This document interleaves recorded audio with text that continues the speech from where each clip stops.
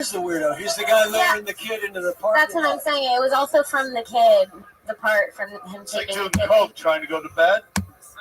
It's just, it's super weird. Like having a decaf coffee at 7 in the morning is like having a virgin margarita at 7 in the morning.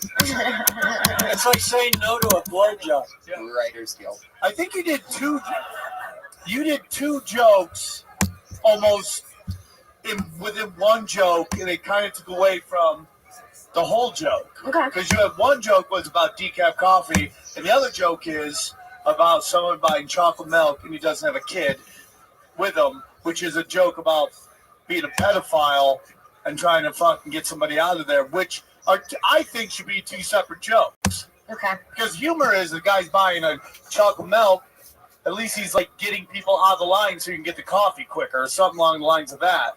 You know, but you had two jokes in one premise that ultimately diluted both jokes. Gotcha. But were you saying that pedophiles drink decaf? I think so. Which is funny, I think that's what that has to mean, yeah. That should be a punchline right there. You know, Yeah. but that's got to be your first one. Right. You know. Exactly. Pedophiles drink decaf. It's true. Because the last thing they want to do is It take has a to shit while they're fucking a kid.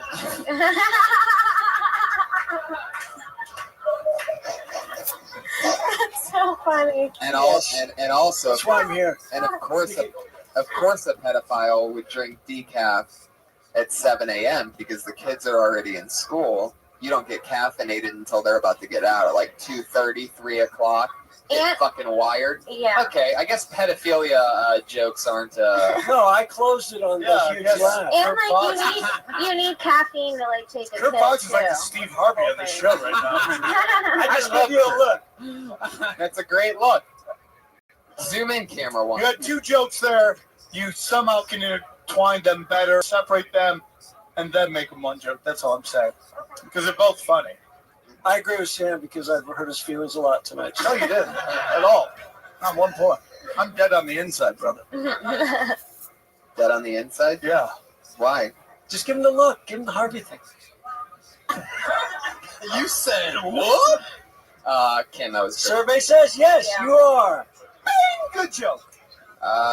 Yeah, so funny. And you landed on exactly 1 minute, so you did it again. Thank you so much. Kimberly Condon, everybody.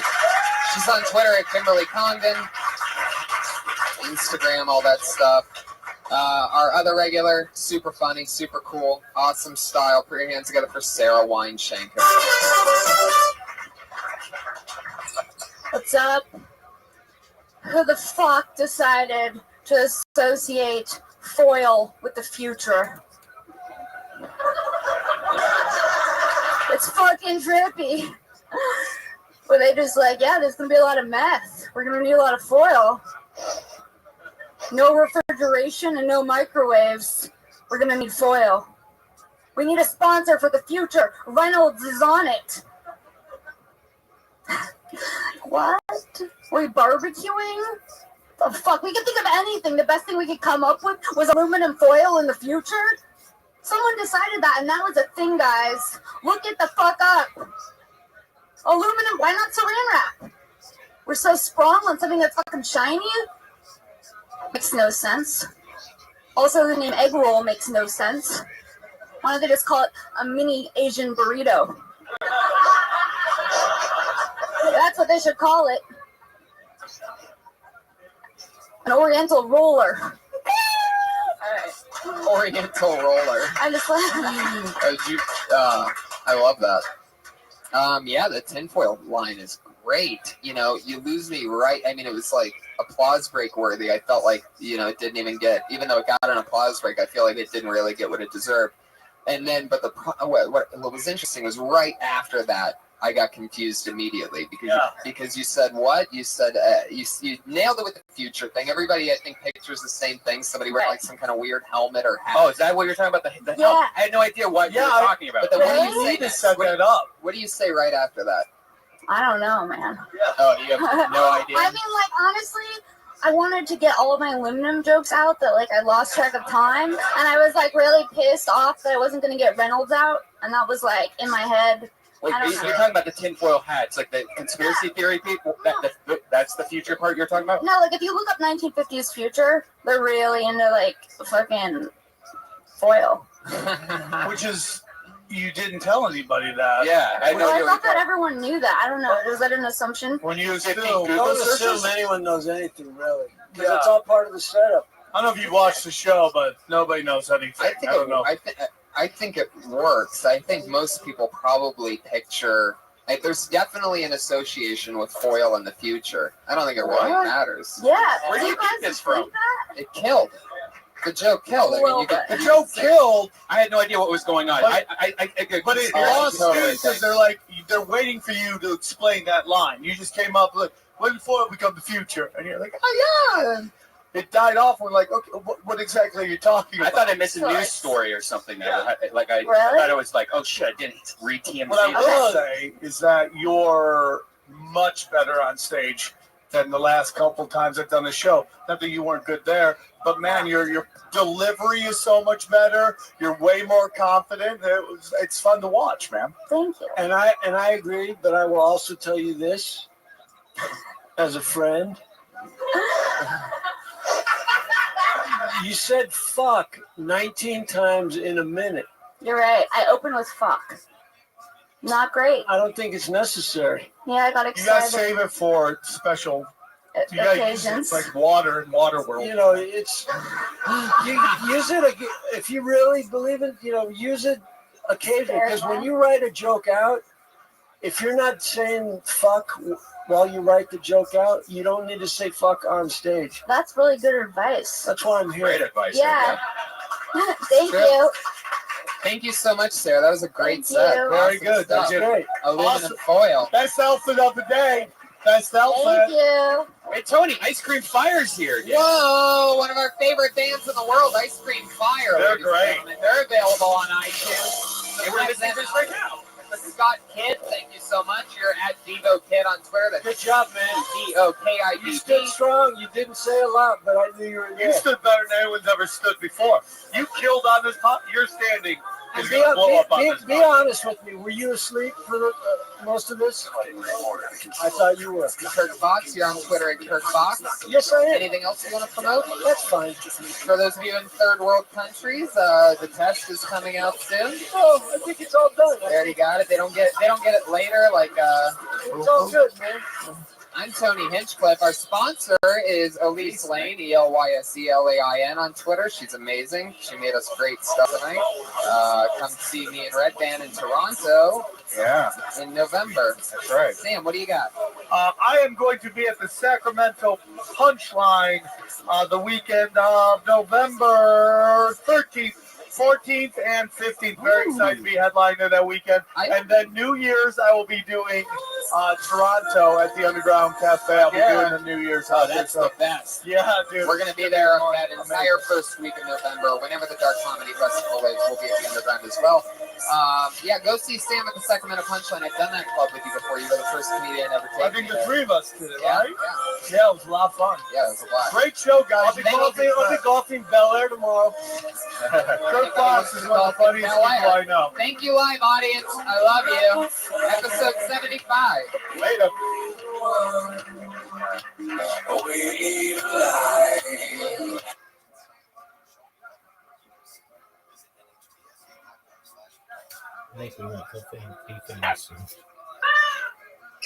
Hey, this is Redman coming to you live from the world famous comedy store for a brand new episode of Kill Tony Volume 2. Give it up for Tony Hinchcliffe!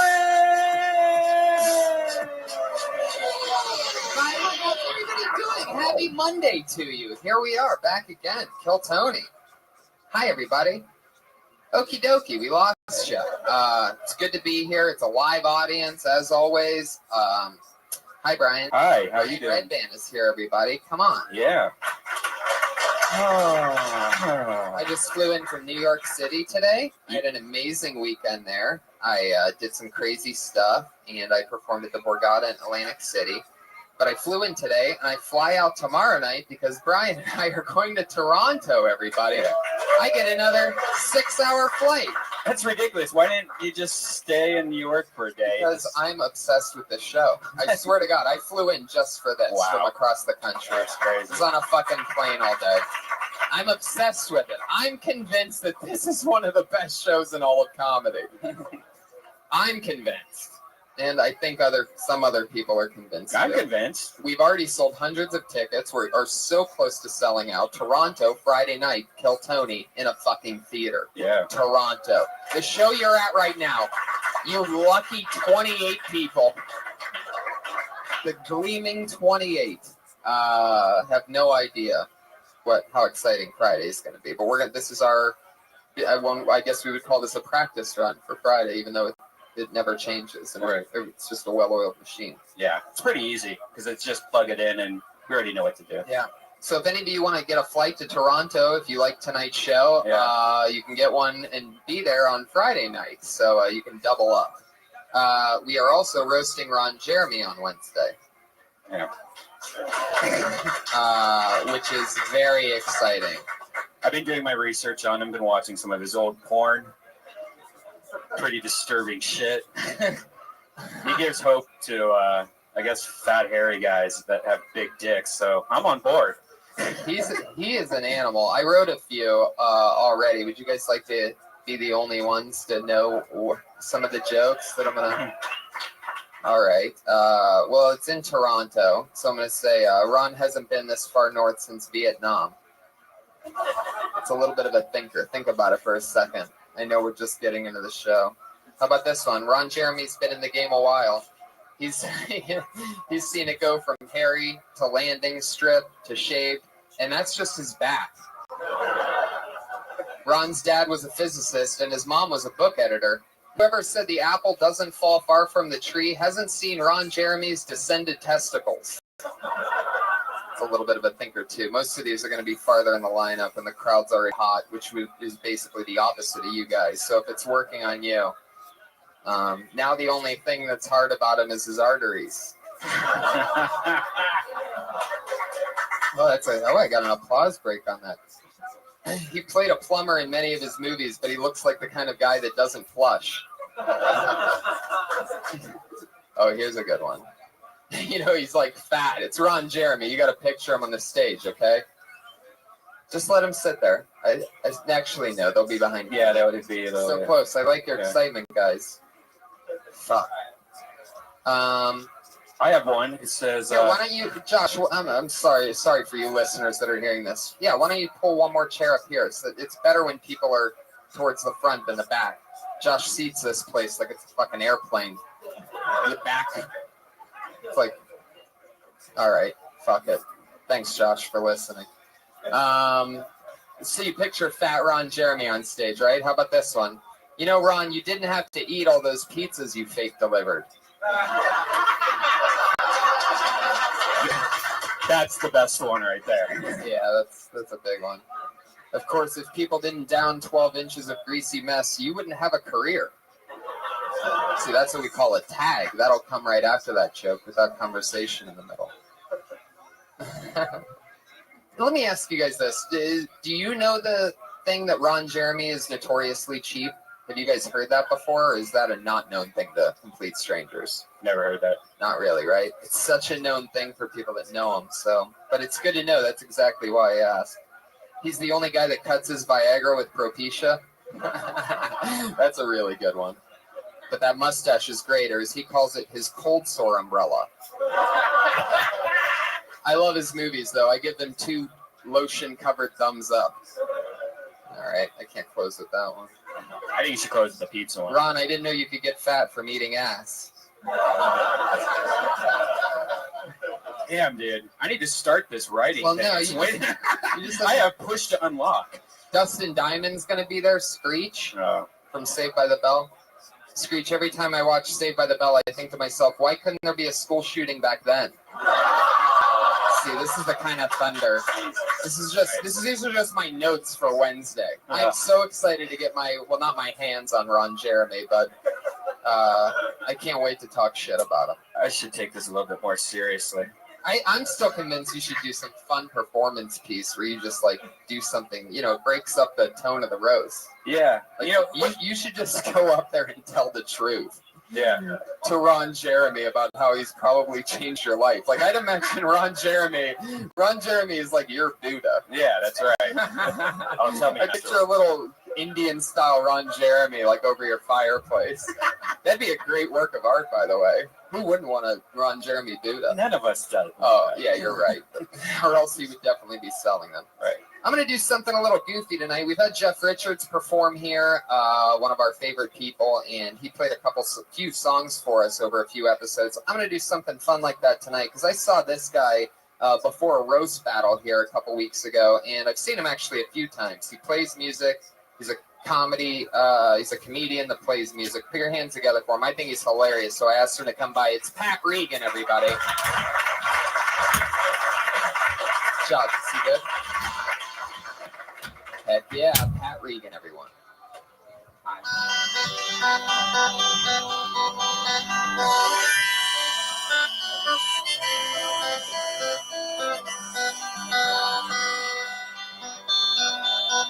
Sitting on my bedroom floor, feeling so alone.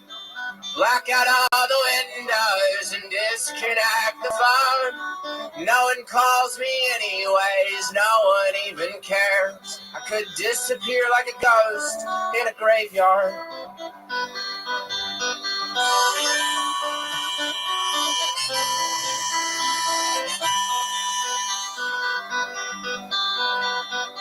Open up the dresser drawer where I keep my gun.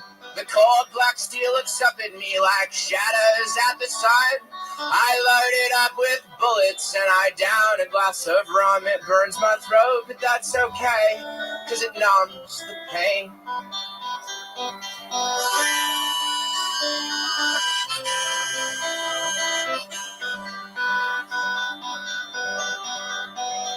Crying like a newborn child, my hands they shake with fear. I think it's what I have to do, but I'm not thinking clear. I close my eyes and count to 3 and draw one final breath. Then I put the handgun in my mouth, and guess what happens next? I suck the gun like a dick. I suck the gun like a dick. I suck the gun like a dick. I suck the gun like a dick.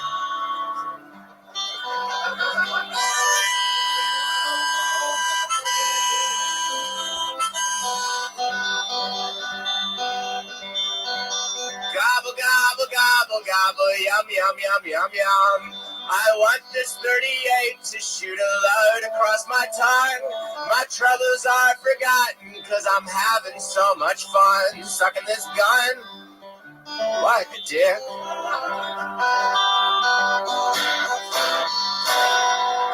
Fuck yes. Thank you.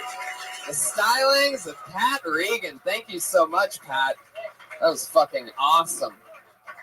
Wow. I love that. That was awesome. Fucking Pat Regan. One more time for Pat Regan. Come on. What I love about him, so many funny songs that I hear. The music is terrible. And I'm such a big music fan that I always hear the music, and even though what they're saying is funny, like, I just can't get over that the music's bad. But with Pat, the music's actually good. Oh, yeah, it was- and you almost forget that it's about to get funny, and then it just hits you in the head. I had no idea it was going to go funny. I thought, oh, this is just a nice romantic song. I definitely got scared for a second because I'm like, wait a second. I remember. I hope he knows.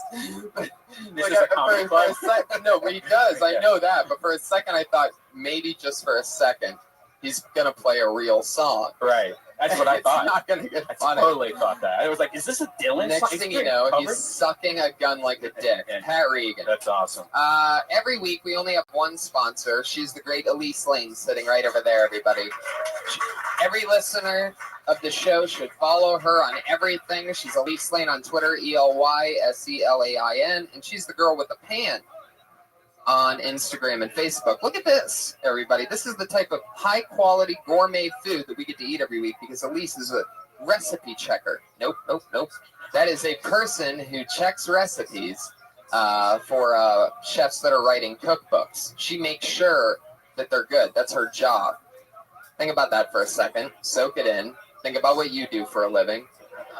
All right. So every week she makes us a meal. and this week's no different. I used to read what she would make for us every week to make the listeners hungry and hire an executive chef, you know what I mean? But then I realized, wouldn't it be more fun if the runaround producer of the show, the great Josh Martin, read it every week? And for the last 4 or 5 weeks, we've been playing a game because Josh has a speech impediment. So if Josh can't read the recipe without stopping or pausing or stuttering, if he gets all the way through it, then he doesn't get hit in the nuts. This is Will Josh Get Hit in the Nuts by Brian Redband. Josh just has to read the recipe one time the whole way through. Now, if at any point he stumbles, Brian hits him in the nuts. Monday night, do you think you can handle that type of entertainment? Now, see, we have to say this for only Fridays and Saturdays. These people can't handle it. Wait, Monday night, you think you could handle watching a comedy situation where this guy might get hit in the nuts? Well then, all right, as soon as I hand it to you, you have to start reading. We're not doing any of this. You get to study it first shit, okay? You ready? Are you guys ready? I gotta get really confident. Here you go. Josh Martin, everybody. There it goes.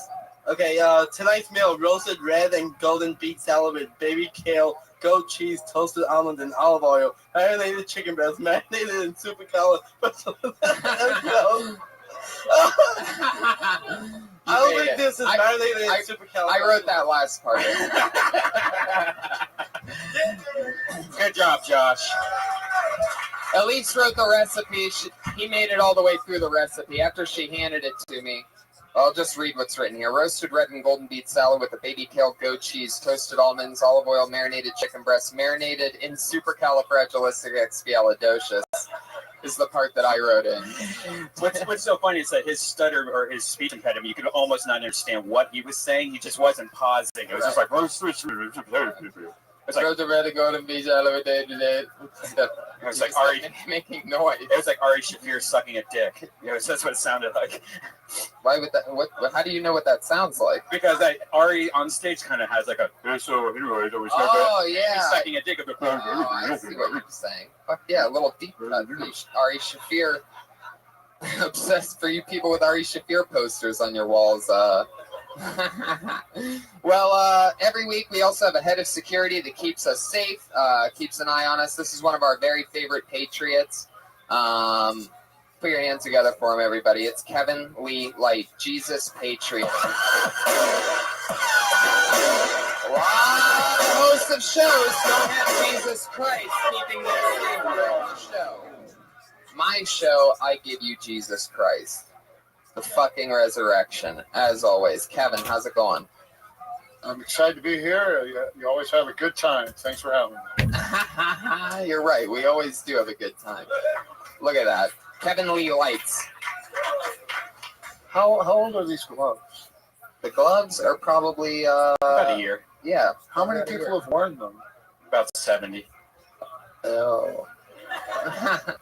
Thanks.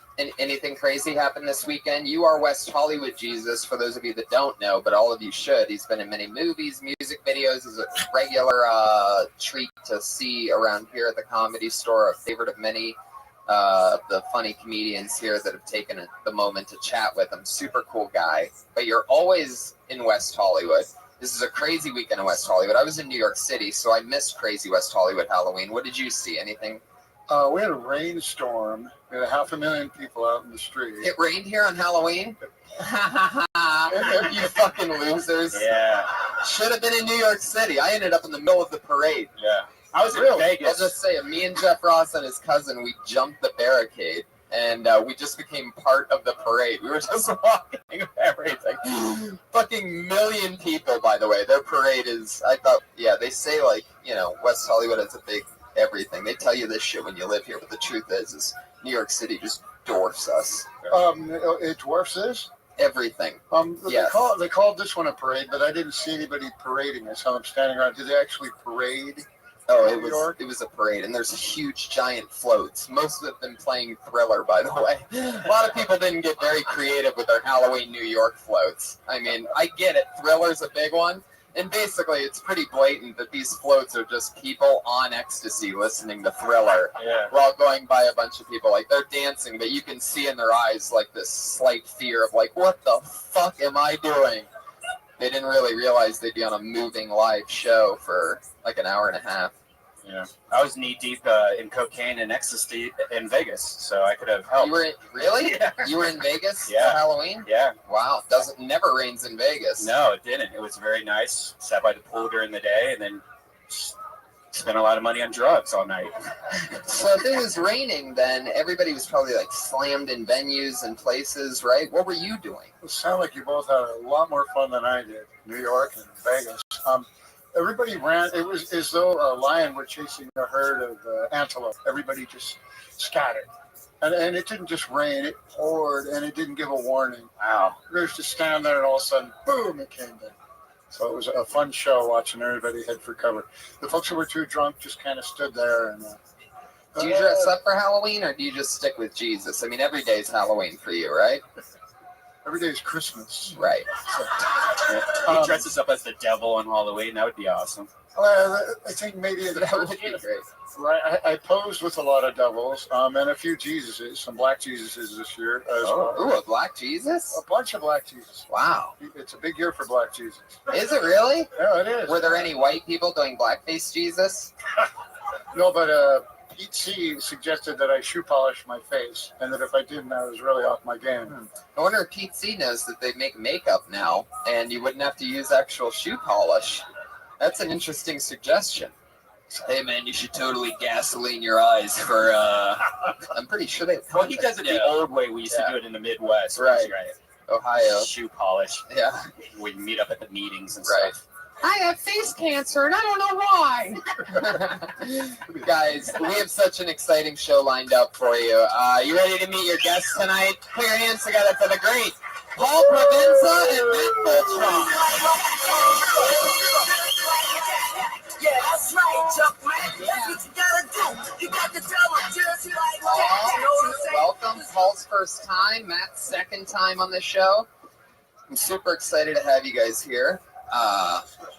Heck yeah. Matt, you and I have been barking along at the Comedy Store here since I started, so that's been 7.5 years. It's one of my favorite things to do is bark like a dog while someone's killing on stage. Yeah. You know?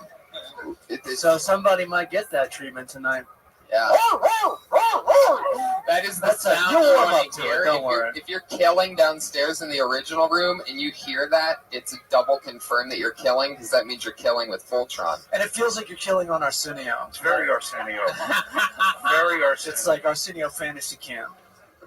And You do this too? You do this as well? No, just the bark. You're Just making the it your bark. own. Making it your own. That's Yeah. And Paul, I had a blast with you at the Traverse City Comedy Way Fest. too much fun. Yeah. Way too much fun. Sinbad was there, Sinbad was kicking ass. and Dave Holm. Wait, no, Pete Holmes. no, it was who's the Josh Holm? no the guy that John. pulled down his pants during set list. Oh, Dave Foley. Dave Foley. Oh my God. That's right. Dave Foley committing a felony. Yeah, it was a good show. Yeah, unbelievable. A Winterfest. Winterfest. So fun. Freezing And cold, middle of the mountains. you have one of And they my come out like crazy for the show. you have one of my favorite shows that I ever get to regularly do, and that's Set List. You are That's your always baby. welcome at Setlist. That was the creation of evil genius Troy Conrad. And you, right? I just basically protect it. I make I sure love that it. somebody doesn't come along and fuck it up. I love it. Perfect. Great fun. Well, you're doing a great job because it is the best. It's a lot like I love the impulse behind this. You guys are actually like really doing work. Yeah. It's fun. It's great. It's real inside comedy, real like process, and that's the fun part of Setlist. Yeah. Is this something I said? Is No. that Doug Stanhope? Yeah, it is. Put your hands like Doug Stanhope, everybody. Doug, you want to come up and play with us? You want to come up and play? Doug Stanhope is here. Heck yeah. What's up, Doug? Good to see you, buddy. What's up, Bubba? Kevin, if you have to say anything, just raise your hand and we'll send a mic down to you. Yeah. Thanks, man. We're going to stick with the funny people on this one, Jesus. Sorry. But you look great. You are the best set decoration What do you think about Jesus Christ over there, Doug? I hate that everybody's doing Christmas so fucking early these days. Have you ever gotten to perform this close to Jesus? Usually not before November 31st. I think that was my question. I had no answer, so field them for me. Early in my cocktails. Please go ahead. I love it. Presentation. How's the night going, Doug? You having fun? It's very good. Very good so far. Thanks for swinging by. We're just getting started. We haven't had one comedian up yet. You still don't. I know. Yeah. But you know how the show goes. Comedians, you guys get 60 seconds. You perform for 60 seconds. You know 60 seconds is up when you hear the sound of a kitty. You better wrap it up then, or else you're going to bring out the angry West Hollywood bear.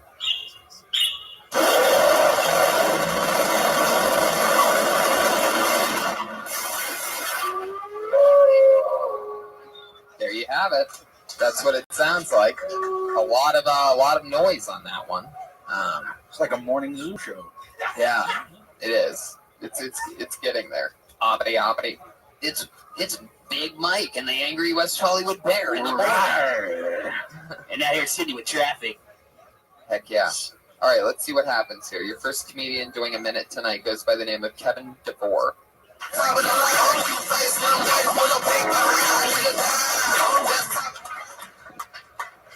Thank you. So I was cleaning my apartment the other week naked, and caught a glimpse of myself in the mirror, and I didn't really like what I saw. So I've been hitting the gym a lot lately. Don't worry, the results are still pending. So I've been working on that a little bit. But there's nothing I hate in the world more than people who take gym selfies, because it's the most vain thing you can do. Like, how dare make me feel inadequate, self-conscious, vulnerable, and longing all at the same time. Those are some conflicting emotions. I don't like that. But you always see them in front of the mirror posted up with their phone, acting like they're checking it, like with a half smirk. Got it. That'll go sick on Instagram later. Posted up with some nice hashtag puns like Quadzilla, Shreddification, Armageddon, kill yourself. Please do us all a favor. We can't stand that anymore. But the comments are always worse, so it'll start out with a nice shred, bro, just looking so shredded. Which will move on to point out a physicality such as, nice Dels, bro, hitting those traps too, I see. Which will move on to inevitably laying that nice dick, bro, that's a really solid dick. Just never an article. Wow. The bear was so mad that I think it ate a few puppies at the end of that. So mad. Furious bear. You can skip the whole beginning, where you're looking at yourself in the mirror, and you can go straight to the gym selfies, I think. Cool. All right. That floor I'm going to be the Roseanne Barr on Last Comic Standing. Yeah. I think you have an original voice, and I thought it was lovely. Until I get a couple more cocktails in me, I'm just going to be the sweetheart. But then I'll turn on you. I was expecting stand-up to just rip me a new asshole, actually. So. Yeah, I realized I probably should have, but I'm not there yet. I just walked in. I didn't know I was going to be here. Who's the one on Last Comic Standing, the panel that's the bad one? Like, who's the mean one? I've never watched. Well, no one was mean on the last season. Really? And this was the first season I watched where I go, I don't know any of these comics. I'm fucking old. My opinion doesn't count. So don't listen to me. I'll be over here in Irrelevance. You come hang with me. All right. I just think you're really wordy. I think you have an idea of the joke, and the more succinctly you can get to it, the better. The wordiness is sort of filler for you. Okay. Does that make sense? Yeah, it does make sense. How long you been doing stand-up? Only about 8 months now. How often are you getting up? You doing a lot of spots? Mostly at Flappers in Burbank, but I get up like twice a week usually. At Flappers in Burbank? No, I'll do some other open mics, but it's tough to get some stage time, especially when I come up to Comedy Store. It's really How many times a week are you doing Flappers? Usually, if I've got a book show, I'll do that, and then I usually. But how often is that? Wednesday or Thursday is when. So you're saying once a week? Yeah, once a week at least. So 3 spots a week you're doing. Yeah. For 8 months. Do you tape and listen to your sets? Yeah. Do you ever laugh? Fucking there it is. No, yeah, I mean, that's a bit that I've been working on, and you know, it's just kind of working on it. So there it is. I wasn't even really trying to slam you there. No. I just remember when I started out, like shit that I would laugh at, I thought I couldn't do. Like the stuff that actually made me laugh, I go, oh yeah, but you could never really do that on stage. And then I did. And and here I am, a fucking drunk, miserable, horrific old So human stick being. with it. Yeah, I know what you're talking about. It's really hard to listen to. I mean, like I would take myself all the time, and I would listen to 5 minutes of it and just go, oh, I can't listen to this anymore. That's what I do now. Yeah. It's really hard to listen to. Besides what they're saying, like the writing, you could definitely trim it up. But I also noticed that your voice is very monotone during the whole thing. It was just kind of like it didn't just flat. Yeah, flat. So I honestly was kind of like, all right, I'm not even paying attention to what he's saying because I'm just want to go to sleep or something. Like you need to have ups and downs and pauses, and just because I mean, if you just go out there like blah blah blah blah blah, and if you had like a 30-minute set, fuck that. No one would sit around for that, you know. You have to have some. It doesn't mean you have to do the over the top. And Right, Bob's your right, uncle. right, Hey, people, Right. give it up for yourselves. Right. Oh, yeah, Bob's variation. Yeah. I mean, that would kill, but no. It just didn't seem like you were happy to be up on stage because you didn't seem, any energy at all. It just kind of. Yeah, you were like a Wi-Fi tower for daydreaming. Yeah, I was super excited. You took me straight to like stuff I have to do tomorrow and things like that, and I work hard on not thinking about that while doing this show. You know what I mean? Like it's a big deal to me. So when I'm daydreaming about stuff I have to do tomorrow during the thing, that means you gotta get to like some kind of point. I was just daydreaming while you were saying that. Yeah, I just kind of zoned out on it. Right. Thought about all the shit I had to do. Right. But, you got to go. Definitely the levels thing is a thing. You can't be daydream machine. Okay. I like this one hashtag, Armageddon. You did? Hashtag. Jesus coming through in the clutch. There you go. Jesus cares. Heck yeah. Jesus Kevin, where are loves you you. from? I'm from Cincinnati area. How long have you lived in LA? 5 months now. 5 months. So you did it for 3 months in Cincinnati? Well, I was doing it around Ohio, like wherever I could get stage time, because I went to school in Northern Ohio at BGSU. Where's that? Bowling Green? Yeah, Bowling Green. Oh, nice. South Yeah. of Toledo. Yeah, I know exactly where that is. Yeah. I really hate saying this, but try going to Ha Ha Cafe a little bit. You need to. I mean, Flappers is a great stage, but you're not going to get herpes there. You need to really, go to a grosser club. It'll check you a little. Okay. Do you live in Burbank? Is that your thing? I live in Culver City. Yeah, exactly. When you're on that side of the hill, Is herpes a thing you have to have now? Yeah. In comedy? Yeah. Is it definitely? that side of the hill really sucks, and everybody moves there when they first move here for some weird reason. It's kind of like having gold medallion on Delta. You know these airports. Sorry. You mean Burbank Airport? What kind of comedy do you like? Who's a comedian that you think you relate to? I'm sort of in that. Totally cliche, but I love Doug Stanhope. Forget it. I know. Well, I see the similarities already. I'm a fan of Vic Henley also. Ron White. Those are two. We're often put in the same pot. Vic Henley and Doug Stanhope. Yeah, he's got a nice buffet going there. What are you drinking, Doug? Oh, she's got it No, covered. it's okay. Bingo knows the look on my face. We got Josh. Josh is running around. all right. Matt, what are you drinking? Bingo, ladies and gentlemen. Hey! No, I don't want yours. I was saying there's a waiter there. Yeah. We got vodka soda. Vodka soda, Josh. And Matt, what are you drinking? Stella for me, Josh, please. Stella. Thank you. Might just want to bring 2 for Doug. Yeah, just go ahead and Yeah, bring quad 2 up. for Doug. Josh. Quad up on that one. Drinking 4-pack. Who was your favorite when you were a kid? When I was a kid, Yeah. He's Who do still you a remember kid. being your first favorite? I remember Ron White being my first favorite Wow. comic. Mm-hmm. Yeah, and after that, just kind of moved on to some other stuff, and then Doug just brought the super, just dark shit into my life. So thank you, Doug. You're welcome. You're welcome. He was a brony before he found you. You know what another thing is, though, is I'm noticing that you just sort of are deadpan in one tone. So maybe what it actually is like just double commit to that instead of actually trying to sound normal. Just don't try to sound normal and sound like exactly how you do. Weight out of your set because you can't be that monotone and have that much set out. Right. In order for that to really work, you got to do like a Stephen Wright scenario. Yeah. Exactly. Short, punchy, self-contained kind of thing. Yeah. So otherwise, it's a weird thing because a lot of people come to the table with great writing skills, and some people come to the table with great performance skills. And you brought neither, but come on, it had to be. Someone was going to say it. Yeah. Yeah, I was. So much for Roseanne. Yeah, no, I mean, it's like, you obviously like to write, and you can tell that because you keep overwriting, everything's really, really wordy. But that's a common, very, very, very common first. I mean, you've done nothing, by the way. When I asked you how many spots you're doing, your answer is you just got to get in the game. You got to make the trip over the hill and play this side of the hill. I started comedy living in Burbank and I didn't even have a car, and I made it here at the end of every night and to whatever open mic every single night.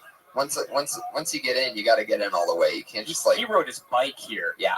From Burbank. Yeah. Which, if anyone knows that drive, that's fucking psychotic. Over 4 in the morning. Over Laurel Canyon, with drunk drivers. Well, not Laurel Canyon, the Cahuenga Pass, which is basically on the first time you take it on a bike, it is Laurel Canyon because it's uphill like a lot of the way.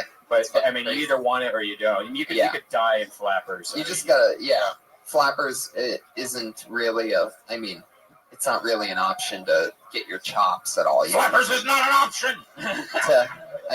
You could do gigs there once you're doing gigs, but it's not the place you want to start. You got to start in the grits. It's got to be dirty and creepy, and you got to. You have to wonder if you're crazy for doing this. Flappers is like walking into fucking Sears or something like that. It's not. Does anyone know Sal's still doing comedy? That's a cool place. Sal's open mic, is that still around? Yeah. Yeah, try Sal's. That's great. All your local references sound like cartoon names to me. Flappers and Ha Ha Cafe. That's a lazy writer would put Ha Ha Cafe right. into a movie and really. Exactly. Kevin, thank you so much. Kevin, thanks, man. Good job. Good work, Kevin. He's on Twitter at Mr. Dragon Devore. That's DEVORE. That's all one word, at Mr. Dragon Devore. I'll be the wicked prick on the next one. Okay, good. Just don't take it seriously. I don't really like to make funny. Before we get to that, I always ask every guest when it's their first time on the show, so I'll ask these two, because I think I've asked you before, what is something that you did when you very first started out doing stand-up that you can't believe that you did or talked about or would ever do? Like, that's obnoxious that you can't really believe that you're embarrassed that you ever did. Well, you got to give me a minute to think about it. Okay, we'll start with Paul. Is there something? Do you have a ventriloquist dummy or take off your shirt, walk backwards? Like, what's the thing? I've heard everything. Well, I started in the 70s. So I was opening very, like the first times I ever did stand up, I would walk from the back of the room, leaning way, way back just to do an Earth Shoes joke. Earth Shoes? See? Yeah, I can't believe you did that. No, it was. I don't know what Earth Shoes I got banned from the Comedy Store because I turned to the MC and I said, "Do you mind if I put more my water on the piano?" He said, "Go ahead," and I just poured my water up and down the piano. Earth Shoes. I got banned for like 5 years. That'll do it. I like it. I'm trying to think of one thing that wasn't embarrassing about when I started. No, that's the hard thing. I had this weird accent, and I talked out of the side of my mouth, and it was kind of a New York weird. Were you doing a character? No, I didn't think I was, but now I look back at old footage. I did that on purpose on a album I did 10 years ago, a DVD. I put bonus footage, was all my earliest horrifically embarrassing shit, and I couldn't even watch it to decide what to put on. I made my manager watch it, and they decided which clips, and because I try to watch myself, and I'm like, oh, they're gagging. I had a fucking mullet. My first evening at the Improv, I was only maybe a year into comedy, and I bought this shirt on Santa Monica Boulevard out of one of those like $6 thing. It still had the creases in it, and it had a matching tie, and I had a mullet, and I talked out of it. I was everything about my. Yeah, I suck shit. He had the mullet too. I remember. He Yeah, had a really the nice wicked mullet. Yeah, crazy mullet. Yeah. Matt, what was your answer the first time that I did crazy shit. Like I think. Well, no, it's just the things I thought of. Yeah. Like I thought of being an officer laughing wearing a cop uniform, and the comedy kid and wearing a fucking cowboy uniform. But wow, those are just the ideas. They never made it to the stage. I remember writing that down. Who's writing that down? Don't write that down. I remember the hack premises that I thought I came up with first. Like, who's the first guy to ever eat an egg? I'll eat the first thing that comes out of that chicken's ass. And I thought I was fucking brilliant. And then you go, that's the most tired, hackneyed fucking idea. I've never heard that before like that. That's actually pretty funny to me. It's really never pictured it coming out of the chicken's ass. But do you remember a hack bit that you did that you were so ashamed that you, oh, fuck, I can't believe I thought that was original? I think I actually told the joke where I'm so crazy I ripped the fucking tag off the mattress that says "Do not." And that's like a famous joke, isn't it? What's that? That's somebody's joke. That's like somebody's joke. I don't know You're who. the first guy that saw that tag.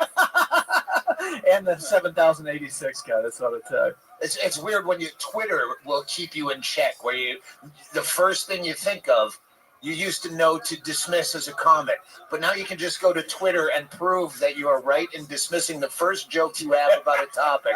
Go to that hashtag on Twitter, and everyone already wrote that. Yeah, you can type it into Google or Twitter and just be like, nope, no writing today. That's all I came up with. Let's see what happens next. Are you guys ready for your next comedian, everybody? 60 Seconds of Thunder. So many awesome people signed up for the chance. Right now, it is Daniel White. Oh, shit. I can't see.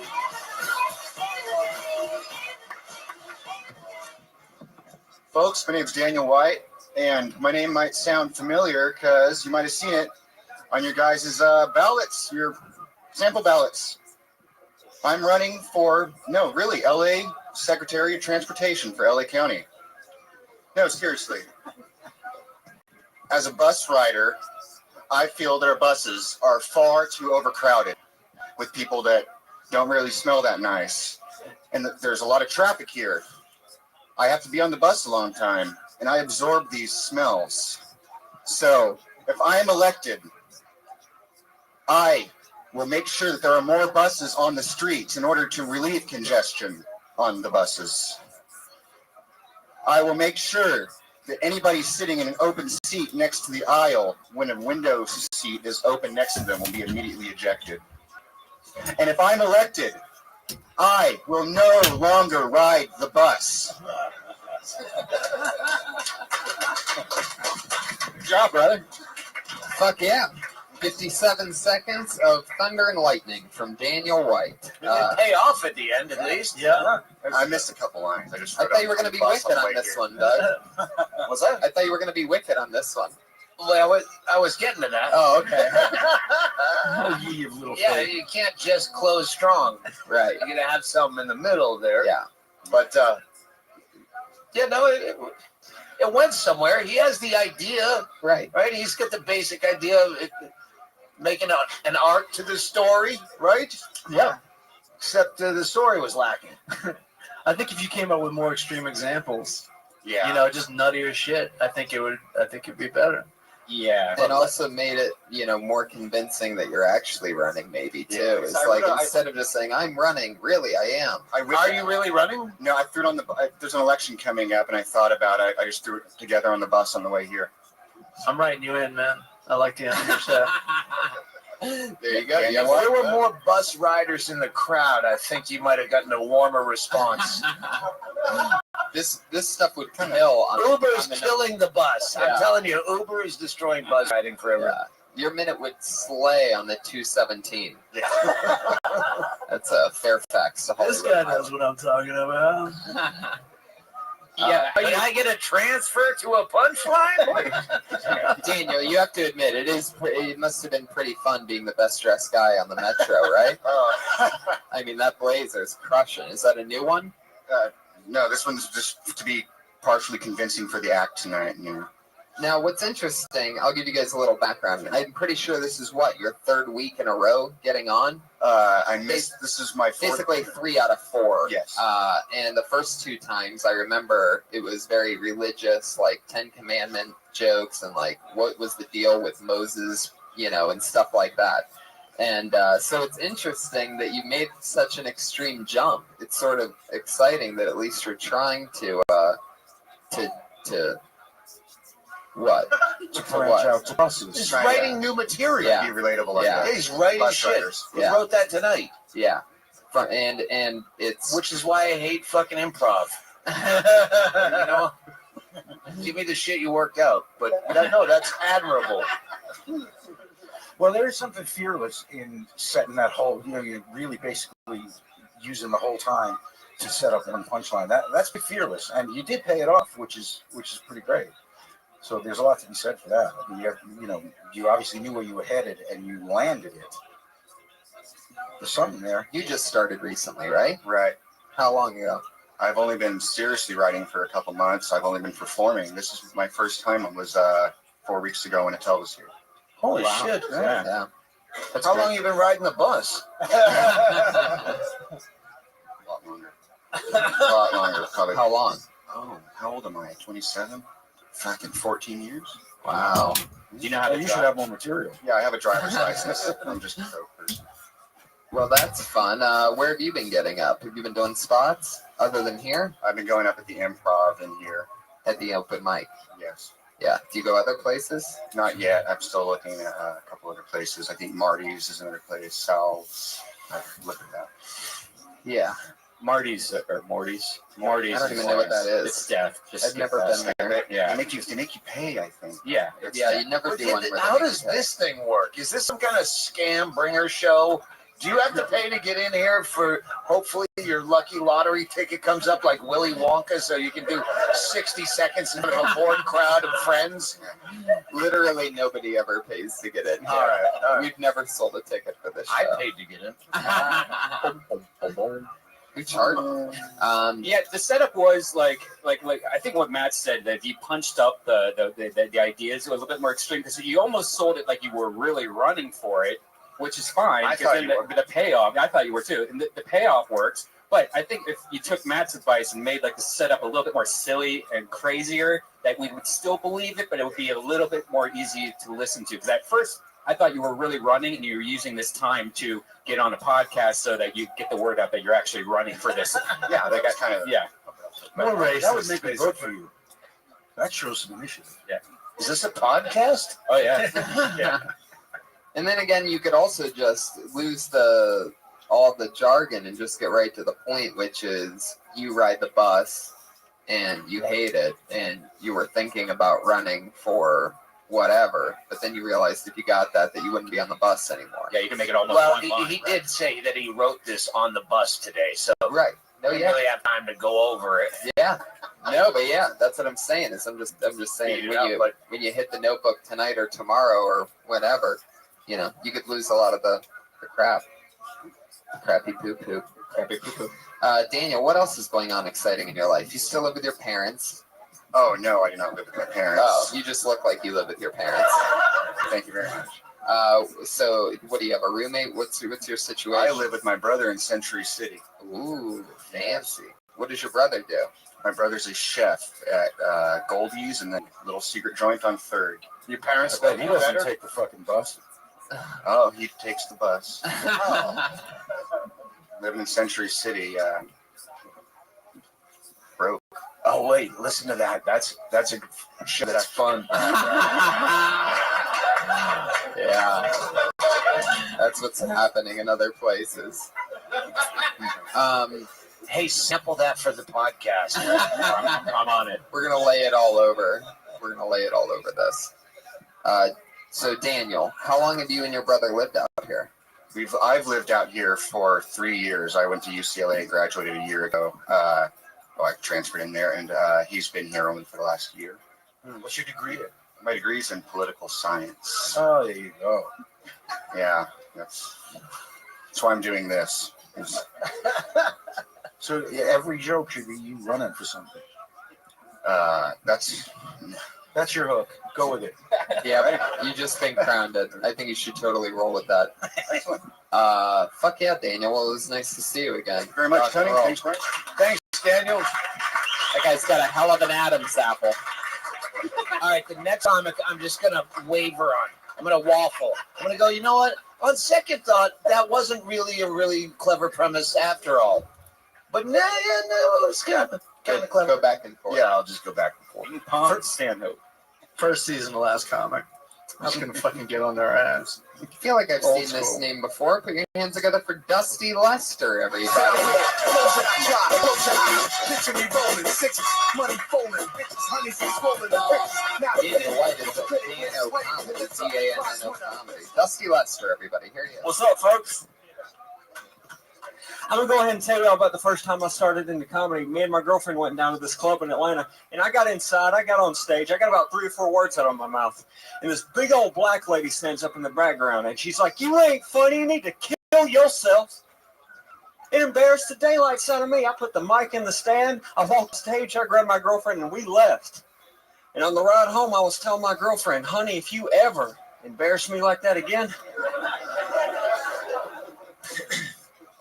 Why is it whenever you meet your girlfriend's father for the first time, he always looks at his daughter like she just brought home like a mental patient or something? It's just like, why the hell did you bring this guy here?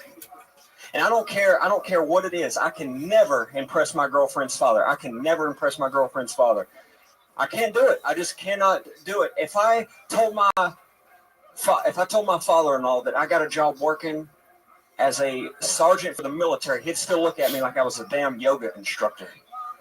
That's my time. All right. I like your style, Dusty. How long have you been dating this chick? Probably 6 months. 6 months. And you've already met her dad? Yeah. And what's his deal? He's just a dick. Why doesn't he like you? Why do you think? What did she tell him? Because I'm not black and I don't have anything to offer down south. Wait, Racism. she's Wait a black? second. I've not heard about whites not having something to offer down south. You confused me there with that. Well, Is she black, Dusty? yeah. Oh, That seemed like That's a the joke. first joke. Yeah. First joke, yeah. Yeah, but that seemed like a joke. Oh. Like some old black lady is your girlfriend. I thought that That was the bitter truth, but it was a joke, but it was the truth in the same sense. This is a pet peeve of mine, is comics that have true stories that are true, but they go and deliver them as though they're jokes and make it a, see what I did there thing. Right, We're yeah. like, no, go tell the fucking story. Right. You fucked a retarded girl that you thought was drunk in the morning. I don't know if you know the comic that has this story. Yeah, they thought she was drunk and they woke up all in a van and found out, oh, she's still drunk. No, she was never drunk. She was retarded and you fucked her. And then you dropped her off on a corner in Little Italy because she kind of looked Italian. That's a... Anyway, no, what you... Sorry, that's not even a good example. Yeah, if you have a great story...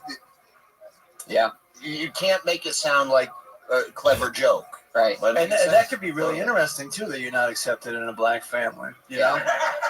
Yeah, it's like backwards row. And you know what? It's actually, you could, if you got 7 minutes on it, you could sell it as a sitcom and never have to write another fucking joke. Ever. There we go. That's my I thing. like it. And You could run for office. But Dougie's right about this. I thought I didn't realize that your girlfriend was actually black. I thought you just paid off that setup. So that's knowing that your girlfriend's black changes the rest of the joke. Right. So we actually didn't know that that's really the premise of the joke. The opposite was it Daniel, the last guy? Mm-hmm. The opposite, where we really believed that he was running for office. We didn't believe you're dating a black chick for shit. In the delivery. Is it too late to say that my girlfriend was white? What? Now you're confusing everyone. Wait, she was just in blackface. Oh, see, during this? now you're going to make me waffle the same way. No, I don't think you're clever at all. What do you mean? What do you mean? She really is white. I was just trying to be funny. Oh, I can show you a picture of her on my phone. I promise she's white. Well, I don't need to see the picture or whatever picture of whatever girl that used to be alive that's on your phone. all that I mean, I asked you if she was black, and you said yeah. So it's like, I mean, all right. I don't believe anything. I don't feel like I can trust you anymore. Yeah, I feel like I'm turning my back. you really pissed in our faces by lying to us. Your Dusty. first album will be called Sea of Lies. Sea of Lies. You know how hard it is for us to all be honest for 4 minutes. You just He did have the energy of the evening. He Yeah, really he sure. was selling shit. Totally. Great accent. Totally. Selling product. Totally. Is yoga instructor like a really bad thing? Right, and also a sergeant in the military is not that great. I don't know if you know that or not, but like you could have 40 better examples. Better polar opposites. Right, you can tell him that you're a struggling stand-up comedian, and he probably. I mean, have you met the white dad? Then what's really going on, Dusty? You son of a bitch! Are you even here? Tell us the truth, Rusty. Right now? Is this a hologram of a different guy that signed up? All right, It's Dusty. Tupac. Have you met the white dad? Yes, I have. Can you not impress him? Not really. Because you're white and he wants his daughter to get fucked by a black guy. Yes. I guess. Does he know his daughter's black? Does he know this? How does this routine go down at the Ha Ha Cafe? Whole different audience on the other side of the hill, if you know what I'm saying. Do this one is Flapper. This is a Flapper's bit. I wonder if right now somebody in the other room downstairs is bombing and they just went, you hear that sound coming from upstairs? That's a fun show they're having up there. Yeah, probably not. It happens a lot. So, Dusty, let me ask you this. What does the girlfriend do? What's her job that her dad's so special that... Let's just give him a chance to be completely honest. Yeah. Is there any other lies in that set you want to tell us about now? What's your boyfriend? You do have a girlfriend? No, I have a... Are you from the South? Yes. Okay. Knoxville, Tennessee. All right. Checks out. Yeah. Knoxville, nice town. Yeah. Artsy. I think we should put an APP What is- out on this guy. What does the dad do for a living? He's he puts in like air conditioning. Fuck, there you go. Come on, this guy's a moron. That's Fuck where your this joke guy. is. This fucking guy's judging you, and he's blank and blank years old, and he's putting in fucking air conditioners. That's a miserable life. Air conditioners are heavy, and that sucks. I can't imagine what that would be like, driving a truck to some place. You have to go put it in. Everybody's always complaining. They knock on the door. It's hot in here. Help me. Every person's got the same complaint. Nobody gets an air conditioner when it's cold outside. That guy's got a miserable life, and he's judging you. That's insane. Now you're gonna lose your air conditioner installer. People in the audience. They're gonna hate you. But fuck them. Fuck them. Get controversial. Right. Now, is the rest of your act, is it all about having an imaginary black girlfriend? No. So do you at one point go, that was a joke. I don't really date black chicks. I would never do that. And then you move on? No, I actually once did date a black girl, and then a comic friend and I was going over jokes one day, and he thought it'd be funny since I had a black girlfriend in the past that if I put that in my act and like surprise the audience, that would be good. And it's always worked every time. Usually. Is your real name Dusty Lester? Yes, my real name is Dusty Lester. That's not a stage name. No. So, like on your ID, it says the word Dusty? Yes, it says Dusty. It's not short for anything. Dustin. There we go. But does it say Dustin on your ID? Yeah. So he just lied. Yeah, you lied again. This guy's a liar. Why are you a liar? Dusty's a The liar. guy that installs air conditioning. He lives in Knoxville, Yes. and you live here Yes. with his daughter. No, his daughter lives in Knoxville. She's moving up next month. Are you a drifter? He seems like he might have killed people. He has that look. Yeah. You notice I have averted eye contact. What happened to this? Talking to him. Yeah, what happened? He has the look of a guy that came here from Knoxville with one of those sticks with a bag on the back of it. He's a carpetbagger, right? This guy's a carpetbagger. Bandana tied to the stick. I know Yeah. that guy. What are you thinking right now? It got really awkward, man, for me. You feel really awkward? Yeah. What about it? Because you lied to us? Yeah. A lot. Yeah. Over and over. The whole time. Lies and disappointment. And, Yeah. hey, you got some laughs. Are you feeling any self-loathing right now? Whatever. What'd you say? I've done this for 24 years. I hate myself for being here, and I'll hate myself in the morning. So get used to that feeling. This is it. Yeah, it's why you drink. Cheers. It's true. Well, is that a real Dane Cook t-shirt? Yeah, it's real. I don't know. Really? Are you a big Dane Cook fan? Yeah, that's my biggest inspiration. For the first time tonight, I hope you're lying. Oh. Jesus Christ, Dusty. You better be lying right now, Dusty. That better be ironic. Yeah, it's probably good you don't use your real name.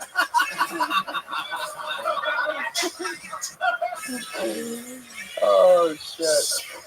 You should probably never wear another comics t-shirt on stage, because it's like, hey, it's just better comic than I don't even ironically, I don't think it would work. Yeah. Right. There have to be 3 jokes removed from the joke, I think. Where'd you get the Dane Cook t-shirt from? I saw him on tour, and he was selling t-shirts outside. Tourgasm? No, it was like Torgasm's the name of his imaginary black girlfriend, by the way.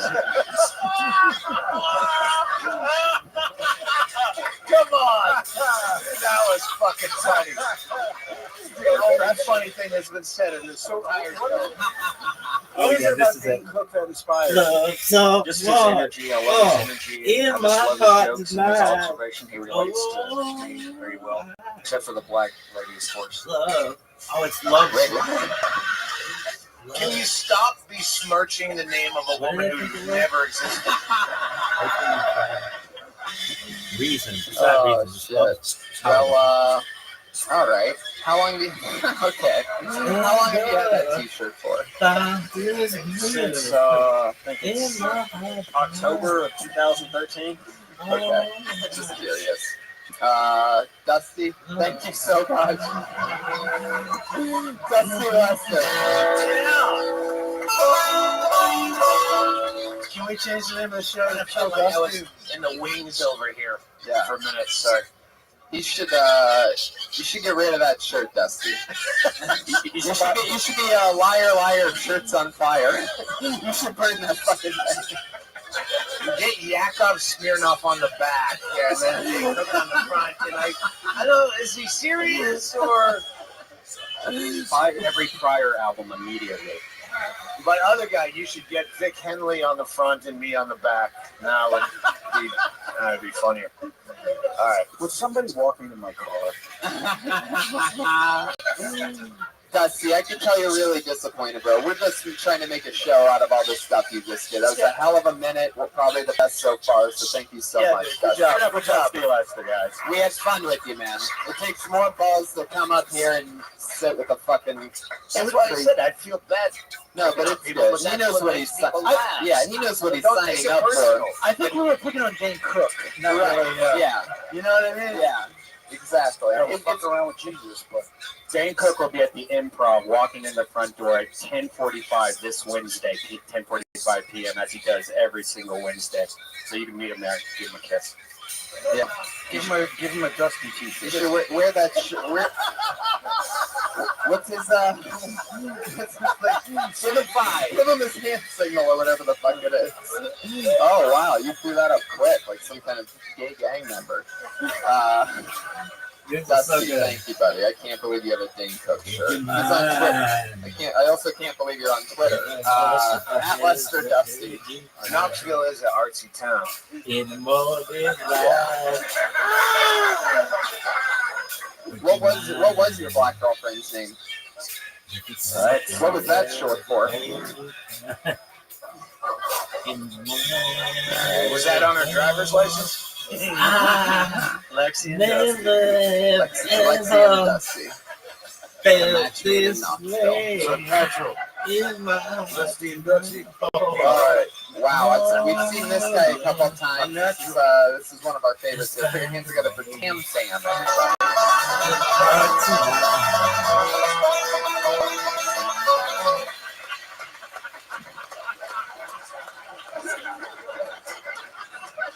This is so good. Speaking of horrible shirts, This is so. I want to quick story fucking about this thing. kill I went to a a custom room t-shirt like guy and this. asked him how much to put my Twitter handle on a People do shirt. And he said that will cost you $15. And I said that's fine. And he said, let me finish. Oh, it's so It'll good. cost you $15 and any chance of ever having sex with any girl that has seen me Oh, wearing it's so smooth. it. So far, he was right, but that doesn't mean very much. For my entire life, I've had about as much success with women as I've had with praying for my ears to be human-sized. Maybe God is a woman now. So I haven't had a date in a while. It turns out women have standards. That's all right, though. I'm not bitter. I have standards, too. Things that I try to avoid, I call them the letter B's. I stay away from women that have blonde hair, bangs, or opinions. Fuck yeah, Pam. I'm pretty sure this is the third time I've seen you, and I've loved you all 3 times. Such a goofball. I love it. I'm gonna wait because you have a history with this guy to see what the history is, and then I'll comment. Well, he's done real. He's just always making fun of himself and does a good job at it. And it's a little. He always wears the same shirt. That's what I was waiting for. Except what's exciting is now we're getting into the winter season, and this is the first time. This is the first time that he's rocked the long sleeve undershirt underneath. He will adapt. So the only difference between this week and last week is, like, I'm planning on seeing him maybe at the end of December just wearing the same thing with mittens and a knit cap, because I'm pretty sure that shirt's not going anywhere. Always be branding. And you've only got that one shirt. I've asked you that both times, right? Oh, yeah. Have you? So things have been going good for you, the comedy, last few weeks, right? It's going pretty well. You've been thinking about getting a second shirt. I know your parents probably work at a dry cleaner, so that's gotta be. Anybody who just went, oh, with that, I hate you. I used to. I won't name the comic, Bobby Slayton. I used to talk about how it was upsetting to me when he would just bitch about his wife. I worked with him at the Riviera like 20 years ago. And my fucking wife, she's such a fucking cunt. Like, that's something you can change. Don't sit there and bitch about something. That's like wearing a horrible shirt going, can you imagine how I'm going to go through life with this shirt on? Take it off. You're literally the guy that I was making the analogy. That's the analogy I would make. I can't get laid with this shirt on. Then take the fucking shirt off. Stop. Do you get laid when you're not wearing the shirt? No, that's wait. The thing about praying about the ears, that's true. Do you wear that shirt every day, though? Wait, you pray? Sorry. I mean, you don't wear that shirt like when you're not doing comedy. No, I'm not a nut. Well, that's... well, I have to question your commitment.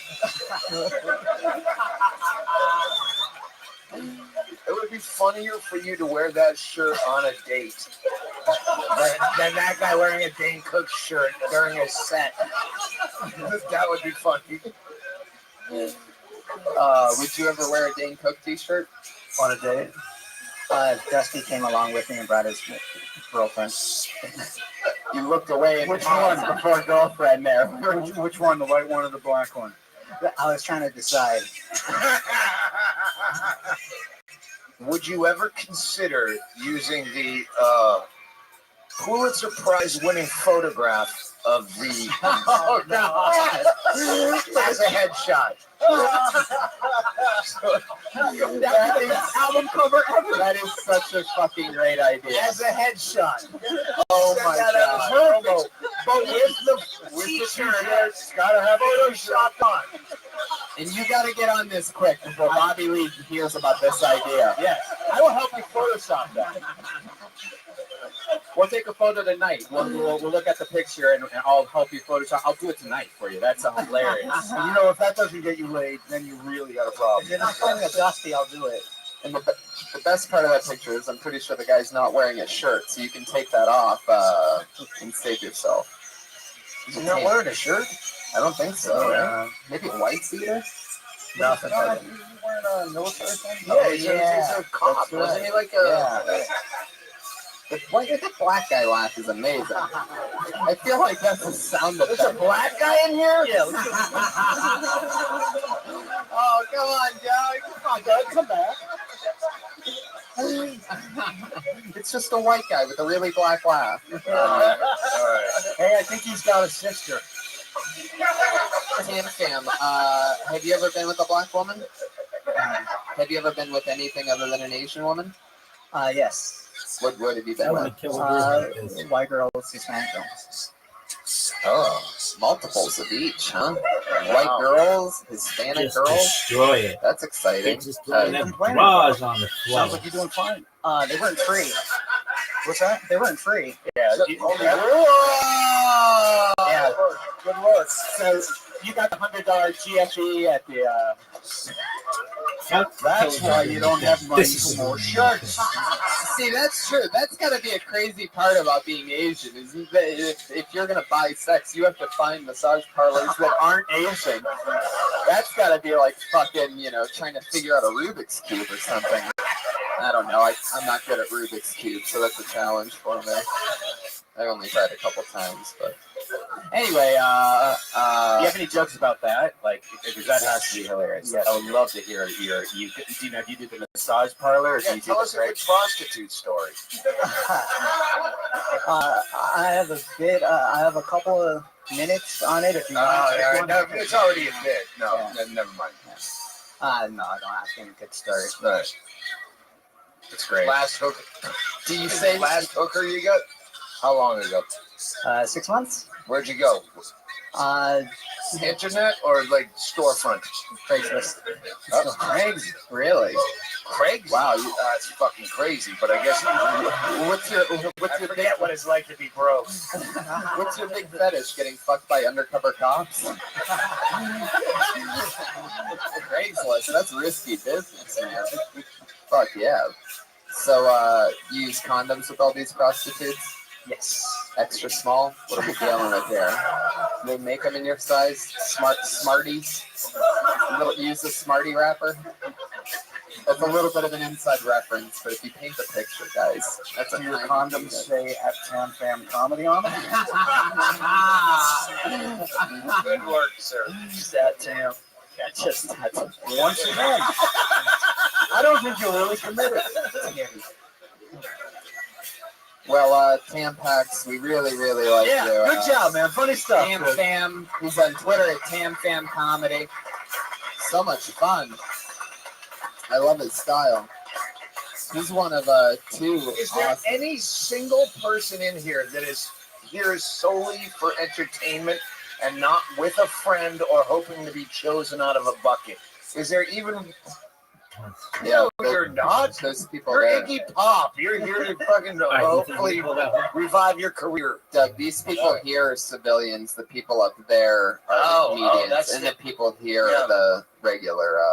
Maybe we would have gone over this if I knew I was coming up here. All right, go ahead. Back to your... Honey, get me a drink. You know how I panic. Josh, where are you? Josh, 2 drinks. Keep getting... Stella from that too, please. Yeah, and I'll take a Crown and Coke, Josh.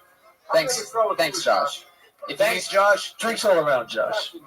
Jesus will have some wine, Josh. Maybe if we tip Josh when we come up, it'll act as a catalyst for the audience to take care of the staff. That's true. Tip your wait staff, people.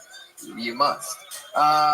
Doug, guess what's cool? You've seen the show before. You might know this. We have 2 regulars that come on every week. 2 girls that come on and do a new 60 seconds. I was drunk. I showed up here. I heckled and left. That's the only time I saw the show. It was great. I felt awful the next day. It sounds like nice. It was great. And these 2 young ladies do a brand new minute each week. There are only 2 regulars. They basically started here and they write a new minute each week for the last 76 weeks. So we don't say anything about them afterwards. No, we do. We talk to them just about anything. About anything you want to ask them about or talk to them about. Going up first tonight, she dropped out of her final year at the University of Florida because she did stand up here and has been here every Monday since doing a brand new minute. We're going to dance together for the very funny and cool Kimberly Condon, everybody.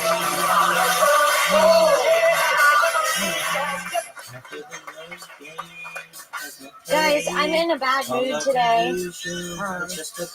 I had a peanut butter and jelly sandwich, no milk, in case you want to know what Auschwitz was like. Being so serious. Lena Dunham is in a lot of trouble. I guess she has a book that came out where she mentions inappropriately touching her sister's vagina when she was 7 and her sister was 1. And there's this whole thing about like sibling molestation and everyone's freaking out. And I don't think it's a big deal because kids do weird shit. You know, like my cousin put a carrot in his ass when he was 4. It's fine. When I was in kindergarten, 2 girls humped during nap time. And the only thing the teacher did was take away their marshmallows. Which was sad because I really wanted that marshmallow. I heard that the government is suing AT&T, which is the scariest thing ever. Because if the government ever tried to sue me, I just like shit my pants. Like you went there to government. What's the government trying to do? I read something that they were trying to sue AT&T. It might not even be true, but I think it's funny whenever the government tries to sue anybody, because it's just like, how do you even fight that? Right. You know? Yeah, that's definitely a premise. Yeah, that was a great set. Kimberly Congdon, everybody. That was so fun. I really like the first joke, and I think you could took away your milk into the other joke. Yeah, totally.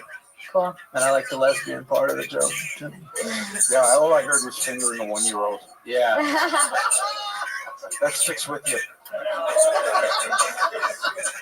I just remembered I had a carrot in my ass since 4th grade. You look like a dead friend of ours. Wow. That was Flattering. Thank you. That's high praise.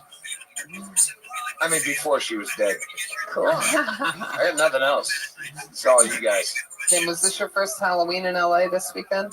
No, it was my second. Did you have fun? Anything crazy happen? Well, I just did stand up. I went to La Jolla and I was at the Comedy Store there. Oh, nice. With you. Yeah, I was there too. Oh, great. I worked that milk joke. No, I didn't. Who was down there with you guys? We went with Mike Faberman and Rusty Dooley.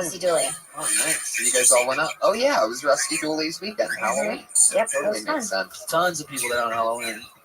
It was packed. It was sold 7 out. people there on Are Halloween. you serious? There's nobody fucking there. Oh, that's so sad. Hey, where were you going with the government suing joke? Where are you headed? Just the government suing anybody is scary because how do you even fight? Like, Yeah, well, That was so do you have sick. a punchline there? no. After that, I was just gonna panic. I thought you were going to go the other way with corporations own the government. So how does one doing yourself? Right, because the Sure. corporations are stronger than government, and I thought that was the angle. Then I heard a Tweety sound and go, "I'll never know, never know." That is a good premise.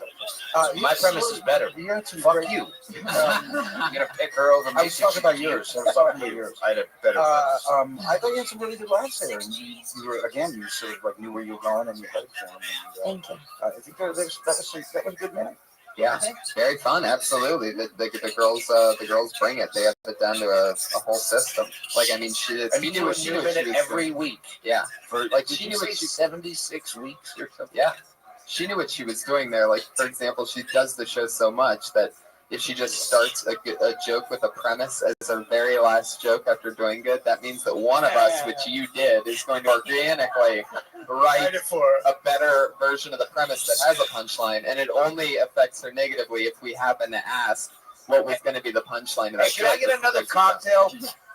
It's a win-win, yeah. But you did that, and that's a pure example of you evolving to the game. Like you and Sarah are the only 2 people that have anything like this, where you're not forced to, but you choose to write a brand new 60 seconds Jesus each week. Christ, fucking Don Barris just walked in. You have no idea what a hero that guy is to me. Heck yeah, to all of us. Heat is the funniest movie that's ever Yes, been I filmed. totally agree. Windy City Heat for life. Always my #1 favorite comedy. He's wearing a Dane Cook shirt. What the fuck, man? Kimberly, thank you so much. Thank you. Great job. Thank you, Kimberly. It's nice to meet you. She's on Twitter at Kimberly Congdon. Follow her on everything. She's great. And so is our other regular, always funny, always cool, Sarah Weinstein.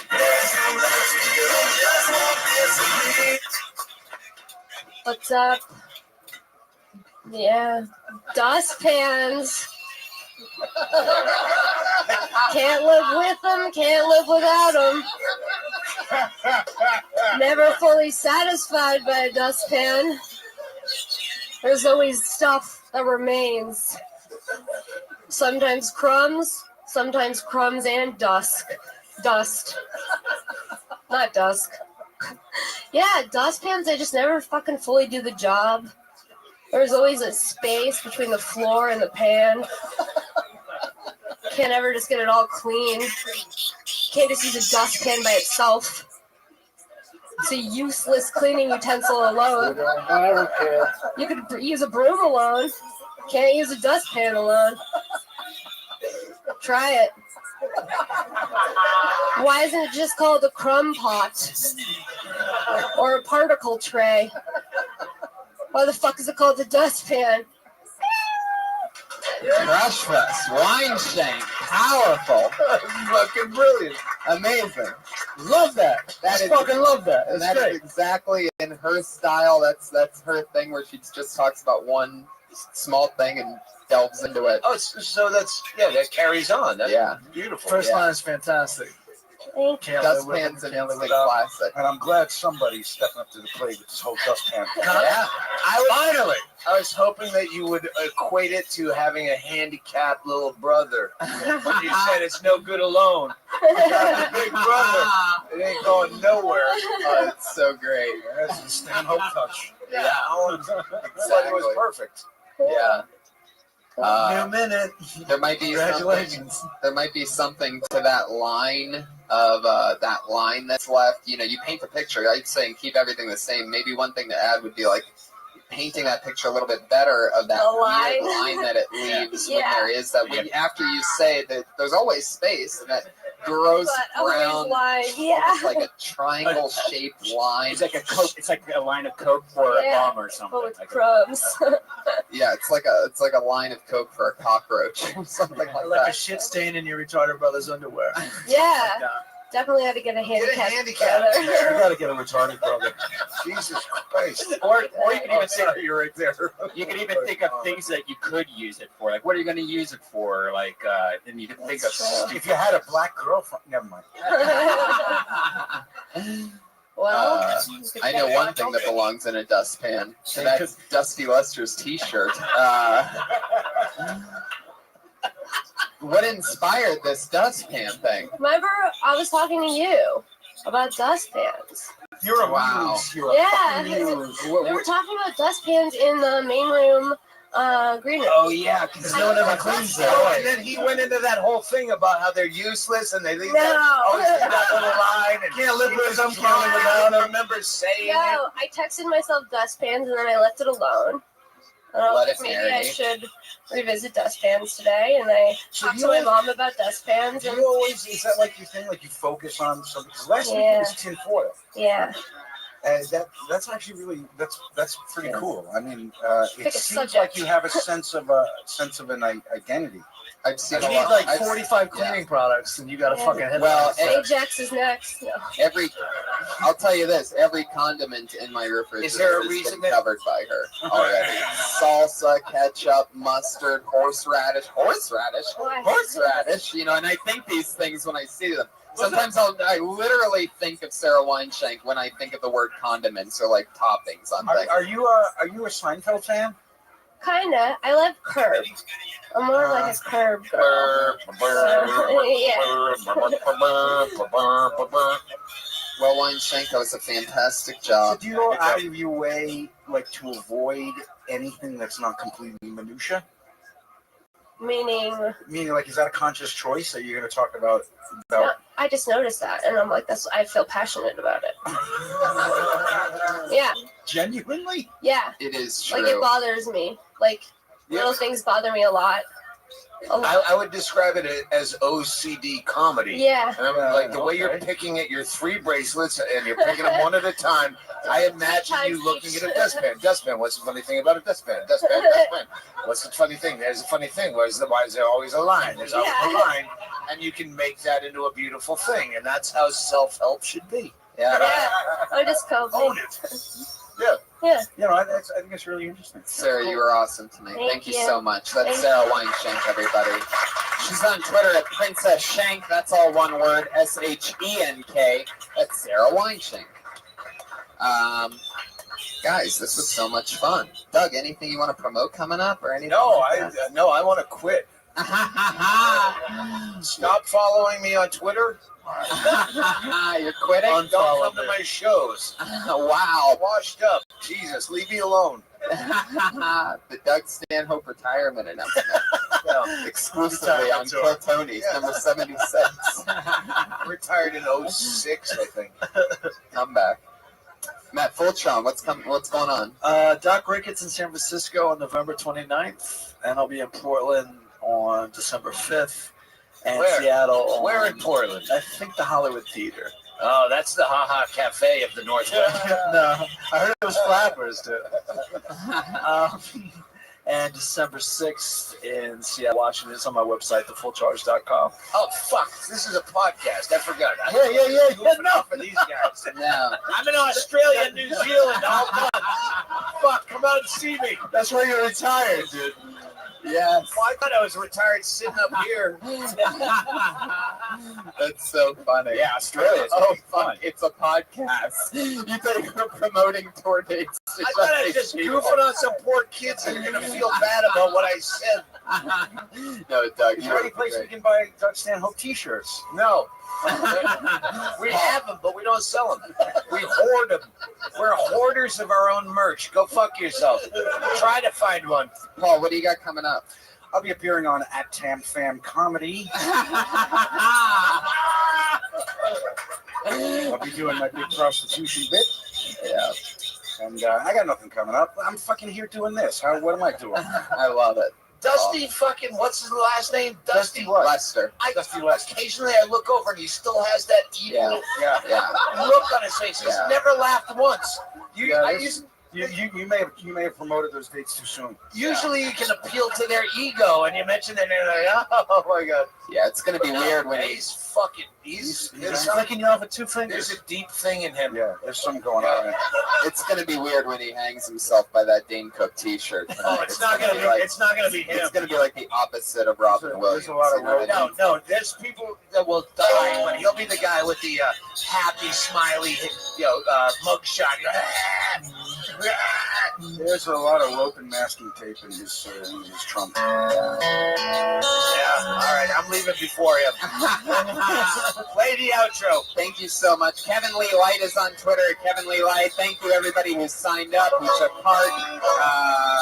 We are going to Toronto. We'll see you guys. Thank you, live audience. How about that? Thank you, live audience, for coming out. So much fun.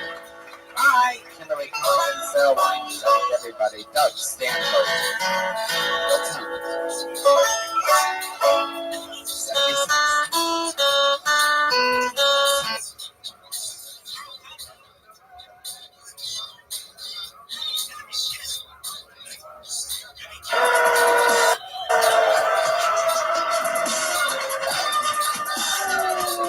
Yes! Holy shit, we did it, everybody. We are live in Toronto. What? This is so cool. This is really cool. This is unbelievably cool. I feel comfortable. For the first time in Toronto in 2 days, I feel comfortable. We're right at home. This is what it's all about. This is what we Kill do. Tony at a movie theater. I know, right? Guys, It's like a fucking movie theater. That's like we've come full circle. Right. And it's a packed, crazy audience of podcast fans. Most of them came here by themselves. Because they're podcast fans. You guys are like one of a kind. This is like a Reddit meetup group or something. Too many cooks. Too many cooks. Did anybody catch that on Adult Swim last night? You guys are the best. That's why you even know about it. Me and Brian just coincidentally found it separate from each other, and we're like, "You saw that too?" For 15 minutes during Adult Swim last night. You know what sucks is when I finally release this, all you're going to be like, shut the fuck up with too many guns! Yeah, it's crazy. But it gets stuck in your head. Oh, it's powerful. It happens. So powerful. It's like a comedy meteorite hit last night at 4:15 in the morning. Google search too many cooks. In the future, when we release this, you're going to be like, fuck you. Yeah. Hamster dance? Really? What are you doing to me? It's like we stumbled across Gangnam Style first. Like, if Gangnam Style just got released, we saw it already. Yeah. And you guys are going to end up seeing it. You're going to be like, holy shit, that is awesome. No idea. Except it's better than Gangnam's. Like, Gangnam Style's crazy. You know Gangnam Style has, like, twice as many hits on YouTube than anything else? Oh, yeah. That is the most fucked up thing in the world. But we all love it. We're all going to die. No. It's the best song ever. We are all going to die. Like, we are totally... That proves to me that we are a bad people. Why do you say that? Because if that's what the world is absorbing more than anything else, a guy fake riding a horse, like not only any guy, but a goofy Korean guy in a suit and sunglasses. I mean, if that's what humanity finds more entertaining than anything else, it has 2 billion hits on YouTube. Think about that for a second. That it's the #1 most. How many people knew this by round of applause? Not that. How many of you guys know this song is the most amazing song in the world? It's not amazing. It's terrible, and that's my point. So we're all gonna die. Fuck yeah! I wish I had control of I have no control of the volume. That's the only thing I wish I could like. If you say volume up on that thing, There's nobody to do it. Josh Martin, are you Here, here? I didn't forget it for Josh Martin. Josh Martin, guys, right here. Canadian Josh Martin is here. We have a Canadian Josh Martin who, Double.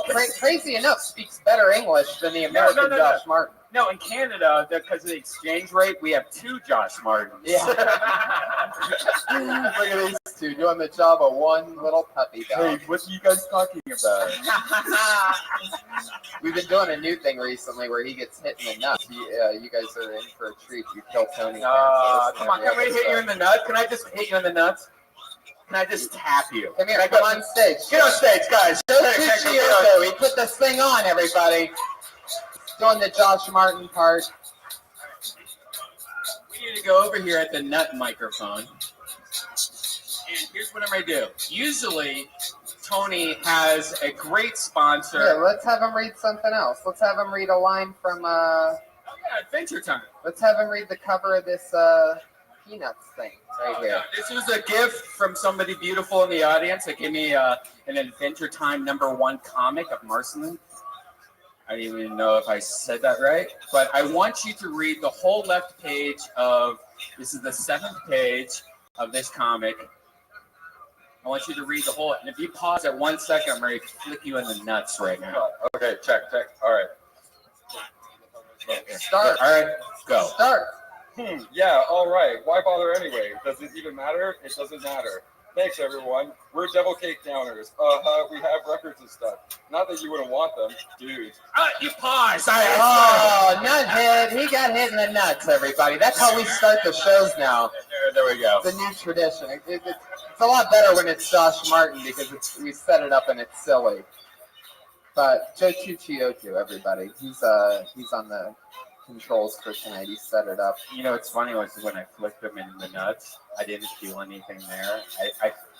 I think this guy is a woman. Whoa, the bearded lady, Joe Chuchiotu. What if he had a beautiful vagina the whole time? We had no idea. He had the most beautiful, lipped vagina. There's nothing hanging out of it. There's no umbilical cord or anything like that. Why would the most beautiful vagina not have lips? What kind of vagina are you into? You're just into like a slit or something. Nah. You just want some kind of envelope crease? Yes.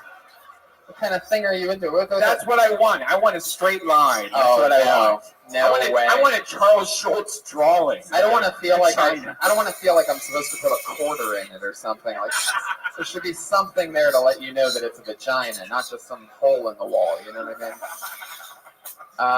It's so good to be back in Toronto. For example, like we had, even though we've been jet lagged and fucked up, like I flew from New York City to LA on Monday just for Kill Tony, which Doug Stanhope was on at the Comedy Store. Doug Stanhope. It's been so much fun lately. We've had all the best people on: Dave Attell, Rogan, everybody. So it's all happening on that front. The new episodes that you guys will be hearing are great. He's been traveling so much. He went from the East Coast to West Coast just to do one podcast with Doug Stanhope, which was awesome. And it was worth it. Yeah, but then flew back to Toronto, and then we had to roast Ron Jeremy. Yeah, and both of us, seriously, whatever we were out of it. We were fucking zombies. Yeah. Like we pretty much watched each other masturbate like we normally do, but we had dead eyes. But we ended up having fun. That was a fun roast. Brian did his first ever roast, guys, of Ron Jeremy.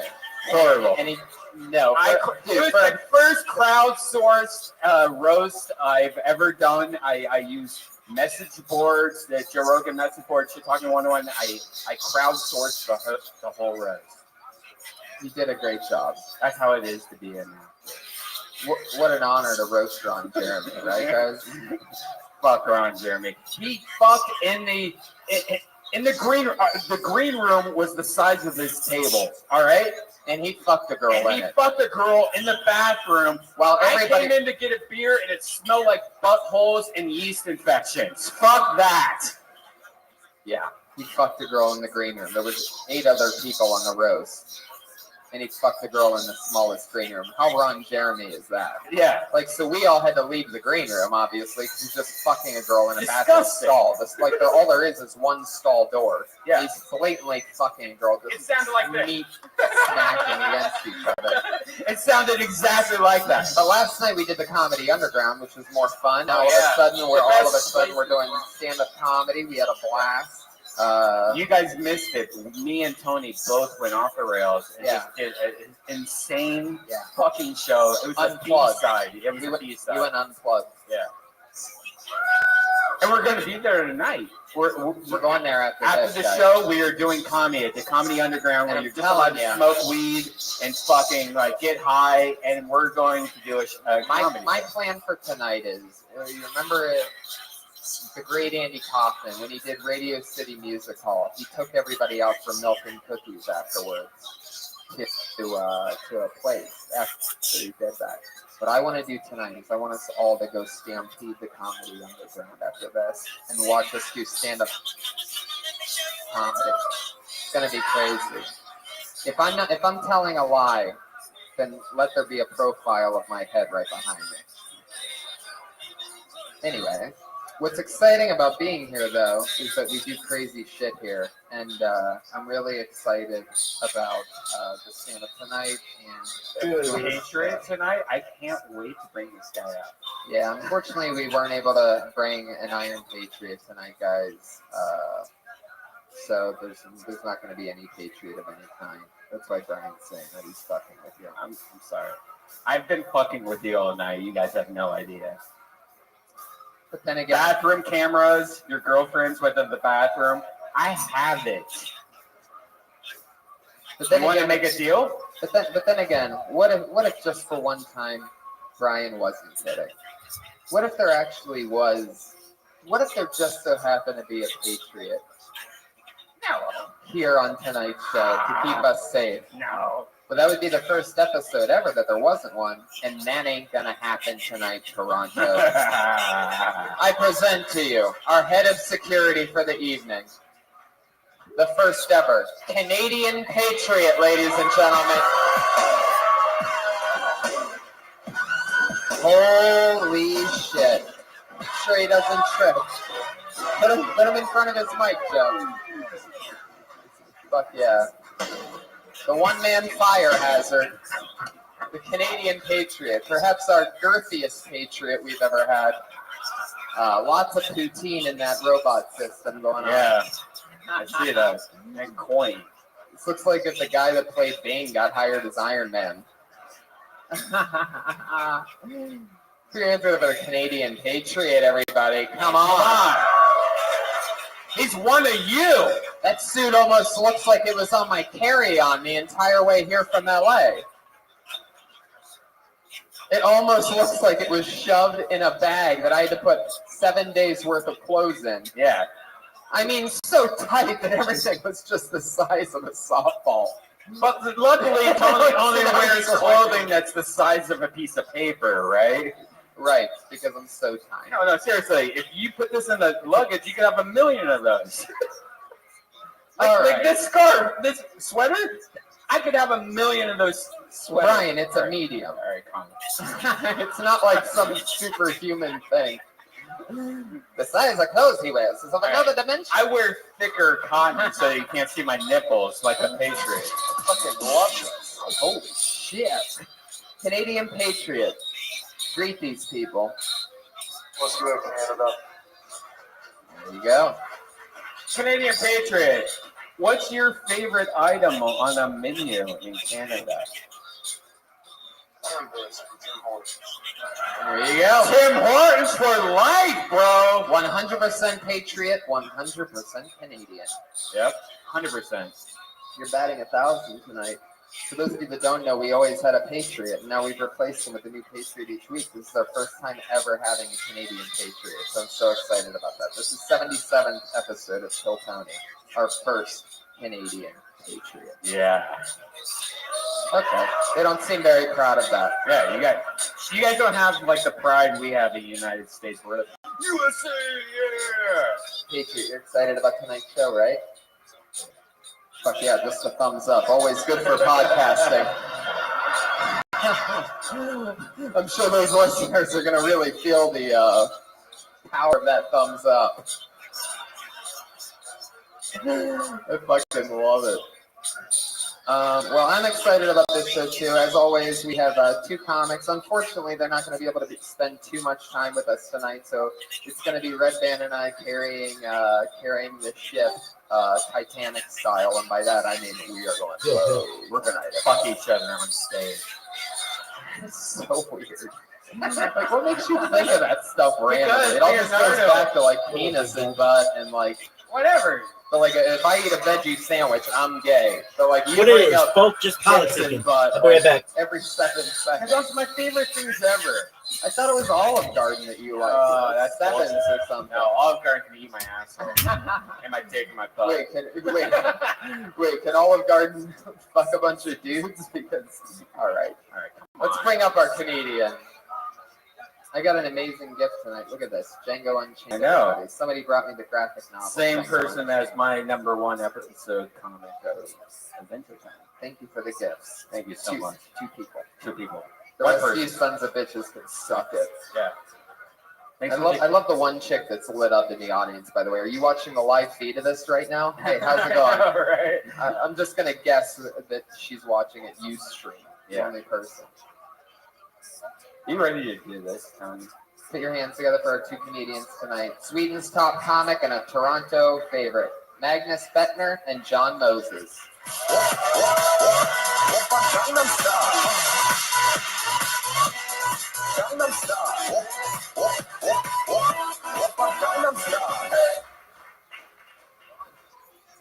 Here they are. We did the roast with these guys a couple nights ago. Hi, John. Good to see you. We got to talk about this roast. What did you guys think about that roast? Because I feel like I failed harder than a Chinese phone book. I had fun. Yeah, Magnus. I've been telling him ever since the roast. Magnus just slays. He just stayed evil. He looks like a Bond villain, and he roasts like a Bond villain. This fucking guy, he just stood there, just kept a straight face the entire. It was like one of the funniest roast performances I've ever seen. And I'm such a big fan of roasting. I mean that. And because he would just be like, "You're fucking ugly." And he just holds this pose. It's the best fucking type of thing. Like, no real, like, it was just a great performance. And John, yours was good too. I hosted the thing. Oh wow, that was a significant step down. It was. John was also available for tonight. I was gonna go like jokingly with it, and then I'm like, no, I won't make that joke. And then I'm like, so I ended up right in the middle. So I came across with a real fit. You understand that you're like, this is the president of Russia. This is the mayor of Delaware. I'd probably be the mayor of Delaware. Coincidentally, Magnus looks like the president of Russia. Yeah. I was so much better on the roast. I was so much better on the roast. Fuck yeah, John Moses and Magnus Beck. No, that's real. it's You want all some? you. What do you want? We have Crown Royal. We have. Can we get some cups? Yeah, we can get I some think there's cups. ice in the green room. Yeah, you could use my Starbucks stuff if you Oh, don't mind. yeah, put that I away. I pooped in there. Oh, poop in it. There's a poop reference. With a clear cup, there's barely anything Take in a it. cup. It's your I give a baby. All right. I love that you guys are here. We're gonna have so much fun. The party's happening, obviously. The iPad just jizzed out some crap. No, I just don't have a volume control. It's almost normal.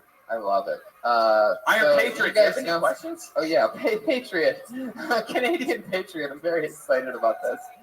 Canadian Patriot. Do you have any questions for our guests tonight?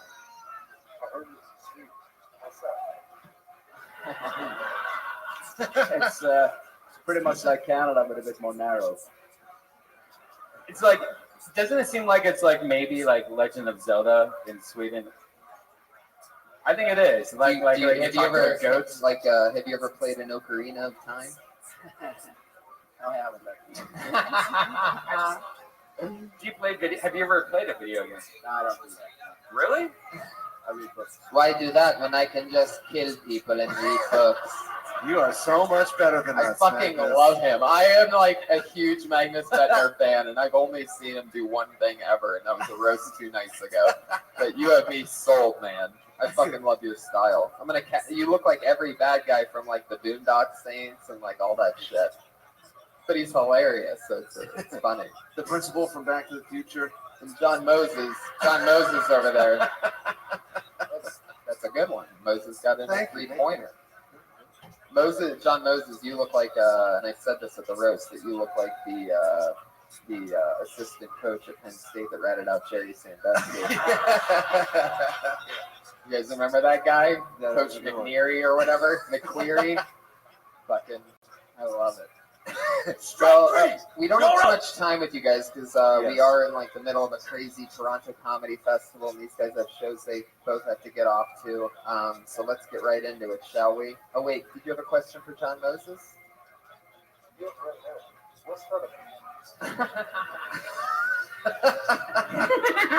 Fucking typical Canadian question. Who writes these guys' stuff? Just so you guys know, there wouldn't have been a need for a Canadian Patriot 2 weeks ago prior to that Ottawa incident. But now they got to up security measures, so they're buying old equipment from America. In a week, they're going to start rolling in all the Ferguson shit that they're not using there anymore. So, was the Ottawa shooter redhead? Yeah. Was he really? No. Oh, I No, thought. absolutely not. I got distracted for a second. I tried to guess what the conversation was about.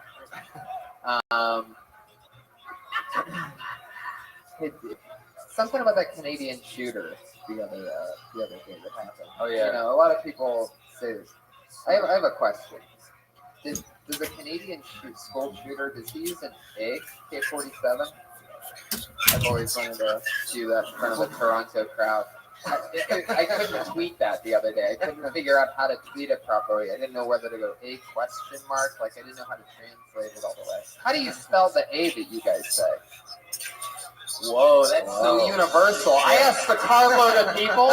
Fun fact, I asked the carload of 30 Americans. And they all had a different response. One was like AH, one was like EGH. I'm like, what the fuck? That sounds like a throat clearing. That's not A. That's Yeah. Disgusting. Tony, you know the best thing about being in Canada? What?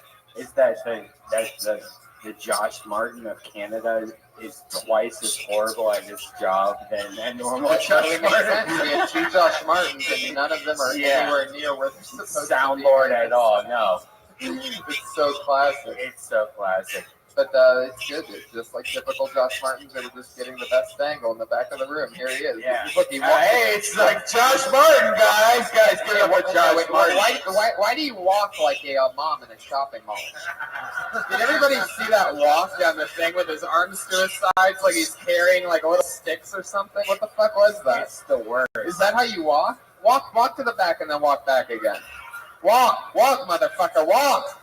No, walk how you walk. Don't try to be funny. It's John Nazi. Now you're trying too hard. Walk how you walk, motherfucker. Walk back. Walk to me. This is like an introduction to acting This is like class. the worst DUI checkpoint ever. You're really Walk how you walk. You're walking differently now. What's wrong with you? It's John Knotts. Why are you trying to be funny? It's funny how you walked the first time. Now it's not funny. All I asked you to do was walk the way that you walk. You can't even fucking do that? Walk, motherfucker.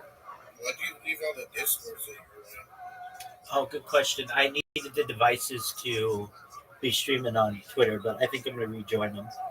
So no worries there.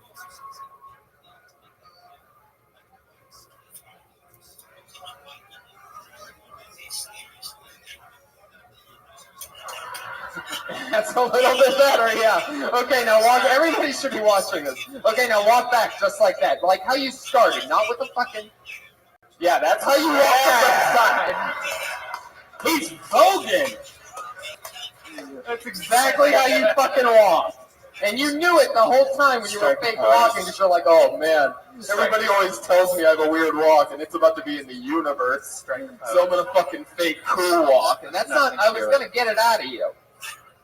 Nothing to it. This is gonna make for a great podcast. It is. No, it really is. Let's That's the crazy explain the part. game, man. Let's explain. You know the how game. it works, guys. Comedians, a lot of you signed up tonight. I know it's some people's like first time, and that a lot of people traveled and this and that, blah, blah, blah. We got a bucket here. The same bucket that we always have. Comedians sign up for the chance to do 60 seconds on stage at any time, uninterrupted. You know your 60 seconds is up, performers, when you hear the sound of a kitty. That's way too loud. That's that kitty. That's the kitty that we love. You better stop your set then, or else you're gonna bring out the angry West Hollywood bear. Which is what it sounds like.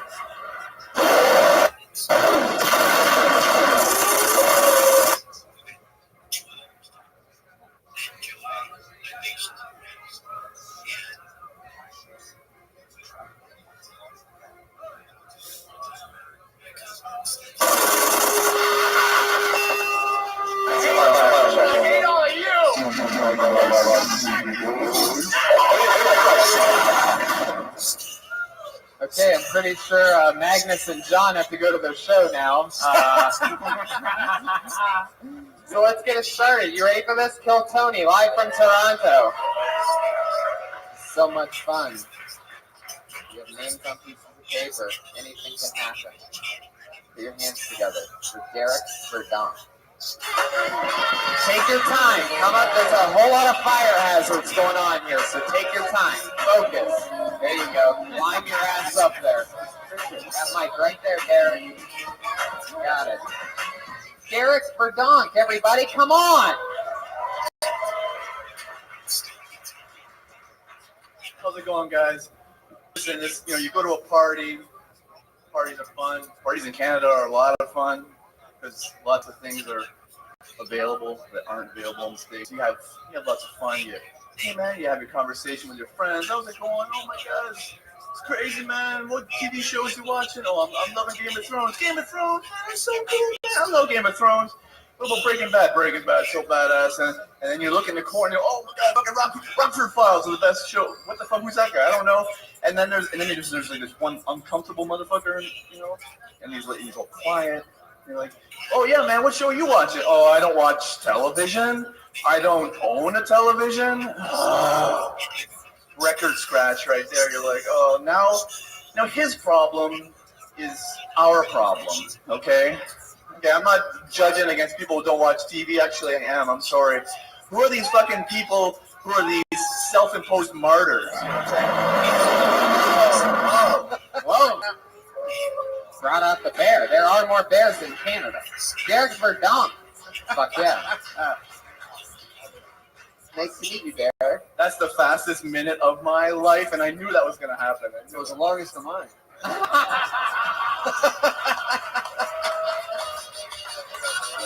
Fuck yeah, John Moses. Welcome to the show. You did it, huh? I love it. Fuck yeah, you're right in. What are your initial thoughts about Derek's first impression on you, Magnus? I thought it was a good setup. Yeah, always right. That means he's gonna cut off your head after the show. And Magnus, I'm not Magnus's translator. That's what that means. No. Derek, where are you from? I am from Burlington, Ontario, just outside here. Okay, you've done stand-up a while? This is my very, very first time. Wow, Yeah. look at that. That is so cool. Whoa. And it's amazing venue for the first time. Most people are in some weird, goofy place. You've never done like even an open mic or anything? I've done nothing. What made you want to come out tonight? This podcast kicks ass. Death Squad kicks ass. Canada kicks ass. Stand-up comedy kicks ass. I don't know, man. Lots of things, I suppose. Is it something you want to do now? It is something I like doing. It's like me and my wife get together and we just rip all 1 minute of it?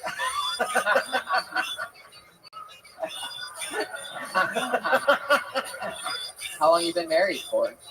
10 years. Holy shit. How old are you? I am 39. Fuck yeah. 39. Get to do stand-up comedy for the first time. That's so cool. Yeah. Gotta write jokes though. Yeah. Like, it's cool going on stage the first time. You're playing like Barbie or something like right now. But you really need to think every 10 seconds I need to smile. Because if I'm watching you more than 30 seconds and I'm not smiling, there's something wrong. Why didn't you think of that when you wrote the song? He's still in roast mode. Magnus and John are both still in roast mode. I love it. My only mode. He's broke. I love the sriracha hot sauce. Sure. Yeah, that's Target. Cool. Yeah, you went to Target. That's You great. get that from Target? Holy shit. That's amazing. You went to Target. What do you do for work? I'm an animator. Why do you apologize for nothing? I'm Canadian. Welcome. Canadian. It's the most Sorry. Canadian thing I've ever seen. Sorry. How's that the first word? Like, he didn't even do anything to apologize. I've never seen that before. That's like if you saw like a dragon in the sky and you're like, wow, I've never seen one of those. That's exactly the feeling I have. Sorry, it's like, what the fuck are you apologizing about? You didn't even do anything. Did your dick fall out or something and we didn't notice? Like, what could you possibly be? Jesse Jackson. I'm sorry, I can't Before I say anything else, I would like to apologize, first of all. Yeah, I agree. Like, you could do that anytime. You could just apologize all the time. You're waiting for an apology. I'm not going to give it to you. I'm sorry, I can't rock a medium shirt like that. He can't not apologize. This guy's so Canadian, he can't not apologize. This is how stereotypes are perpetrated. Sorry. Go. Yeah. The spirit of Josh Martin living on through John Moses right now.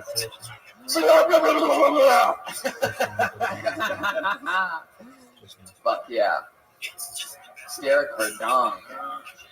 That was like What do you 99% setup, and I didn't get where I wanted to go as fast as I wanted. No, we know it was 99%. But I'm not sorry. You know what the fuck that was. And then You're like 1% the doctor. generous. It's like waking up in a hospital room and you're missing half your foot. And you're like, oh my God, half my foot's gone. And the doctor comes in and he's like, we had to take off half your foot. And you're like, I fucking see that, man. So fuck. No, we know what happened here tonight, Derek. I didn't get an answer. What do you do for work? You just started apologizing out of nowhere. I do animation for television. Wow. Kids shows. Animation. You hide dicks and shit. Like it's like, hey, everyone, learn to breathe. And you're like, yeah. I tried that kind of stuff, but it never gets through. No, seriously, you always, as an artist, have to hide it kids and everything. No, seriously. He just hides apologies and everything. Always. Like the clouds just spell out, I'm sorry. No. Because you're not gonna be working at that job in like 3 or 5 years So you wanted to be able to show that you hit a dick in a kid's show. That's how you leave your mark. That's how you leave your mark, right? Have to.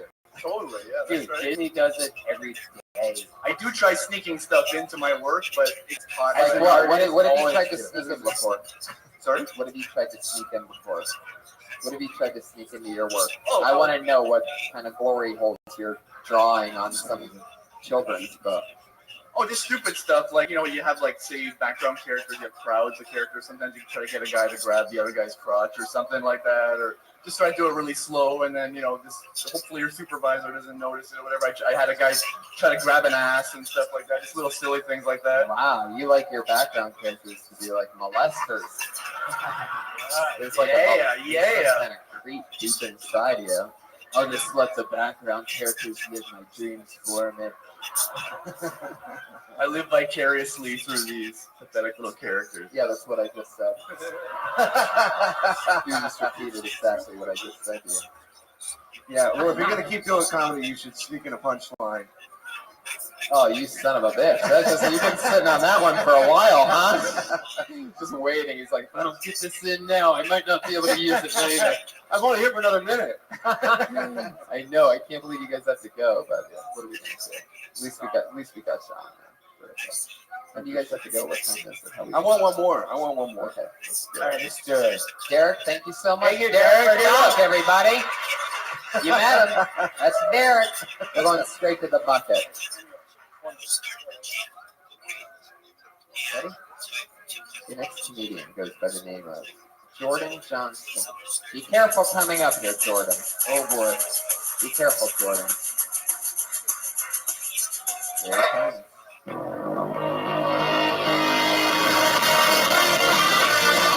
Jordan Johnson, everybody. Jordan, everybody. Hey guys, how's it going? Are you ever just amazed by how dumb you can be? I was taking a shower this morning, 2 minutes in, and I'm like, did I wash my hair? I couldn't remember. And so I felt pretty dumb, and it's actually the first time I've ever done the instruction number 3, the repeat part. Lather, rinse, repeat. And yeah, you only have 4 things to do in the shower, so I couldn't believe that. The phrase, time flies when you're having fun. Everyone knows that. As a person with a borderline debilitating fear of death, that scares the shit out of me. Time flies when you're having fun. So now I'm just trying to be miserable everywhere that I go. I'm doing Windows updates all the time, trying to follow old people in line. Just, you know, I try to hate my job. I work in sales, so I'm always waiting for someone to say yes. So anyway, that's about it. Fuck yeah. 55 I also seconds. try to do bad comedy too, make my life a little longer. Roll it Grab that mic. Grab the mic.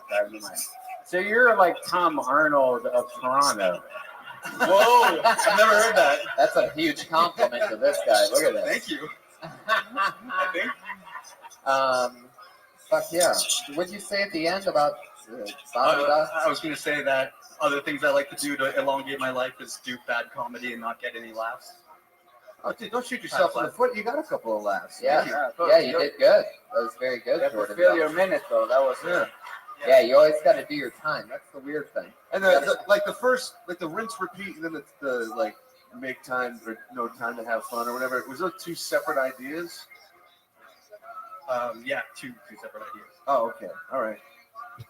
Yes, so you're I saying. just want some clarification. I was just like, because it ended abruptly, and I was like, well, It was well, on clunky.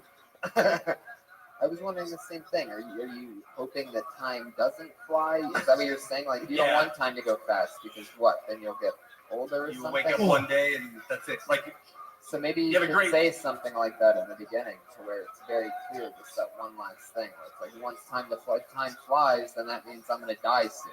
Right. And there could be some tying And- into like and the then- rinse, repeat thing, maybe. I agree. And by the way, I'm looking at it right now. You didn't wash your hair.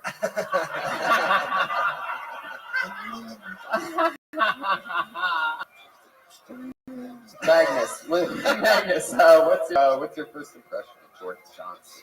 No, I thought the first part wasn't very funny, but the second part was good. It's actually good, and I think with a bit of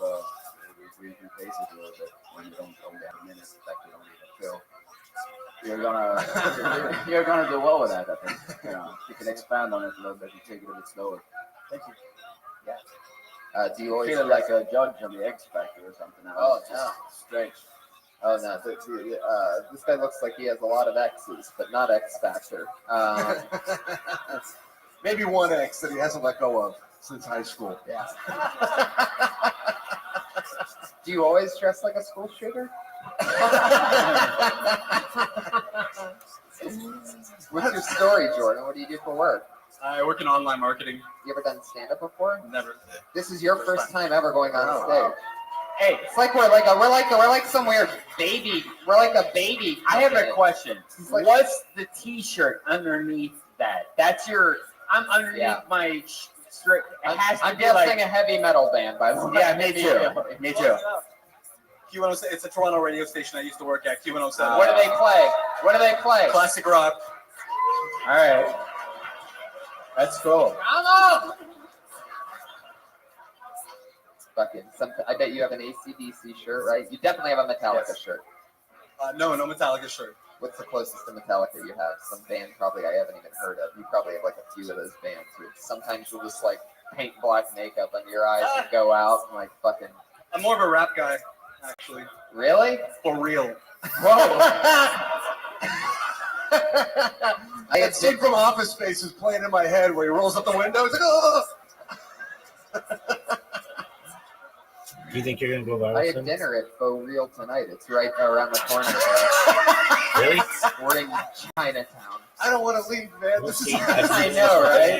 So You don't have to leave. Really, you don't. You're a comedian. Yeah, Bobby in here. It's completely amazing if you're an hour late to a show. Yeah, if you're an hour late, the audience is gonna be like, No, "This guy's gonna fucking kill." That's a Medellin cartel. Real fucking like you. Only Paul shit. McCartney can get away with that. Real shit. It was like, well, I'm 20 minutes early. I'm a comedian. No, you're gonna stop, right? No, you're a professional. Hey, let's get this poor soul off stage and get one more in. All right. Hold on, wait. Oh, that was better. Okay. Later, Jordan.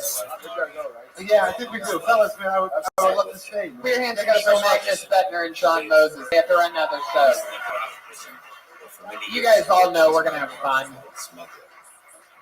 Magnus and John are great. Follow them on Twitter. At John Moses, you actually have the John Moses Twitter handle. Am I right? I was early on that. That's crazy, dude. Congrats. And Magnus Bettner, that's MAGNUSBETNER. Extremely funny comedians, guys. Honestly. Guys, thanks so much, man. I was going to go with no panelists tonight, but they were so funny at the roast that I invited them to swing by for as long as they could. Bad man who was actively suffering. I took But the he never ecstasy. directly engaged or participated in No, his you violence. Unlike his bosses, Pablo But Escobar, it's Canadian Jorge ecstasy, Ochoa, so who cares? It's not gonna work. He's a hostess cupcake. That's Canadian ecstasy. Pablo Escobar The was double. responsible Get for a murder name, bro. and a Robin Hood figure who helped the poor Taco Bell. by thousands, What? not Get a millions. name out of the. Why do you keep Sometimes saying allies Gold Dust? murder, Because destroy good Gold Dust is mad at me. give power and money to corrupt politicians and dictators that starve and murder their own people. Who roofied Brian? I'm guessing Brian, I think everybody. what makes for good Brian's just taking over, just grabbing names. I love it. You ready for it? That's the name. Is this right now exactly when you want to do it? Yep. Okay. The one who has kindness in Put his your heart. hands together for Dave Bastian, everyone.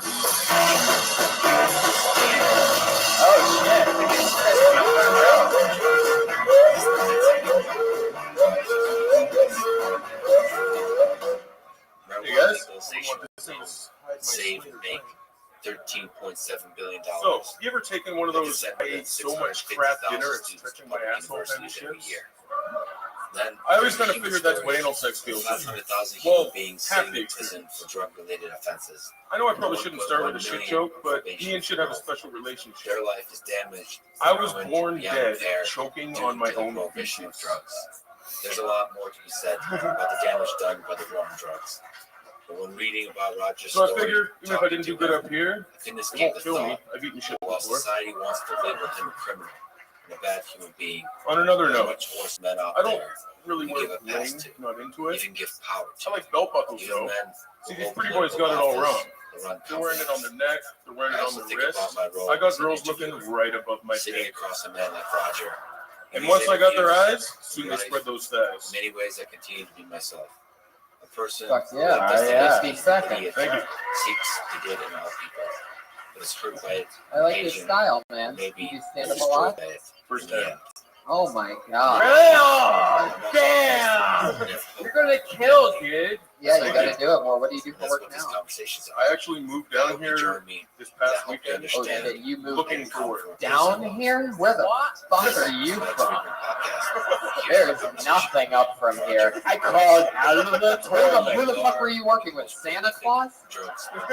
Like, what the fuck is up from here? Oh my I was about an hour north. You must have been a crab fisherman. That's the only other option. That's all that I know that happens up there. Either that or you're in Eskimo.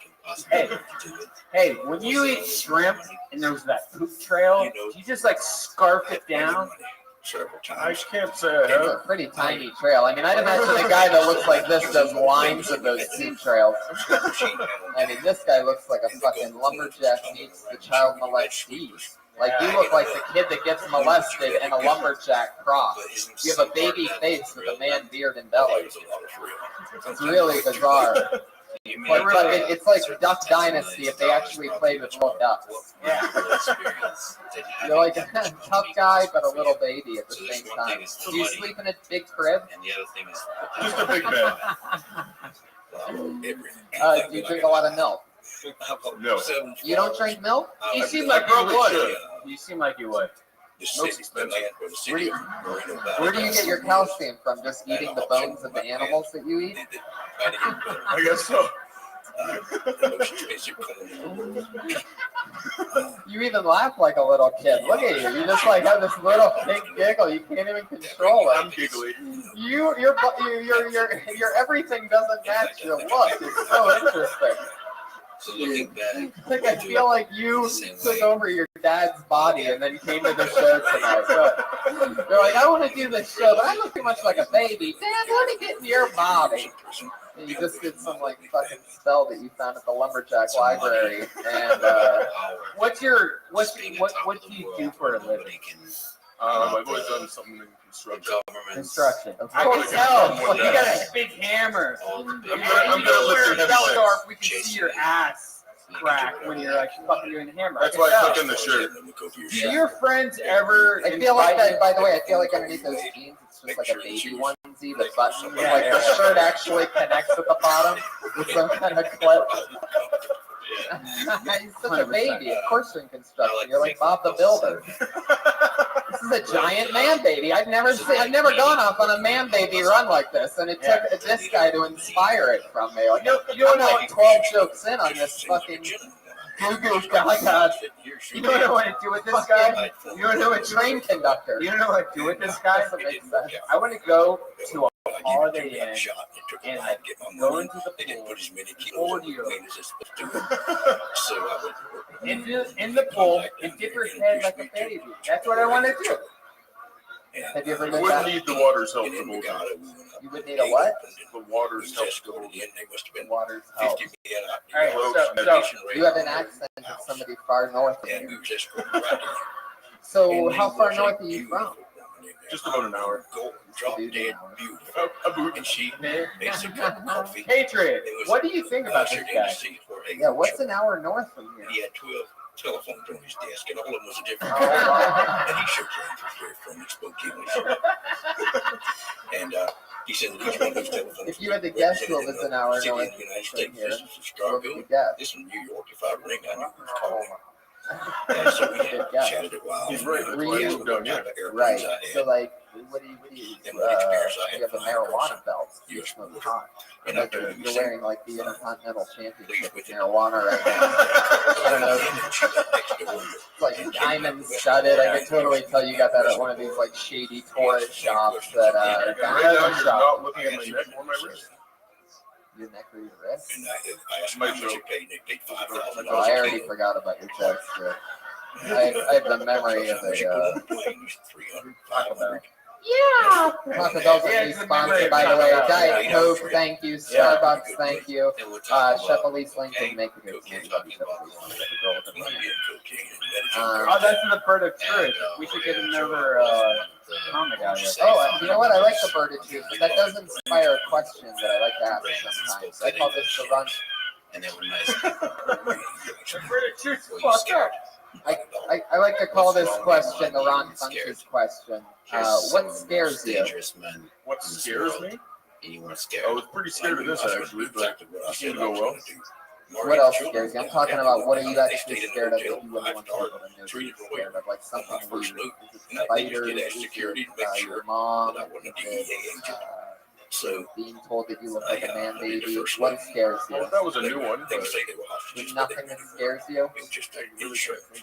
So there was some integrity to the way they What are you operated. afraid of? The IRS? You don't have an IRS up here. I don't know. What do you guys do for taxes? You just like throw money in the street? Like, oh, I'm sorry. Just give it to everybody. Whoever wants it. I've never done I don't know why I'm taxes, getting so you all like I'm leprechaun accents now. Like, oh, just throw money away. I've never done my taxes, so I'm kind of scared to do that. You never? What the fuck? So you're saying that I nailed it when I said IRS? I guess. Holy But I don't really think about it enough to be scared. When I People be do it, dishonest and greedy and all those kinds of things. That's true. Most people are, but there's Yeah. certain people. I'll tell you what think scares that they me. don't need that. People that look like you. And if they're completely honest, then they don't have to think of remember the lie they told. You guys say, how many people here used to watch pro wrestling? They make him clear. Wow, a lot of They people. making as much money as You remember a guy named Bastion Booger? I'll tell you how that. Dave's last name is Bastion. And you sort of look like Bastion Booger. Yeah. Anyway, And what Dave, they do, are you they any didn't- relation to they Bastion didn't have Booger? any organization. I don't think so. You have big areolas? If one fellow had I actually do. Fucking thing. Of course. Two you go 12-inch he pizzas. would tell his friend, Pepperoni pizza, 12 inches. Little personal pants or something. They were probably like 8 inches. I'm so sorry. Yours got He looks busted. like if Brian Mervis got cancer for 3 months. Yeah. So He does. here comes Yeah. Pizza. Mario Joe and He's a much three bigger of Joe version. brothers and Pablo Escobar and Gacho, and they decided that we will make I recently lost 60 pounds. So. Wow. that we will Really? charge you $10,000. I just- Oh, you are Ryan Murvis then. Have you met Ryan If Murvis? it gets lost anywhere, Yeah. You lost the 60 time I pounds? put How it did in you your do that? or the Shake time some you of give that it load yours, off? at the time you give it your man, we will Basically just stop eating pizza for every meal. Oh, right, yeah, well, that's a good diet. The old have common sense diet. Tony, under that insurance. we can agree that we've been here for this is my second or third I night. would land in this. I said, when do you want me to come back? The only thing open after. Well, let me ask a difficult question. Some see Escobar as a Right? brutal murderer, You guys and some see him as fucked a up on maybe pizza, a bro. figure who helped him. Like seriously, that's bullshit. Every night I've been like, I just want to sleep, but I have to eat. And it's only pizza. And they blew up and killed his people. You can't live on The country pizza, was divided guys. almost equally three Or ways. you'll be very These are all pizza fucks. By the way, that's absolutely fucking They were true. just as Because I can't eat pizza, and it's the only thing that's open late night they had around about a here. third of the country. And so I end up having to fucking like, and everywhere else I go, it's fine. And Except they for were the ones Toronto. that I would But it's only they good were to week. at war These with people one don't do another. anything during the week. And so, if one of them Really, started killing their people, there's a I'd kill big some of theirs difference too. between America and So Canada that I've noticed that's because how I've it been happened. both And a then lot. when I And heard about fucking, Pablo Escobar you guys blowing up don't that do area much and during killing the those week. women and children, You, I was you don't sorry know I what I'm shook his talking hand. about because you're you.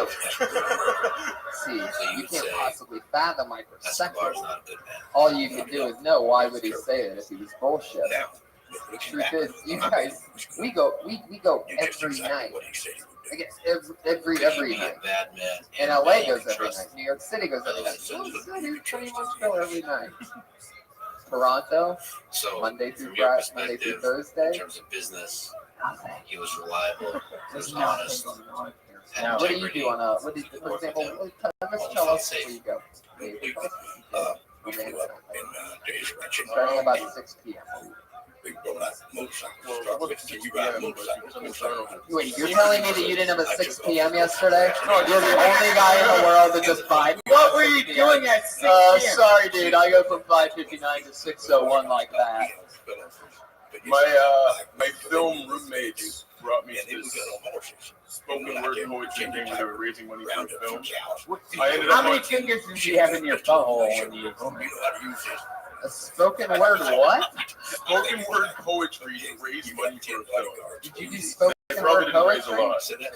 I went up on stage and played harmonica. You play harmonica. We loved you in Blues Traveler, man. Of course you fucking played the harmonica. Oh shit.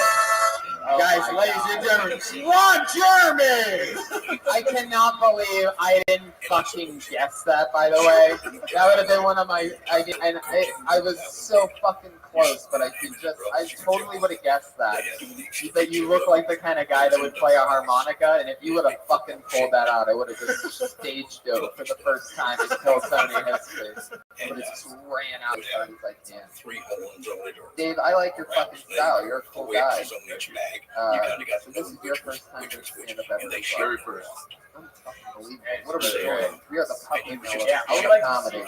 I'd like to see the second one. Unfortunately, I was at the time, but I would love to see you progress.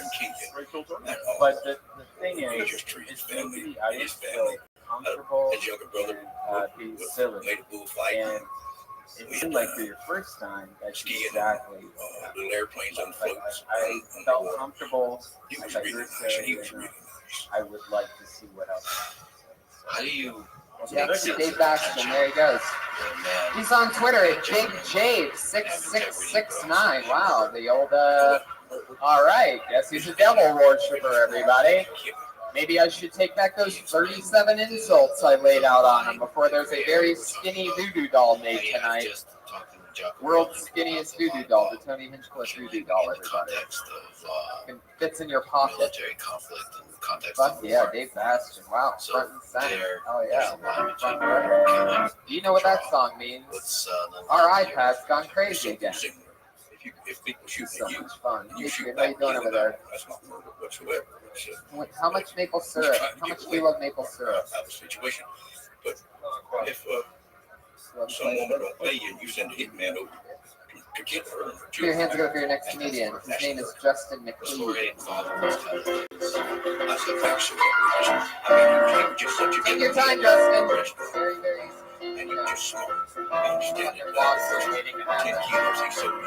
Hey, what's up, everybody? I'm Justin McLeod. You guys ever treat your dick like a cookie? Ever do that? I mean, you put it in a bag to keep it fresh. That won't work. I certainly don't mean you cram it in your kid's mouth when he starts crying either. You guys are sick. I can't believe you think of that shit. Jesus. Happened to me the other day, though, because I was preparing some hot peppers, and I forgot about it. I got a little romantic with myself. And next thing you know, it felt like I stuck my dick in a hill full of fire ants, right? On my sinker, I'm a smart guy, started thinking, is there something you can say about the power structure, the hierarchy of the Medellin cartel that you interacted with? So I crammed my dick in a glass of milk like a stale biscotti. Pablo ran everything. I don't know if you guys know what biscotti is. It's a white cookie, 7 inches long, hard as a rock. CTO kind of thing. And then there's like about this time, though, my girlfriend walks in. I'm like, oh shit, she got me doing something dumb and high with my dick again. I understand. Not the case. She was very impressed. She was like, whoa, that's a lot of cum. Now known as the Medellin cartel. Not sure why it's in a glass, though. I've been at work all day. You drink it. Nailed it. That's the and a prematurely ejaculating West Hollywood bear. It didn't seem to be any. Justin, this is not your first time doing this. No. You've been doing it for quite a while. Yeah, 2 years indeed. Exactly what I was You're really good at being a stand-up. You're probably one of the people that they didn't betray each fuck other out of Toronto. Regularly. You become a successful comic. What's your story, man? You I'm from Detroit. Oh, you came here from Detroit? Yeah, I drove out from Detroit. Holy shit. Wow. If they shipped you under You made the trip for this? Yeah, just for this. Just for this? Shipped to you, You I'm came sure from they got Detroit? Yep. How far of a trip is that? About Well, 5 hours. The money was just unbelievable. You think about Holy 500 shit, that kilos is so of cool. You did a great job. 50,000. What's your story, man? What do you do for work? I'm an electrical engineer. Why do you laugh like that after you say it? It's shocked, dude. It's like he said that he's like some kind of like I'm a clown for deaf kids. It's like electrical engineers no laughing matter. I'm a heart surgeon. Like what? Don't please stay away from my electrical. We're not really known for our charm or wit. Okay, you always laugh after everything you say, huh? We're not really known for our charm or our wit. It's so creepy. Fuck you. Oh wow! You're the one wearing the goth T-shirt underneath that T-shirt. Fuck yeah, man. I have that same T-shirt. It sucks. I feel like he broke into my house, killed and raped my girlfriend after she was dead, and stole my shirt, and then traveled to Toronto. I love your look tonight, by the way. You look like the Death Squad cat got a Smurf pregnant, and it's fucking adorable. You guys sort of have the same blue look going on. Are we playing softball after this or something? Like, what's going on? Am I not on the blue team? No, really. There's nothing I could give you advice for because you're a good comic. So it sucks when good comics come to the show. It's like, no, you're just a good comic. Yeah. By the way, it does not suck when good comics come to the show. If you just listen to that part, that was him just reading lines for a part that Justin, so let's talk about something that could be funny that you're not talking about. How did you survive? What do you talk about when you're on stage? I was there. A bunch of dick jokes, fucking cookies, is that your whole thing? Dicks, pussy jokes, some racial shit.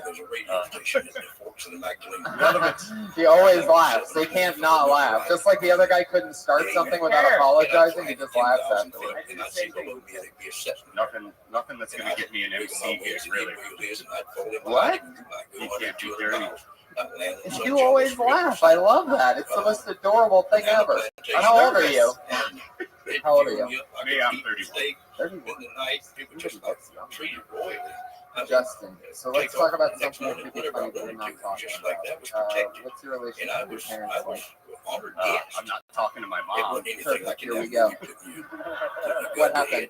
Taking your sunglasses. I tried to donate to a charity I was raising money for, and then she just got fucking offended when I told her like $1 would be not enough. Bulldozers in it, and it's like 5,000 feet long. Just the next week it was all done. So like, what was the charity for? And do you feel like rich or something? Like, what's the story here? Like, all of a sudden I picture like she's some kind of like Downton Abbey lady, some castle, and they're like, "Mom, I have a charity." It's like, "Get away from me! You've never admitted you were one of my children." Like one of those things where it's like, "I don't even claim you." Were you born out of incest? No. Yeah. Are you like? Are you like cheeks? Like a little baby Lannister over here. He's got pears where there's like the apples. More like grapefruits to me, but Justin, do you eat a lot of fruit? No, not really. I can tell. So this thing with your mom, how did it happen? What went down? After you said $1's not going to be enough. What's the charity for?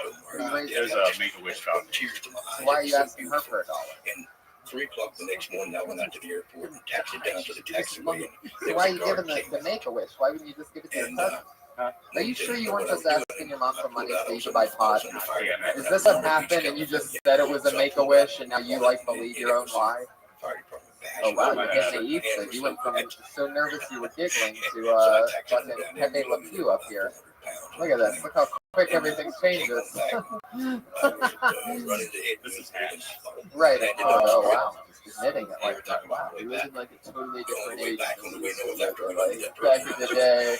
Back in the day, he used to say that on stage like, the mountains were coming down at 30, 40 degrees. Justin. Okay, so you're not talking with your mom because she wouldn't get money because your cousin's dying. Now, is this a cousin on your mom's side or not on your mom's side? The only time I ever had was on that load. So anyway, the wing was only using that system. I wasn't going to make. She didn't end up giving anything. No. So I don't even. A little bitty strip. There was a little house. It was caved in. So then you didn't want her money. You didn't not want her money before. 6 or 7 years old. And he was hurt. Yeah, you wanted it really good. So we put Fuck yeah, you wanted to fuck your mom. Admit it right now, Justin, on this podcast. and got fuel and There you came go. back. We sat down with the lunch that I brought All back. right, well, We you sat know, there and ate with us, and that's we an had a good interesting time. shift. The charity thing took a left turn. Maybe just make up something about why you don't now. Did you So talk to your what dad? was it like to fly? Yeah, I do. Maybe What's his story? He's an describe the engineer too, details right? of No, you have no, to fly he's low. You go, what Smith? Is there Tit Smith? details? He that just make bronzes to his this tits all day? What is Yeah. this fucking No, I job? know what tit stuff is. My dad was poor too. He was not. What do you mean your dad was? No, we like tit smiths go to creeks and they compare turquoise together. You guys know what turquoise is? You got it for 6 It's a months. mineral. You can go anywhere, any fishing village, any little town, any little Cool. place. So imagine if your dad was You don't really have that, into you go straight to turquoise. jail. Yeah. Me So and you this go down there guy's and you think, dad okay, they're gonna have fuel for me to come back. So for compare first, and you know, turquoise that together. was a rusty leak in it. We don't have any. Everybody Well, you else gotta just be get able to go dizzy. down and get it. So that's what I did. And when I was coming Okay, back so a for tin Smith. several Google years, it. I A would tit Smith? fly, Tit Smith. T-I-T? Yeah. Get the fuck out of here. and Are cross you the fucking border with me? right What at is a Tit Mexico. Smith Just, do? I like I was plastic landing surgery. on the Mexico side just after dark. Oh, I see what Yeah, you're I was saying. zipping across Okay, the I border. thought it was literally You go something. to the Salt You Sea, guys are go plastic below sea surgeons. level, Your parents are still 100 feet, married. No, 170 they're feet. divorced. They come on up and So like he's a plastic surgeon. Your parents are divorced. land out 29 palms. Why are you farting? What the fuck is he, dude? What's going on here? What are we playing? Some kind of improv game or something? I'm asking you a question. What does your dad do for work? Is it Rob Ford? Is that why you're not telling us? He's retired. What did he do? He was a tin smith. So I changed it. A tin By that smith. time, I was flying Yes. bigger planes. I was flying B-17s. What the fuck is a tin smith? And I We're would right back to where we refuel started. What are you going to tell me now? halfway down. Oh, he just builds the tin man one time. I was just kidding. Ah. Come on, man. Yeah. What's a tin smith? They make stuff out of cheese. I could see why he's retired. And I would go there I'm and pretty I'll sure find that out job what went out of kind style of by anywhere in all the other Mexico. smiths. And I The had a guy blacksmith, named Juan. Handle. cutlery smith. We put I the made that one up. marijuana under Justin, the I trees. love you. Thank you I'd so fly in much. the Oh, yeah, booth, Nice, yeah, for Justin. gassed it up. I'd eat What's his Twitter? in a room for He's on Twitter at Jibjon _0. There he goes. You wanted to make sure that I got that off. Right? Elvis is left. Justin, is it McLeod or McLeod? McLeod or McLeod? Say it. Hello. He's not even listening. About 300 miles out over the Pacific. Oh, McLeod. Okay. And then I would come in Yeah. behind the center. He laughed after he said that, by down the way. low, and then I'd come up and go out He's the at desert. Jibtron. JIBTRON For the rest of the _0. marijuana trips. Wow, that's crazy. So we've had 3 Canadian first timers. What was the hardest part about flying those routes? From the motor The hardest city, part was which getting makes good sense marijuana. because you can motor those people. So the hardest part isn't the Something on flying. that? Okay, I guess that's that one part where I say something funny because it doesn't get anything. Everybody's daydreaming at the same time. I get it. It's good bone structure, people. When But just stay in the pocket. And in this, Put your hands and up then if the you're a rainy mixed season, comedian. Sean I'd come back to Chesterfield. land again, and the guys would think about it, have like the little people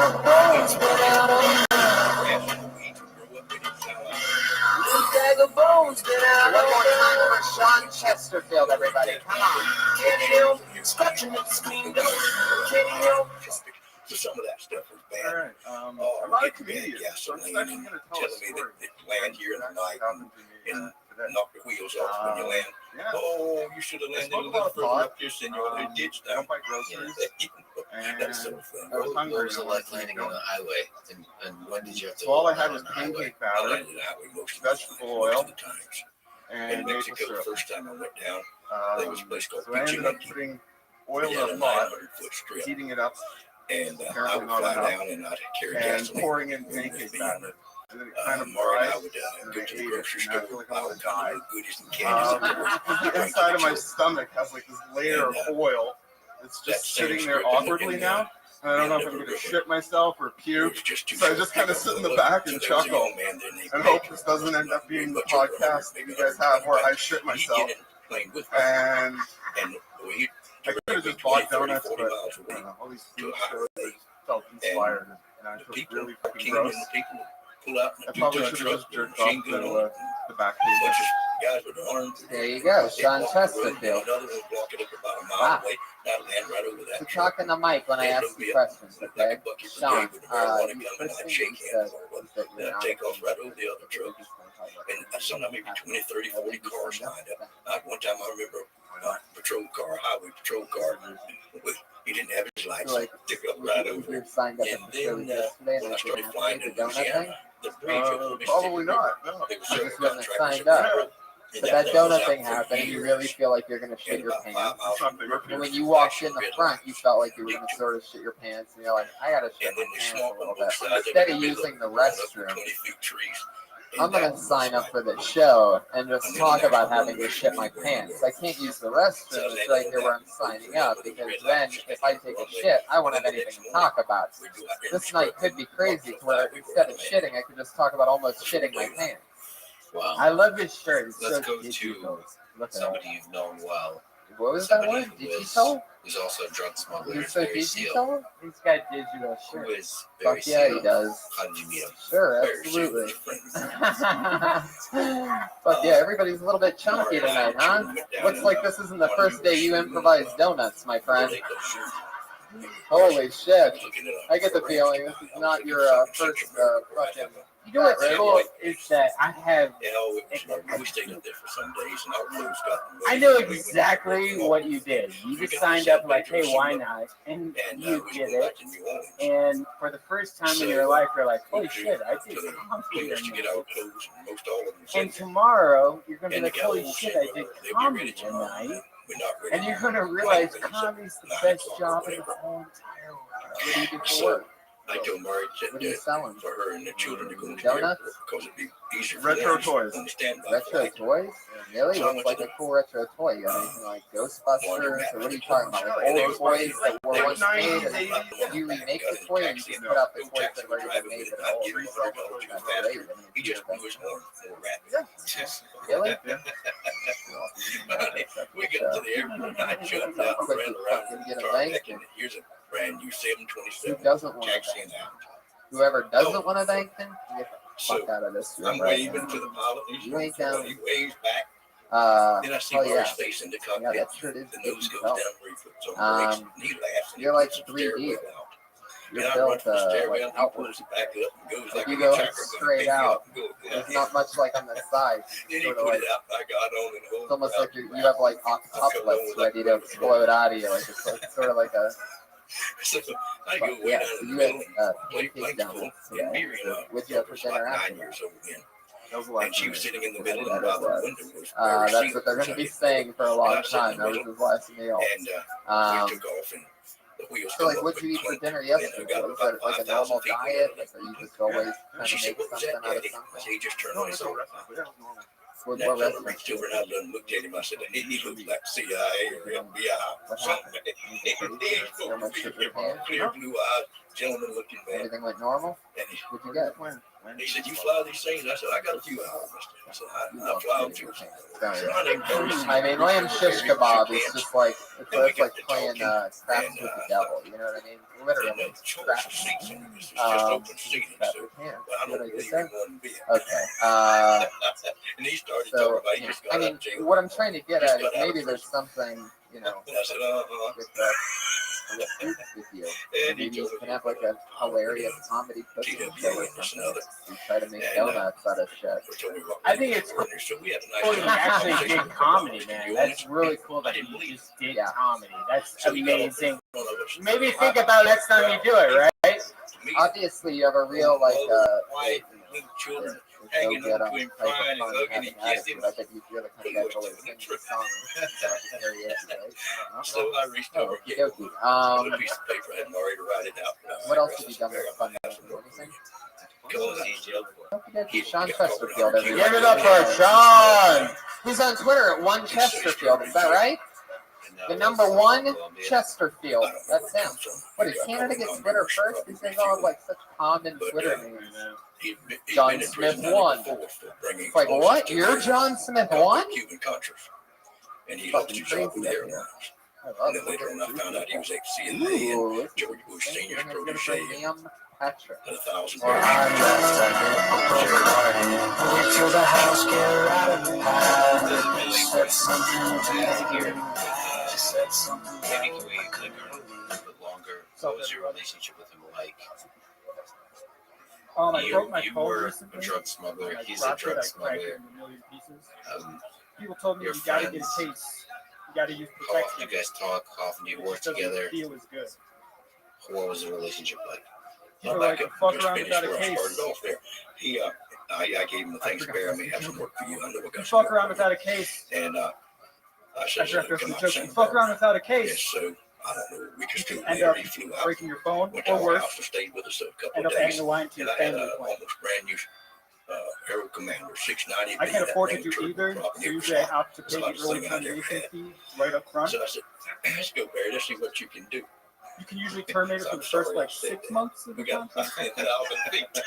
and he was like, And sometimes they'll let you do it at the kiosk, like right at the mall.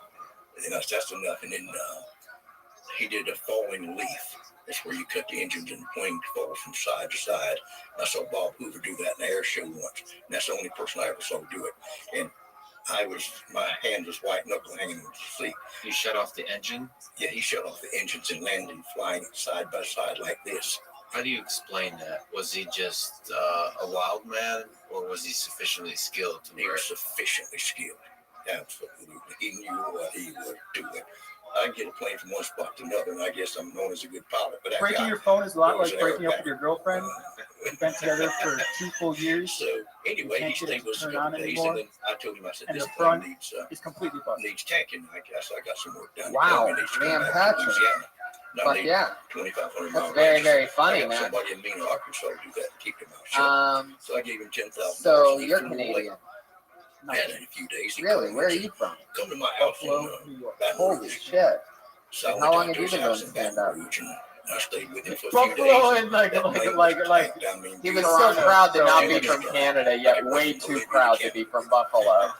Like, I'm like, holy shit. He was, I'm like, holy shit, we had somebody come all the way from Manhattan, New York. This is going to be incredible. And he just goes, that's right. Buffalo. And everybody's just like, boo. That was insane, your Buffalo confidence. Fuck yeah, man, you love that place, huh? You're never leaving Buffalo, just the king of Buffalo. So you're just gonna keep crushing in Buffalo. Fuck yeah, man. So you're born and raised in Buffalo. So how big is This a is your box that first time contains out of $1 million? Buffalo. So we're talking about how It's not very big. You can put it in a large briefcase. Right? A little bit. Oh, It that's weighs so exactly funny. 10 How old are kilos.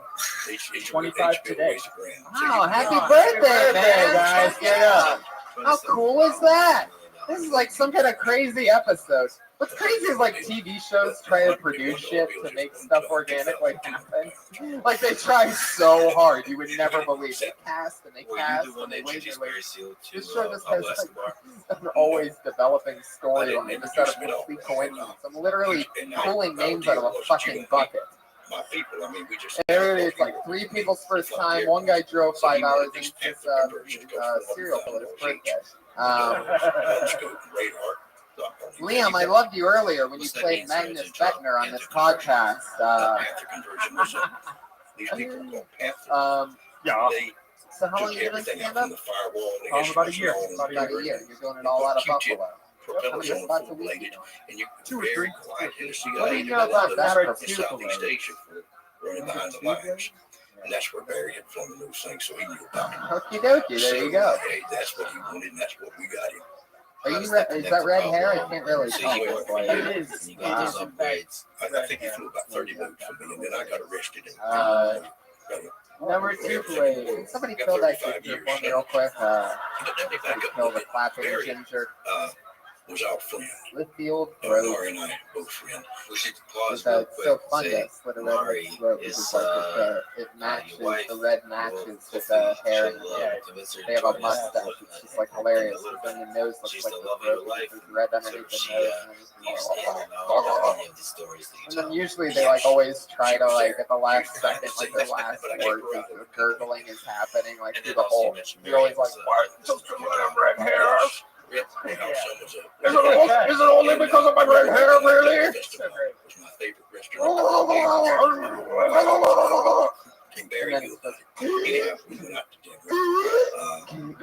So we came back in. In the night with us. And they fart at the end. Hotel room. Yeah. And they take a little They red fart all turd. the shit out. The Omni Hotel. Ah, And he lays away just yeah. down to his striped That's pretty shorts. funny. It is funny. I T-shirt. might talk about that He from puts now a on. baby up on his belly, I'm going to do that tonight at Comedy Underground. I'm going to Yeah, talk about how much Comedy Underground. I love Uh-huh. how much I love splitting redhead throats. I'm just going to keep going about all that shit, and I'm going to do that Would after. you say he's a You good guys man? just got to see me write a comedy. How about writing a comedy bit for Tony once in a while? Huh, Tony? Just looked after his mother, his Just kidding. family, We love everybody redheads. around him. Yeah, totally. I'd never slit your throat. Anyway, come here for the VIP part of the show. So you got arrested, and then what happened to Barry? Liam, I like your style, man. You're a funny guy. Do you ever go down to New York and try anything down there? He sent the cars I down my used lap, to so fucking he Asian met girl the who unloader guy named in the financial All right, district. dude. Obviously, we now that we know that you fuck dudes. New York. I fucked an Asian girl once, and like, come on, dude. Get to the New York part of the Asian girl talk. Gave Mari the money. We believe you. Safe and We all took her to fucked his an house, Asian and girl then once. after I got arrested, sent it It's all the over right. and It's got the me right best thing lawyer to in the do. country. No, it's not the right It's the thing to right do. thing to They do. have the shallowest pussies ever. Asian girls, you're always going to hit a wall. You're not going to have fun. It's horrible. Like if you want to fuck a real girl, fuck a black girl. They have like vaginas that go on forever. It's like a black hole. It's amazing. Fuck Asian chicks. What's funny is when you first started talking about how shallow the Asian vagina is, I saw in the back corner some white girl who must have like the sloppiest vagina, just like, yeah, fuck their little vaginas, white vagina. She's just like clapping her clits together. She has multiple clits. She has such a giant vagina. So this Asian girl you had sex with, this was after a massage? So it wasn't long working with the How much did you fire at tier 1? Yeah, what's the story with that? Did it happen a couple times? So, You'd be can like, you oh, you clarify look a how funny, you got like that a soy from sauce bottle. Reagan making a statement about we've heard? You look like the soy sauce without the low sodium. There was Barry's plane, and okay, This is a match made in Nicaragua, and then military Have base they? are on the base that they used. What the fuck? And so that short How did you know that how do you know that she wanted to have sex with you? Was she just like, she just came into your bedroom and she's like, number 37? All right. Yo, how'd you guys meet? Had a friend who was also That having means sex with an Barry Asian was and feeding the DA information. Having sex with an Asian, he says it like it's like he fucked a horse or something. Well, I found a friend who's into fucking goats, and I'm like, all right, I'm gonna live this fantasy out. You do that with a brown-haired girl? You don't. Like, right? Man, I was hanging out with my buddy, you know, he's a crazy one. He fucks for dead. I had sex with an Asian, and it was amazing because she had this whole thing. Are there not Asians in Buffalo or something? Like, you talk about it like it's a fucking unicorn. We import. I once had sex with an Asian. Like, there's fucking Asians everywhere, man. There's an Asian girl right here. Look at this. Hello. She doesn't even know where she's at right now. She's just drawn in by the samurai sword.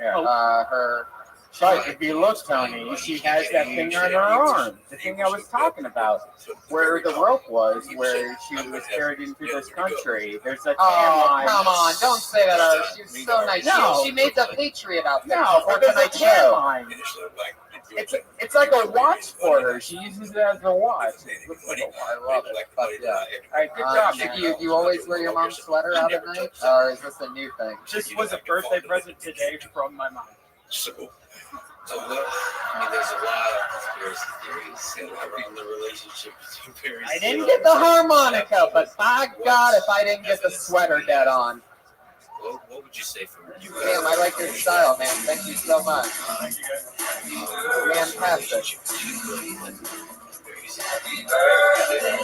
Oh, I see what you're doing. That's the happy birthday song. Hip hop happy birthday ever. For the whitest guy. Like he has fucking a red mop on his head. He's like, that's what Ronald McDonald looks like after a long day at work. You know, Tony, Just white and red hair, sloppy and stuff. You know, Tony, Yes, Brad.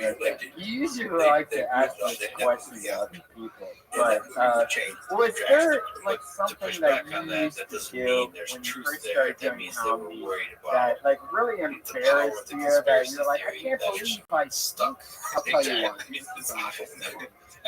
When I first started conspiracy theories, just because they're popular doesn't mean they're true. And ones that, but it also doesn't mean they're not true. And there's ones that are not very popular. Both of my older brothers are but that one really stuck. Anyway, when I your started sense? stand up, Well, I think $1.5 million I did a for very joke that I land thought was something so I was that pretty he well just came up assured with, that he but couldn't get it caught. wasn't something he came up with. It was a And street I said, joke, well, I and I can't didn't get realize caught. that I was doing Can't like a get joke caught. that other Rock, people I could guess see we got or license. know, even though it's a really So short we joke. went through. It's, So when you say I can't get caught, I just to actually have to clarify, stand there's up to do it. I'm gonna a stand up sense for it. where this is a You safe guys mind place if to I stand lie. up? Yeah, it's not completely safe.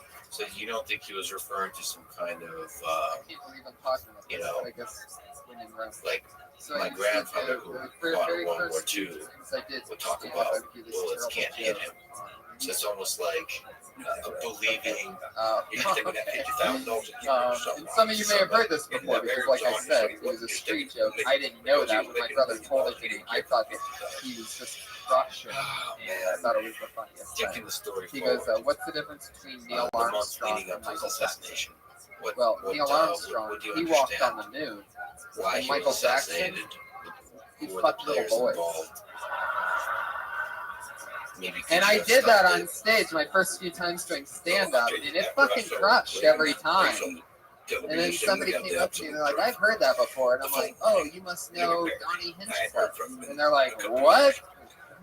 No, I heard it from some fucking guy. What the fuck, Tony? So it You was should really- still be doing that. That should be closer. What the fuck? But it is so funny, right? I mean, it's the ultimate misdirect. Yeah, exactly. Like, for some reason, you totally think I'm gonna say "Walk on the Moon," but no, he fucked little boys. That bastard, Michael Jackson, he did that. And we love it. Yeah. But yeah, drop a bottle if you love it. Hey, you know, Tony, we're about almost out of time, but we should get a couple people out. We have a whole fucking The DEA agents. He said every one of them. Fuck yeah, that's exactly what we're gonna do. Let's do it. You guys ready for your next comedian? With jeans and skirts. I like it. I said, well, Here, Barry, I'm I'm gonna going to put sit here. You Jamie just talk Villeneuve. to me, buddy.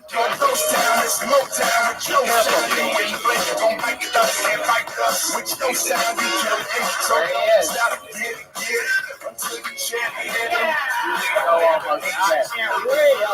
What's the tripping? I've been warning people all night. Fucker almost nosedived. Jamie Villeneuve, everyone. How's it going? I was making breakfast. I want to have cereal. All my dishes are dirty because I don't want to grow up. Okay? And so I take one bowl, right, and I wash it.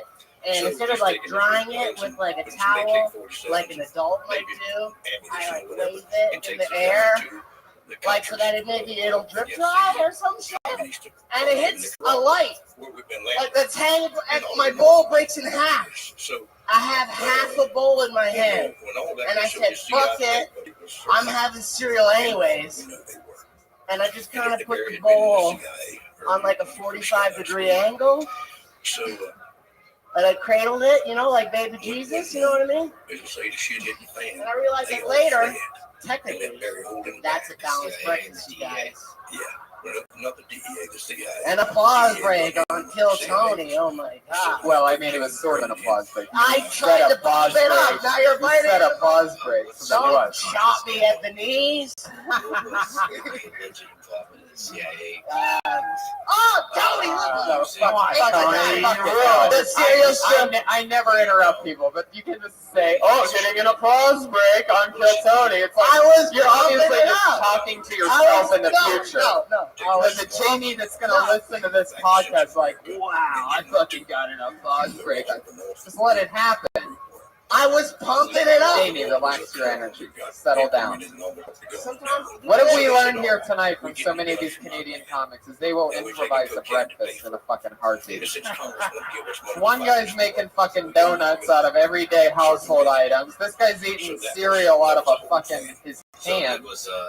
CIA's. Jamie, what kind of cereal was it? Paint the picture. What kind of milk? What kind of cereal? What was it like pouring the milk in? Cheerios, 2%. Renegade CIA agents. It was Barry's friends. It was making all I feel like you're the kind of guy though that puts like ice cream sprinkles on his Cheerios. What do you put on top of the Cheerios? At least some sugar to start. Strawberries. Bullshit. According to this, Everybody, he's trying to fucking like correct what other people can do. You know, I just put like vegetables on my cereal. You know, some fucking good spinach. Yeah. Strawberries and sugar. Strawberry. I get the feeling there's a lot more sugar than strawberries. Oh, how dare you. You're really likable. Immediately, I see you. And like, you know what? That's a small tangent. No, what Brian's saying is that he's racist. And when he sees a good young white man come up, he's gonna fucking love him. No, of course, he's got a super likable. Not racist. Yeah, no, I'm agreeing with you. 100% lovable. Yeah, he's got that likable baby face. This is what the guy earlier would look like if he didn't have the beard. Big baby Jamie. Oh, okay. You have a nickname for yourself with all the ladies? Sometimes you get a few policemen For all the lady out there that are in him? Yeah, the ladies For all the women out there that might like this guy? Yeah, the ladies like Big Baby Jamie. Yeah, the ladies like Big So Baby. you're the kind of guy that goes into the pile of hot chicks and just grabs the one ugly one and you keep around him to make Or him like feel when you're at a pretty. concert and they're crowd surfing and you just grab an ass. You've done it. You've done it. We need to find you a good fat girl so that you guys can be like a Mike and Molly for Nickelodeon or something. You know what I mean? Like a good young fat girl. I'm working on my weight. All right, relax, Jamie. Calm Just down, relax. dude. I was dating a fat chick and she broke up with me. We met like At a Haagen-Dazs? Where'd you guys oh meet? my god. Where'd you guys meet? In the line for a prawn? Oh, look at that. We have the girl that broke your heart is calling in right now. Oh my god. Oh, there she is. She sounds very mad at you. She's furious. She has junk in the trunk. An elephant joke, everybody. Have you ever had a yeast infection? And they went down and got 1.5 tons. Can your dick get a yeast infection? Yeah. They No, bellied it in. I need to have one. A yeast infection is what he calls it when his Subway sandwich goes bad. It's got a yeast infection. You just start saying words every time somebody says something else, don't you? You can't you don't let anything like simmer or crowd laugh or anything like that. Who wanted to get rid of Barry? There you go, Jamie. I like your style. Please shut down after that. Or the CIA? The cartel. So how long have you been a hockey goalie for? And the tears came down between his I bet you have so many saves, dude. So this fat chick broke up with you. Why? I think it's like when I was on a Tinder date with her. You were on a Tinder date? Yeah. I figured you guys would be getting grinders. No, Tinder date, right? And then I was all like, yeah, fucking making out. Right now, right? Whoa, Jesus! What kind of fucking? Are we talking chicken fingers over here? It's all fat jokes. If you're not laughing, then you're not paying enough attention. I'm killing right now. Should have clipped the old fingernails. And wait. Then vagina bled. Wait, you had fingernails? I had fingernails. You sliced open her fucking vagina? No, but then she said. Oh no! I said. Wait a second. Now here's what happened. She was on her period and she didn't tell you. No. Well, maybe. That's what happened, bro. You didn't slice her up with your fingernails. What kind of fingernails are you dealing with over there? Is that a kind of betrayal there? Fucking Freddy Krueger in this shit? What's going on? No, because like I play guitar, so sometimes I'll let them grow out. You're a guitarist? I play the guitar. Holy shit. That's how you got the fat girl in the first place. No, it was Tinder. Don't break my heart, my achy. I like this boy. It's all Tinder. That's my impression of fat girls. I like this boy. That's all I got. That's all I got for fat girls. Oh, I think I like this boy. They're always like falling in love. What can I do? They can't just relax for a bit. It's just like being pregnant. Oh man, this diner's open 24 hours. Alright, See what I did there? I took it back to fat again. And he said, Jamie. I don't represent snitches. Good job, Jamie. What's the skinniest girl you ever hooked up with? Uh, Oh, why I'm turning it into no, she was old. Like That's what you talking young about. young He said, let me tell chicks, you something. You fat. go in there and say The one old thing, the old find girl out I later had sex that you with, don't tell them everything you old know. woman. Why do you say old girl? Well, I don't know. It sounded weird, right? No, All right, relax, baby Kennison. Stop yelling into the mic. As a bear, no, she was old. I'll go tomorrow. Let's go. How old was she? I don't know how old you have to be to have dentures. I don't Maury and know. I went to the festival restaurant. that She had night. 6 Barry kids. I David think came that's in, she something. was dressed One of up. those kids were Barry dead. wasn't, so we was already about finished, so we had dessert together. She already had a dead kid. 6, Oh, shit. 5 people's moms and 1 dead guy's mom. Wow. You went from Freddy Krueger to Freddy Cougar. Yeah. All right, fuck it. Yeah. Put your hands together for Jamie Villeneuve. Good job, Jamie. He's on Twitter as Jamie Villeneuve. Jamie, JAIAIMEVILLENEUVE. He decided there, you know, A lot of fat babies on tonight's show. I didn't know what I could do. A I lot could of walk around grown men that look like giant what I could apes. do, but Here's the best adorable. in Miami said It's what he apple. told me, so I had to go. His And he apples went to or Brazil. what? We went to Did Brazil. you have a conversation with anybody at the cartel Apples? What Wait, are that's apples? such You an don't have interesting apples. You're too skinny. moment What are that apples? tests the man's character When they have no apples. to not snitch. Talking about dimples? And No, you have did raisins. you have a conversation with anybody?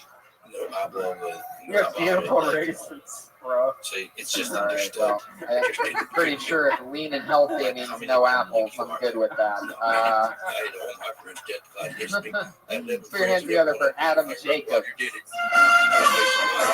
Be careful, Adam. Fuck yeah. Oh, yeah. Jared get respect from cartels. They owe me money and I can't get it. So, That's about money. I just mean about human Halloween's over, beings. so I think so. I've been back down there. I've been welcome. I have my contact, and I'll take it. when I was in Brazil, I was trying to get this money. It was $3.5 million. You got money. So I called up there, and he was going to pay me. Oh, I got 600,000 today, and I'll get you some more tomorrow. And then the next week, I called. Hey, I got great news! Great news! You can go Barry Singer's crazy been when you're killed. putting up the lights. You got Santa on your roof with an igloo, snowman. But you gotta give it up. Part of Brazil. And Like when you're watching porn, you get up into some kinky stuff. and You got all the tabs open, but as soon as you come, you close down all the windows. Just like by the time Christmas is over, you rip down all the lights. That's it. Over. Now, there's no case against me and him That's and all I them. got. Thanks. Do you know who? Fuck yeah. Yes. I'll tell you. Give it up for the new Grinch, everybody. The first Yeah. thing I This did, guy fucking hates I landed Christmas. in a- He's angry. Holy shit, what are you, and Jewish? It was raining, and it was a It British is. Nah. plane. What's your deal? Yeah, you love talking with your hands. I like your style with that. You definitely have your own like thing going on. Gotta try and relax. again. Gotta try and relax. And Wow, yeah. make What's sure I your took it story, over man? to What do him. you do? I'm a lawyer. This is and, meeting here. first time doing comedy. Yeah. Holy shit. First time, another one. This is crazy. We took off and the There's people at the comedy store that have been doing it like So 15 thinking years we to were sign coming up for something. Everybody tonight. I'm going 200 miles an hour instead of 300 miles an hour. You seem very Well, I angry. can't go back there. They're If I like, do, are you an angry in the same person in situation, general? Like, do you go sun home drives and it like out beat a the few shit out of the And so kid we Barry? didn't Like, what the leave fuck? a runway that- I'm guessing you're a prosecuting lawyer, right? A prostitute? You're a prostitute? How much? 40, 80, 120 at least? All right. What kind of lawyer are you? Intellectual property. He wasn't just ugly. He That was last part? He was a Entertainment law. bad killer. Yeah, that's So he's the You one have a that good actually idea? killed Barry. Not really. You got anything? The Got a one second that for you? went up on really? the first What load does that with mean? You protect him? Like, Now, popular when he said, registration, doing trademark So registration. he's just a killer. I like that. doing Advertising. life in Louisiana. I wonder But who, he's Fuck talking, yeah, you're is it so known nervous. who made he's that talking decision. Canadian Oh, law the stuff, younger, Tony. Like, all this children, shit's like, understand man, for 5 years, which one paid for the come on, they stop selling alcohol like 9 o'clock there. How's business going in Georgia. Canadian intellectual property? Pretty good. We do a lot. What kind of ideas are Canadians coming up with? Shit ton of The movie pharmaceuticals. American Made. Like half this country is like intellectual property. What do you think that movie got right? What did Yeah, it get wrong? same. All your same pharmaceuticals that you guys argue that in there. We have the same It was disgusting.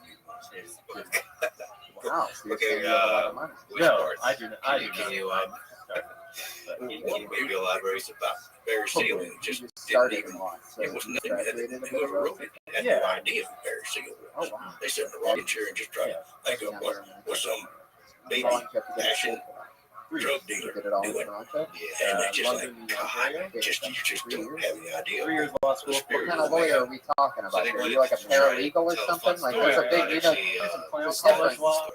They didn't know it. They just had no 3-year idea. law program. I like that. I guess everybody here's Such a lawyer then. Nice. Um, They talk to you or no? The people I that would know. sue Plaid if And I could. I see all these people talking about Barry never met him. Fuck yeah, I represent you on I that. think that's just ridiculous. but yeah, well, it looks like you're already For one thing, counter-arguing which yourself. character- Do you really understand what plaid means? And then Do you always talk with your hands like when you're pitching something, like in a big law meeting and stuff? And you're like, we sunglasses need and to they get put the numbers up. $25,000 million Stuff like that. Yeah, it's a And then little they're more gonna bet $100 they don't have enough Iron to take off. Patriot, what do you think about this guy? That's just insane. They just, Faggot. he's talking to the DEA agents when he's coming up. You know, Yeah, what made you want to come out tonight? What made you want to do it? If you always wanted to do stand-up? These are just Yeah, like, I guess the fantasy. podcast got me into But those are like those are details of the man, details of the story. Is there some big profound things they missed about? He turned into Jerry Seinfeld, guys. But there's something that's really. When I thought I was going to get on stage, and then I was going to do the thing. They just try What to. is the deal with it all coming on the way? Things that people remember, and it's just not Adam, I true. like your It's just- style. We're gonna fly it's through just the like next a couple business people. deal. Great job tonight, Adam Jacobs. His first time ever on stage, people. No other show gives you that. You know how nervous and in your head you are when you're going on stage for the first time ever? Fun fact, I was so excited my very first time on stage that I forgot Do you think it was a everything that I story had that could be prepared. told way better Every and still be a hell of scene in a a show? set at the Comedy Store. And I Well, prepared there's so much a for just 3 minutes. there's I a forgot series called everything. So I Chernobyl just started on ripping. HBO, and because I have sort of family connected to that period, you know, they Yeah, I did have an AIDS. incredible everybody. job Again, of being this is historically because accurate. this is because I don't And have only extra not weight being attached to my historically body. accurate when it helped the It's story. so warm in those here. rare cases when they on purpose left Put the your hands story together for to Jordan Thompson. Oh, could this be a black guy? It sounds like a black name. Jordan Thompson. Oh, he's got a black girlfriend. I know Jordan. Jordan. I was close. they captured Jordan the Thompson. spirit. Yes. What? So it was historically accurate and the spirit was captured. That was one of the most incredible series I've ever seen. It convinced me that the movie was made by non-Russians. It convinced me that if you really care about a story, you don't have to have been brought up in it. You don't even need to speak the language. If you're truly a scholar of it, if you talk to a lot of people, if you learn, if you just pour your heart and soul into it, you can create something really special. And so your sense is you can do that with the story of this period of time. Oh yes, there was a story that needs to be told. It needs to be told in the correct way, not like we're trying to bash a certain angle.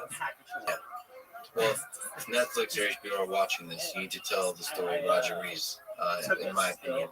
There you go. It's just a young picture here. Yeah, there you go. that's from National Geographic. Here, Ochoa, Pablo Escobar, it's you, Roger, and Barry. Yeah. Smuggler. Memoir. Yeah, I really do hope that they make a movie of this one. There's a movie called Blow. Fuck yeah, That Jordan tells the story of Thompson. George Young, Boston George. Did you know George Young? What was the first? That's Okay, one way to first of ask all, it. I Yeah, noticed there's the when very you think of the first movie thing Blow. you did on stage. I didn't know I don't know, George I'm Young, pretty sure but none it of you was guys a can see wonderful this. It movie. was pretty Absolutely. the very first thing you did as you grabbed the mic. Yes, it did. That's the way it should be. It was So he was a great. little bit before you. And Because it released a smell that only He we was could using smell. scratched your stewardesses left butt flat cheek. marijuana out of And what, like, you might not have noticed. No, Sure look, didn't feel my Dude, pants? dude, don't pants pull up. There's no back scratch. I know what a butt scratch is. I wouldn't throw you under the butt scratch But butt he like didn't have that. near the excitement that I You know, did. you scratch I your was left shot butt down cheek. And if you twice. don't know, then I you're escaped from 5 5 different butt prisons. scratching. Yeah, You're not even aware. The first step is acknowledging that you have a butt scratching problem. Yeah, Is there a little further right now? So what happened? You saw Coyote fucking just you a go living like on a what? little bit. I was so confused. Johnny Depp Because plays the butt scratch like had George, me. and Yeah, Ray Liotta I had to tell Brian Brian had that to he tell scratched me. his There's butt. Like, some did you son see that? And I was like, father I smell kind it. of scene at the end. Yeah. It was like syrup, like I don't know. beautiful Toronto. It's So a heartbreaking. coyote fucked Okay, the so what? at least my That ass scene smells like decent. paints a All picture right, of a Jordan, life stay that on the path, buddy. could have Listen been to the had questions. if Jordan, none of this what were you talking about? wild drug smuggling happened. I How don't many usually. C's does koi have in it? I What mean, did you I just don't say? C-O-Y. I was like, I really never get like teary-eyed in a movie. That got Koi me. wolf. So what are you telling us? It's This is almost like, like National confronting Geographic at the end comedy of you're your doing life over here. It's like what your life could have koi been wolf. with your father. Listen to He coyotes calls him and the Georgie. chicken across the I road. figured it was somebody's Like you Is that a fucked up, coyote? Georgie. Yeah. You just made that with your mouth. I didn't know you could do a coyote. A coyote come to my mouth once and I can make the noise. Children raised him without me. Used to be in prisons all over the world. So Jordan, and then you're talking about animals for a while, and then you said chihuahuas, which is a funny word, so that got a few chuckles. And then you got into this Can you accident tell the that story happened. of when you were You tortured broke your nose. and nearly to you death slept in a on the Mexican floor. prison? I sure can. And I'm smiling, but with Where nothing did to this smile happen about, at? I can tell you. I was in a booth. And Do you understand? Do you understand? It sounds like somebody threw you down the stairs. Like you're being abused right now by a woman. Your mother, you're dating your mother. How old are you, and Jordan? I am And I said, there's 18 people in the room. 27. You thought about 12 that for a foot second square. before you said it. Oh, it was hot. And I Are thought, you doing somebody's the I live with gotta my come mom, get take me. 4 years This off your ain't real. actual age, and you're 31, but you don't want to admit that because you know that's exactly what I'm asking for. Tell you that you have to leave out of your mom's place. And he made a mistake and went to the international runway instead of where he was supposed to go. Did she ever bust your balls about it? She's like, Jordan, They got me. Jordan, you need to get your shit together. Said I was a No, drug it's the smuggler. reverse. So after about 3 days, they put me back into the back, and it She was wants you to stay a there. torture She's place. afraid of having They an put me empty in a little nest. cell. I guess it wasn't hard. It wasn't 6 feet, nothing, about 5 feet square and about 12 feet high. And it was June, the end of June. Now, you told me earlier you have an undeveloped child that you carry around And, on your They left me in there for, I guess, a few days. You that didn't you know keep it. into like this like glass thing. So He every had once in a while a they come baby drag that me was up. born First off, they put my head under premature, and he it had keeps it silver in in this it or little some glass kind. thing. And I took They one just whiff put of in his that, pocket and so 3 or you 4 of guys them can couldn't see. hold me down. So then I learned And you dressed it up. I noticed, like, if you look to close breathe at terrorists it, like yeah, that if you and look let close you at it, no, the glass thing. And that was the first treatment. And then they started. Oh, do you have a premature baby in your pocket, Jordan? I was black and blue and yellow from the bottom of my feet to my head. Let's go on to the next guy. They were Oh my God, Brian! You're And they put the hilarious. papers under your, I think we under only your have nose. one more person. This Yeah, is we have all one if more you sign. person. I knew if you sign, Crazy. you got 6 years. Jordan, fun times, man. Watch your step when in your mom's basement. Shaking you crazy. Be careful going down those stairs, buddy. That's an actual hazard.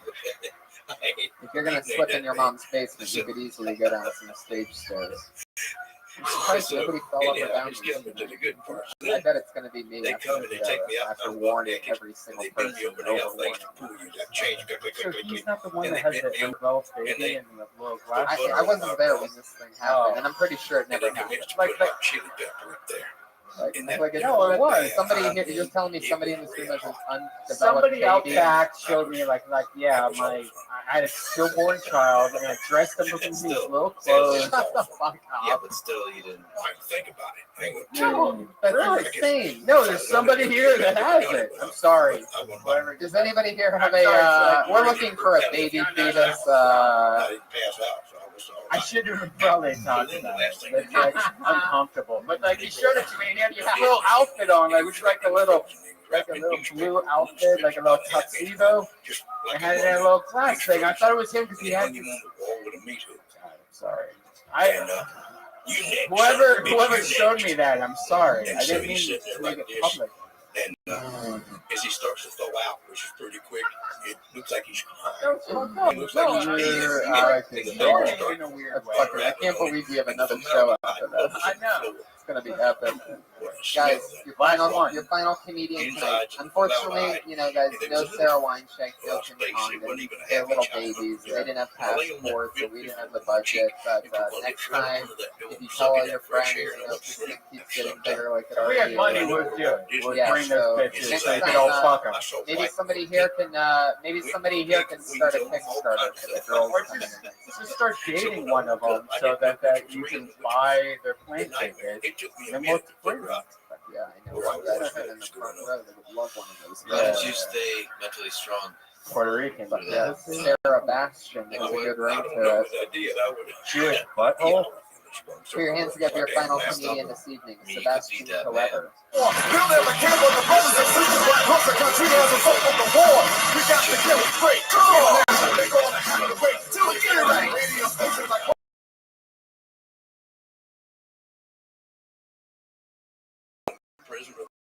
You ain't going nowhere.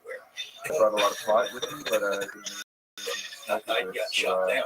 I got shot from out the sky. The 80 bullet goes through the plane, killed a fellow on the ground.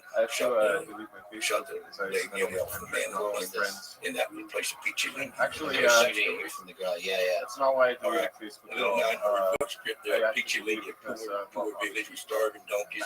That's where they give them 17,000 for load.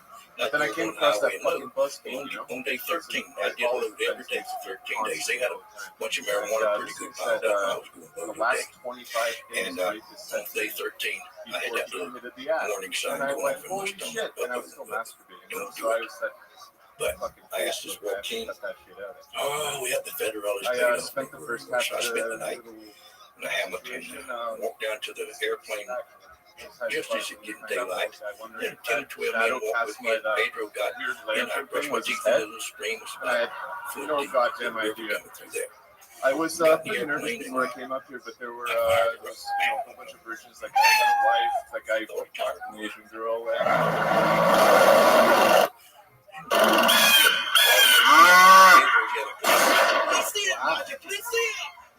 There you go. Fuck yeah. Sebastian Coever. I like the style, man. So that was a bullet. Yeah, somebody there's off your side, they shot.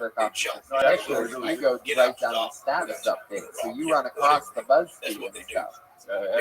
You don't jerk off to just Facebook pictures like some rookie. You like taking the damage that goes along with it. Like you're only in the freshest pictures, and I think that's something worth acknowledging. You know what I mean? When you say the BuzzFeed thing, you got to get into that you're not just into that you look down the actual thing instead of just going to boys or girls pictures. You'll stumble across your friends, you know, you'll see a baby pic, and you'll just have to fight the. That's why I have to keep scrolling hard. You know, you can't jerk off with your left. You can't scroll with your left either. So it's hard. Exactly what I was just saying. I thought. Oh shit! I'm sorry. What is this? What is this Canadian repeating thing that happens? Where I'll go, I'll say, you can't say the chicken across the road. And they go, no, I know I can't say the chicken across the road like that. How many times have you danced? This is my first time. I knew it. I knew it. You know what's great about you? Because you have thought about this. And the gasoline was just pouring out, just pouring up, and then shot the wing up above. And you know what's that, man? I Wait a second. Like everything else is a dream, but getting on my show's a daydream. What's that bullshit? I've been daydreaming about this for so long. That's like something you don't want. What does that mean? And you know what's great? Just Is say that, dream next time. Jesus. you know what's great is that And I didn't realize it until I thought they had you shot the elevator. you could totally tell from your set that you have this idea you wanted to do it. And in the river, there was you were actually very comfortable in tape stage, them. They were like the turtle but bag. I could All the tell way up that until you there was had a waterfall that a was pretty place. motive. And I crashed straight onto it. I thought, if I get those rocks. And when I did the first time I hit, I the think wings that came off you and then it would. bounced. Yeah, Brian, he signed up for the show. He definitely wanted to do And I it. said, I must No. But seriously, like I could tell that you wanted to do this before, and I can see you doing this in the future. But for the first time, that was brilliant because you actually have a message. You're not some retarded person that's just like, oh, I do stand up comedy. I want to talk about peacocks and stuff. You have like you have a message, and I'm sorry, I see a lot of people that have done comedy the first time. I can tell you have a passion behind it. That's what I'm saying. How old are you? You look like a T-shirt off and I did actually. The Wizard, give him a fucking round.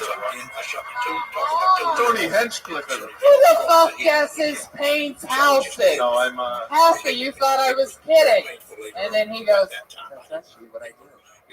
No, I'm Come on. So you know how much crowd work I had to do on random strangers to figure out? I mean, because that is a house painting hat, by the way. You're pretty much ready to clock in. No, I do a lot of illustration and stuff, and I do a bunch of drawings. I usually kind of. And we came to an old donkey. She must have been 30 years old. Oh, I'm sorry.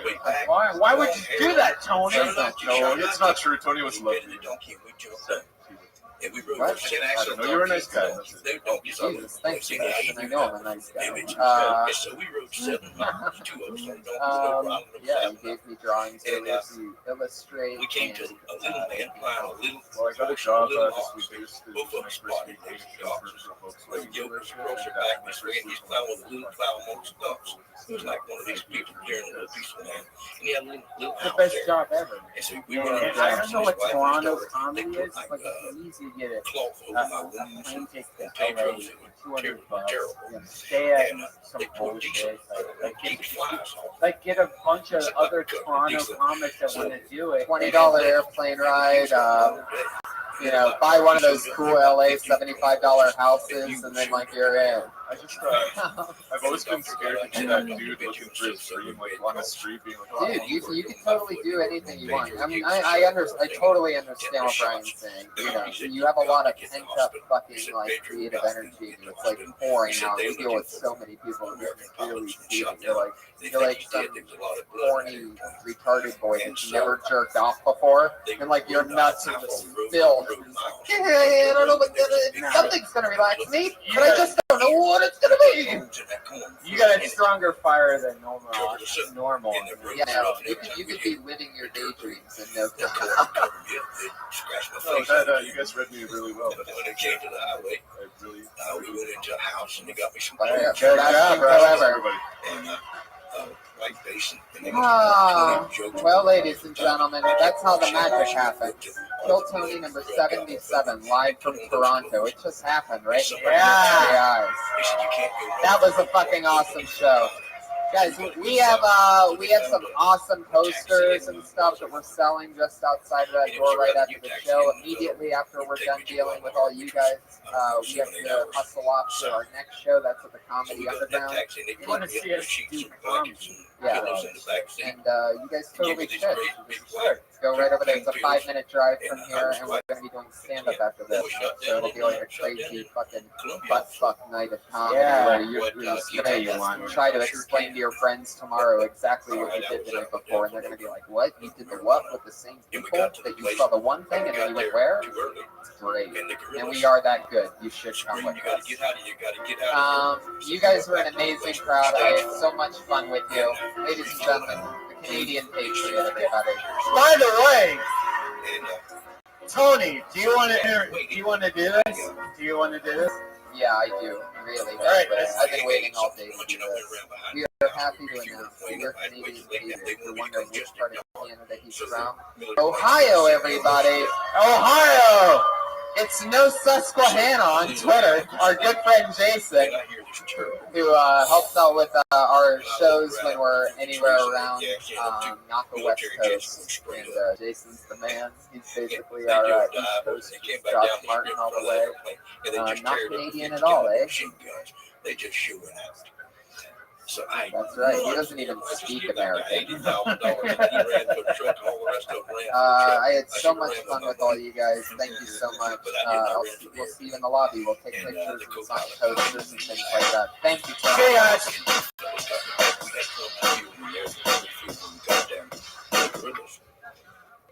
So we took off.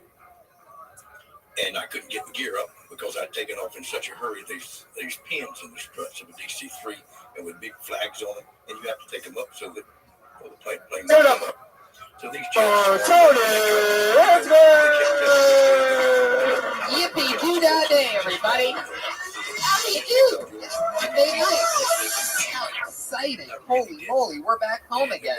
Guys, we just did a Kill Tony in Toronto, everybody. Friday night at a sold-out movie theater. And now we're back home. Happy to have 23 people slam-packed in this belly room. How you guys doing Monday night? Me and Brian were in Toronto. We flew in today. Yeah. We had to bed about 3 and we was at the airport. Had a little airport sleep. Did a Joe Rogan podcast. Came straight here. I had no sleep and just got stoned. So I could tell this is going to be the most retarded I've ever been. I could barely make sentences right now. Well, then, how about you just don't make sentences? All right. Everybody, it's going to be an exciting time. Our chef, Elise Lane, our one and only sponsor, is sitting right there, ladies and gentlemen. Put our hands together for her. Unfortunately, we couldn't take the whole cast to Toronto, but it was crazy being famous in Toronto. We're famous in Toronto, by the way. That's pretty cool. We're not famous here. That's fine. I can handle that. It's only been 7.5 years. No big deal. But I go to Toronto. I mean, look, we took an Uber from the Roaster on Jeremy to the hotel. Well, no, that's not a first clap. I don't need an applause on we took an Uber. What do you think? All right. And what's crazy is Justin Diamond was on the roast that we did, and he was going back to the same hotel. So he goes, "Hey, you mind if we jump in your Uber with you?" Or he goes, "Do you mind if I jump in the Uber with you?" So Dustin Diamond ends up sitting in the front of the Uber, and me and Brian sit in the back. The driver's like, "Holy shit. Brian Redband? Is that you? I've seen all your podcasts." By the way, And he almost killed us. Uber is brand new in Toronto. If you guys don't know, Dead Mouse was as a promotion tool the first day Uber was in town like a couple weeks ago. Dead Mouse drove around people in his Lamborghini. You know, now everyone in Toronto thinks that's what Uber is. So we almost died. Anyway, I know this guy's listening, but you're a nice guy, but you almost killed us a million times. Yeah, that was crazy. We did give him 5 stars, but then you wrote a note the next day. Well, the map, like you get a receipt, and the map. This guy wrote a letter to Uber the next day. The map looked like the outline of Pac-Man. If you were just to outline the whole Pac-Man maze. And I was like, honestly, I love this guy. He was nice. It was his first day. He almost hit so many. He was way off course. We almost died at one point, but we did like 15 shows in Toronto. One of them at the theater, and it was unfucking believable. Me and Brian were what we would call in the comedy world on fucking fire. Yeah. Yeah. Clap for that, not Uber.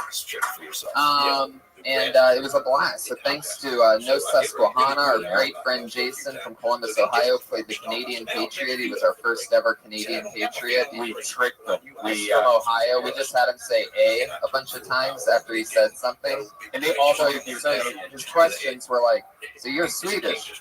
What's that like, A?" 90 degrees to the We called him the Canadian Patriot, and then at the end we told them that he was from Ohio, and we crushed their dreams. Yeah, because they never really had a Canadian Patriot after all. All right, not a lot of people know the in this room know the Patriot back. And then we did a bunch of shows. We also went to a marijuana cup with Puff Mama at the Comedy Underground. That was unbelievable. The marijuana cup. We went to the cannabis cup, a top secret 70 entrant cannabis cup between the hours of like 3 and 4 one day when we had to go on the road for an hour and a half road trip and to a neighboring city for a gig called London, Canada, which is such a bad city that I'm not going to go to London, England, based on the principle of how bad London, Canada was. Like, I always wanted to go to London, England, and now scratched it off because London, Canada is so bad. And so we went to the Cannabis Cup before the road trip. So what happens is an hour and a half long road trip turns into a 6-minute road trip, everybody. That's what it felt like. We got in the car, high as a kite. We both thought we were having heart attacks. And then guess what? You're in the town that we're going to go to. Yeah. What a boring hour and a half drive that would have been. Puff Mom and not been so nice at the Cannabis Cup. And I was sweating. It was a car that was like the size like this right here. We were like all in this really small car. And it was during a rainstorm and fucking hard. It's good for your wait staff here tonight, everybody. Getting us all looking up. Isn't she amazing? I'm so excited about tonight's episode. Looks like you're eating something delicious there. Yeah, it's really good. It's like some kind of Caesar wrap. Well, let's not say too much because this is the beginning of the show, and every week Elise Lane, our one and only sponsor, gourmet chef Elise Lane, recipe checker. She has a bag full of goodies that our guests and us have enjoyed the hell out of tonight. And I used to say the delicious meals that she would make for us. I would say, but what do we know about me? Perfect enunciation, perfectionist. So I wouldn't mess up. But it's funny because the recipes are sometimes challenging and hard to say. Sometimes it's a French recipe. So we thought to ourselves, wouldn't it be fun if we had our runaround producer, the guy that does the backbone of Kill Tony, Josh Martin. In Lubeck, Germany. You hear that thunderous applause that you get, Josh? I just wanted you to soak that in for a second. I'm pretty sure I just heard somebody drop a pin in the main room. He reads the recipes, and it's always fun when, if he messes up or stops or pauses for 1 second, he gets tapped in the balls by Brian Redband. Yeah. But I don't know. This doesn't really seem like the crowd can handle something like that on a Monday night. Would you guys be interested in? All right, fuck it. Let's do it. It's Josh reads the recipe or gets hit in the nuts. Here we go. Now, I'm going to hand it to you, but after I hand it to you, that's when you have to read it. There's no long, you don't get to analyze it. All right? I'm just going to fuck it up. I know it's got to be a light tap, Ryan. Put the ninja star down. Put it down. Yeah, look what I've created. Created a zombie. No, Brian. Come on. Is this the episode? Oh, I didn't sleep on the flight, so we killed Josh. Oh, it's okay. All right, so don't hit him too hard. You guys ready? Monday night, are you ready? If he stumbles on a word, he gets hit in the nuts. That's a live show on a Monday night that you fuckers didn't pay for. Are you ready for Josh Reads a Recipe? Here he goes.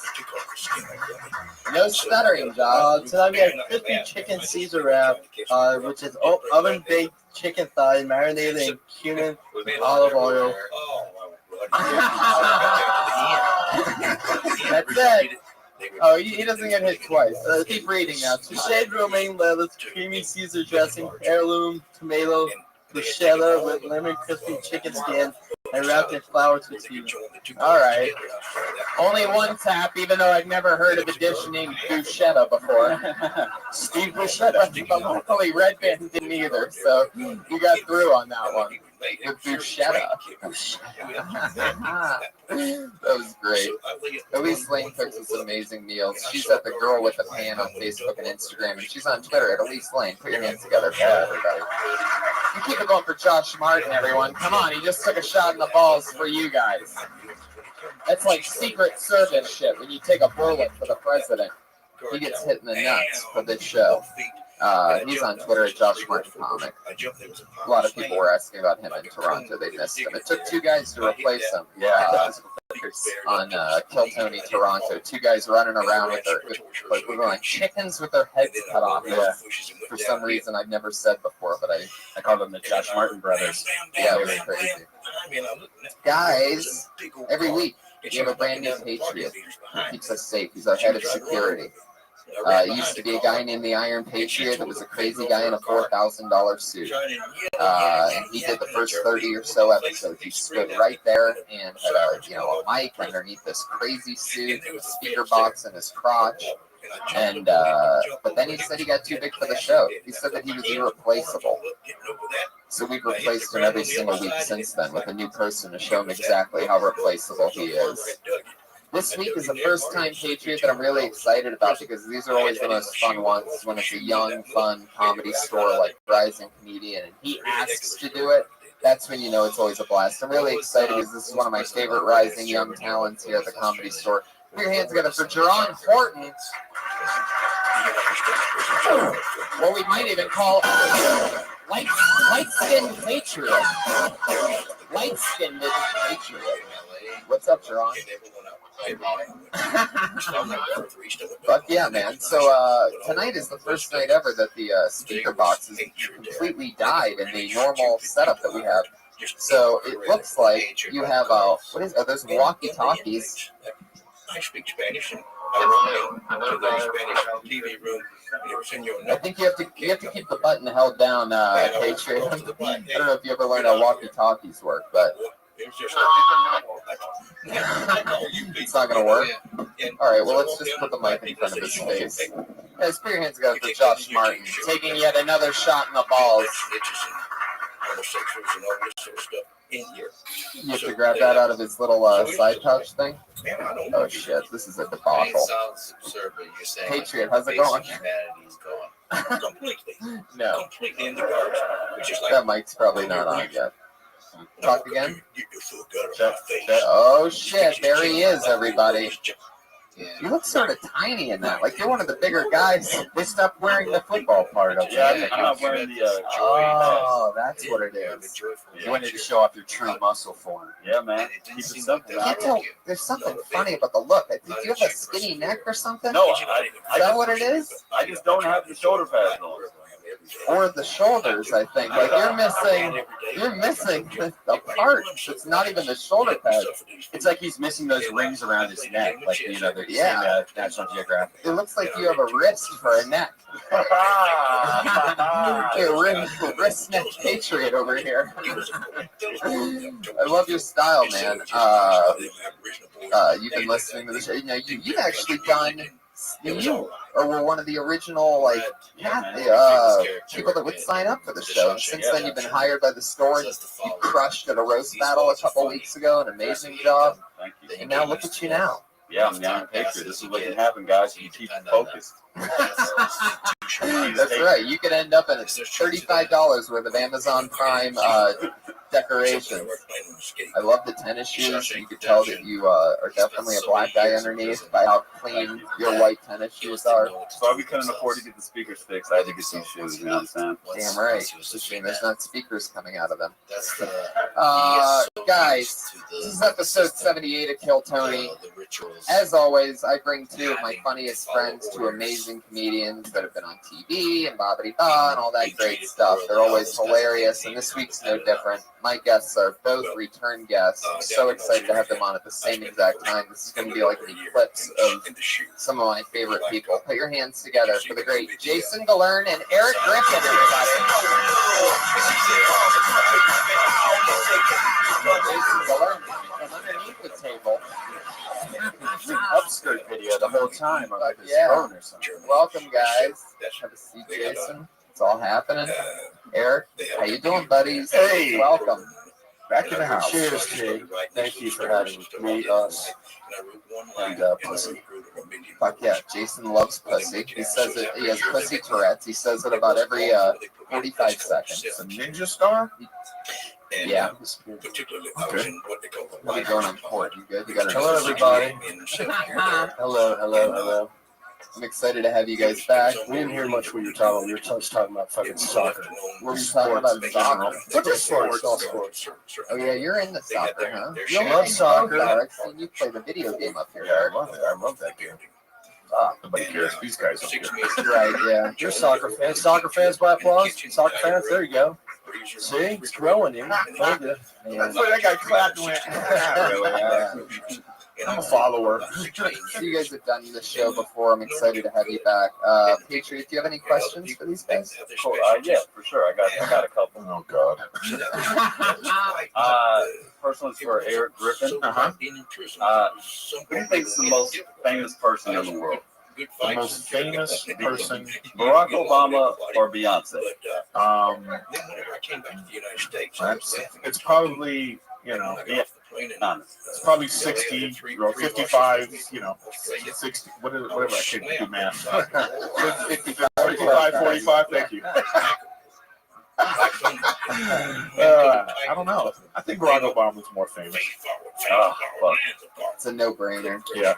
He just because he has until Ellen tweet, he had the most tweeted, retweeted thing on the internet. Nice. What kind of question is this? Is this I did 11 what? years for parole violation. Okay. Now they No, want just me to regular. parole. This is Duran's That was this is an inside reference. Well, that's a sweeping indictment of the world to say He that. started. I walked by the corner. You know how everybody. This place is scattered with comedians, always talking. Sometimes people be debating something. You know what I mean, Eric? I mean that. This place. Sometimes people be debating. This is a hotbed. Comedians with crazy opinions going for it. People be debating.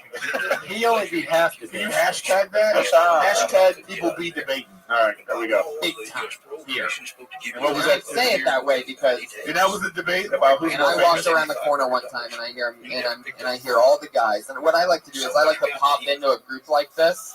You know what I mean? When it's all happening and they're all getting fiery and just drop knowledge as hard as I can for 5 seconds and then be out. It's a guaranteed laugh. You can pretty much say anything.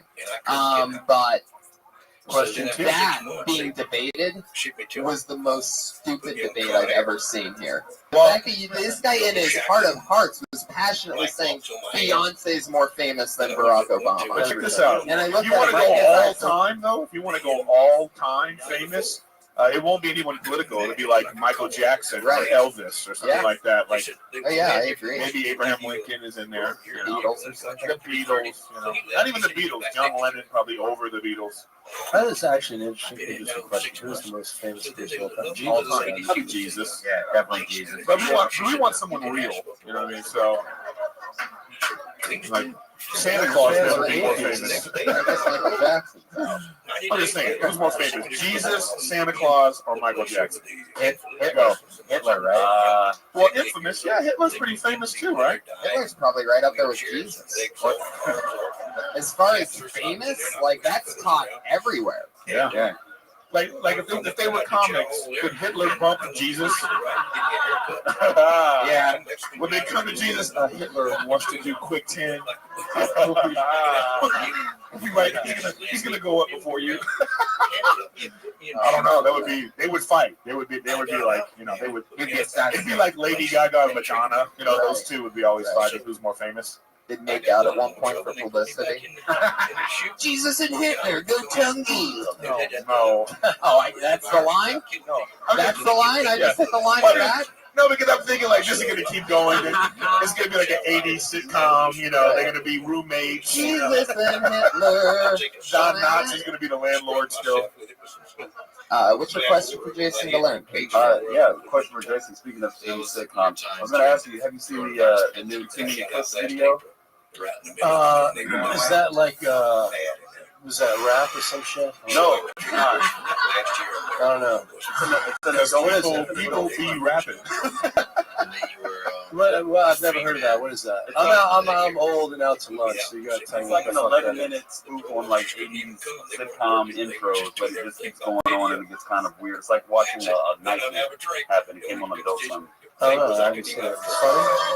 It is hilarious. And during the audience load-in at the theater on Friday night in Toronto, we played audio of the entire, I think it's like 11 minutes, 11-minute long song that is the catchiest song ever. I swear to God, it's written by the devil himself.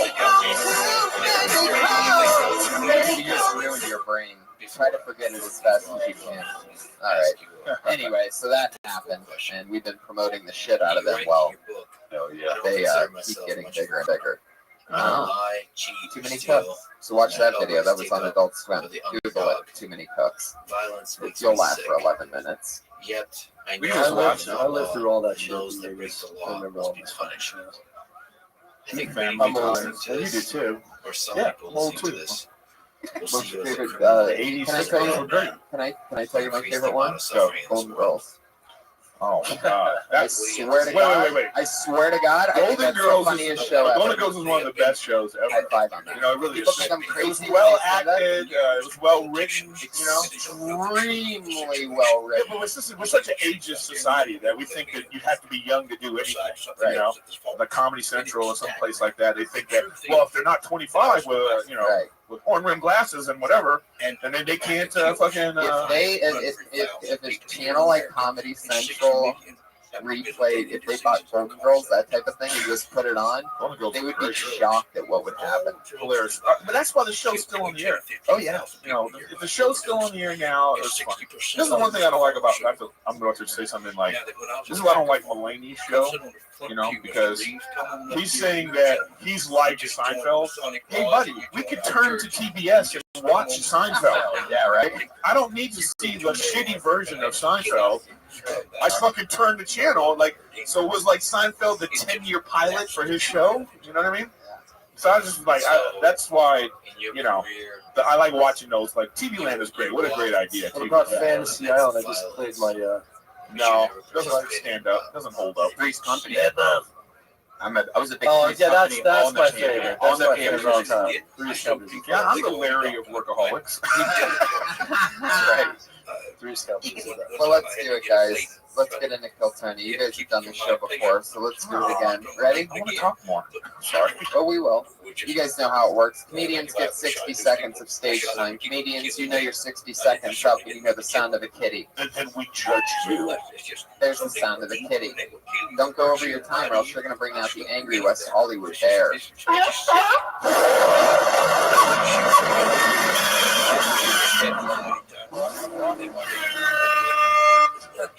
All right. I thought you meant Jerome was going to come out. What? Nobody remembers Jerome? Jerome? Yeah, I used to do comedy here all the time. Oh. I get it. Yeah. That one was just for me, I That guess. was totally inside. It was like a UCB show. Over 30-some comedians signed up for the chance to do a minute tonight and then talk to us afterwards about whatever we want to talk about. Ready? Yeah. Your first comedian tonight goes by the name of, we know him. He's been on a hot streak lately. One of our newest favorites on the show. He's started signing up like 4 or 5 weeks ago. We've been having fun with him ever since. He's very, very good at somehow getting picked out of this bucket. Put your hands together for Tam Fam, everybody.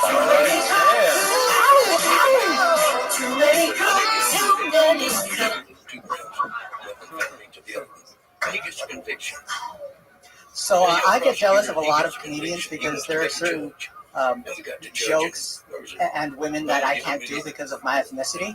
So I'm going to try doing some role playing. Now, I know this is weird, but I'm going to count to 3, and I'm going to stop being Asian. Okay. 1, 2, 4. Okay, you can tell I'm not Asian now because now I'm bad at math. Yeah, I hated that too. So I'm just going to go ahead. I'm going to do. Sorry, just ignore that. I'm just going to go ahead. I'm going to do my set as this non-Asian ethnicity, and we'll just see how this. Sorry, they are not used to supporting the weight of an average-sized penis.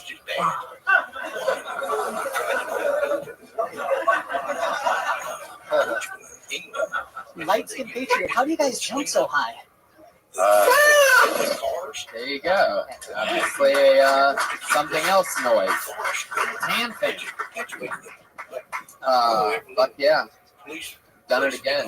You always wear the Tam Fam comedy shirt every time. It started off, it was warm when you started wearing it.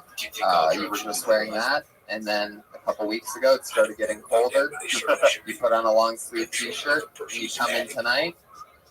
Hoodie, gloves, hat, still the Tam Fam comedy shirt. I already know it's the one Tam Fam comedy shirt you have because I had to ask you that every single time you've been on. Did you break into here? That's what it looked like. You look cat burglar. They still let me on for some reason. But yeah. Looking back, well, you're Asian, that's for sure. And it's fun that you're talking about it. High school, college students. Okay. How to live. You step in here. I I will say, I really thought something was wrong with your knees. So, yeah. Then when you did that, I was like, oh, that's great. That means you're like a way better actor than you are a comic right now, and that's okay. That's a good skill to. I get where you. I saw what you're trying to do. You keep doing it more and more and more, then you'll be so much more comfortable weaving in and out of like the reality that you're creating. So you're a little nervous right now and all that, but you just got to keep doing it because then the way you did that, I was like, oh, is something wrong with him? You know what I mean? So that made it. That's great that you have that. So now you have to just learn how to execute it better, and then it's going to be great. So keep it up, buddy. Or just not do it. I mean, or that. But I mean, it's not even a rip. Just go in.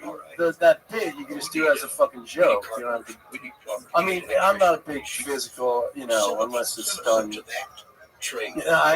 Even when there's no right or wrong way. I mean, some people are physical, some people are, But that's why I'm saying, well, I don't know if he was physical, because I thought, oh shit, do we need to get something from him? Yeah, I was genuinely concerned. Yeah. And then it's great acting. You definitely sold the knee injury very well. Sold shit out of that. But again, I mean, I think I see what you're saying there.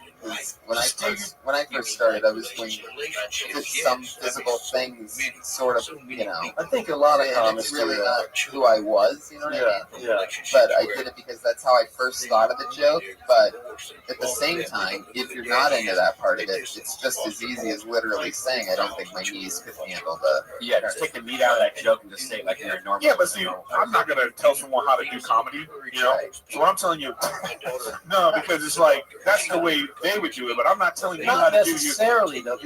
No, what I'm saying is he could be doing this is like some sort of like art piece too. Some people want to do comedy like that, where they just want to be like weird, and I would be like, oh, well, that's great. Like if you can capture that in like one of those weird but if you don't read it and it doesn't add anything, but that is what it is. For those people that like bring chalkboards up and do all kinds of crazy shit, Well, what about his shirt?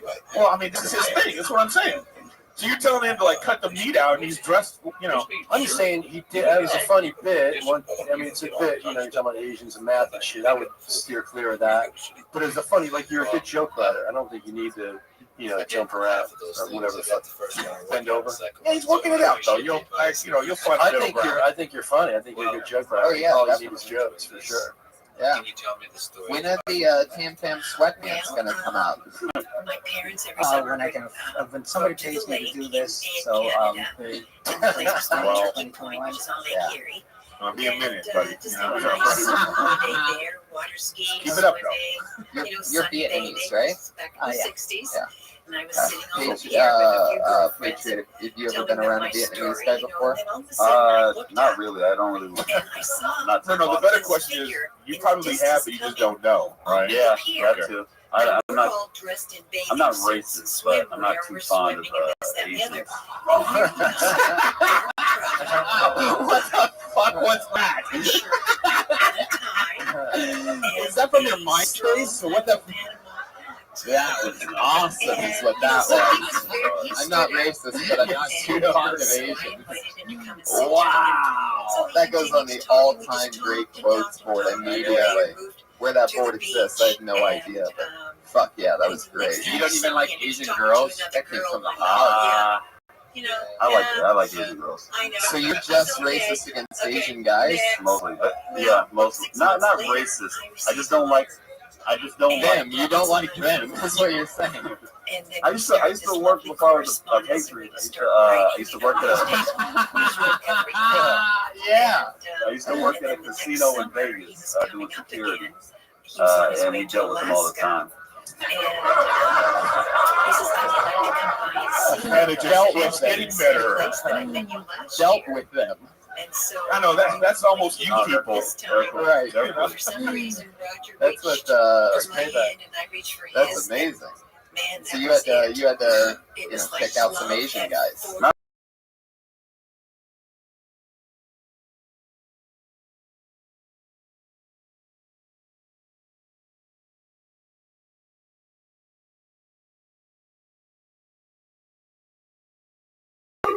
Talking about Asians. What do you think your dad would say about that if he was in the room? He'd probably not be happy about it, but what do you think he would say? I don't do impressions of my dad. Despite the math. Again, you don't have to do the impression. You can just say what you would say. I don't think he's going to do it. You don't have to. It's as if he can't do it unless he can do the impression. Right. Like he can't quote Martin Luther King or anybody. Because he would have to be like, I have a dream today. Right. All right, well, hey, thanks. Let's give it up for Rob, right? Wait, Jesus. Spent a lot of time on the first guy, so maybe Tan Fam or whatever your name is. I thought you were a fan. It's only you, Bobby Lee, and Pauly Shore that have done that so far. So let's move it along, shall we? All right. He was good, but you know, there's like other people that are. Listen to that note you just hit, by the way. First of all, if I was one of these people in here, I know that every single person here is like, move it the fuck along. I want to get up here too. They're not. They didn't all sign up. Camp Fam's a fucking somebody like that's a critical part of a show like this. Fucking look at him. He's wearing his own shirt for Christ's sake. This is what the show's all about. I know I missed him physically. The next comedian goes by the name of Jeremy Lopez.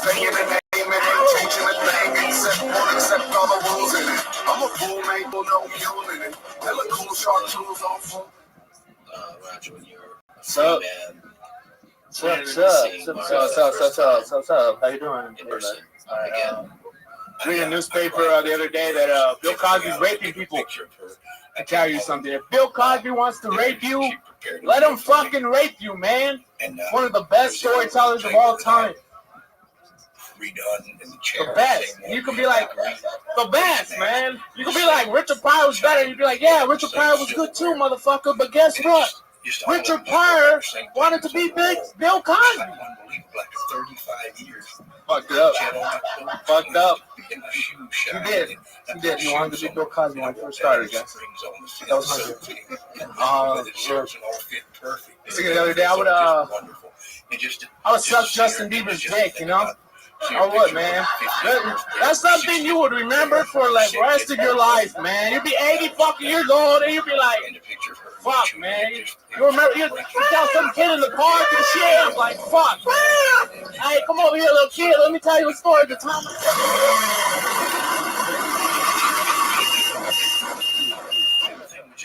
Fuck yeah. Jeremy, I love your style. You just crush, man. Fuck yeah. What the fuck was that? I like the Bill Cosby thing a lot. You seem passionate about it. I have a friend, Willie Hunter, who won't even acknowledge that Michael Jackson ever had anything strange about him whatsoever. He's such a big Michael Jackson fan. He's like, that's not even, we don't even talk about that. Like, he just gets, but the Michael Jackson comes on the radio. He's the fucking first one, like, doing whatever the hell Michael Jackson does. You can't even say pedophile. He won't even. He just walks away if you mention pedophilia with Michael Jackson, which is hilarious, by the way. That if you respect somebody's art so much, who the fuck gives a shit what they did? Like Jerry Sandusky wasn't that good of a football coach, but if Jerry Sandusky would have been all-time undefeated, you know what? People would have been like, let him fucking coach, dude. Jerk off whatever the fuck you want. But the guy, wasn't that good of a defensive coordinator. I know. Well, that's why they were trying to get Hitler's music out there. Yeah. His artwork's pretty nice. But I love your approach, man. Fuck it. Bill Cosby. And by the way, I just want to talk about this Cosby thing for a second with everybody. And that's that I haven't looked into it at all, and every time it gets brought up to me, it literally just goes in one ear and out the other, because I'm on that page of look, man, guy has 30 more comedy albums than anybody. Just let him fucking do whatever he wants. Stay out of his way if you're afraid of being raped. You don't want to get raped? Get the fuck out of Bill Cosby's way. He's earned a walkway. And if you're in the walkway, fuck it. I'm not saying anybody in this room can rape people. I'm saying Bill Cosby can rape people. Okay. I lost everybody on that one. By the way, is that true? You can't let Bill Cosby rape you. He's like 75 and has only eaten Jello his whole life. Just fucking put up a fight. I'm gonna drag you with the protein pop. Well, is that true? Is that from the comic who's talking about it or whatever? Yeah, there's 13 different people that are saying that they were drugged and raped by Bill Cosby from 1970 to 2004. I want the Eric Griffin report on this. So you want to. I guess you. clean it up. You want to invest in an I don't know if enterprise or in he. a business. Can we talk about him? Yeah. It doesn't Go ahead. work. They know the source of it, and they take it and run. Well, the bit. Yeah. I mean, if you're gonna do topical jokes, you want to do. Extremely Oh, I don't want to say funny topical jokes, but what was the bit? I didn't even understand the bit. You just wanted to be raped by Bill Cosby because why again? Oh, I said, let you get raped by Bill Cosby. He's one of the greatest storytellers of all time.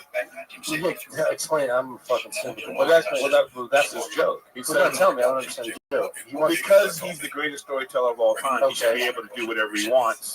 In your case, rape you, and then tell a story about it. Am I missing something? Either way, it's not fucking fun. He's saying that he's accomplished so much that you should just take the butt raping. Would you actually do that? Would you actually get raped by Bill Cosby? Or just a finger? I mean, we know he really would suck Justin Bieber's dick. That's for sure. But the question is, would you let Cosby go fucking balls deep? My real question is, and I'm not, this is not a, don't take this in the wrong way. It's not a put down or anything. I'm just asking you, why do you personally think saying that is funny?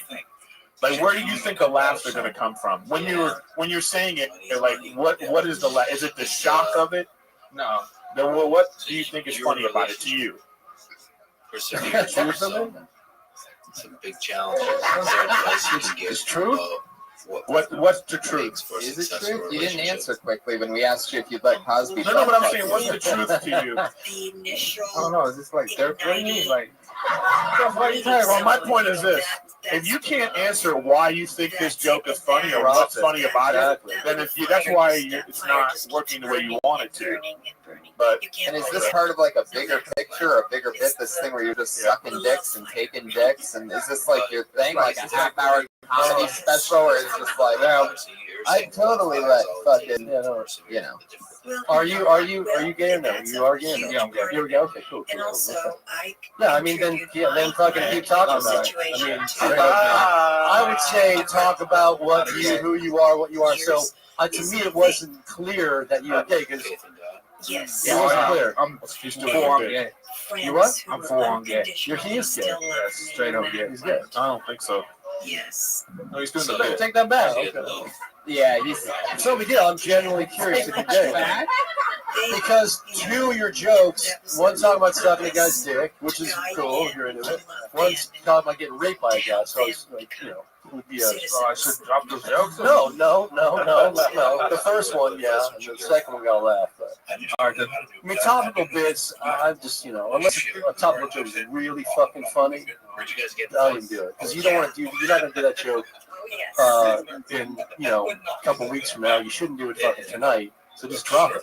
I really like your stage presence though, and I think anything like that kind of works for you in a weird way because you're still fun to watch. Like, I didn't really like watch you and go like, off stage. It was enjoyable the whole time for sure. So yeah, I mean, just tack some shit into it if you want to keep it. The sunglasses are a new thing, huh? Yeah, I'll be rocking you sunglasses. How long have you been doing that for? 6 months now? Yes. 6 months? Yeah. I've never seen you in the sunglasses, I right? had faith You always in wear an sunglasses? excellent pilot. No, maybe when I did this show, I For took example, I always said, Right, Roger, you're if welcome. the ship's going Are you down, from LA, bro? I'm jumping Yeah. on the life From LA, with you whereabouts? because I know we're going to get to shore. You will save us. And so I had that. Well, you're funny. They're right. You definitely have your own thing He's going a on. man, but yet. Yep, we got Jeremy Love Lopez. it. He's on Twitter at Lopez. Thank you, Jeremy. Tam Fam's on Twitter at Tam Fam Comedy. That's PHAM. I hope I'm not coming across the thing because, Oh, for sure. No, I don't know. I'm not. when people Because these are two comics, and they're gonna, he's a great joke writer. Drop the shit. The fucking T-shirt. You're not going to be wearing that in 5 years or 2 years, maybe. So just fucking drop it, move on, you do shit. And then I thought he was gay, so I don't know. I was wearing that. He's a cool guy, funny guy. Typical teacher talking over here about the students, right? Fucking assholes. Just trying to help. On the good side, Yeah. I Just roll with it. Sometimes it gets crazy here. Bill Tony's like a mushroom trip. Like the people, sometimes things like that happen. Where and the worst thing that can happen, by the way, which is sort of just happened when he said that he was gay, and that's what he your wasn't, faith is does, when you know, people you see them as God bullshit. sees us. Well, yeah, that's what I'm saying. Like, we're trying. We no, need but to I get, but that's what I'm saying. I get that. If he's like doing a character, he wasn't gay. yeah, You know that. No, I'm saying he was doing he's doing a character up here, and he came up and he was like, "Well, I'm going to continue doing this," you know, like, and I'm like, "Oh, he's that guy," and I'm okay with that, you know. I'm okay with him like going up. He didn't want to like work on jokes or whatever. He wanted to come up here and like perform for these people in this environment. Some people come up and they legitimately want to hear what we have to say, or some people are coming up and like, exactly. Yeah, so I get that. So he was one of those guys. That's why I'm like, well, okay, all right. Yeah. Do your thing. I love the end of this ride, I'm just, you know. Suck that dick. Have a good time. Okay, this looks like a new name. Put your hands together for Adrian Estrada. All right, Adrian. Oh shit, another Asian. And you deal with that. Thanks for that. I just lost All my right. brother about 10 days ago. People tell me I look like Steve Aoki And that really put all the makes you think time. of your Like all mortality. Asians look alike. But I do actually look somewhat and exactly and yet like Steve Aoki. You part the hair yeah. to make music. I want to live things I want. This is the only reason strangers talk. White people especially love to tell me this, like they're doing me a favor. And as soon as they see me, they lock on with this face. Like, even across the room, it's like a tractor beam. Oh my God, you look just like Steve Aoki. In the Old Testament, they call it prophet. Yeah. But I see No. Serious. around the corner. It's clear as Just like him. What's that? I was Thanks. unfortunate. I believe I was in like I get it. You know an Asian.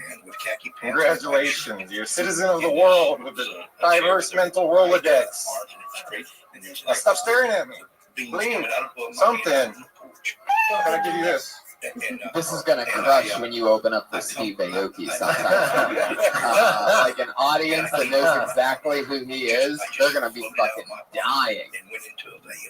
But I don't know who Steve Aoki. Oh, you don't either. Okay, good. I thought I was an asshole. Right. Yeah, I didn't know either. He's a famous play presser. Why would I need it? What? He's a famous play presser. You know, one of those guys that just presses play. Press was a DJ. Yeah. That was him doing a joke. You see what I'm saying? That was his joke, and then we were supposed to get that he was being condescending towards DJ people. See what I mean? It's just unbelievable. I think you got a great voice. I like your voice. You know what I mean? Like Yeah. physical voice. I like it. It sounds like a great voice, but then you just got to work on your material because you don't. You know what I mean? You're just nervous and stuff too. I get that, but like, you know, Go right to the bit. Yeah. You could cut out 45 seconds, you know, guys come up to you. You don't normally just get 60 seconds too, by the way, but in this case, you really should trim the fat people before you come up, you know? Yeah. If it's half your act, you know what I mean? And even if it's a longer set, trim the fat. Just Yeah, trim the fat. How long have you been on stand-up? First time. Wow, radical. Radical. That's I'll so shut the cool. fuck up now. Wow, what made you want to do it? I've been following a lot of comedians, podcasts, things like that. I just like the way they look at the world and break it apart. I thought I'd start with the obvious, but I guess it's not obvious. Yeah, but the thing is, like, do you really feel those things that you were saying? Like, did that really happen? It happens all the time. So what happens when it happens? They tell me, and I agree. They tell me again. I continue to agree, and they just continue to stare at me and smile. All right, let me tell you something. What you're doing right now was 1,000 times better than what you did when you were doing your set. Yeah. You know what I mean? Just better, yeah. But when I'm saying that you're more, like, this is more who I believe you really are right now, how you were saying that. So the more you do it, you're going to be way comfortable. And I say continue with it. First time, it's amazing. Yeah, right? It's good for On you. this show, it's Are you ever in a situation where it would benefit you and you do say that you're Steve Aoki? Haven't tried that one yet. Try it. Try it, and then the bit will write itself. Yeah, you got to put I yourself got a in girlfriend, position. otherwise I would capitalize on You that. have to put But yourself you in. actually legitimately hate being called Steve Aoki, right? No, I mean, Do you like his DJ work? You get it, but it I doesn't do look exactly like. So does it annoy you? No, it doesn't. It's just at first, whenever someone would lock on to me with those eyes, I would just get excited, like, oh, someone's coming to talk to me. But then, Say that, that's funny. Yeah, this is like your realness. I like it. Yeah, you can be real. It's, you know, I don't know. What do you guys? Yeah, does he have a beard? Learn how to push a button. it's not as bushy as this, but he does have. pretty much identical Very features. interesting Yeah. ways. I wouldn't have thought that though. Like if you didn't say anything about it, that's not what I would have thought. And I knew who he is. Yeah, I was gonna say you're the only one here that knows exactly. Because you're over there pushing your button. Yeah, I'm doing the exact same job for millions. 40 million less. Billions I less. think it's all predetermined. You watch Game of Thrones? No. No, because you do look like an Asian Jon Snow. Anyway, Want to sell what they're making? I thought that was hilarious, by the way. Well, I would have said I don't see that at all. Well, that's what's funny is that it's an Asian Jon. Like it's not. Jon Snow just has long brown hair and a beard. Any Asian is all right. How long have you been? How old are you, brother? 35. You're 35. So have you wanted to do comedy a long time? And just Not at all. Just well, I mean, I was in service. I was a cop for a while. Oh wow, So crazy! just Well, you got constantly that I've been Do you think there's a checking out meaning? so cool. Well, you have a whole life experience to fucking talk about. Yeah, I mean, you're a cop with that. That's a sick cop, dude. Yeah. What do you do now? Than me, I don't understand it. You're part of the Rampart scandal, and you're. One day we will know the answers once we get to that. So cool. What if you said I shot a black guy? I think we'll understand clearly. It says, now we see You're only. By the way, for your first time on stage, acknowledging acknowledging the joke from earlier with the Patriot and Oh yeah, that was good. and Right, hands up, you're right. yeah, for the first time on stage to be doing moves like that, that's awesome. And it shows that there's definitely, this, are you planning on doing it more? Was this just to do it one time? I like to. I mean, Yeah, if you had fun tonight, you'll really like it if you ever get laughs. It gets really exciting on every one of us, and then you really love it. You want more of it. Yeah, it's like a whole different thing than what you did. It's awesome. I'm honored that I'm here and you did your first time doing comedy. I fucking love it. That's cool as shit. Right? Yeah, great job. Cheers to you, Adrian brother. Estrada. Keep doing it. Yeah. Oh, come on. Good grief. Is that? Do you have like a racist folder? Is that like? There's like a Jewish sound and like there's bongo drums. And, His name's Adrian Estrada, but on Twitter it says his Twitter handle is Tim Estrada. That's his girlfriend's Do you problem. have a stage name or something? Oh, fuck yeah! So that's where you hide the Asian. Adrian Estrada doesn't sound the way you look at all. That sounds like a fucking 70s sitcom. Adrian Estrada. Hey, what's that guy's name? Eric Estrada, right? Fuck yeah, man. He did it. We had a bunch of first timers in Toronto. Like 7 of the people, it was their first time on stage. And they were performing in the theater. I was fucking jealous. well, that's because of you, Tony. You're creating an environment where people feel comfortable and they can come out here and test this out. I never had anything like that, so give it up for Tony. Oh, thanks. I really like what you said, but what was the voice that you said it in? What was that? What voice? That was a weird voice you were doing. You didn't hear it? Well, I have to listen. Ladies and gentlemen, let's not forget that it's all possible because that's my I love that. Tammy Faye. It's a tone, I love that. You switched gears. Yeah. I like that. Okay, this looks like another new name. Put your hands together for Akiva Anupo. Sheila. Mix the world around. Oh, that would be great. All right, Akiva. From ages 8 to 11, I spent every Saturday going to strangers' funerals with my grandma. I know you've heard of wedding crashers, but we were like funeral crashers. It started off with people that she knew from her church, and then they all died off. So then we would visit hospitals and see who had time left on their chart. And 3 dozen roses. The only thing I hated about it is that we never stayed for the food after the funeral. And I would be like, Grandma, why can't we stay for the food? And she was like, that is disrespectful. We don't know these people. We can't just eat their food. And I'm like, what's more disrespectful is that you took a picture of their son in the casket because he bagged your cabbage before. And she was like, a woman's relationship with a man who bags her vegetables is very special. Thank you very much. All right. Yeah. Ow! Yeah. It's dark as fuck. So what would you guys, I'm just a little confused. Like, what would you go to the funerals for if you weren't going to eat? That's what I was upset about. She would really want to support the person. Like, Oh, wow. Right. Do you have a nice heart like your grandma like that? That's very sweet. Yeah, I'm a nurse. Oh, you are a nurse. Okay. Radical. Well, I'm gonna say what I loved is that we stayed on the same topic. Yeah. So like, and even though it was only 60 seconds, I felt like it was a whole long conversation, and that's a great thing. Like you don't have to come up here and like do like one joke, then I gotta do another joke. You know, you like that's like real how you build a set because now that little chunk. Because when you're saying, I'm thinking like, well, I want to know more about your grandma, and so now that's going to be a whole 10 minutes on your grandma, what she looks like, what she talks like. Then it's going to be like a specific funeral you went to, and it said a lot about the relationship between you and your grandma. You know, so that's great. You're doing a good job. All of it, and nobody else in this room can talk about that. Yeah. So like, Straw is ultimately he's going to talk about being a cop or whatever. You know, just you gotta talk about it. I like how you just skipped over the other two. Yeah, I know. And then, so you, no, but that's great. Like, so that's continue with that. How long you been doing it? Yeah. So you're getting out there. I hear your voice. Like, it's not loud yet. But I see it coming. You know, and you'll be able to really like dig into that stuff. So keep it up. Good job. I thought. Right?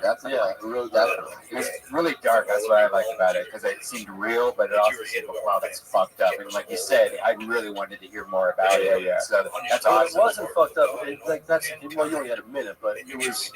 Your grandma was like genuinely.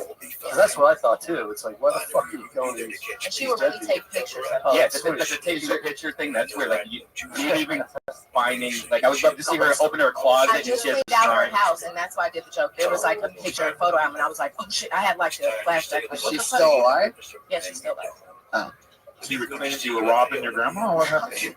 No, we just moved into her house, so we were just cleaning. Oh, okay. Where'd she go? She lives in Compton. What? You're supposed to go to Compton with me, remember? No, I don't. What are you talking about? The last time I was here, on stage. So it's all coming out, Tony. The last time I was here, I told you I lived in Compton with my grandma. You said you would roll to the CPT with me. Oh, that's what they call it, the CPT. Listen, can I tell you something? Any chance corny white guys get to say that, they're going to say it. So he doesn't really want to go with you. I want to say it again. He just loved to say that. He was like, I'm going to roll to the CPT. I was telling all my I'm going to say it again. I'm going to say it later when you least expect it. I love this. So does your grandma still go, let's stick on the material. Does your grandma still go to funerals? No. Why? She's bedbound now. She can't walk anymore. Thanks for bringing that up. Thanks a lot. Jesus Christ. Wow. Open mouth, insert foot. Just going to go to her Just funeral. own it. Just own it. Taking pictures. No, but listen, I'm sorry, T. You have a wealth of material from being a nurse that sometimes you don't think something's funny because you're living it, you're in, so work on that. And yeah, if you it's just you and your grandma, all right, that's another sitcom. If I were you, I would start writing a fucking sitcom about that.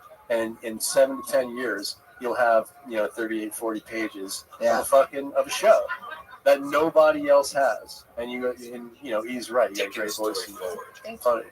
And you have to get on writing that sitcom now because let's face it, we're going to need to cast a new grandma by the time. She's not going to make it. She's not going to make it. But I'm sure her funeral. I'm sure that's a different sitcom. Positive that her funeral when she has one. Well, you're invited, so everyone can see. You're invited to my grandma's funeral. Oh, yeah. Sweet. I will. Yes, you can. All right. I will definitely be there. Wow, what a sweetheart. I feel like you're my favorite tonight so far, which means nothing, but you're what is going on over there? I'm surprised you didn't play Beyonce or something.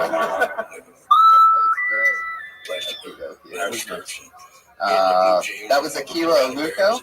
She is AKEYLA. She said Compton, she's Compton. I got to fix that up. That hard to remember that. She was great. I'm looking forward to my chance to roll to the CPT. We're going to go through your next comic, Jake Beckman. All right, Jake.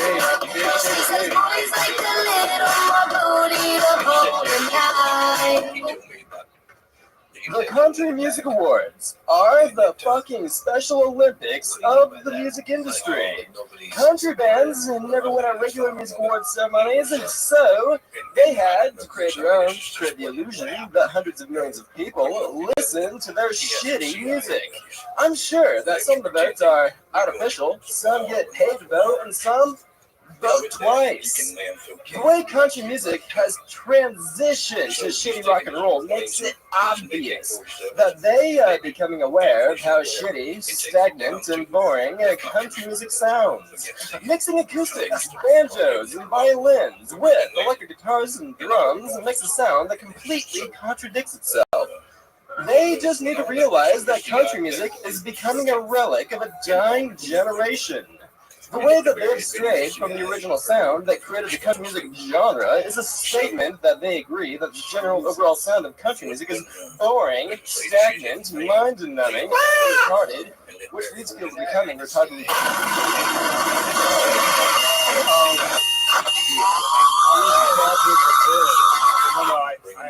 I have a couple questions. Just to clarify. Yeah, no, he doesn't. I do. First, no. The answer to your fucking question is no, he doesn't really talk like that. No, that's not even what I'm going to ask. Is like, are you talking like that on purpose?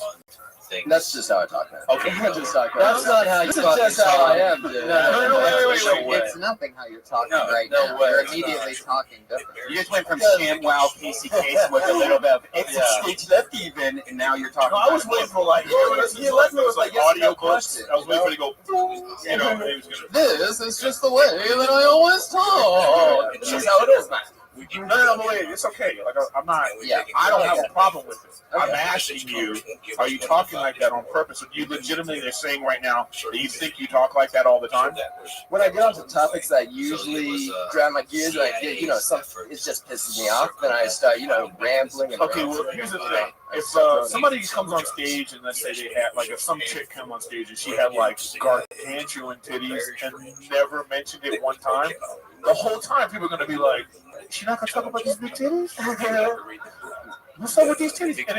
Or it's like you go to a play. You ever been to a play and someone's earring drops, and then you're just the whole time like, is somebody going to pick this fucking earring up? That's what you just did right now. Like, you were just doing this like, oh, I'm and I'm okay with it. Okay. If that's like, if you would have just said like, I know I sound like a radio disc jockey, but this is how I talk. And then we would have been like, oh, okay, we're past it, and then we would have listened to you. But like, you went the whole time doing that, and the first thing you're thinking of is like, is this a radio program? Is he doing a bit? Are you doing a character? Like, yeah, and I'm okay with he any wrote of that, dude. He fucking No, wrote but that.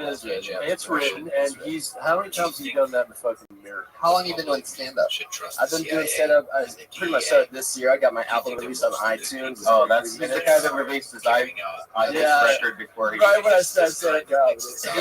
Have you been on the show before? Yeah, one time. And you're the one that made the album? Holy shit, I've been waiting to talk to you. Hey, what's up, man? How long has it been? It's been like a year. Stop talking. Just answer my questions. It's been like a year, right? It has been. Oh my god. It's been a long time. And how long were you doing it at the time that you made that comedy album? Guys, let me catch you up. He made a comedy album. This guy's like a fucking superstar to me, by the way. This guy made a comedy album live after doing it for a couple months. And he did it with not even during a live show. He just did it into a computer speaker and like as in left pauses for laughter that wouldn't possibly happen in between the things. And then on top of all that, he added an slight echo to it so that it sounded like like he was performing in front of a giant empty theater instead of just an empty room. And it was fucking like epic. Like you have been referenced quite a few times on the show since then, but I didn't know the name or anything.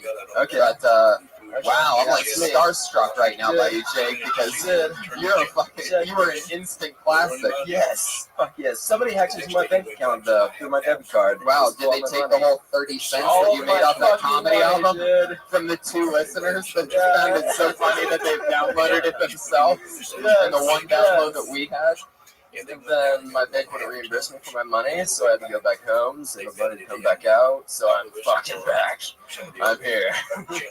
And I grew what it took to get you back in show I grew business. 40,000 cannabis plants. That's what I did when I was gone, growing 40,000 cannabis plants. Yeah. Yeah, you start talk about that. Yes, we did. I'll tell you, look at the potheads with. Yeah. Good luck. You're gonna bring Scooby snacks too. But so you're gonna speak yourself out of that, and I would say it's cool that you write that shit, but you gotta slow it down and not even wait for punchlines like you did in your first fucking comedy album. Just give people a chance to hear what you're saying. If you're genuinely pissed off about it, slow the fuck down. Get those moments. And yeah, just slow down. And you're not going to be the same comic as you were. You're going to be, yeah, that's going to happen naturally. So I mean, yeah, I've only been on stage probably 12 times. Yeah, you'll right. You really made me panicky. Like I didn't want to listen. I was freaking out. What's You've only done stand up 12 times. Since I've been on stage like 12 times ever. Yeah. In front of his computer. Yeah, pretty much. I would say take that fucking bit, don't throw it away, but like rewrite it so it's not a big long fucking pile of shit. And take a few bits that you're angry about country music that pisses you off. Not just a pile of shit. Right. Right. A very big pile of It's shit. just like it was a one-man fucking show, and Bryce Wright just plowed through it after hearing Tequila. It was just night and fucking day. So I literally, and that's just your skin tone. But talk about growing fucking weed, man. But did you come up here? You did that on purpose, though. Is that what you're saying? Yeah, I was trying to get the time frame, and I did it a little bit faster, and I do slow down a little bit just to get those. Have you been performing in empty theaters at all? No. Tony, I tell you what, let's take a listen to Jake's. We have. We were able to find somebody. We played a little bit of it last time, right? That was a year ago. Yeah. Jake Beckman. Here was his first comedy album. What was the name of the album? The Jake Beckman Mind Fuck. Oh yeah. Okay, this one's called Legalized Cannabis. Solution. Unfortunately, our society no longer practices or promotes common sense anymore, so either a good amount of you won't know what the solution is, or you won't agree with me. This solution can provide our marketplace with more food, medicine, clothes, plastic, paper, stronger timber, oils, biodiesels, jobs, and holy shit! Right when I had my whole entire 43. Thank you very much. I actually liked it. I actually like that, but it doesn't seem like that's his own genre. It's not really. That's kind of cool. I mean, that's okay. I don't think he was breaking your balls to you when he said you're waiting for less. You're not waiting for less. You're just talking. We're fucking. Yeah, that's cool. You're talking about teachers. They would stop doing to somebody who wasn't paying attention, and once that person realized what was happening, they would retaliate by pissing back. And before you knew it, you had full-blown piss fest in the shower. Despite being a starting running back from the state championship game and being a two-time state champ in the 400-meter dash, I must restate and clarify. Oh my God. Oh, you know something terrible. You know what this reminds me of? You know what this reminds me of? No, wait. I was just waiting, like something's gonna happen. Do you remember when Brody, he was passing around this video that he made, and it was him doing like jump rope, okay, and it said, you wait till the end, and basically he jump roped for 2 minutes, and then that was it. So at the end of it, you're like, what? Just left you hanging. So that's what that was. Yeah. But a whole album. So because iTunes previews though, it goes right into the middle of the joke. There's like the missing setup and everything. So that's why they have to buy it to hear the whole thing, right, guys? Wait, did you sell any albums? Yeah. How many?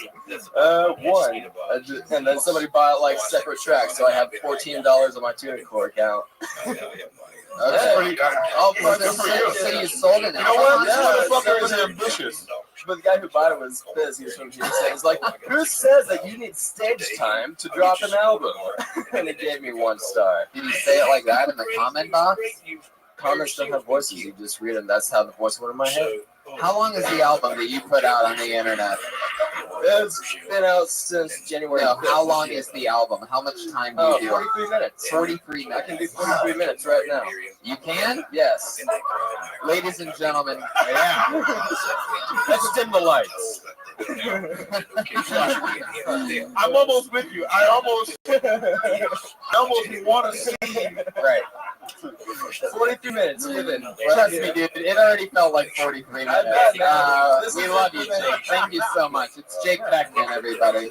Good luck, Jake. More. Fuck yeah. He would make sure I took it. There he is, Jake Beckman. Available on iTunes. One download and the guy was angry. Unbelievable. I'm with it. I want my fucking dollar back. This is some bullshit. I mean, Jesus Christ, is it in front of an empty theater? It's gotta be, you know, it's like a star, right? We do it. Let's get somebody else up there. Put your hands together for Tyler Misnar. All right, Tyler.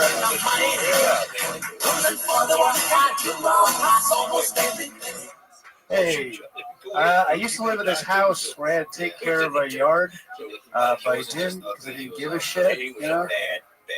One day it came out and there's a sign in the yard that said, hey, if you don't mow your grass below 8 inches, we're going to fine you $300 or you're going to serve 3 days in jail. He's just a killer. Yeah, 3 days in jail. That's crazy. You know, what am I going to tell my cellmate? You know? Hey, what are you in for? Oh, I'm lazy. That's why I'm here. Hey, but don't try anything. Although I won't stop you because I'm lazy. I just think it's crazy that we live in a country, you know, where a woman can legally kill a person that's growing inside of her. But God damn it, if my grass gets above 8 inches, it's a fucking problem.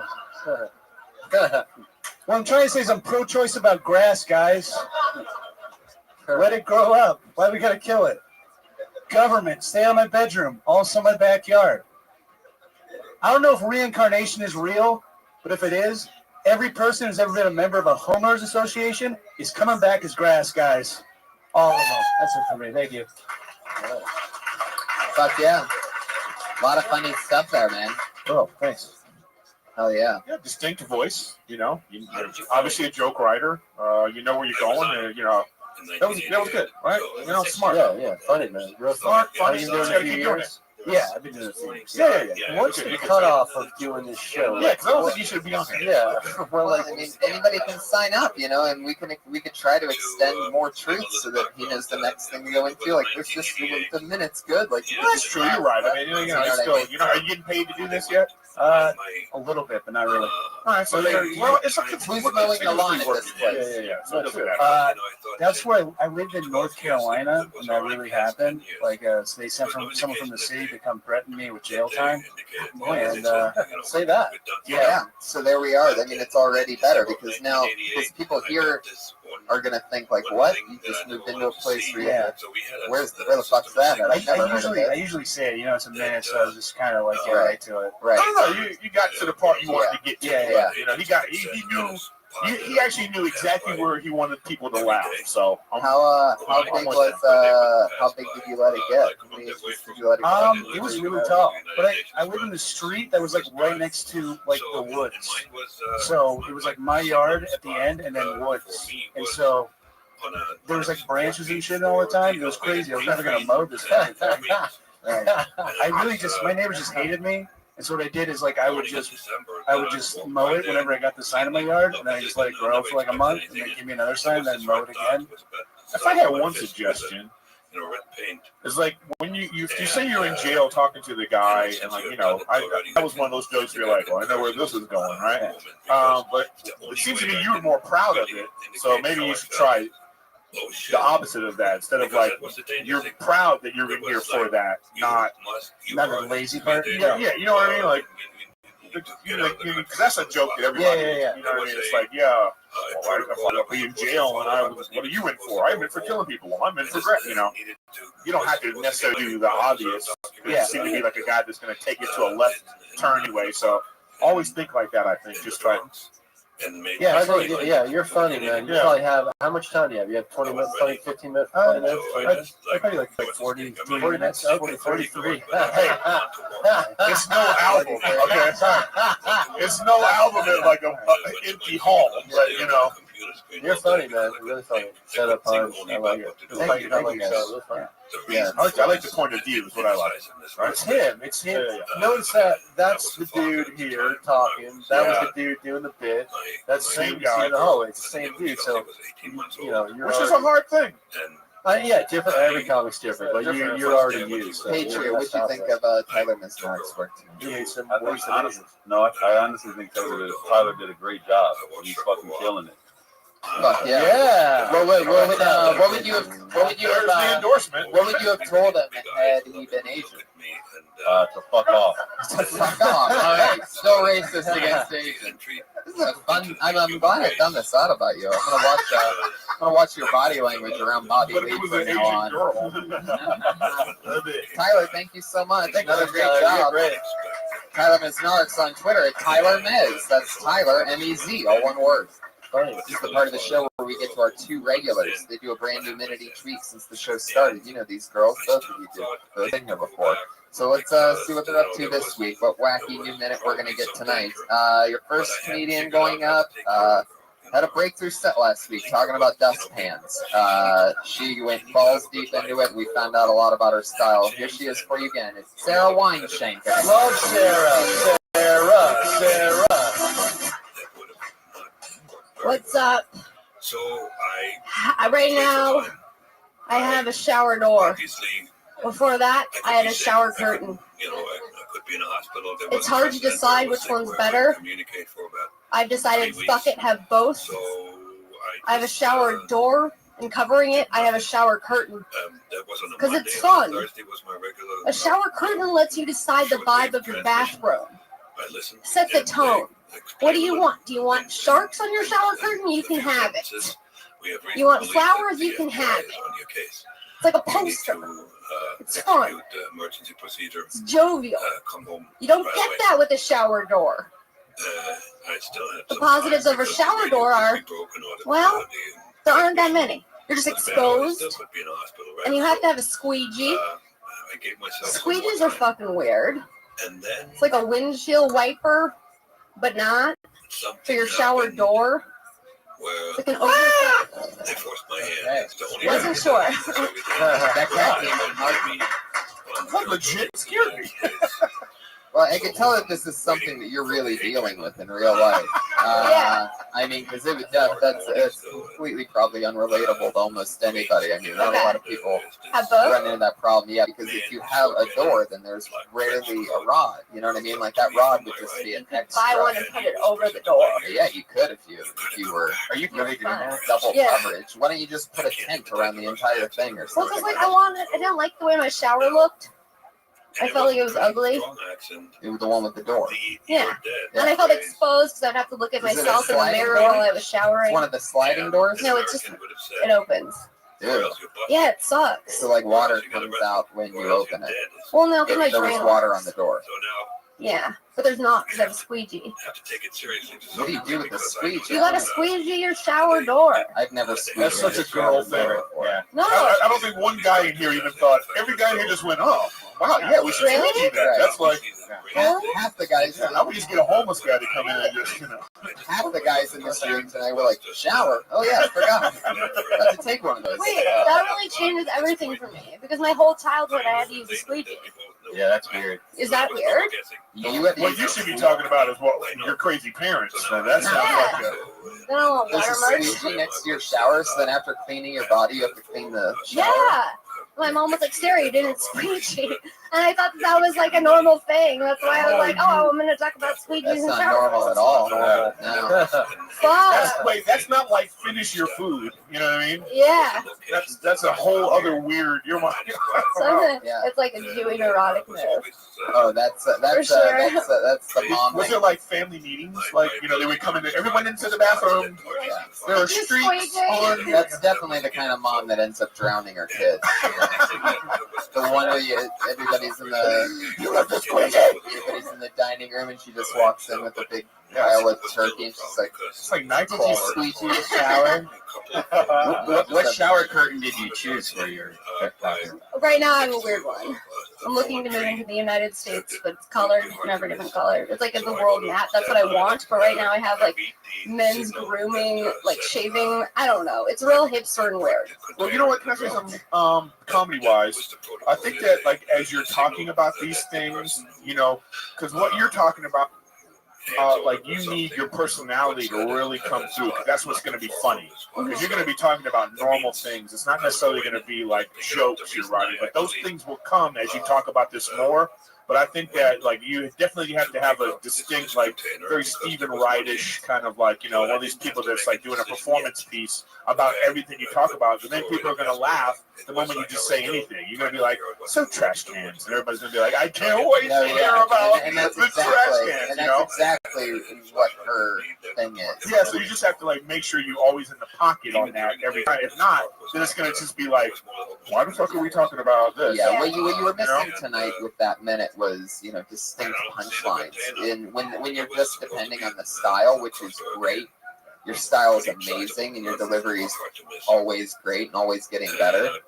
But when you're only depending on that to get you through, and just that in perspective, and no hard, oh, this is going to get a pop type of thing, then it's too much work to carry that entire load, even though But it'll you're come really with good telling at the that. story, because how many times have you told this story, or how many times have you talked about this? You got to get to the squeegee. They'll come. The squeeging is something that's And that's the crazy part. And what shower curtain you end up choosing could be something. Yeah, I like the vibe of my bathroom is this. Exactly. You can just go through some different references, like, you know, you started off with a goatee, and you're like, that's too gross. Well, I just want to, like the way she's talking like this, I want to hear about her whole bathroom. You know, she what kind of fingernail, clipper, whatever. You know, that's the kind of weirdness you got, and I like that, and continue with it. It's good. Yeah, definitely. I'm sure we'll find out more about Sarah's bathroom. We already know.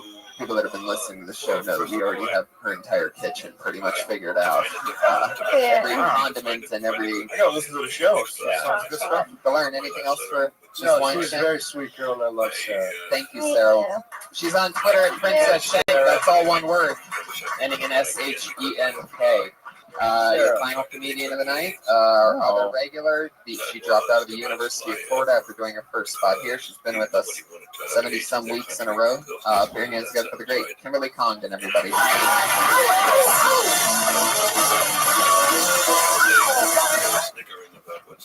Hey. Guys, I think it's so weird. I'm 24 years old. I think it's weird when people my age have savings. You know, because the only thing I'm saving is anal sex for my husband. It's really weird. I think it's time for me to really grow up and start like an emergency fund in case I ever run out of weed money. So that's important. I was dating a Mexican dude. We broke up, but I'm over it. On to the next one. Thank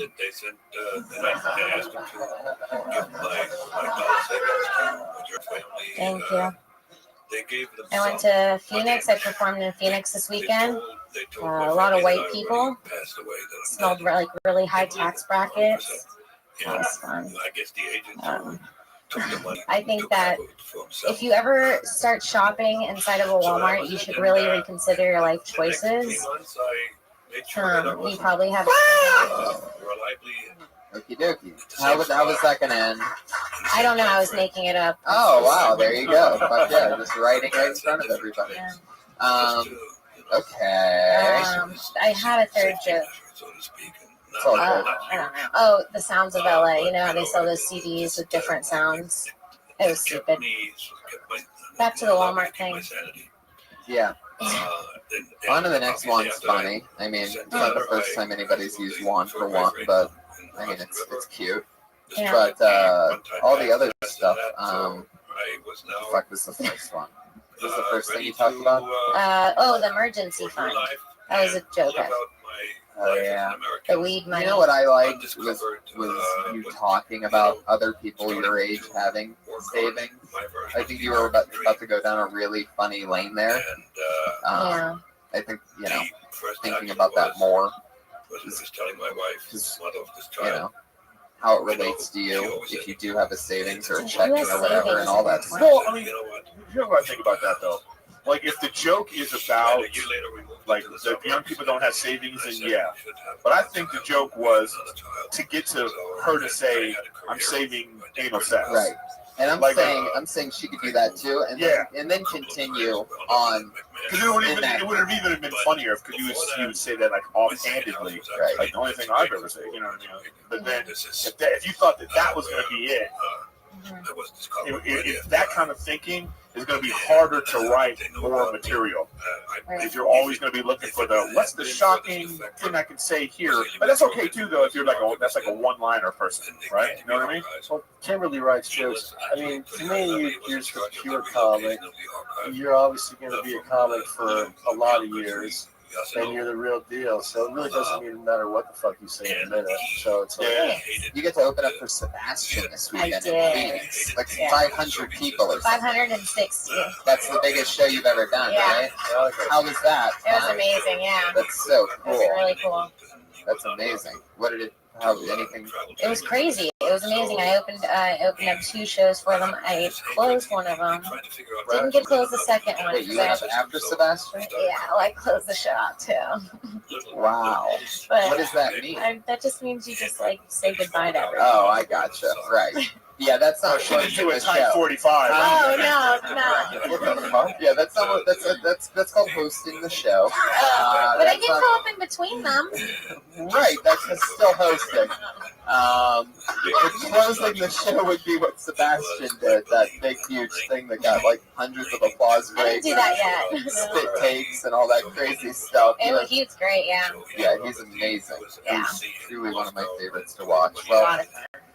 Well, thank you so much. I don't know. Good job. Another new minute. Okay, bye. It's always tough to critique writing when they're doing a new minute each week. Always fun. Guys, we did it. That's what it's like. Kill Tony number 78. It's in the books. That's it. That's it. That's what it looks like. 78 weeks every week? Yeah. Wow.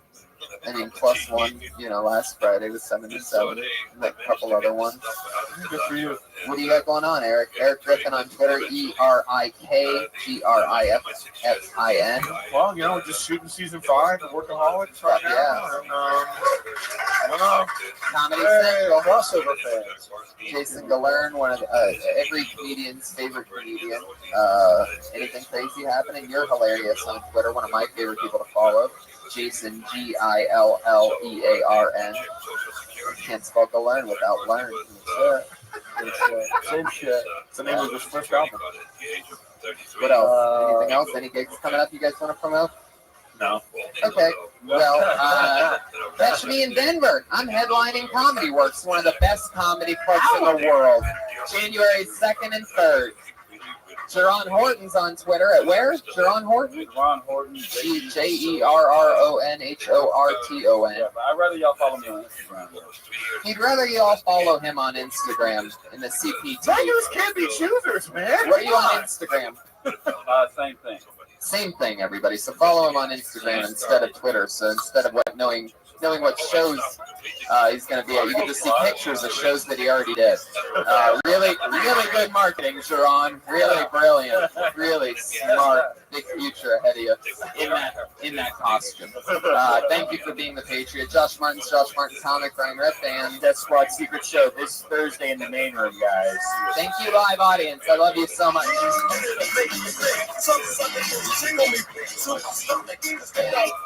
There was no indication that I was still active, but they were still cautious. And but at one point they were able to plant a bug in my kitchen.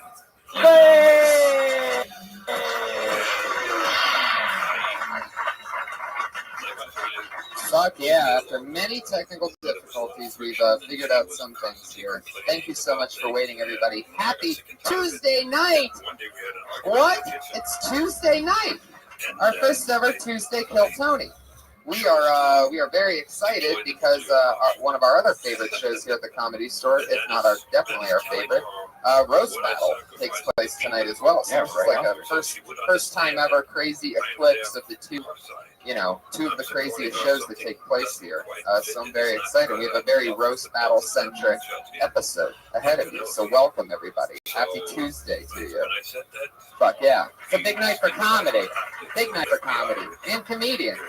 Roast Battle's an amazing show where comedians make fun of each other a lot, but we'll talk about that later. Crazy weekend this week. Brian Redband, everybody. Hey. Hi. Yeah, I bet there's a lot of people here that maybe work every Monday that can't come to Kill Tony. Is there anybody here that's just like, oh damn, finally I can go to a show? Somebody. Yeah, there's a couple people. Wow. Sweet. What do you do on Mondays, sir? Yell it. An attempt to turn me would have been. That's like it. See that? That's how quick it happens. Yeah. Those are the type of Kill Tony fans that we have. Not your normal, everyday, average Joe. Get fucking pet psychics, guys. Crazy weekend this weekend in the Death Squad universe. Joe Rogan made his return to the Comedy Store on Thursday. Unbelievable. Some people said it would never happen. It's so crazy seeing that main room when they have the curtains up and it's just wall-to-wall people. One of my favorite things in all of comedy isn't necessarily the performance or what the performer gets after the thing. What I love seeing is when a comedian takes the stage, that feeling of an audience, whether they knew or not. I mean, it is a little bit of a different effect sometimes in the original room because they're shocked at who walks up there. Right? But even this one, which was planned, it's so amazing to see like a long, extended ovation. Yeah, you forget that with that room down there is so amazing and powerful. Craziest one I ever saw, I saw Cheech and Chong night one time at the La Jolla Comedy Store about 4 or 5 years ago, and they were separated. They hadn't played together in like 25 years or something crazy like that. They got the one night to test their show at the La Jolla Comedy Store, and all of us comedians that were working here at the time, so yeah, it was like 5 or 6 years ago, got this info. It was like top secret, Cheech and Chong, and then we snuck in the back, you know what I mean? Comedians get free range there. And Cheech and Chong's reception when they came out for the first time together in 25 years was so crazy that what happened was, check this out, a double standing ovation, to where they got a standing ovation when they came out, and then everybody saw them together and, went crazy. So people started standing on chairs. It's like a 400-person showroom, the La Jolla Comedy Store. And then once people started standing on their chairs, everybody else couldn't see. So they started standing on their chairs. And everybody was up a fucking level. Imagine that. That's the craziest entrance I've ever seen. But, and if you missed it, Joe Rogan, Duncan Trussell, Tony Hinchcliffe, and we're all doing it again this week. We're at a secret show Thursday at 9 o'clock. The secret's out. Thursday, Maynard, 9 o'clock. Rogan, Hinchcliffe, Redband, Trussell. Some of my favorite people. Right. Boom. Boom. Boom. Guys, we had a delicious meal tonight. That's because our show's only sponsor is a gourmet chef, the lovely Elise Lane, sitting right over there. Look at her. Beautiful, smart, hell of a cook. Don't swing it too hard, because there's butter on that crawfish. So we don't want to give any, all right, stop. Stop now. You have to do things, Brian. Do you even have a fucking napkin as you play with crawfish right now? Oh, supposed to suck the brain out, right? Yeah, disgusting. Yeah, Joe Rogan. We were at this restaurant and they had a crawfish on the side of the plate, but I think it was just for decoration. Like it wasn't cooked the way you're supposed to eat it. He took off the thing, sucked it, and it was like still brain. And he's just like, ugh, it just barked all over. Great story. Tell it again. Holy shit. Guys, our chef made us something so amazing tonight. And I used to read what she would make for us, but they're such, gourmet meals, and sometimes they have long, crazy words that I could still enunciate them perfectly. But I thought to myself, why not have our runaround producer, Josh Martin, who's always in the weeds and confused and has a full-blown speech impediment, to read the recipes out loud. She made us something delicious tonight. And Josh is going to have to read it. And if he stumbles on any of his words, he gets hit in the nuts. Put your hands together for Josh Martin, everybody. My friend.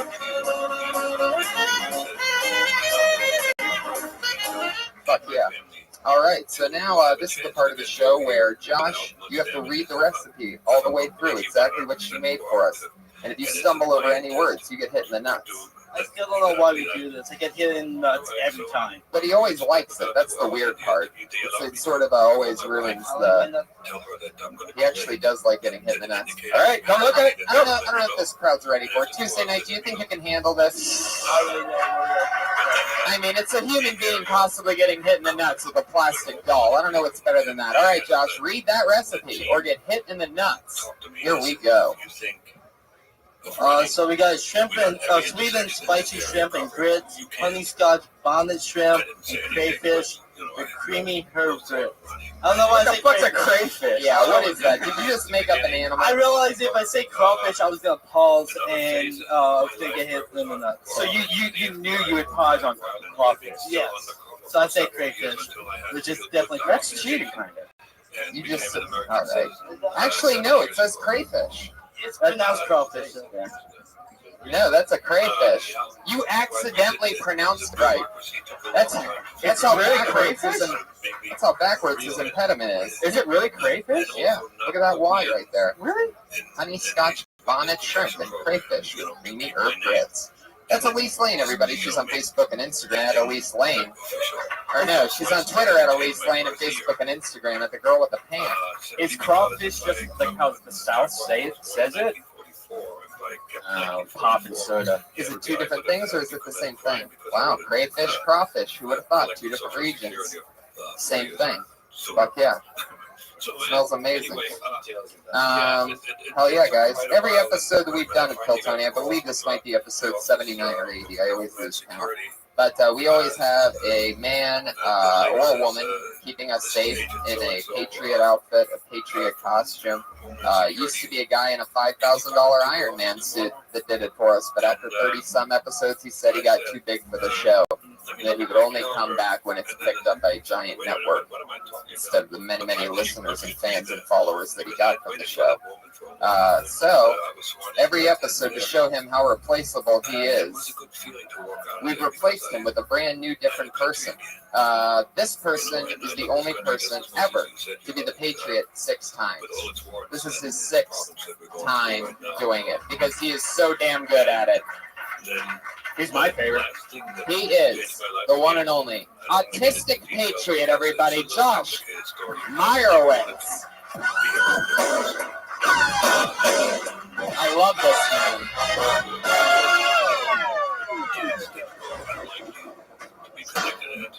Fuck yeah, the autistic patriot. Back again. The only guy that fills out the suit all the way. And with the new speaker box this time around also. Yeah. You sound great. I can tell you're autistic still by your haircut. It sticks up above the thing. Do autistic people all have the same barber or something? Like, what's the deal with that? Well, I didn't know we had a specific haircut. Yeah, I wouldn't think you would know about that. No, I would not. I think it's something the outside would notice. I also love the fact that your chin comes underneath. Like, I could see both the top and the bottom of your head. Josh, what's been happening with you, comedy-wise? What have you been up to lately? I just came in from New York. We had the roast battle in New York. Yeah. And just getting little things here and there. Nothing special. Just working to become a better comic and ultimately a good comic. You turned into such a politician there at the end, I noticed. Like, you really got stable and gave you a line. I love your style. Now, for the roast battle, you put out a lot of energy. One could say, what would you call your title in the show? Because you get the crowd hot with your chant. Just hype man, chanter. Honestly, I can't think of anything past hype man. Right. Exactly. I wish I could give a better answer than that. I just run around like a maniac going, bad up. Like a fucking maniac. And he's got a role in a giant show. Yeah. Who would have thought it's that easy? Yeah, that's why I'm giving them the skill role. Don't worry about it. I don't get a big head about it. I love it. Fuck yeah, but the stand-up's been going good too? It's been alright. I need to work harder. When you said you've been eating bad, what are you talking about here? Well... You still eating dessert for breakfast? No. But I am eating... No. No. It's like the old Patriots. At this point, let's go to your French story. toast has to So, be considered like dessert in the morning. in your You know, book, Deep bread and Undercover, syrup. You eat a lot of French toast, right? No, not as much Allegiance as you is a think, but my KGB mom spy makes in some damn good America, French and toast. So. the really, really Gotcha. excellent podcast series. Trust me, Get Up and I Listen wake to. almost You every morning. definitely Josh, what do you want, French toast? You document your And time what do you as a say? KGB I say, spy give me the most before, bread. during, after. Then Tell the story say I when eat you a lot of first were French contacted toast. by the KGB. Those That's the how safest. you were invited. The Yeah, offer man. to join was This guy loves French Well, toast. it was a big surprise, and I never thought of myself as French toast is as a just bread and potential syrup mixed with You know, eggs, right? I was Is that not the professor. worst idea for a joined the fucking movie food to league start the because day? Oh, then you add powdered sugar to it. Ugh. My mom doesn't do that, and that's fine. That's fine. It's unhealthy enough, especially with the carbs of the bread. So when your mom doesn't make French toast, what does she make for you? That's not a criticism. It's just By the way, just to clarify, she doesn't make it that much. Professor, When she does make it, I'm on tip toes, you know, I'm just like, oh, Tip toast. tip of my toes. Wow. I'm just like, oh shit, French toast. What else gets you on your tip toes? Basically, So the union would go up So what else? with a prestigious What's position. another breakfast that she makes sometimes? scrambled eggs or an omelet, and that's about it. I tried not to eat anything like that morning other than a banana and an apple. Tenured professors, they were part of the movie. I love it. What's the banana and the apple covered in when you're eating it? Ice cream. It's a banana split. It's great in the mornings. Yeah, but I It's think dairy. Josh is at Autistic Thunder at Patriot. He's going to be a lot of fun tonight. He always is. Our most used Patriot, Josh Meyerowitz, everybody. Tonight's show, very, very exciting. Very, very Tuesday comedy store centric. Two guys that I've been doing comedy with a very, very long time. Two of my best pals in the entire business, and two of my fastest rising pals in the entire business. I'm proud to have them both here. It's Brian Moses and Jamar Neighbors, everybody. Yeah, baby. Here they are. I see them every night. My pals. Guys that I play in the playground with. Years. Yes, you guys. So much fun to have you both here. Jamar, you've been on the show once before. Brian Moses, this is your first time. You come from the great land of La Jolla. And I remember seeing you one of my first times there, and I told you, I go, you got to get up to LA, you got to get up to Hollywood. And you already hit the wheels moving in that, but to see what you've done. Brian is the creator of Roast Battle, everybody. The fantastic, the only show that I actually watch. The only comedy show that I actually make a point to watch. And thank you for supporting, Tony. I appreciate it. And all you guys, thank you. Yeah. This is very special. A Tuesday doubleheader, back to back, or black to black, like you guys are right now. Jamar's battle tonight. Jamar, oh my God, that's right. Who are you battling? But anyway, getting back to I don't know. Are you serious? Contact, so Joe Dosh. Is it really you versus Joe Dosh? Yeah. Holy shit. I'm so excited. That's amazing. Yeah. Jamar, you're also the leader of the Black Wave. Yes. One of my favorite things in all of comedy. These guys, if you happen to not know, listeners especially to this podcast, Roast Battle is coming. You're gonna, if you keep an eye on it, because it's either gonna be near where you live, or definitely, if not, first thing on a TV show coming soon. It's a super hit show. They just sold out the Gramercy Theater in New York on Saturday. That's a big deal. All built here, all in this room, just like Hilltown. People often get the two shows confused and backwards in this, and at least with me, you know what I mean? It's always like, so what's your part in Roast Battle again? It's like, no. Hey, kill battle. Kill real battle. I think that's what they usually say. But I'm glad that you guys are here. Every week our Patriot asks, so two guests each a question. Go right ahead, Patriot. You have recently become a paid regular here at the Comedy Store with me on the walls.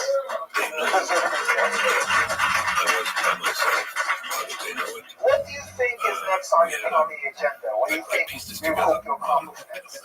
We had an exchange student from the Soviet Union, and he was next door What's that? to me. The fuck's that? And he, That's a That's a solid goal, by the way. That's what everybody wants. Once you get that game on that wall, everybody knows that's the next level in the video game. Fuck Sarah Tiana. That's Brown or some shit. I'm auditioning for a bunch of pilots and special makers and TV next. There you go, starting the woo. Great question. Yeah. You started Roast Battle, what, a little over a year ago? Yes. So I At didn't. what I point waited for did 10 you know seconds and this I. was going to be a big, successful thing? How many months or days? Was it after Kenny Lyon, Josh Martin, the first roast battle? The accidental roast battle that made it all fucking start? I think I knew when Jeff Ross started coming every week. When the Roastmaster General, his mentor, you know what I mean, the progeny of Tony, when he started coming every week, I was like, this thing's going to be fucking, it might be huge. And we've been doing pretty well, so I'll say that. There you go. I thought me being there every week would make you think that it was going to be a hit, but I guess it took Jeff Ross. I get it. Prestigious. There you go. That's right. Sound effects. That's right. Who gave you that? The gold pony was bestowed upon me by Benji Aflalo. Years and years ago, the guys used to play Risk in the main green room during the day. They'd have these long tournaments, and I never played Risk. I have no interest in it. It seems stupid to me. I don't like dice. I'd always go in there though and bust their balls or whatever. That's back when I was hanging out here during the day a lot, you know, just like writing, riffing, blah blah blah.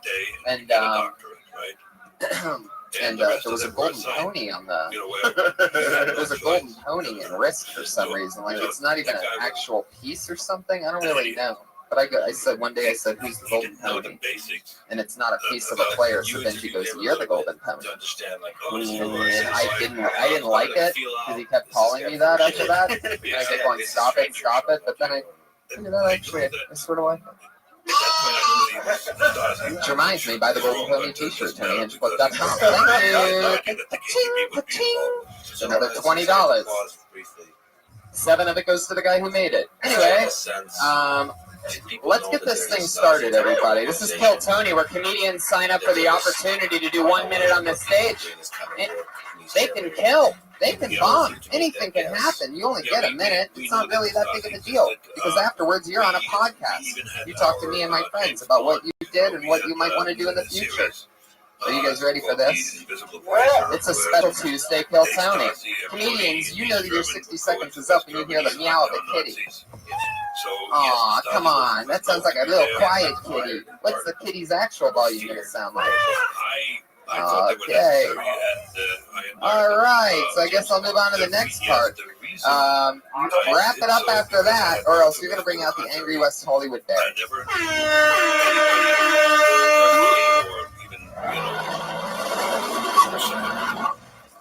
All right. There we go. That's what that part comes to, everybody. Used to be fun.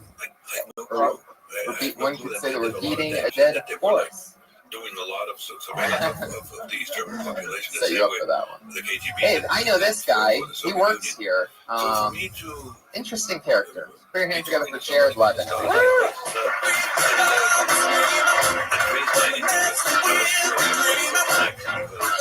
Oh. Jared Levin just missed his spot, and you know what that means. That means he gets blacklisted. You don't want to do that. This bucket is filled with names. Oh, the disrespect.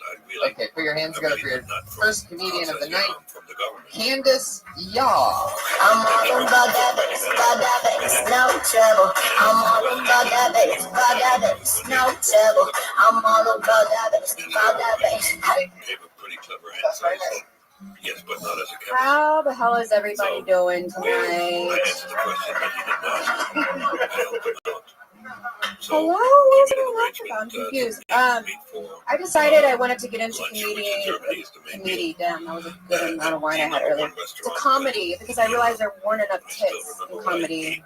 and I feel like I can add a couple more pair that are real. And my dream as a child was to be an actress. And then I got an agent, and she sent me on an audition for a twerk video. I don't know if you guys want to see it. I don't have any ass. So I was like, bitch, you sent me to fail. How dare you? Then she sent me on another audition to do reality TV for Flavor of Fucking Love. My childhood wasn't that bad to ever want to do shit with Flavor of Love. No offense, I'm not a rap artist, and that was the only thing I would want to do with Flavor back in the 80s or 90s, Public Enemy, whatever. But I can't wait till the future until people realize that this fake ass shit isn't so great once it's sunk down to the bottom. Because then they'll be like, oh, I want that flat ass, that real ass. Wow. The Angry West Hollywood Leopard came out on that one. That's Candace, stay up there. Hey, you hang out with us. You got to talk into the microphone. It's a live podcast. Welcome to show business. Candace. All right. How's it going? How long have you been on stand-up? But they didn't trust each other 100%. Welcome to hell. I tell you why I know that. I've been to hell already. I'm not scared. They recruited me. Josh, settle down over there. Settle down, Autistic Patriot. You're an animal. What was that popping noise during the show? What was My microphone reacting to my heart. Fascinating internal and external. Whoa. Yes. Distrust. Oh my God. I'm actually flaccid. Don't worry. I didn't say what I can see. I'm just trying to be professional. I can change any placidity. Trust that. Whoa. Battle. What that word means? Once a week, once every 2 weeks. Okay. So let's get into it, Candace. You've been doing stand-up a few weeks. How many times do you think you've gone on stage? See, maybe it feels like Six.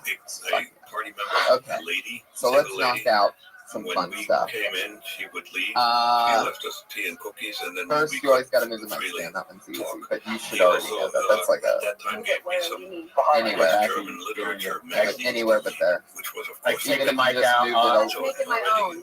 starting to feel something And then special. take the mic out of the mic Talking stand. about what they had in mind for me in general. Get out of the I way. knew that I was going to be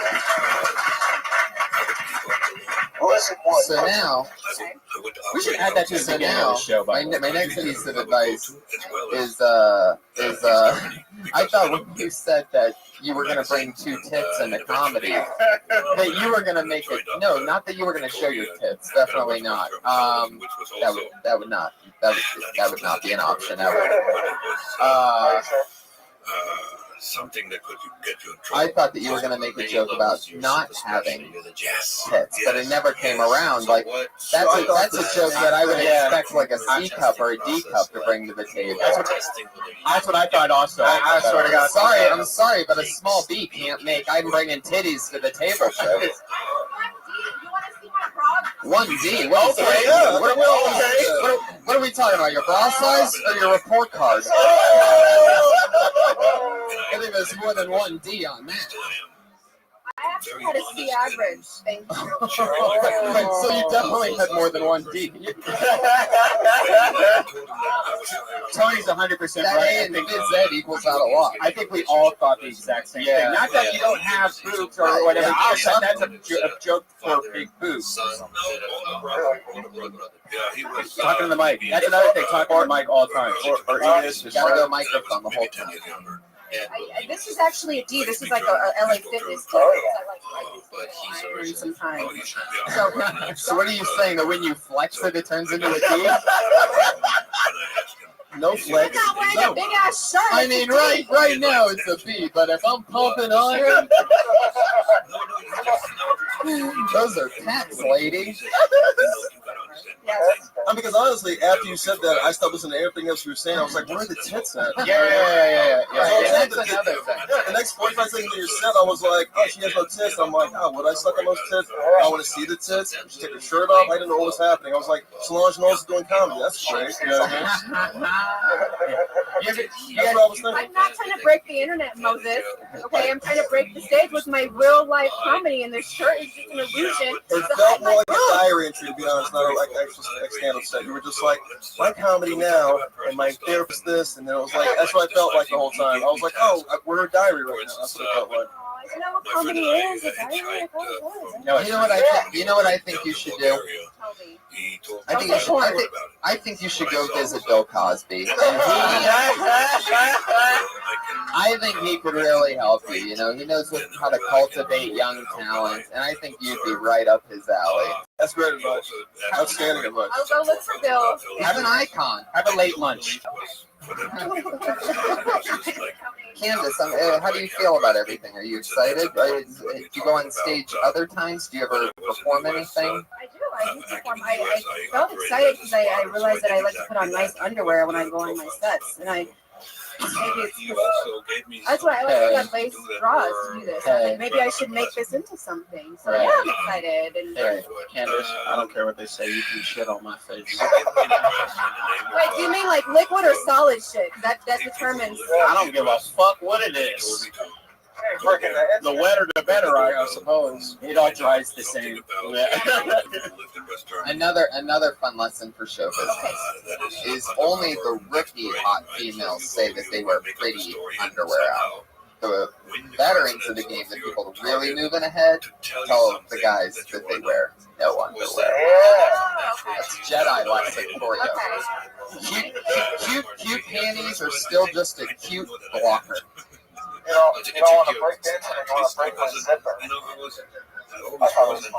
You went for it, Josh. You went for it. Hey, that's a comedy lesson for me. Fuck yeah. It's like that guy that swings at the beach ball and it wraps around the... Candace, how do you spell this Twitter handle? It's Yao. Y-A-U. Yes, it's Yao. That's my last name. It's confusing. It's my dad's Chinese, my mom is black. I'm one of 20 people on the earth, so I'm like an avatar. Wait, one of what? One of 20. You won't tell me any other black mother, Asian father you know. Black mother, Asian father. Yeah, really? Okay. Black mom, Asian dad? Okay, so that's 2 and 20, so I feel better. What do you mean there's 20? There's not 20. It's like 20 made every minute down at Korea. Yeah, downtown. Black moms, really? With Asian? Who wouldn't have you seen a Serena Williams with like a Jet Li when you see that walking down the street? Yeah, I saw Romeo Mustang. Aaliyah, that's the last time you saw it. Aaliyah and Jet Li, literally. A black woman and an Asian guy. Yeah. That's true. I'll say it makes sense for this hacky joke because she wants her credit fixed. Oh, and that's what it is. No. Where's the West Hollywood fan right now? Bring it on. Bring them out. Guys, I'll be back on Tuesday, like half an hour. Don't worry about that. Downstairs. It's so funny that you think there's only 20 of you. Like you say an actual number like that. I feel like it. And the truth of the matter is my mom actually had a fantasy about Bruce Lee. Kiss of the Dragon was on repeat on UPN, and she was like, oh my god, I gotta touch an Asian guy. You mean, the Dragon? Yeah, Kiss of the Dragon is Jet Li. That's just as... I call it that because they're all the same. Jet Li, Bruce Lee, Jackie Chan, it's all the same. Candace, thank you so much. Candace, yeah. Good job. Woo. Over time, That's an interesting thing, a black mom and an Asian dad. I haven't really thought about that. So you were talking to her. I haven't even seen I've been seeing it one. How did that progress? I guess he sent a report to headquarters. Let's keep it moving along. Then he sent me. Put your hands together for your next comedian, Tyree Spivey.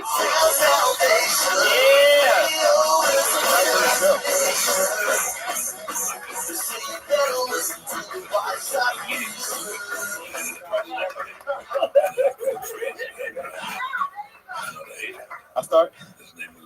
What's up? I'm just happy as shit to be here. That's all. So what was the code? Shit, where am I at? Okay. When I was younger, I didn't really know who I wanted to be. You know, everybody had the moment they were finding themselves. I used to be a cholo back in the day. how funny it is when you see a black fellow in the neighborhood. I was the only one making, noise and shit. What's up, fool?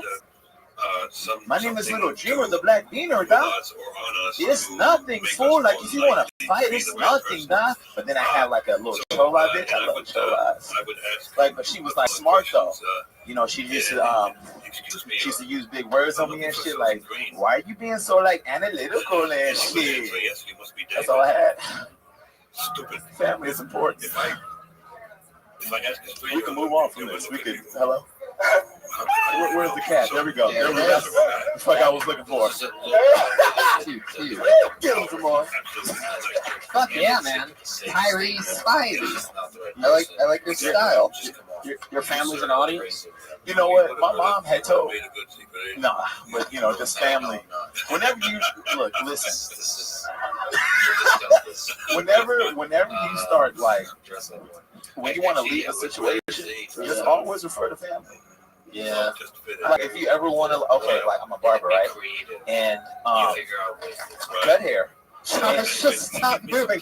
Where's Josh Martin at? Is anybody? By the way, I'm sorry, but the funniest thing is, Josh, will you help Josh Meyerowitz?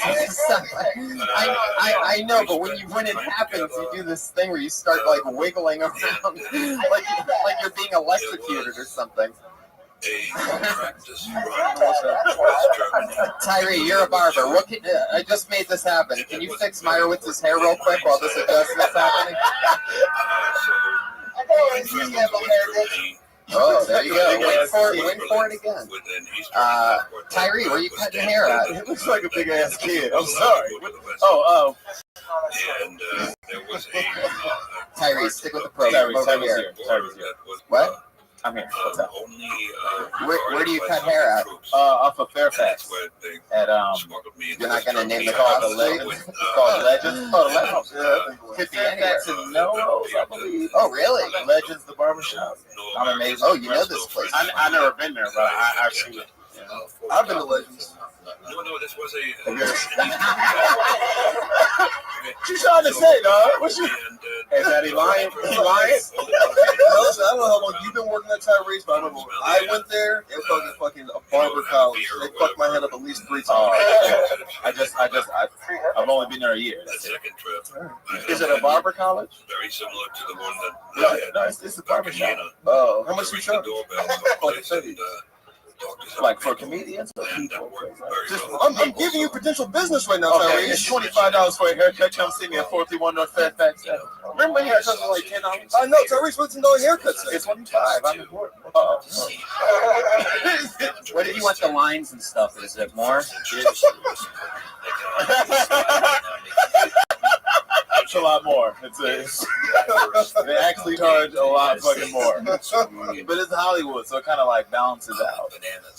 25 is actually pretty cheap in Hollywood. You ever do any weaves or anything? I think I would. Any weaves? Just like black girl weaves? They're I actually cut toupees. Like those things. Like, do you braid hair? Can you braid hair? There's nothing wrong. If you ask my sister, I can't braid hair. My uncle can braid hair. Everybody. I think he can do some mean ass individuals. He can get him. Like, yeah. Has he been to jail though? Is that nigga ask why?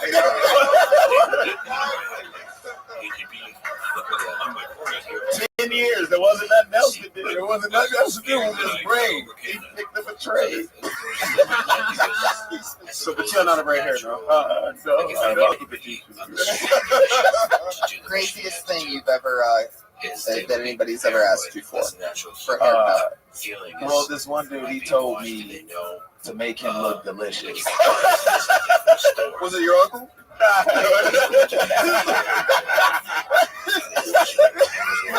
Yeah, that nigga rap. So did you? What did you do? What do you respond to that? Yes. Make me look delicious. You're already delicious. No, dude, make me look like I taste good. Like, well, I don't. To me that he was recruited by the Stasi. Josh, you need to mute yourself until I check in with you from now on. You're getting a little, maybe the whole 6-time most used Patriot thing got to your head. I just call him You need to raise your hand from now on. Tyree. Wow. By the way, and the reason why I'm asking all this barber stuff is because, you know, I don't know if you already do or how long have you been on stand-up? 3 years. Oh, really? You do it a lot? I haven't seen you before. No, I don't. You just started coming around here? Where are you from? San Diego? They wouldn't let Hey, him. do you remember? No. Oh, it's like Brian Moses here. No, I haven't today. I ain't never seen you. You ain't never seen that like 4 years ago. Tyree started 3 years ago. Well, Tyree, all that barber shop stuff's hilarious, and if you don't talk about that guy asking you to make him delicious, then that's craziness. And how did you handle it? What did you think when he actually said it? What's the real answer? What did you say? Do you remember what you said? I don't. It's probably like a fucking I was stuck. It kind of PTSD after that. It kind of caught me You off. don't even remember how you responded.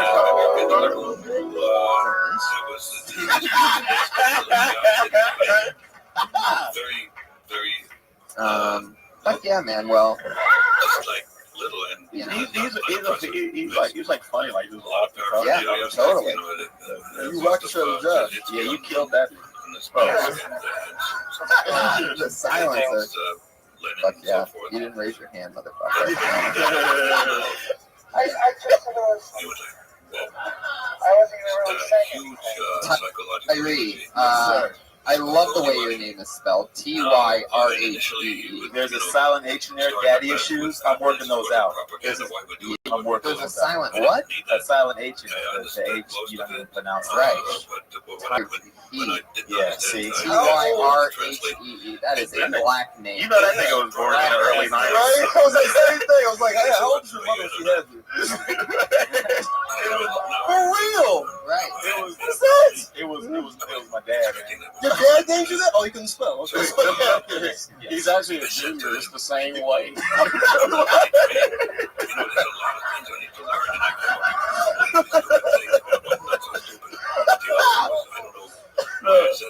What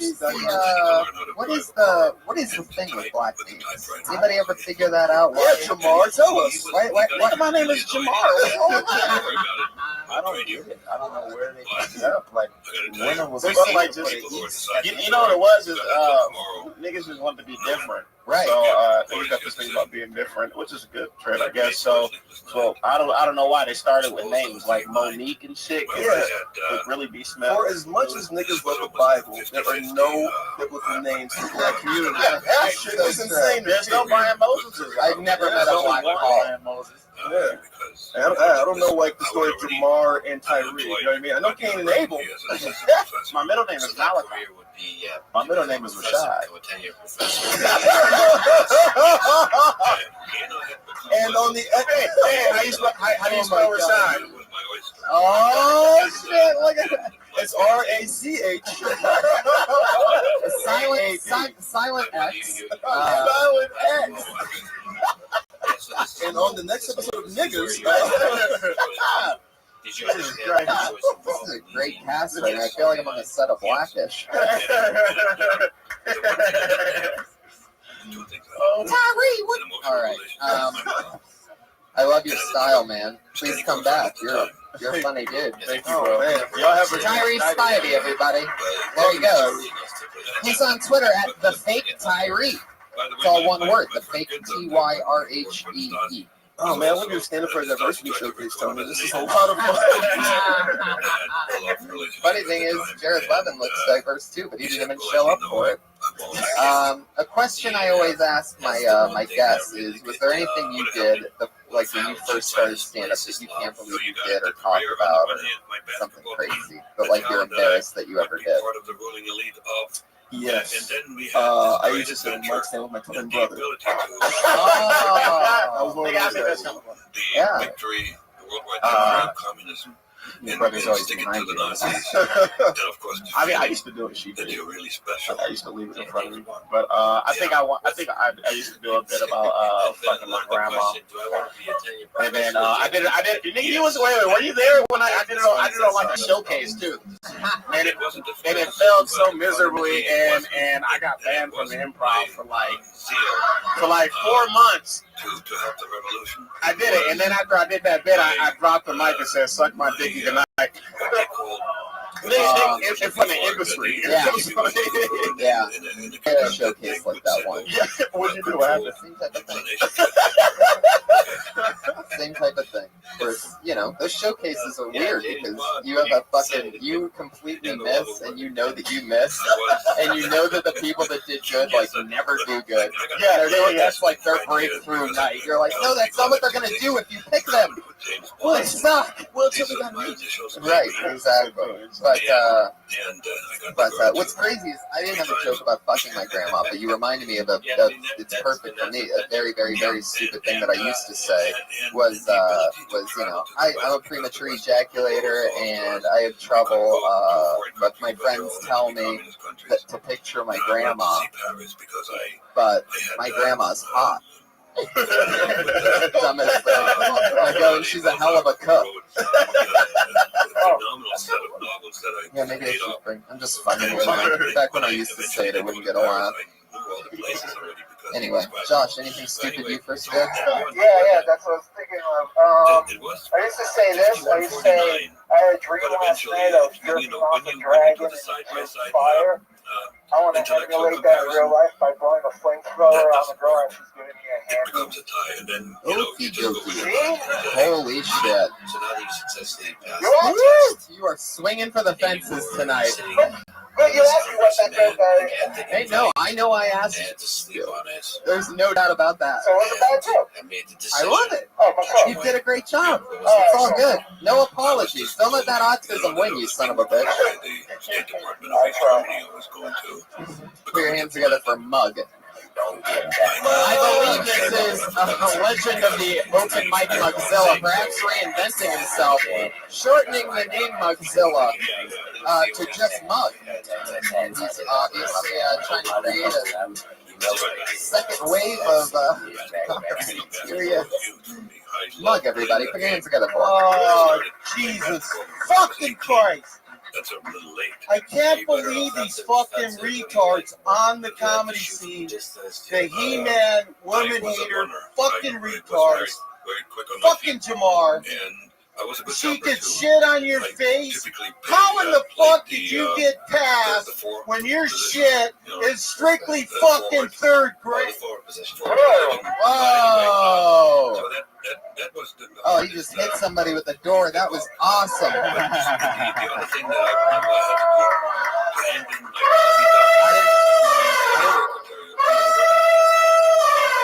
I didn't get past for my comedy, man. I got past for being the realest nigga alive.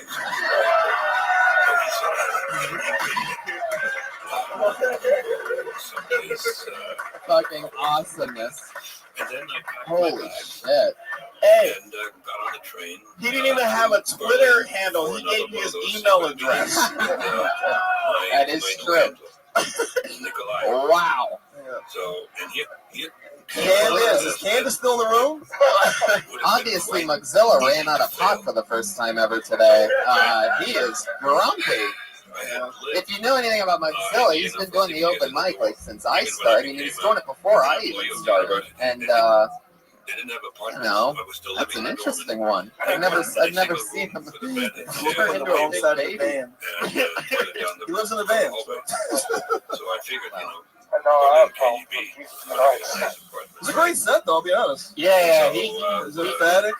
He almost killed that shit. Yeah, dropped the mic and everything. I was like, damn, this is best thing you could do was put that mic in. I mean, what is he? He's trying to do like that white knight stuff, right? Isn't that what they call that?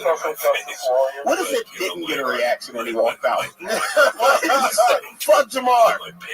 It didn't. What are you talking about? It didn't, right? But there was like some type of reaction. But what if he got nothing and he was everywhere in Germany? And he just heard a door slam. Like, See, what would have been great, by the way, is if like he did that and then ran around and came up that way and did some like amazing performance piece where he's like, "Just kidding," and then and everybody's like, "Boom, history." But he didn't do it. The minute's up. Anyway, this was a He doesn't. I don't even think he knows. He had 40 seconds to save his ass after that. Would have been epic, by the way. Would have been epic. That was a hot 20 seconds, though, man. Oh my God. And I don't think actually seeing the way his body looked, I don't think he would have been able to make it around in 40 seconds. Yeah, there seems like there was some sexual tension or something between you two. So, do you know where that's coming from? Are you guys like mortal enemies? Every nigga out here trying to fuck. I don't get it, man. It's trying to get you in the on his face, are you serious, third grader? Yeah, exactly. That's third grade stuff. How would you know that? You went to school in the 60s. You know what I mean? Yeah. Really making cheap jokes, you third grader. With that, that's been an insult since we've all been in fourth grade. You realize that? Fourth grade, that's like, oh, you're calling me a fucking third grader? Would that shit on my face comment have killed in the third grade? Oh, what? Destroyed. Yeah. Same exact thing. Would never know where to find out. I've been saying that shit since the third grade. Okay, let's keep it moving along. I fucking love it. Holy shit. Here's another guy that's been doing stand-up since before I started. First guy I ever met. Oh my God, for real? First guy I ever met here at the Comedy Store. He made a documentary about me. He was on the patio when I first arrived here. We share the same birthday. A hell of a gentleman and always a nice guy to me. And a funny comedian. Eddie Whitehead Jr.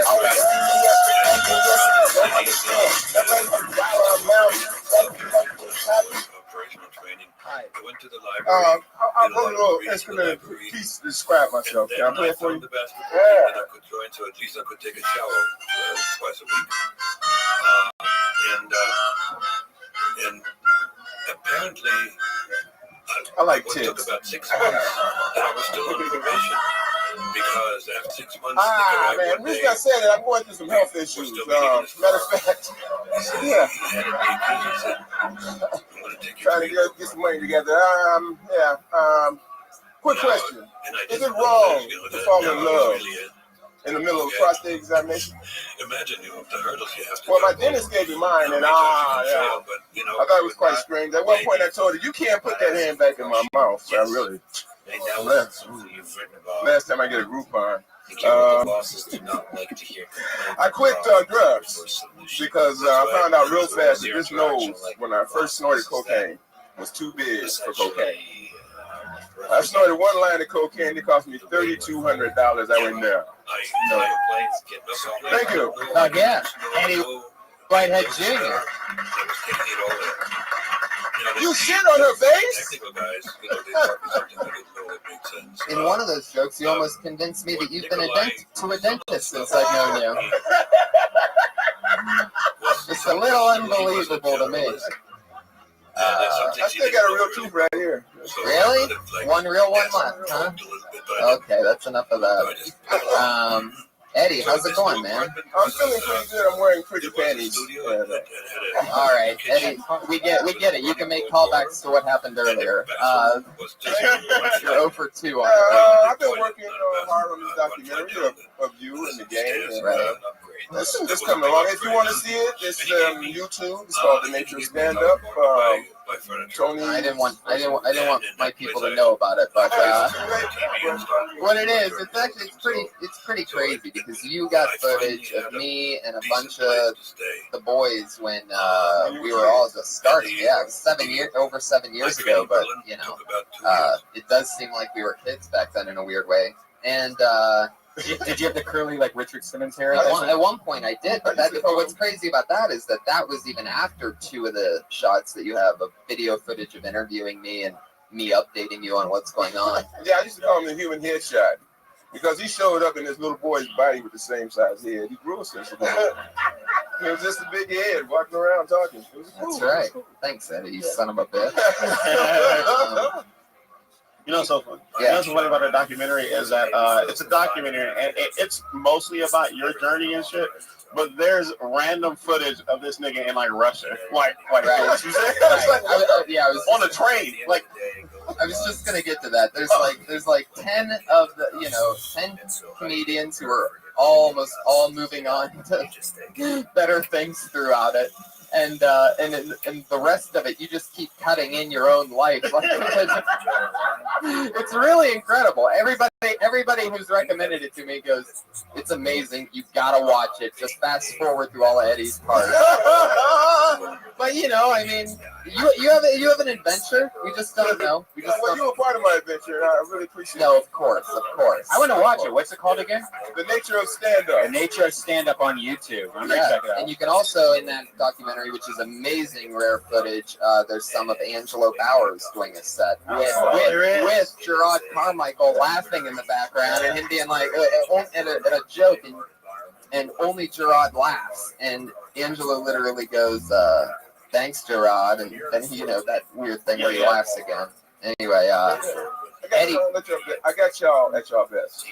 So what do you mean? You're saying we're not at our best yet? What the fuck? You guys peaked already. No, you're still moving up. You're not really having any health issues, right? No. That's crazy. Even though you look like Samuel L. Jackson. Samuel L. Jackson. The writer. That's right. Son of a bitch. Anything else for Eddie, guys? Are you going to ask him why he's dressed like a corpse, or I don't know. I'm always in awe of Eddie. I don't know. You are everywhere. You said Russia. There was a time I saw this man in San Francisco for some weird reason. I don't know how you got there. I mean, all right, we'll do that. Yeah, Eddie, I remember one day, Eddie, he walked up to like me, Josh Adam Myers, and some people, and he was like, "Hey, man, I don't think I'm gonna see y'all again, man. I'm going to Russia." Yeah. Whatever, right? And then he left, and he came back. He was like, "Eddie, where you been at?" He was like, "Man, I was in Russia." And then he got on stage. He was like, "So I just got out of jail."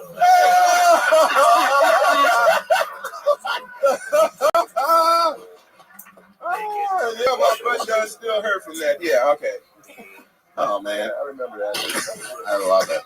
Big night for you. You got on stage. Your son Tyree did a really good job. Eddie, I love you. Thank you so much. Eddie Whitehead Jr. Everybody.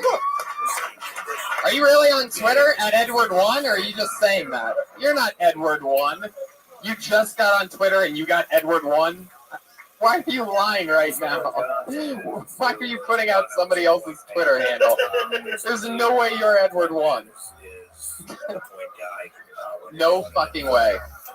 How? What? Okay. Yeah, we'll tweet at me. They'll have us people call your people. How long ago did you get on Twitter?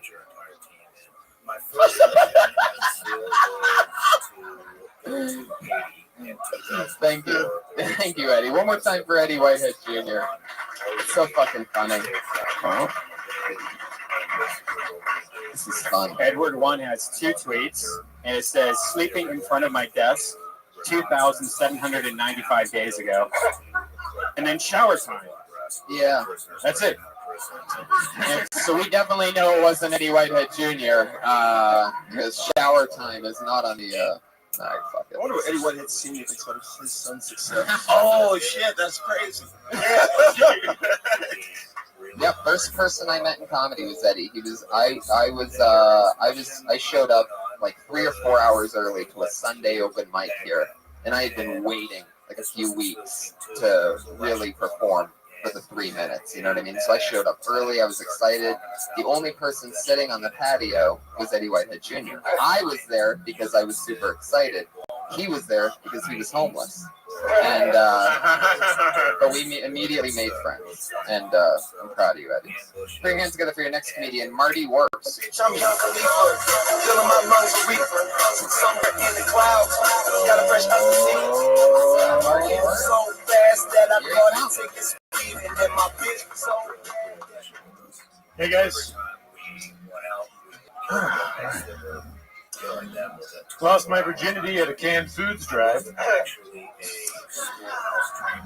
My friend put me up to it. He's like, Marty, if you want to get some pussy, gotta go to a canned foods drive.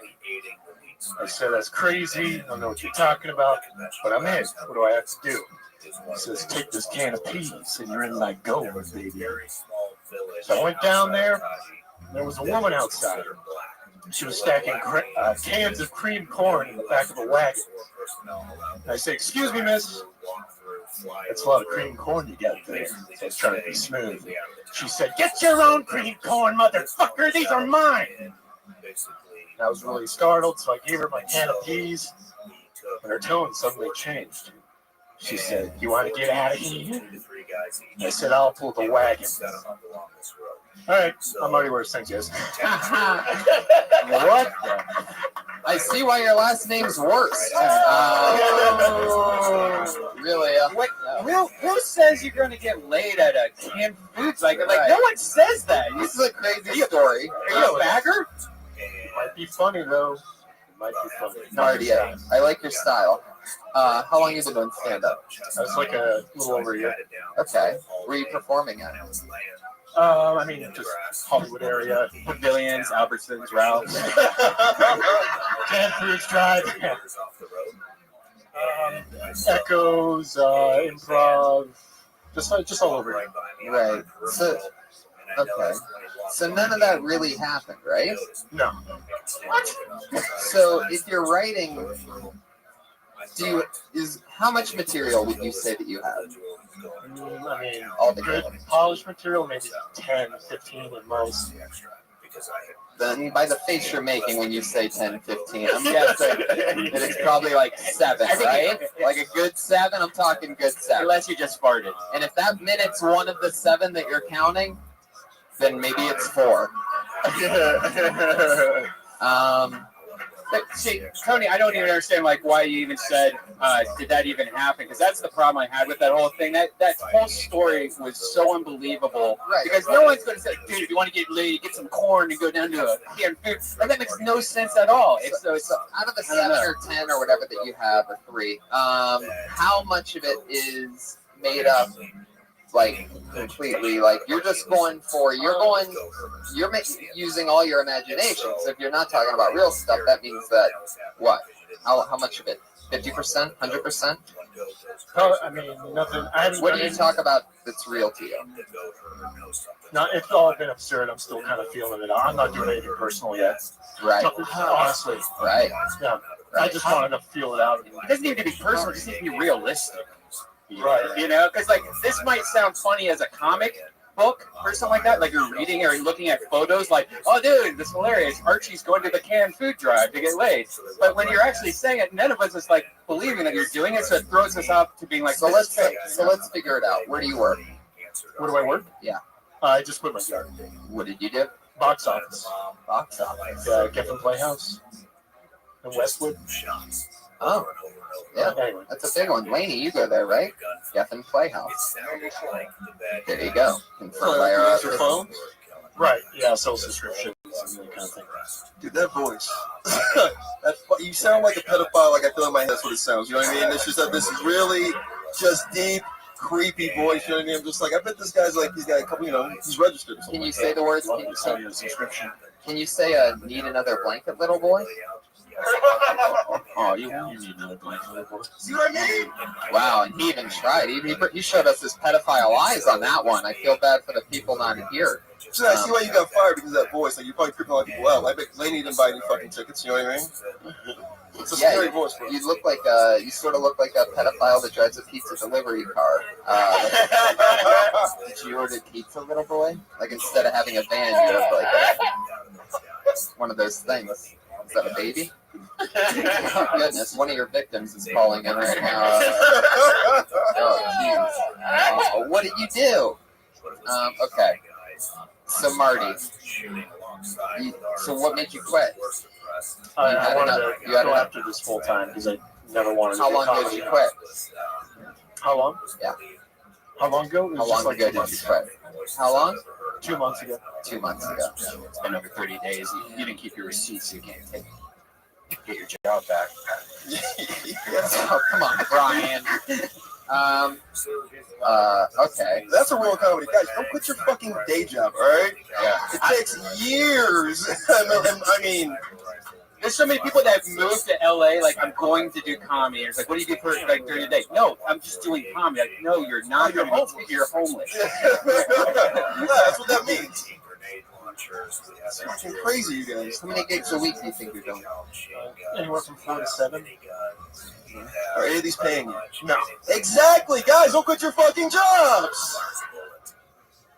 No. Yeah, most of the times comedy actually takes money. Like, you're actually paying to do spots. There's a lot of times where me and Tony, you know, back in the day and stuff like that, would like drive, pay for gas to go out there, pay for a hotel to stay somewhere, and then make like $150, which is less than what we made to go out there. And that's still, you know, that's what the reality of being a stand-up comedy is for like 95% of stand-up comics. Like the amount of people that actually survive and live off comedy is very, very small. Like you could probably write down all on a piece of paper. Like that's how many. Like, it's very small. This isn't the 80s and fucking the 90s anymore, you guys. Like, literally, the way you make money as stand-up now, you create a show like Tony, you're a writer like Tony, you know, you create things like Brian with the Death Squad Network. You're just a fucking incredible character like Jamar, you know what I mean? Like, that's how you make money in stand-up.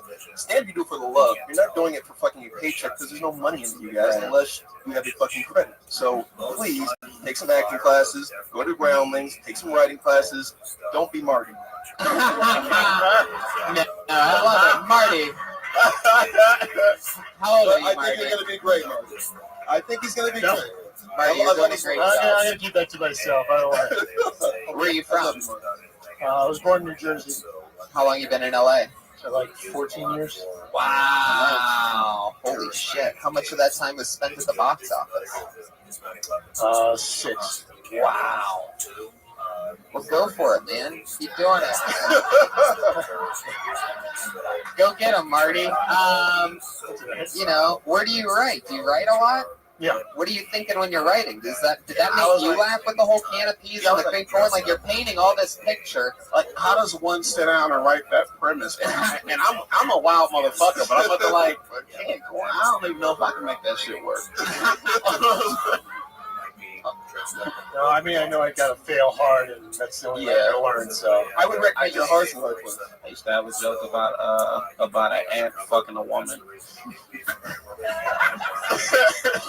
I did. Like the bug? Yeah, like the bug fucking a woman for a week on a porno, and it was called Up the Ante, but nobody ever laughed at that shit, so I stopped doing it. And so now. So now you can take that bit, Marty, and just open up with it and try to follow the wave after that. I would really recommend just finding what's funny in your life. It's like real. Be real as possible. Talk about working at the box office. Talk about fucking everything that you're going through. Talk about the idea of trying to find a new job and like putting like applications into places. It's way more funnier than like some make-believe stuff that none of us are going to buy. You know? Yeah. Only Billy says. And don't give people too much information about stuff that they don't even need. Like, if it doesn't have to do with peas and creamed corn, then who gives a fuck? Right. It's not even about that. Are you good on Twitter? Right. What do you mean, good on Twitter? Your Twitter handle is the worst tweet. That's right. WURST, like the bratwurst. Bratwurst. Do you like bratwurst? All right. Gonna go back to the pedophile thing. Autistic Patriot, what do you think about Marty Wurst? I'd say his Twitter handle is very apropos. Fuck yeah. Thanks, Patriot. I think I can only say what Brian said, that's be real, because people want to actually hear from you without any bullshit in between. Marty, I love your style. You always look like you're about to cry, and I'm really glad you didn't here tonight. That would have been weird. Thanks, guys. I appreciate it. I noticed when you first came up that you looked like you were about to cry. So had I not noticed it, I'd be very concerned right now. Because if you cried tonight, that would have been creepier than Mugzilla's walking off thing that he did. Marty Wurst, everybody. There he goes. He's on Twitter at the worst tweet. WURST. That's all one word. See ya, Marty's.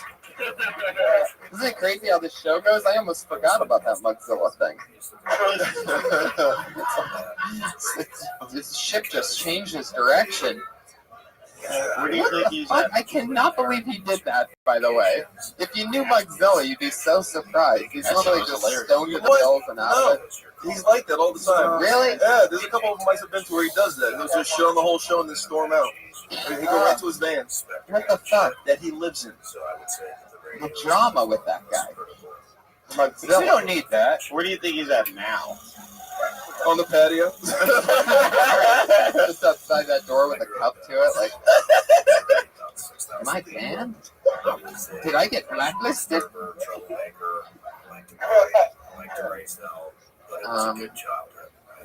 Yeah, let's do one more anyway. Put your hands together for your next comedian. Peter Prince.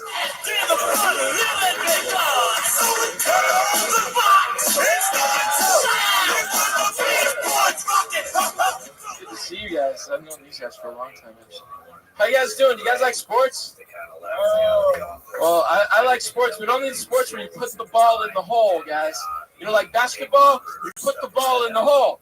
Or golf, you put the ball in the hole. Of course, it's a small, tight hole because it's played by rich people, and rich holes are small and tight because they can afford vaginal rejuvenation.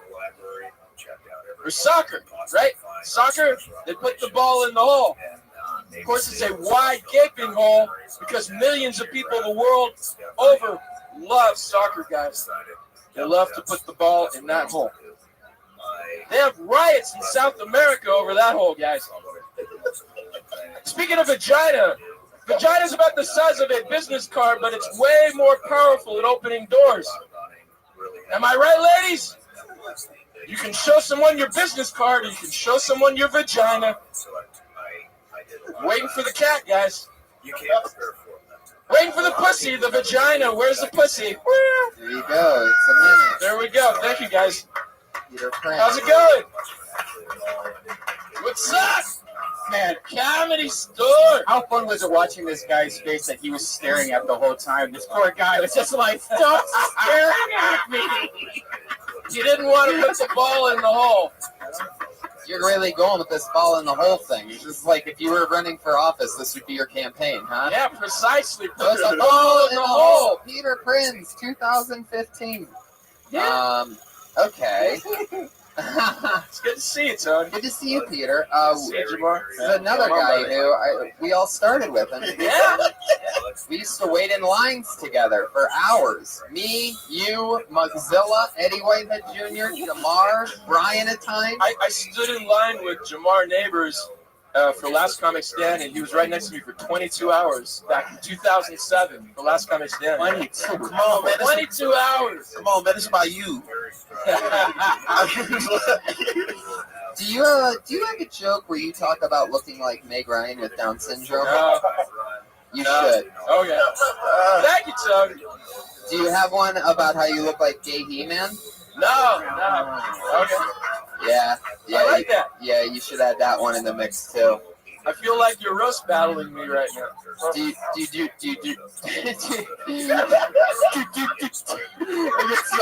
have one favorite thing where you have a joke about you being a stutter?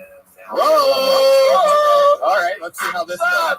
What's that bracelet you got there? Are you waiting for a gay falcon to land on it? Precisely.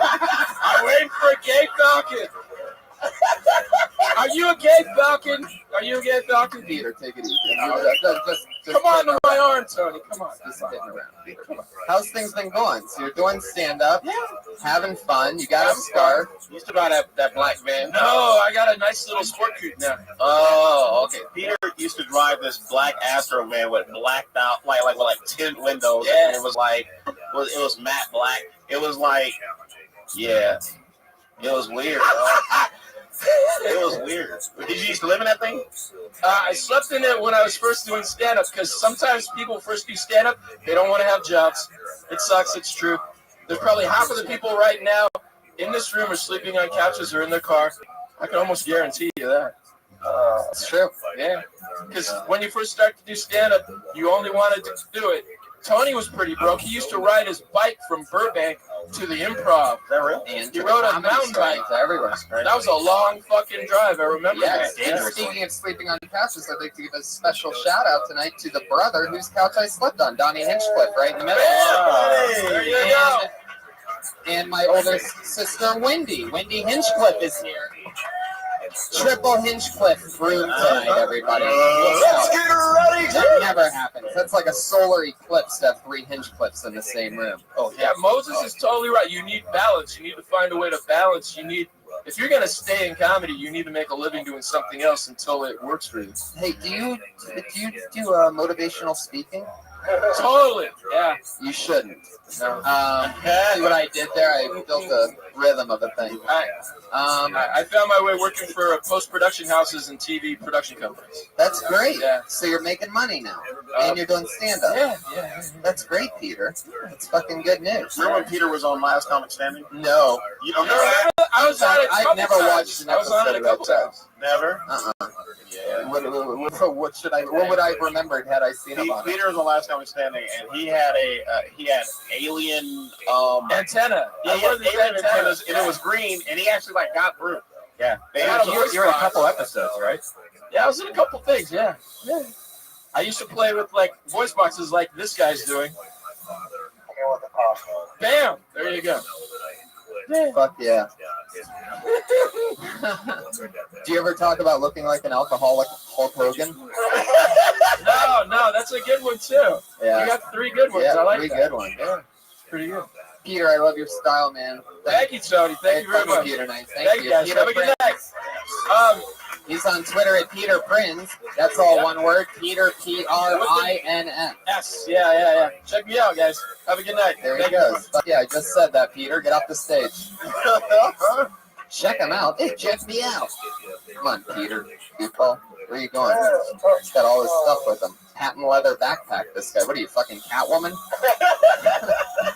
All right, everybody. This is like Kill Tony. Where are they now with their shit? It really is. It really fucking is. It's never happened like this where I've seen so many people that I actually started out with. Yeah, man. It's insane. Okay, this is the part of the show where we have our 2 lovely regulars. We have 2 comedians that do a new 60 seconds every single week on this show. This week will be no different. Put your hands together for your first regular. She has a fun, goofy style. We love her. You know her from this podcast and Dysentery. It's Sarah Weinstein.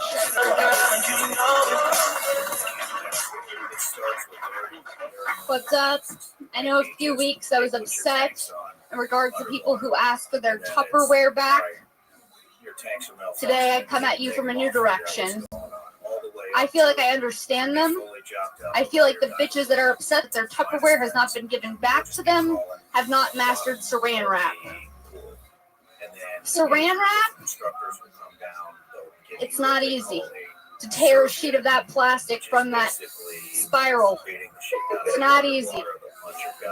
Only moms can do it. They're just like, it's like a badge of honor. It's like, yeah, no problem, got it, done. When you get a pack of saran wrap and you take that shit home, imagine never seeing saran wrap before. You get that shit, you take it home, you open it up, there's just like these metal teeth, like a huge jaw. And you're like, that seems unnecessary for such a thin piece of plastic. Until you try it, and the more you try, you realize that this thin piece of plastic is durable as fuck. All right. Anything else? Is that it? You have anything else? I wanted to say, I wanted to talk about how it's like the jaws of a piranha, but like silver for thin film. Well, we definitely want to figure out a way to wrap up your saran wrap. That it would not be good if it just. All right. Just lingered. I love the fucking premise. I mean, you're all over it. I just haven't cracked that. Right. Yeah. You know, the thing that hit me in the first few seconds of you being up tonight, even though you have the same type of tones throughout other sets, which, you know, I've heard her talk about every kitchen condiment and like little things and like all this stuff, you know, things you barely notice, like fucking shower curtain hooks and shit. And you do a great job at always finding out what's funny about that. But I think what's important is to make like human connections with it. Like when you said that only moms can do it, even though the rest of the room didn't laugh, I did, which means it's hilarious. And that they were just daydreaming for the moment, because that's where the gold is. You know what I mean? Is instead of just talking about having people picture exact objects and things, you know, picturing people, and also what is saran wrap? Like, what you didn't say anything when you were talking about how in the very beginning about how it doesn't ever come off clear, that you do find out why. You don't make any comparisons to what the saran wrap's like. I don't really know because I haven't had much time to think about it, and even though I'm very quick, I don't know because it's that broad of a premise. Like it getting stuck together, it's like trying to wash peanut butter off your fingers. Yeah, yeah. It kind of like sticks on you like Spider-Man. It is very durable though. By the way, Shank, best dress woman in comedy. It's like you and Sarah Silverman, best dress. But to your credit about the durability of saran wrap, I'll tell you guys a story. My old drug dealer, back when you had to like buy weed counter back in like the mid 2000s, he used to use saran wrap as prophylactics, as condoms. Exactly. So it's very durable. Does it? It'll keep semen out of your vagina. Yeah, use a hair tie. Like you tell them to take their hair tie off, and you just use it. That's like emergency condom. Yeah. So there you go, guys. It's very durable. Yeah. If you love making babies, try the new saran wrap condom that is open on one side. He told me, yeah, you have to like, tie the flap around, but then he started using like sandwich bags. It's a whole thing. Yeah. But sandwich bags? Yeah, because like if you be like, hey, yes, he's like, give me those sandwich bags. Oh, you need to wrap up like an eighth. He's like, no. Shireen's coming over tonight, and I got no Magnum. Shireen. Yeah. That is so fucking funny.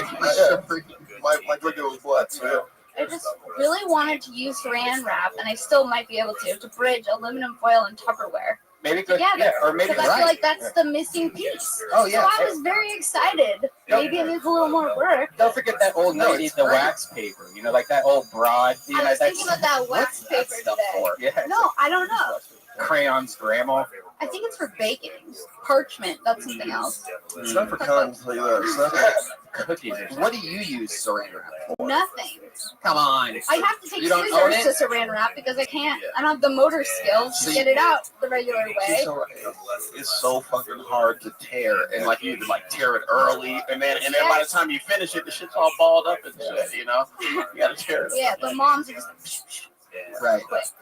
Moms do it like it's some kind of like what's that sport with the stick and like the flag thing? Baton? Yeah, whatever the fuck that is. Baton twirling? Not fucking like the way that. You know what? It's rhythmic. You know what I will give her? What is rhythmic? You know what I will give her credit for is trying to make little shit like that funny. Yeah, it's very hard. Fuck, like. Brian Regan does that. He's like, yeah. A bobby pin. I'm up there like, what the fuck? Talk about these bitches. I was making a parody video of Dexter because he uses saran wrap to wrap his bodies up, you know, and you could say something about how that's impossible because I tried to do it, wrapping a person's body up with saran wrap in it. It was impossible because it just would stick to his shirt and then it would, there was no way that Dexter could have wrapped all those bodies. Yeah, Also, like dental a team. I was thinking dental dam, but I was like, that's not for me. I think it's more for sex. I don't even think it's for like wrapping sandwiches. But dental dams, that's like when you give someone oral sex and you're like, oh, right? Like dental a flare dam? I should probably fuck this. Oh my god, that's what that is? Dental That's dam? what you do for them, yeah. I've always wondered that. Yeah. Dental dam is one of those things that I've always heard, and I was like, I don't know what that is. I'm gonna sort of keep it that way. That's really what it is? Yeah, that's what it is. Because I learned about a dental dam. It was a bold word in sex ed at Catholic school. Dental dam was a bold word. Yeah, I don't. She doesn't know what that is. I don't know about that because I don't hang out with people with cold sores. Oh, I mean, I live in Hollywood. All you motherfuckers have this. Seems like. Sorry, crowd. 1 in 4 of you do. So fucking look at each other right now. Putting balls in holes. Oh, you did a callback to. I just felt like it was like the right time, but maybe not. It worked better for you than it did for Peter. That's the crazy thing. All right, Sarah. Well, yeah. Great job. There she goes, Sarah Weinshank. She's on Twitter at Princess Shank. Always a brand new 60 seconds. Can you imagine that? New 60 seconds every week out to the world. No, man. Angela Bowers did it. Fuck. Your final comedian tonight, the other regular, Florida dropout. Always funny, always in his 60 seconds. It's Kimberly Congdon, everybody. Here she is.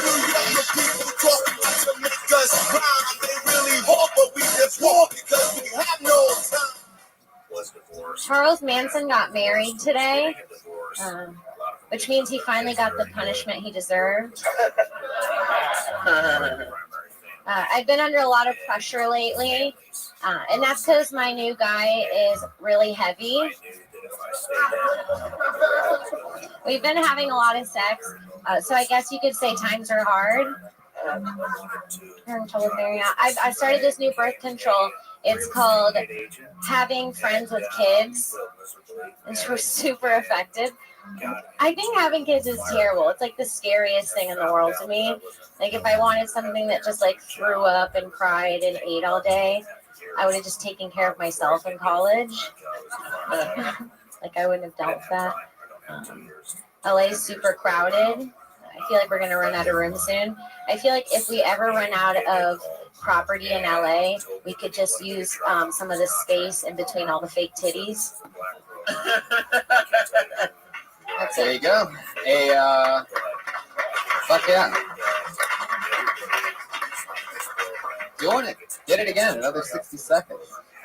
Space in between the fake titties. That's an interesting one. It's a good one. And I love the Manson joke. It's a great topical joke.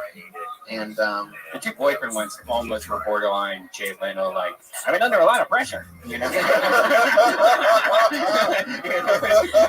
I also didn't even get the hard times one. Like, you left a pause for a laugh, and a couple people laughed, but I think they just laughed because it felt like we were supposed to laugh. What hard times? We've been having a lot of sex lately, so you guess Hard you could say times are hard. Right, because he has a boner. Yeah. Is that right? Yeah. Okay. Oh, Jay Leno's here. Jay, is there any truth to the fact that there's rumors circulating, Jay, we have them on speakerphone, that you have been writing jokes for Kimberly Congdon? They write themselves. You are certainly right, Jay, they do. Well, that's fun. I love the Manson joke, and the space between the titties. What else is going on? How's life? What's Life's really happening? good. You know, just hanging out. I rushed here. My hair's still wet. It's cold. I feel like I'm gonna get sick. Damn. I'm still working at the production company, doing stand-up, blah blah. Now, Kimberly Congdon, by the way, right? Roast battle champ. Roast battle. They call her the Ronda Rousey of the roast battle. Yeah, undefeated, lady killer. Yeah. She takes people down. Her boyfriend comes in her hair tonight. Shut up. There you go. Fuck yeah. You have another battle scheduled yet? She might. I maybe next, and we're talking about next week. We're waiting on. Whoa. 1 week away? We'll break it out tonight. There might be our first tag team match. Whoa! Next week. We're waiting. It all lies on her tag team partner. She says yes. So we're all shit. Let's get ready to rumble! The only reason we're trying this is because we really want to see you against Jeff Danis and Ryan O'Neal, you and Benji Aflalo. I think that's what everybody in the comedy community wants to see. Yeah, and when Benji and I are done being super duper successful right now, we are going to make time for that in our schedule in the next couple months. When Benji and I aren't, writing Comedy Central shows, we're going to do the fucking battle. Again, Benji and I have both done it. Oh, yeah, you guys are awesome. Jesus Christ. Jamar Neighbors tonight. Kimberly Congdon, thank you so much. She's on Twitter at Kimberly Congdon. Follow Kimberly Congdon, Sarah Weinshank, and the lovely Elise Lane. The Autistic Patriot on Twitter is the great Josh Meyerowitz, who held strong the entire night. I thought it was one of my worst. You better suck it up and get a second win, because you're the hype man for Roast Battle in an hour. There you go. The host of Roast Battle. One of my favorite young talents in the world, Brian Moses. I'm so glad you made it on the first time. So much fun. Slaughterfest The best podcast in all of the world. Where can people find you? Find me at Rose Battle. You can see when the next battle is, and I'm here every Tuesday at midnight, right here in the belly room of the world famous comedy If show. there's anybody here who hasn't seen this show, you're fucking crazy. You're gonna fall in love with it. Keep your seats now and don't lose them because there's Yeah. usually never seats. Exactly. It's gonna be really, really tough to get seats, as always. We'll just call it the fire capacity show. That's really what it is. One of the funniest parts of the show, many comedians' favorite parts of the show, the Black Wave leader, Jamar Neighbors, right here. Yay! Jamar, you're on Twitter at what? Jamar Neighbors. Wait, no, it's different. It's at Aymanig. How do you spell that? AYEMANIG. A fun fact: if you want to go on Twitter and figure out how to spell it exactly, just go to all the tweets that I've favorited over the past 7 months. He's the funniest guy on Twitter. Absolutely hilarious. Thank you so much as always, Jamar Neighbors. Brian Redband, Secret Show Thursday, Rogan, Duncan Trussell, Tony, Denver, Colorado, Denver, January 2nd and 3rd. I'm headlining Comedy Works, one of the top comedy clubs in the world. And that's it. Phoenix, I'm with you in December with Joe Rogan. Come Thursday, everybody. Rogan, Trussell, Hinchcliffe, Redband. Live audience, thank you. I love you.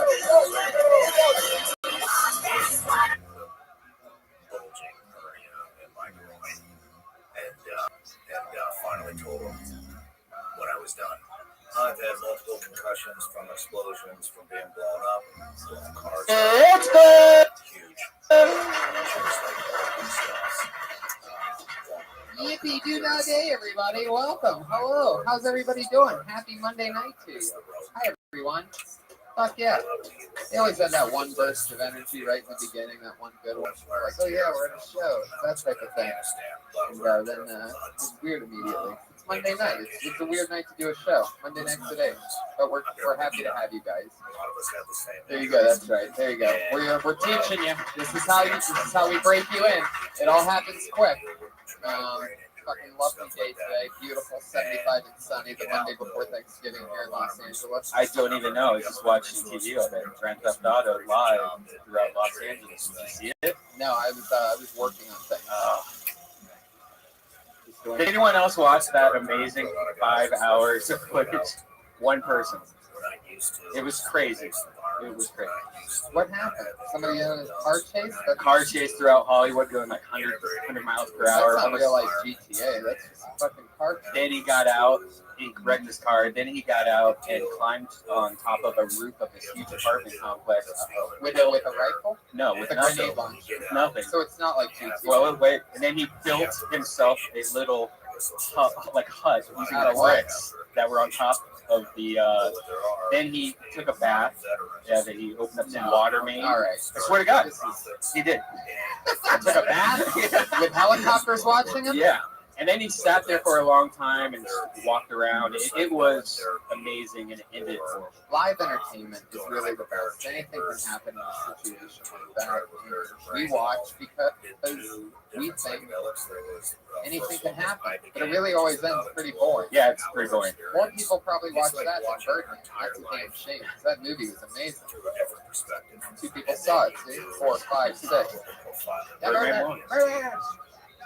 So it's good to be back, and life is good. It is a death experience. Yeah, let's talk about that. What do we do this week? Oh, we opened up for Joe Rogan, or yeah, they did the Ontario Improv thing. That was great. Played a lot of video games.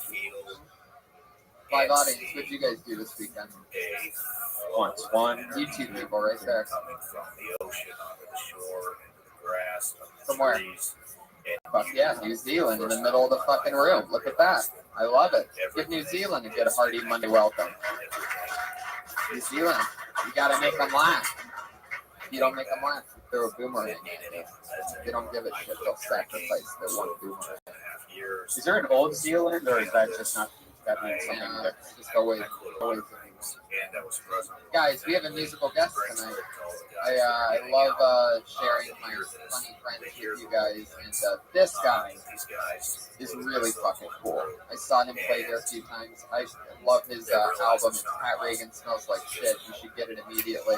I've been listening to it the last 4 days. That's all I've been listening to. I'm obsessed with the styling of my friend and now yours, Pat Reagan. Everybody, here he is.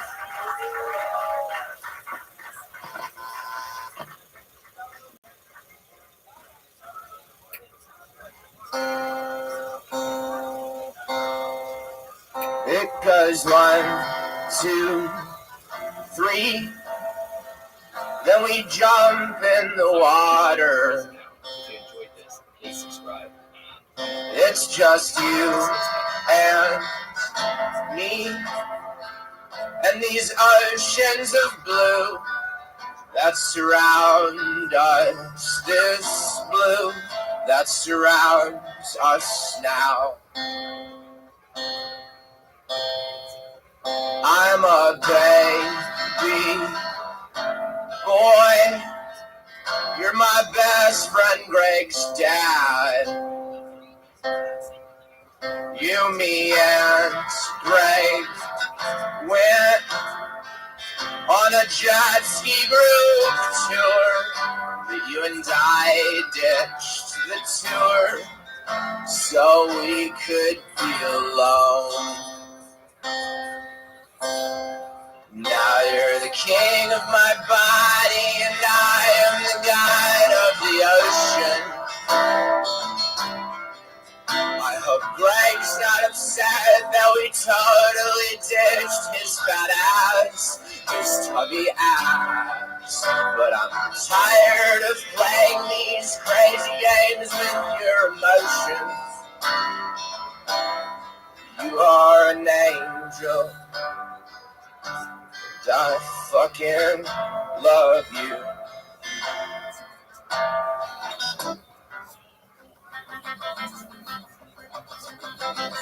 Greg's dad, cool guy, sweet man, gentleman, yum.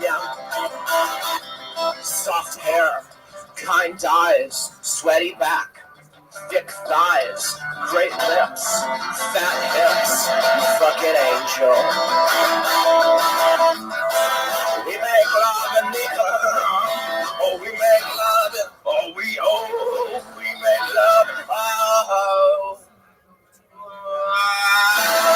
make love in the open water. And you start to hum a Peter Gabriel song. But we're interrupted by the U.S. Coast Guard, who informs us something's wrong. Greg is dead.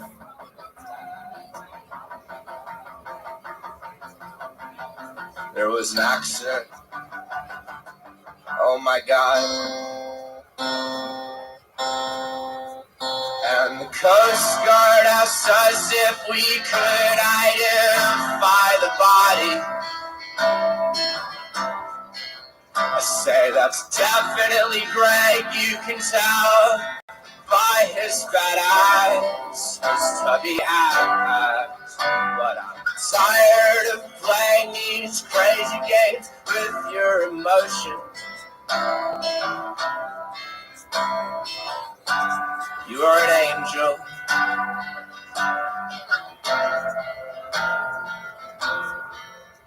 Te amo. Oh, te amo. Te amo, Greg's dad. Te amo, Greg's dad. Te amo, Greg's dad. Te amo, Greg's dad.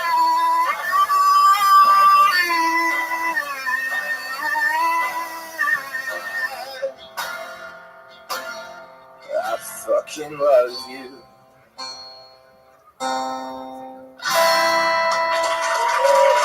Thanks, guys. Oh, yes. Pat Reagan. Amazing. Oh, I almost want to cry. It's unbelievable. Pat Reagan. Check out Pat Reagan. Follow him on Twitter. He's at Patty Reagan, PattyRegan. So don't spell it like Ronald Reagan, is it? There's no A in that last Reagan.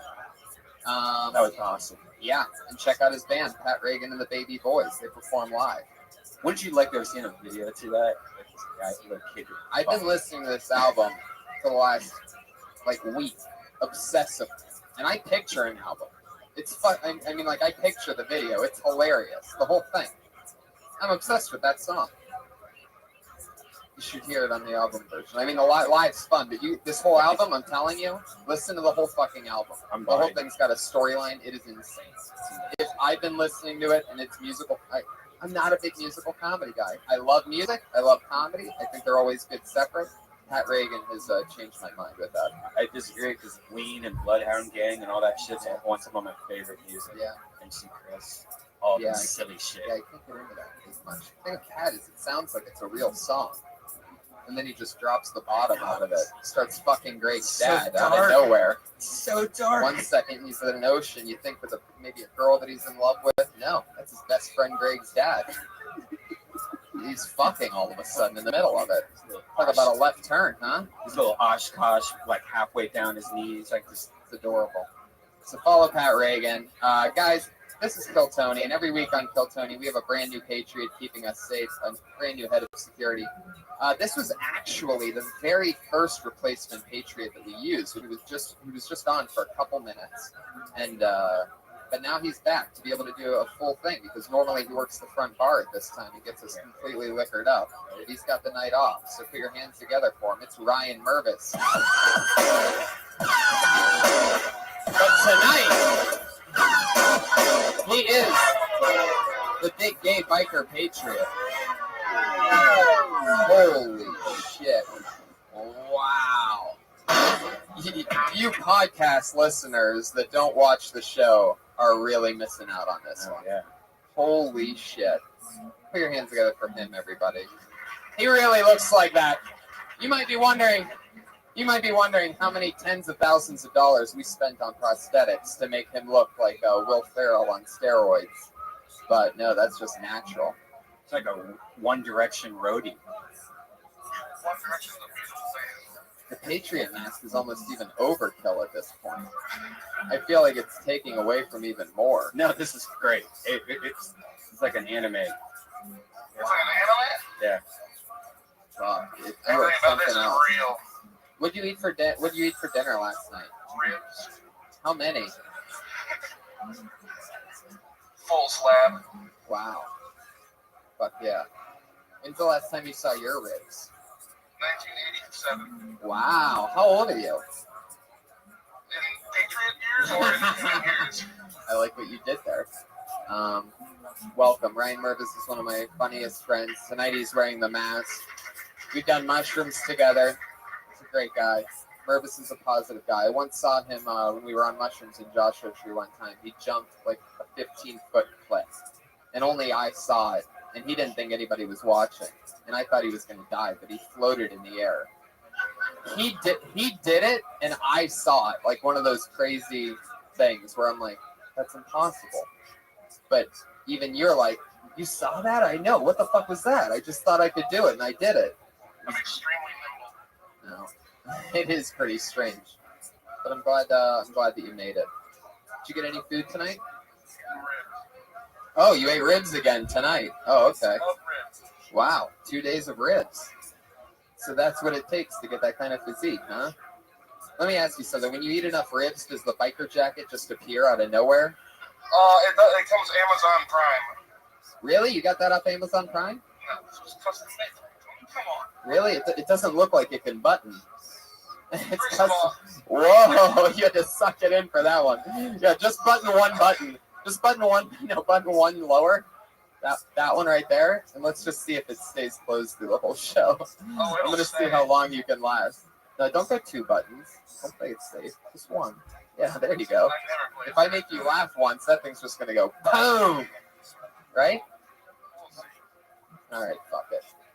Oh, I'm excited to have you, Ryan Mervis. Did you eat any of the food? I didn't get a chance to yet, but I get a little woozy right before the show. Always jacked up on coffee and stuff. So I usually save it until after the show. You had some though, right? Yeah, it was delicious. Delicious. They gave you a fork this week, so you didn't have to use your hand. For half of it. I love it. Yeah. It was unbelievable, guys. We had an awesome meal from Elise Lane at Elise Lane on Twitter. Chicken fennel and honey crisp salad. We also had slow roasted chicken breast over mixed greens, shaved fennel celery, honey crisp apples, candied walnuts, pecorino cheese with extra virgin olive oil, lemon, and Malden sea salt. It was unbelievable. For those of you that didn't eat anything tonight, go fuck yourselves. Our lives are better than yours. So, it's very exciting. She's Elise Lane, EYSELAIN. She's an amazing chef. Follow her on Facebook and Instagram at The Girl with a Pan. That's our only sponsor, everybody, Elise Lane. Mervis, you should eat something that somebody like that makes. Don't just eat ribs all the time. What's the healthiest thing you've eaten in the past few months? Just the cucumber. What were you dipping it in? Oh, you son of a bitch. You did it again. Guys, this is Josh, what episode number is this, if you had to guess? You know? Yeah, I think it's a fuck. It's the next episode, and guys, this is a really, really fun one. These guys have both been on before, two of my funniest friends in the world. One has an HBO 1 hour special that just came out. The other's been in a ton of movies. This half hour was filmed in Boston. Both of them have had specials out this year, and these are guys that I hang out with during the day and shit. These are two of my best friends. Put your hands together for Brody Stevens and Gerard Carmichael, everybody.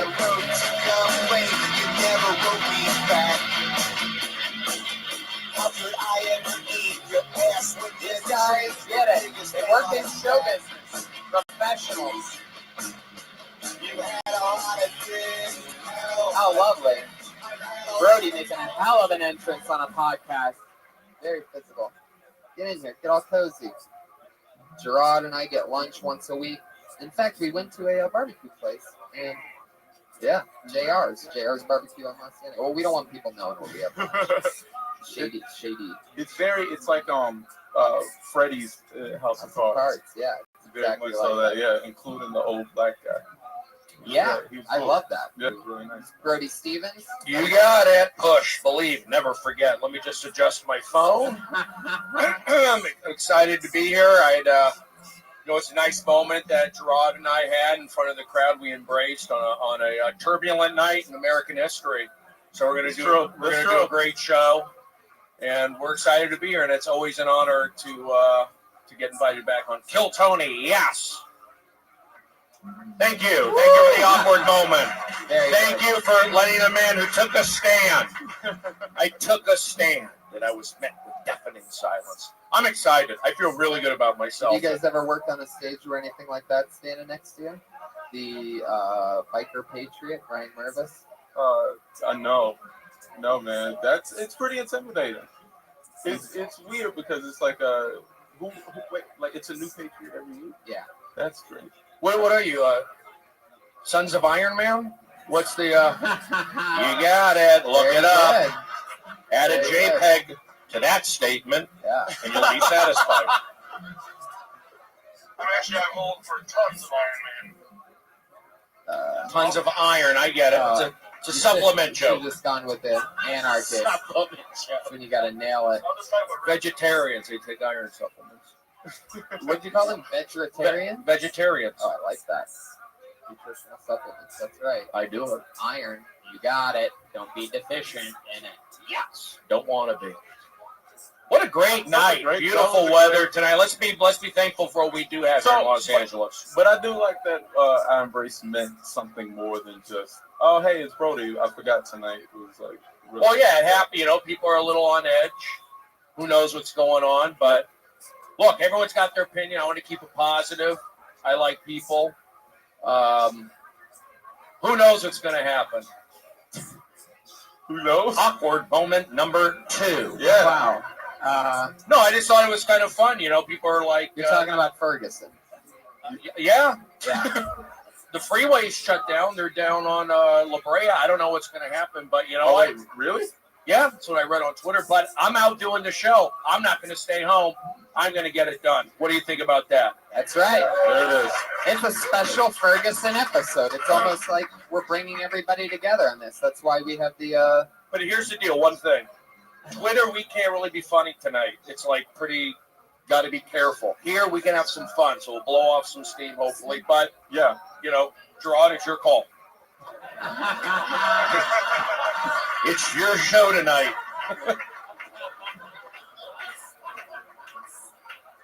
I'll think about it. Okay. All right. I'll think about it. I think we're ready to laugh, right? I love it. More on you. We're professionals. Yes. Every week our Patriot asks our guests a question. Big Gay Biker Patriot, what do you got for us tonight? Stephen Brody Stevens. Yes. Got a question for you. Okay. You were in the Hangover dude. You were on the most recent Funny or Die Oddball Festival tour. Who had the best food? The best food? That's a great craft services here. What? That's a great question. That's a fantastic question. Actually, it's pretty cool backstage at these amphitheaters. The food is very good. It's nice. They take a lot of preparation. It's a full-time gig feeding Blink 182, Jimmy Buffett, and then Louis C.K. and myself. And I would say the food was pretty consistent.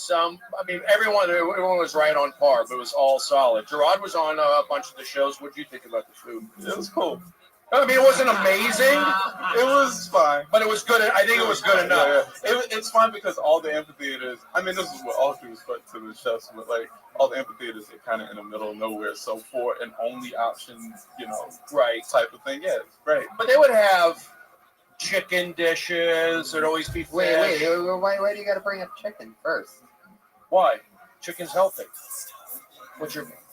There's good. I enjoyed the food, but it really it's kind of cool. All the amphitheaters, they are pretty much, they do blend in together, to be honest. But you make it what it is, and you're good people.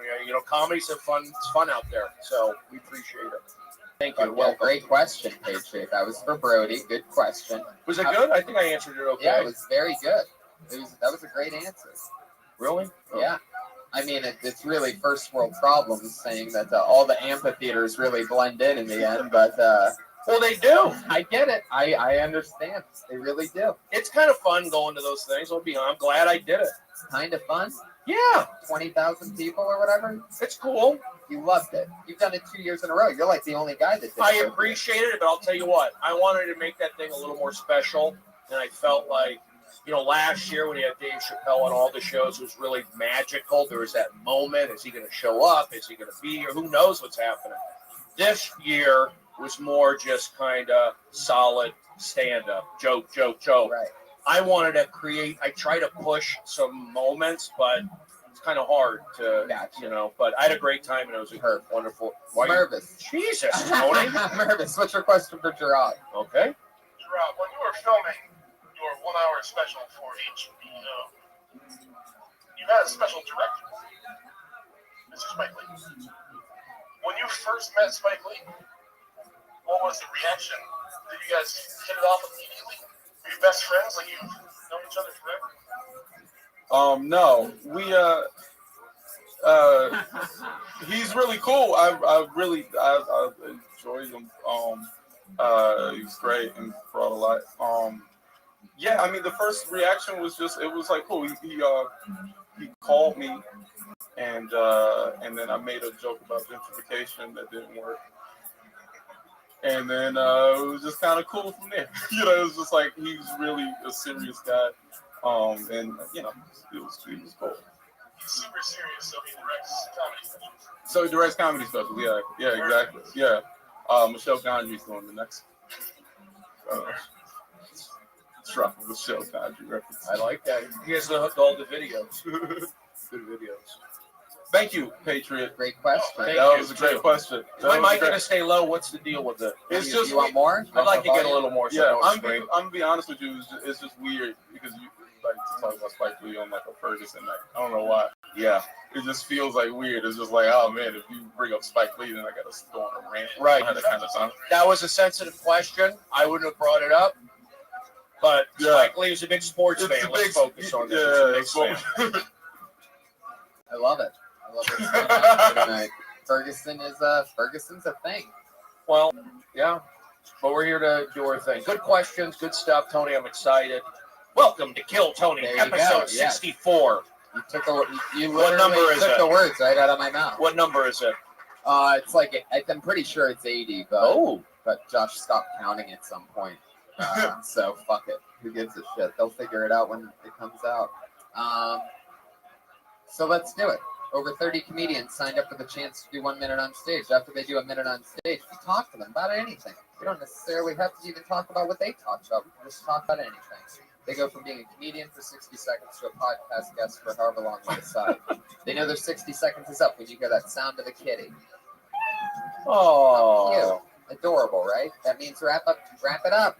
Or else you're going to bring out the angry West Hollywood bear.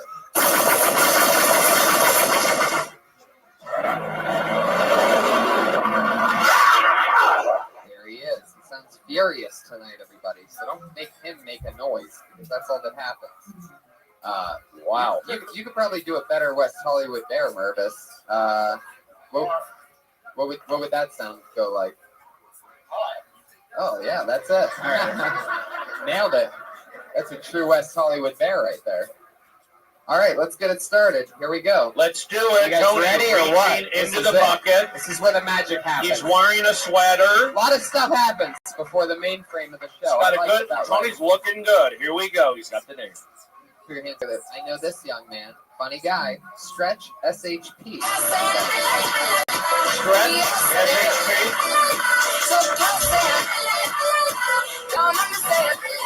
Always hit the mic. Way to go. Okay, not your fault. All right, put your hands together for Stretch SHP, everybody. Yes, you got it.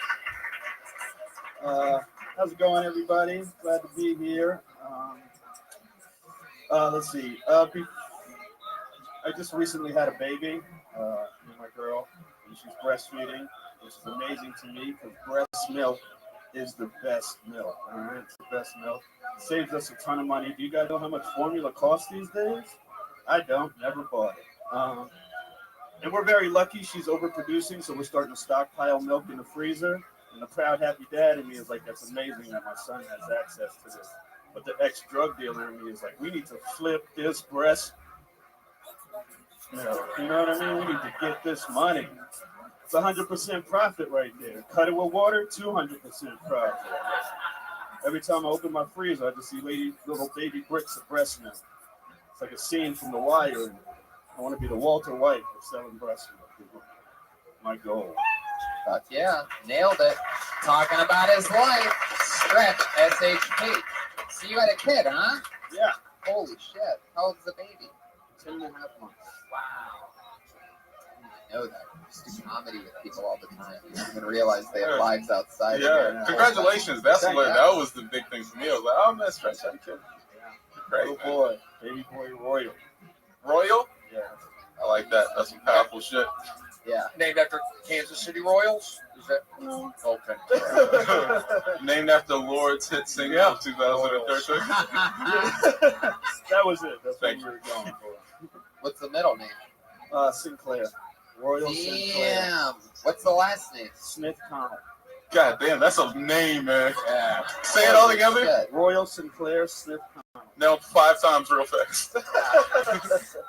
Holy shit. Oh, that's a big name. Yeah, that's a big name. He's got big shoes to fill. Like, I mean, you better hope he's something good or else. Yeah. That'll just be weird. Yeah. He'll get butt fucked in prison. Oh, Tony, gotta keep it clean. I'm just saying. But he does have the name of like a rec center. Right. Guys going into that. The Royal Rec Center. The Royal, like the rec center. So he's gonna donate a rec center. Yeah, I love that. Hopefully my parents can still go out and not be. No, of course. Of course, yes. Can I tell you, everything is just weird today. Hey, yeah. Everything's it's just a black dude in a hoodie. First comment, it's like, my son will not play jail. It's like, god damn, it's like a I rally. That too. Yeah, it's a little weird. It's just a little weird. I'm sorry. And I brought him up to a Fergie song, so.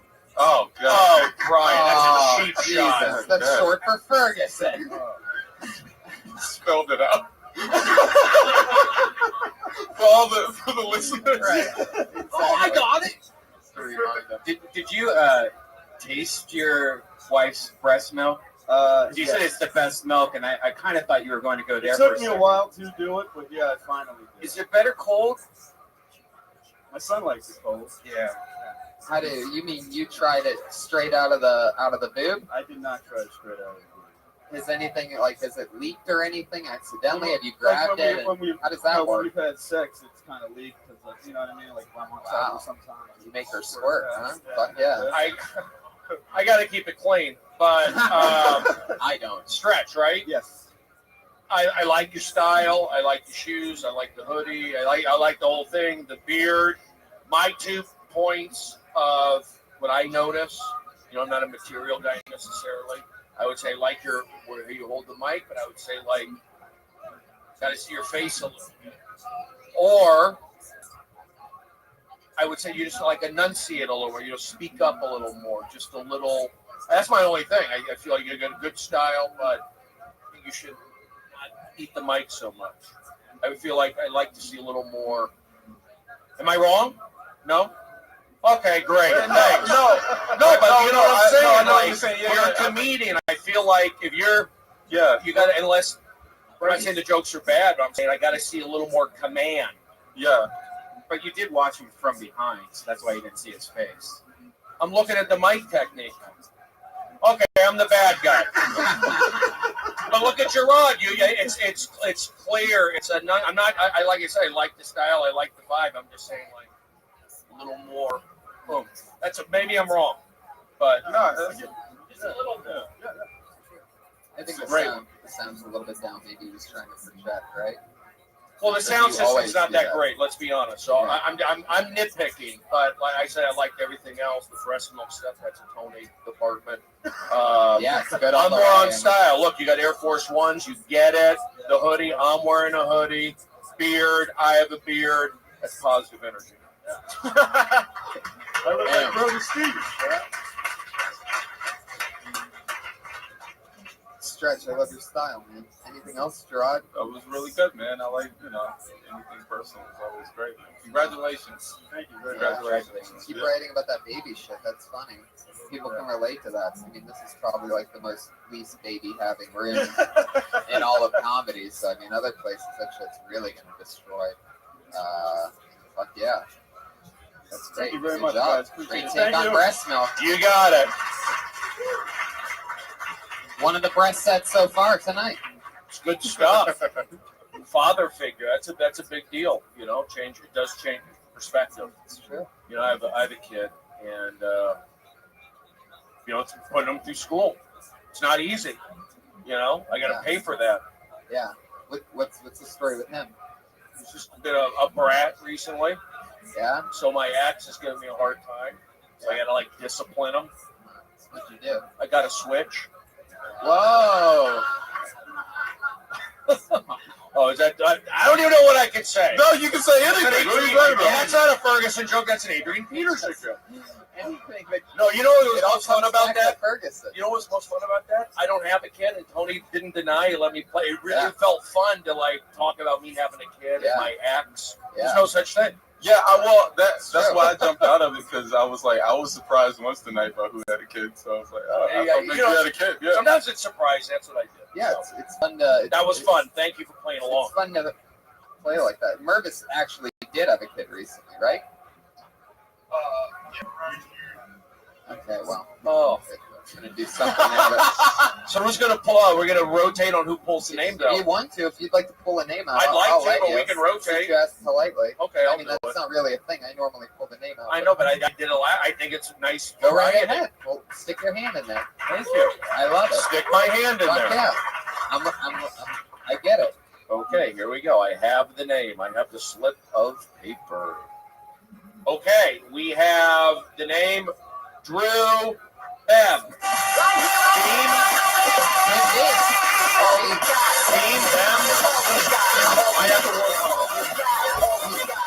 Good energy already. Oh, thank you. Thank you for having me, guys. I found this out the other day. Did you guys know that there is no tickling allowed in the UFC? That's the rule. You know what that means is that there used to be tickling in the UFC. and they had to get rid of it forever. I would have loved to have been a fly on the wall on the day the tickling had to be banned, right? Like some dude's just in some serious neck hold, and he's just like, I just got a freaking. Come on, Steve, what are you doing? That's the third time this week. No, put it in the rule book. I don't care. Make it number one. I don't give a shit. Which, when you think about it, is a missed opportunity on behalf of the UFC, right? Like, I would like to see tickling not only allowed, but encouraged. I'd watch that, right? Coming to the ring, this man has a 3rd-degree black belt in Brazilian Coochie. You guys leave me hanging on this one. Standing at 5 feet 11 inches tall, weighing 182 pounds from Montreal, Quebec, Canada, George the French Tickler St. Pierre. And he just explosions and he comes out. He's like, Anyways, thank you guys very much. Thank you. There he is. It's your band. Is it Beam or Bam? Bang. Beam? It rhymes with name. Bang. Yeah. Okay. Can I just go ahead? Go right ahead. Where are you from? Canada. Oh, so okay, you're from Canada. Yeah. That's what I thought. How long you been stand up? It's almost 7 years. You smoked pot today. Yes. Okay. I think you're a good performer. You're good. That bit, the tickler bit. Yes. You wrote that. Yes. Okay, because it's good. You got it. I'm not accusing. I like what you're bringing to the stage. I'm gonna get back. Tony, go ahead, take it from here. Well, what were you saying then? I feel like I'm under the heat here. The bit. It was like, it was good. It's very fleshed out. Maybe but I guess that's anybody could show up here, right? It's not. That's not like an open mic. That's like a good bit. Is what I'm saying. Oh, you're saying okay. We're just trying to make clear. It sounded like you were like accusing him of something. I'm not accusing. It was so good because it's like an open mic kind. I'm thinking like that bit's so good. That's not new shit. No, he's been doing it for 7 years. We're at all right. Canada. That's what I'm getting at. Yeah. All right. You could definitely tell it was like something that you were. That's what I'm getting at. You still live in Edmonton, or you live here? Yeah, I live in Edmonton. Yeah, I was just visiting for the past few weeks. Nice. Rick Bronson. Yeah, I saw you there a bunch of times. Oh, cool, man. Yeah, it's a funny spot. Yeah, man. Yeah, it's a good spot. You know, it's funny what you said. Go for it, Brody. I'm sorry. My shoes, I know. I DC shoes. That's good. Rob, my your shoes are fucked. From Ridiculousness. I support DC shoes. Okay. Oh, nice. Great. I'm sorry. What were you saying? No, it was funny. It's just funny how like certain words that you say get like a laugh. Like when you said like coochie coo, it's just a funny word. Right. You know what I mean? Like it's just like it just made me realize how like just certain sounds and stuff like that. Like coochie coo is just. I'm an adult and I was still like Do you watch the UFC? I do. You're a fan. Yes. And I know you guys are like super in. That's not a real rule though. You can still tickle. You can't. Well, I talk about it all the time on the Joe Rogan podcast about how they should just tickle each other and they would win. And so they do? You can tickle. Okay. It's not there's a tickle bit. Yeah, because that's exactly what I've been talking about. I talked about this actually on stage a few times. Also, but you did you did a really good job putting it all together. Way better than I did a few times. But the Coochie Coo thing in particular was really good. But yeah, I mean. I think that the people who will attract like the UFC nerds, I think they're immediately going to go, no, that's not a real rule. Yeah, but maybe say they're. I've never had anybody say that to me. I think you're fine. I'm just saying that bit. Like if you want to, I probably heard the tickling. It just like raised my antlers a little bit. I know Brian's big into tickling. When you're down, he touches you to try to tickle you. So it's just a lot of tickle stuff. But I think you're doing the right thing. You're good. Just keep doing it. I have nothing else to add other than like the tickle stuff. What else do you talk about? Mainly, like on stage? Yeah. I don't know, lots of stuff. Weed, something. You got a good accent. Are you from like France? No, from Canada. You seem like this. You seem like the South Park's like version of Canadian. Like, hey, buddy, don't call me a pal, you seem guy. like you're split right down the middle. Yeah. Sort of, I guess. Yeah. Do you know about checking the oil? Because that could be something you could add to it. Checking the oil is actually another legal move where you're actually allowed to stick your finger in the guy's butt. Shut up. Oh, Yeah. come on. Swear to God. Let me ask another question. Could you get to it could be other than just stand up? So you live here in Los Angeles? No, I'm just visiting. Oh, you're visiting? Yeah. And I think you work up in Canada all over? Yeah, doing stand up. Yeah. All right, you're good. Just keep doing it. There's no secret. I can't change the world. What you said, what am I supposed to do? Just keep talking instead of dismissing them at the very end. What do you mean? It sounds like you're baiting him. It sounds like you're baiting him. You did a good somewhere. job. Good luck with your life. What am I, police officer? That's the story of you. You're done here. If it ain't broken, go fix it. We're not. I said, what are you doing here? Let's hang. What are you visiting? What have you seen so far? And then you I said- saw you do audience warm up at midnight when Ron Funches and Pete Holmes were on. There you go. Positive energy. You make me drop the stick. I blame you, Tony. Aggressive. You got it. But it sounds like he's trying to get information from people. Like, you're just like, all right, you still live in Canada. Your mother's maiden name is Smith. I've got all I need. You know, and then you just drop. Well, I felt pressure from Tony a little bit, but I didn't want to like come down hard on you on the tickler bit. I thought you did a great job, but I just had to get my head clear. I realized this show's very popular. Everybody shows up, so thank you for being here. What's your name again? Drew. Welcome to Los Angeles. Drew Bain, everybody. Thank you, guys. He's on Twitter at Drew Bain. That's BEHM, all one word, Drew Bain. You got it. Get on with your life. He's doing good. I know. How we're talking to him. This is Dr. Drew. Everyone's got an issue. You got it. All right. That just washes it clean, I guess. What's up? You want to pull the name? Oh, yeah, Brody. You We have a whole don't thing want that goes on Yeah. here that Then we'll flip. every week when you're not here. Yeah, Yeah, and I don't no. change. Why? So you're telling me I should change the way I am? Tony doesn't like sharing, all right? Who likes when I call today? We switch it up. They're always going to clap. They're a positive They audience. didn't all clap, about half of them, enough to get me back into pulling names You want to out. pull another name? Yes! I There you did go, it last time. What do I know? I only do not really- warm up at the #1 rated show on Comedy Central every day.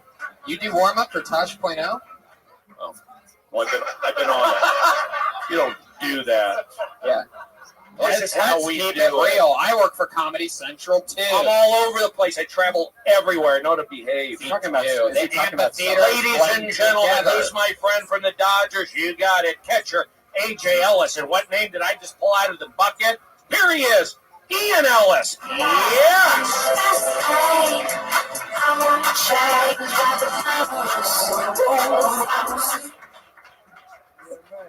Mike's phone up? Yeah.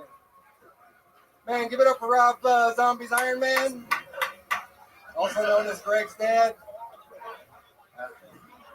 I don't support animal abuse, but if you have one and you're having a party and they won't shut the fuck up, you should threaten to murder them loud enough for all of your guests to hear.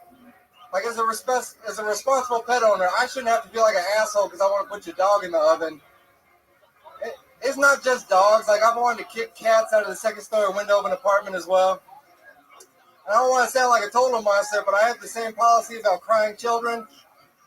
I think a good mother should tell them, if you don't shut up, I'm going to send you to live with your father. Now, obviously, you can't send kids to jail, but you can teach them how to make shoes and send them to Malaysia. My name is Ian Ellis. I love you. Good night. Fuck yeah. There he is. 57 seconds. Brody, you were talking during that. What do you want to... I was just hearing some offensive topics. Kicking a cat out of a window. Abusing an animal? No. I didn't say it was a black cat. Whoa! This guy's good.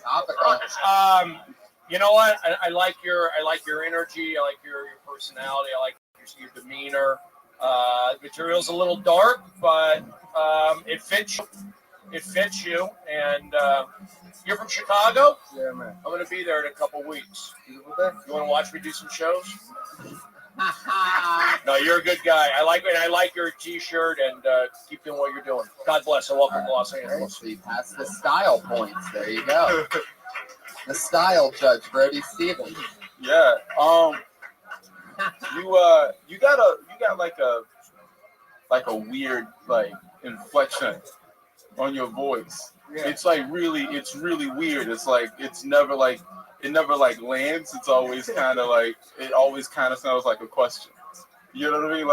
Like even punchline. I mean, that's a really technical. It's just something I heard. Like it was just like, so I kick a cat out of a window, and it's like, wait, is that? You know what I mean? Like it's just Yeah, a weird. it's very kind of goes up. questioning. It's very so that was Were you raised on the south side of Chicago? I'm actually originally from Colorado. The main in the streets of suburbs. Colorado? Yeah. What are we talking about here? We're at Colorado. I don't know. I was a kid when I moved there. So how old were you when you moved? 13. Great. So you're from Chicago. Yeah. Cool. Where'd you grow up in Chicago? Do you have all the information you need? No. I grew up in the suburbs of Chicago, like Plainfield, Bolingbrook. You a fan of hip hop? You have the Wu-Tang shirt on. A little bit. The cat and the dog thing falls under that. Half the people here have cats and dogs in the audience. So unless it's like crazy hilarious, all these people are probably like, man, did he really hate dogs? Where slapping cats out windows and shit. So like, I don't know. I mean, do you have a pet? Do you really hate pets or animals that much? I had a dog. No, I love it. But you know what? What happened to the dog? Whoa! Well, I'll tell you what. is in the house. But here's the deal. His character, it's like a whole Michael Myers thing. I think you play it up. He's like a menacing guy. So if you're going to do the dog, I say keep doing it, is what I'm saying. Like, that kind of joke fits you. Now, somebody else, like the guy before you, he did the killing the dog joke or whatever. No. It fits you. It could be a character thing. Yeah, you're taking a chance, but I think it could fit your demeanor. That's what I think. If you're gonna, you have the right look to pull that off. You're saying I look like a serial killer. Whatever, but you're kind of like menacing, but not in a bad way. It's kind of like I said, like a Jason, like a Michael Myers, like one of those deals. Looking at me, but in a good way because you're doing comedy. So I say keep doing those dark jokes. It's just funny because like.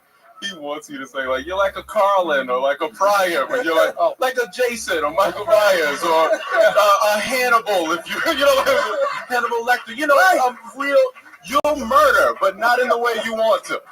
You got it. Yes, that's Kill Tony, folks. You're like a comedian Chucky doll. Go about your way. Yeah. Chucky. How long you been on stand-up? 2007. 2007 is when you started in Chicago. You live here now. How long you been doing it here? Well, this is the first time I've been up in a month because I haven't been hitting the lottery system too well.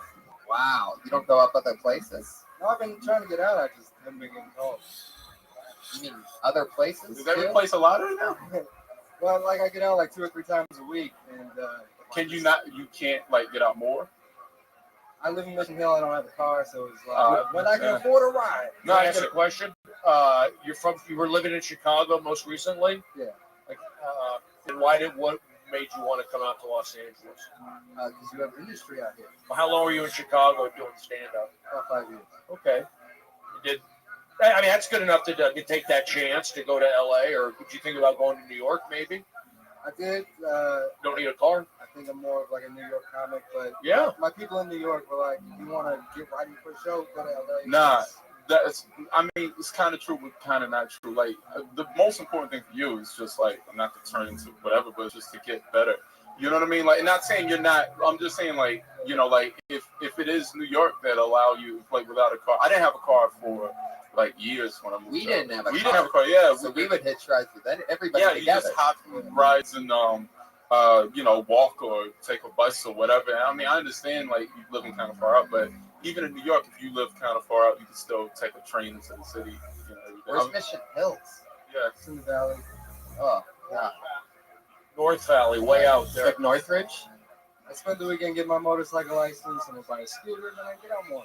There you go. Cool. Just man's got a plan. Just go to go to a local bar that's near you. They probably would love to have a comedy night. You just talk to them, set your own shit up, fucking advertise, start your own shit by where you live, where you could just go across the street. Make it as easy as possible, but make sure you go up because the more you go up, the more you're actually going to become a comic. This once a month shit, that's like you're not a comic. Well, you just moved out here, but I will say something to tag that you got to like public speak. I was a tour guide at Radio City Music Hall for a year and a half. I sold T-shirts for NBA basketball games. You just got to want to talk, get out there. That's why podcasting like this is a good thing. So where did I go with that? I don't know. But keep doing what you do. Yeah, you got to want it. I think you want it. You moved out here and you're figuring it out. Keep going. Do the dark stuff. Yeah. You got it, right? I got it. Tag it though. Tag it. Yeah, write it. Go that route. If you're gonna go that route, then you got to own it all the way. You can't put Are you one comfortable dog joke and then one cat joke and then one Malaysia. Are you comfortable with doing those kind of jokes? Yeah, absolutely. Okay, I'll write you some more. Okay. No, I got a lot of. Okay. Fuck yeah. Good Ian, stuff. why is one shoe dirty and one shoe clean? That's bothering me so bad. I can't figure out what horse do you kick every day on your way out. I was at Runyon Canyon yesterday, so they're a little dusty. Just one shoe on? What the fuck? Why is the other one so clean? You have one dusty, looks like it was a Runyon, and the other one's perfect. Who takes boots into Runyon Canyon? That's like an interesting thing. I have my boots. Are those boots or are those like Regular shoes, man. The regular shoes? Wow, look at those. Those are like fake boots. I had a feeling they look like boots, but then it's just they're like little big short boots. Like bootsies. Little baby bootsies. Hashtag baby bootsies. That's what number episode this is. This one's clean for It's Kill Tony, the baby bootsies episode. There you go, from Kicking Cats. He went back to it, yeah. Good. Wow, there you go. There's the callback. I mean, I said the first thing 3 minutes ago, but pretty quick, kid. really confident, man. Like really confident and really bold. Keep doing it, man. All the best to you, really. Yeah, you're so great. I love you, Ian. And Ian Ellis is also the guy that amazing artist. Follow him on Twitter and Instagram at Chicago Open Mic. He's made the coolest fan art. You wouldn't even believe it. Oh, he's an artist? An amazing artist. Absolutely my favorite artist. As far as cool. like he really draws some crazy I shit have up. no talent in terms of that stuff. I know, me neither. It's amazing. I always ask every guest a question, the same question. I can't remember whether I've asked you guys this or not, but anything you did when you first started out doing stand-up, you're embarrassed you ever did or can't believe you ever did, like when you were starting out? Something silly? Maybe a joke, something stupid? I can come up. Would you like to go first, Rob? No, you go first. Something stupid that I did early on? That you can't believe you did, something silly. Something silly. I can't believe I did that. How about you, Mervis? Oh, thanks for moving on, Tony. I mean, you spring this question on me. It's like, this is your life. Go ahead, Mervis. I used to try to play the mandolin on stage. That did not pan out well. What's the mandolin? The mandolin. Tiny string instrument. Yeah. I can play the mandolin. It's like a ukulele. It's like a ukulele, but a little bit harder to play. You're a real hippie, huh? You know how to play the mandolin. That's like the Jedi level of hippie. Most hippies, they take it easy. They just get some silly drum and all stand in a circle. The mandolin's got fucking rhythm. When's the last time you had crabs? Oh, no, I'm all shaved down there. All shaved. So have you ever had crabs? Not this month. That's yeah. Tony, what's the question again? I'm gonna think about it. Have you ever had crabs? It's anything silly you did when you first started out. I'm trying to think of silly, like I can think of mistakes, but not like. I can think of mistakes. I'll give you one example. The first time, and it's kind of weird. The first time I ever did a real comedy show, it was like a bringer show. I took a workshop at UCLA. This was after college, 1993. So summer of '93. We took a workshop, and Pauly Shore's sister taught the class. Sandy C. Shore. And so I would go to UCLA every week, drive out from the Valley, from Tarzana, to see if I liked comedy, and so would do my 2 minutes at UCLA. And I got excited, and I would do the class. And then after I'd drive down Sunset, I'd look at the Comedy Store and I'd go see. It was just intimidating to come by here. But about 6 weeks later, anyway, we did our graduation class, and I was up on stage here. And I just remember I had a hat on. You couldn't see my face. I was saying the F word, and it was like, it's like your first comedy tape. I think anybody's first comedy tape is embarrassing and is cringeworthy. But it's funny that you brought that up because it happened right here in 1993, and I'm still going at it right now. Wow. I didn't quit. I kept going from an open mic in Chatsworth, not far away from Mission Hills, right there, my open mic. And I knew, you know what? LA's not a good place to start. There was desperation in the air. So I went back to UCLA and took a business and comedy class. And then I wanted to get on stage, but the guy says, if you want to do comedy, start, get out of LA. And that's why I went to Seattle after the Northridge. Yeah, there. You got it. That Working story. today, 15 Holy years shit. straight. Oh, I know what I did. We'll edit that one out. No, that was great. That was a great. It was nice. It was like, triumphant story. Man. Thank you, Great. Gerard. Yeah. Keep at it. Push hard. Do those, do it. Yeah. I did after. Yeah, what was it like when you graduated from comedy class? Oh, how dare you, Tony? I took a path.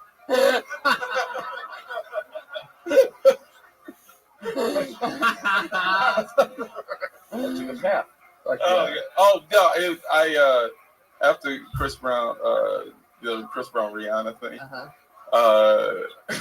This is not starting silly. I had an idea at the improv open mic. I wanted to go up and pretend to do the Chris Brown apology bloopers.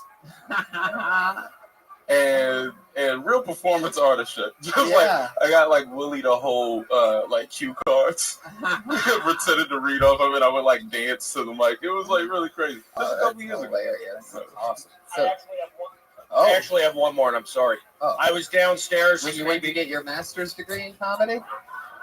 All right. Is that what this is turning into? So maybe about 8 years ago, I was downstairs in the original room, and I remember some girl yelled at me, and her name was, I did a Jerry Jewell reference, from Facts of Life. Blea. Nobody knows who she is? Jerry Jewell? There you go. Nobody. Oh, great. Jesus. Yeah. I did it. All right, so I did an impression of somebody. This was an old joke 8 years ago.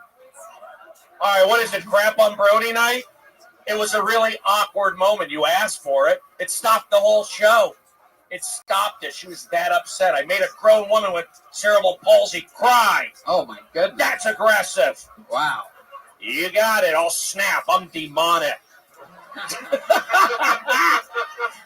You got it. Push it. Let's pull a name out of the bucket. You use that. You got it like a piece of ginger between sushi bites. It's supposed to like clean the slate that you built. But there's another thing on my last we don't special. Forget what you just said. I said you got it like 30 times on my half-hour special. That's embarrassing too. To repeat yourself when you think you weren't. You got it. All right, here we go. You go. You pull a name. It's your turn. I pulled out Ella, so you're next. Okay. You don't want to, Gerard? No, I'm cool. Tonight we found out Gerard can't read everybody. That's racist. That's crossing the line big time, Tony. Oh my God. When in Rome, you gotta say the joke. Oh my God. I put it right there. Totally. You served me a big beach ball of set up there. Put your hands together for Rashid Stevens. Oh, good name. Rashid Stevens. Yeah. Rashid, yeah. I come in peace. Okay. Growing up, I had like some really big fears. Two of my big fears in life kind of hit me a little bit. One of those big fears were of dying. I was petrified of dying. Listening to Resurrection by Tupac. I wasn't afraid anymore. One of the other fears was of this bully in my neighborhood. Really, really, really bullying person, man. Her name was Keisha. She was 6 foot tall and she wore a mustache. Keisha is not 10. Petrified of thing. My fears are more specific now. I have more specific fears now. Like I'm petrified of dying of a stereotypical death. I remember I was out with this girl, we having a good time, making her laugh on my best jokes. She's like, she got my best stuff out of her. And I remember I get overly excited, so I choke. And I think it's gonna be my last moment. So I'm like, man, God, please don't let me die with this chicken bone in my mouth. All these white people, man, I didn't want to perpetuate stereotypes. Gotcha. There he goes. Rashid Stevens. Gerard, you want to go first? You win. You won the night. No, I don't know. That was funny, man. That was really funny. The dying stereotype. I like the perspective of that. It was really, really strong and great. And yeah, man, go Ferguson, man. Yeah, redemption. I think you got more confident as the set went on. I felt like you got more confident and into it. I feel like you got like a good flow, like you got an interesting like a flow. I don't know about point of view yet. I mean, maybe, but so you got something that's a little different. You know, you got your voice is interesting, and I think it's something that you just keep doing it. You just got to keep. But you have something there. So that's nothing. A year's nothing. 1 year. I started 3 years ago in Atlanta, but I only did like 3 months. Atlanta's scary, right? Yeah, it was. Like they say that's a scary place to start. Oh, really? Why is it scary? Well, I'll tell you, because, and especially for a black comedian in Atlanta, because the clubs there, they have these theme nights where the crowd purposefully fucks with you. And like, who's got jokes? I'm gonna tell you, you're gonna love this, Gerard. I'm about to blow your fucking mind. You're gonna dig this the most. Ready? One night It's there. gonna make me mad, is it? No, you're gonna love it. All right. One night there, like Tuesday nights, we'll say, is Keys night, where if a comedian who's doing, I mean, this is like their real show too, real stand-up show. But on Keys night, the second a comedian loses your attention, you're allowed to take out your keys and just start jingling them lightly.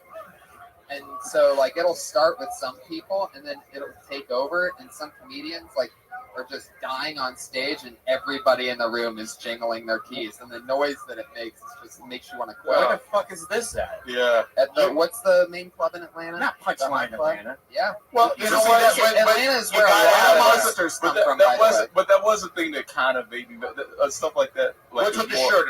It's coming undone. Yeah. Oh, got to tighten it up there. Tighten it up. Couple buttons undone. Just, oh, yours came out at some point, huh, Mervis? That button didn't last very long at all. No, it did not. Fuck yeah. The only button. Look at the size of your belly button. Jesus Christ. What lands in there? Like, what type of spaceship? That looks like that part of the Death Star that, like, the Emperor pulls into. Dun, dun, dun, dun, dun, dun. Mervis, you watch what you eat? Yeah, he watches it go down his throat. Oh, Tony, that's an aggressive statement. Watch what you eat. Look at him. Come on. Just that way as the mask. Okay. I've been getting healthy. I've lost some weight. But yeah, cocaine, everybody. Dude, if it was just cocaine, I would be so skinny. It's true. Hey, everybody. Fuck yeah. What was up with the buttons? Is that a thing that you normally do? You just let the buttons go and like it's like a. No, it is halfway button. I had just came out the restaurant. Taking off that coat. I had English right on. You called my name. How old are you? 24. Hey, you seem young. Where were you doing before stand-up? Played college football. Holy shit. At Georgia? No, I went to Jacksonville State University. Where's that? Alabama. It's not in Jacksonville? Yeah, Jacksonville, Alabama. Yeah. Well, Jacksonville, Alabama, not Jacksonville, Florida? They have two Jacksonvilles. One in Alabama. There's one in North Carolina also. Camp Lejeune military base. I didn't know about that. It's all over. There's a lot of Jacksonville. It's really cool because you have like that look, like if I were casting a movie for like a football team in Jacksonville. Yeah, absolutely. You be like the triumphant quarterback who like, like mom was on drugs and then still played despite it. Was like, coach, I want to be somebody. Yeah, he would have fucking destroyed that shit. You were a wide receiver. No, I played free safety. You got it. All right, free safety. So you get the hit guy. You stay in the back and help out. Despite what his foster mom said about him playing free safety, when she said, I'm just making up your life story. I'm sorry. I'm right. That's what I'm working on. That's what I got from that. I played 2 years and I just finished college.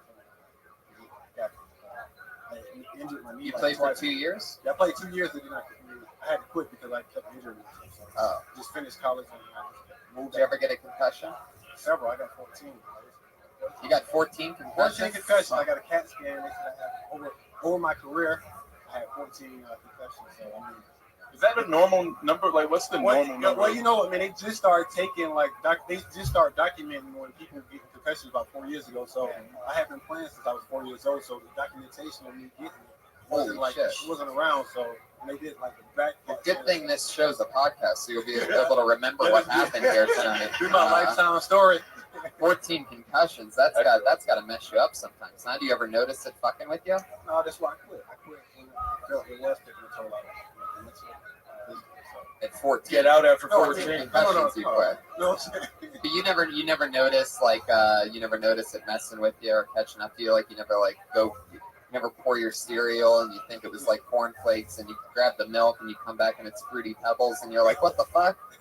Let's keep it positive. It's in the news. He's dealing with it. You can probably talk about it. I've been through a lot for make it a part of your act, but it's all about positivity. That's exactly what I'm trying to obviously and clearly get at here is that he should be talking about his experience as a football player, that it's topical and a good time to do it. And he can get away with it because he looks like a football player. I think not because you're black. I think you did great on stage. You're very comfortable on stage. I think if you keep on doing it, you'll be very successful at stand-up comedy, man.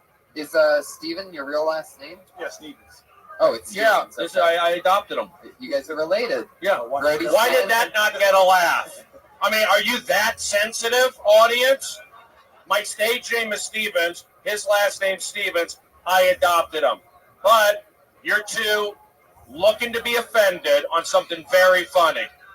And my feelings are hurt. That's true. Brody Stevens is just a stage name, right? Why are you Mr. Negative? It's not a stage name. It's real. You just said that. You said your stage name is Brody Stevens. I talk about positive stuff, Tony. Carl. I talk about concussions and mixing up cereals. Carl. Will you tell the crowd what your real name is? Stephen Brody Stevens. That's true. Everyone calls me Brody. I keep it positive.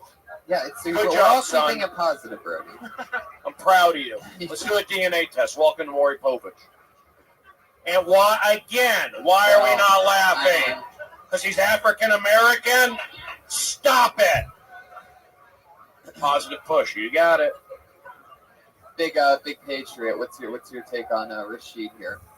This is a 15-minute segment? Brody. Very, very comfortable on stage. I'd say definitely talking about football. So never loves football. Talking about concussions. There you go. Well, that's what I said. Actually, that's what I said. You said you were trying to keep it positive. Oh my, Tony, let me pull the name out. No, I'm pulling the name. Why are you pulling it? Give it to me.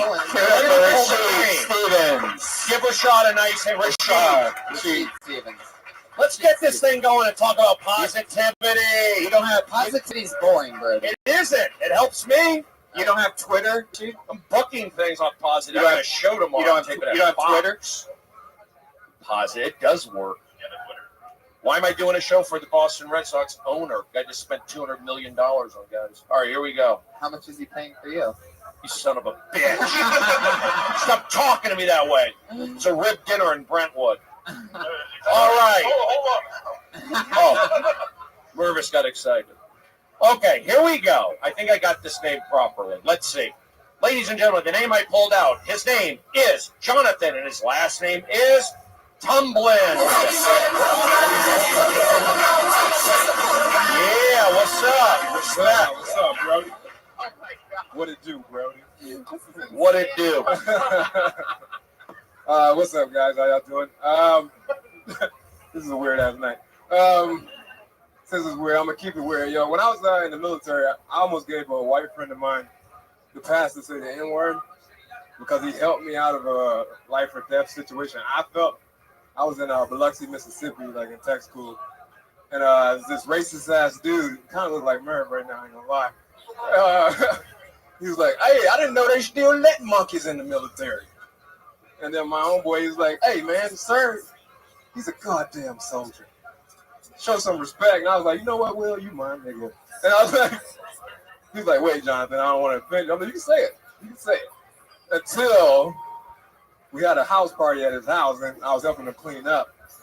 And then he pulls out a broom, and he's like, "Hey, my nigga, you want to sweep that corner up for me?" Well, I'm going to beat your ass in this fucking will. Tell me what to do. That's it, man. That's all I got. That's funny. Jonathan, you've been doing stand-up a while. I remember you from some of the original Kiltonies, right? I started from the bottom. So That's right. Kiltony 1. Jonathan Tumblin was there. And I can tell a blatant difference, like a blatant improvement. So you've been doing a lot of spots, right? You've been out here for like, what, a year and a half, 2 years? Well, I've been on the comedy scene for like 2 years. Yeah. I'm turning into a valley comic because I don't have a car. Oh, shit. You guys gotta, I'm telling you, this is not an option.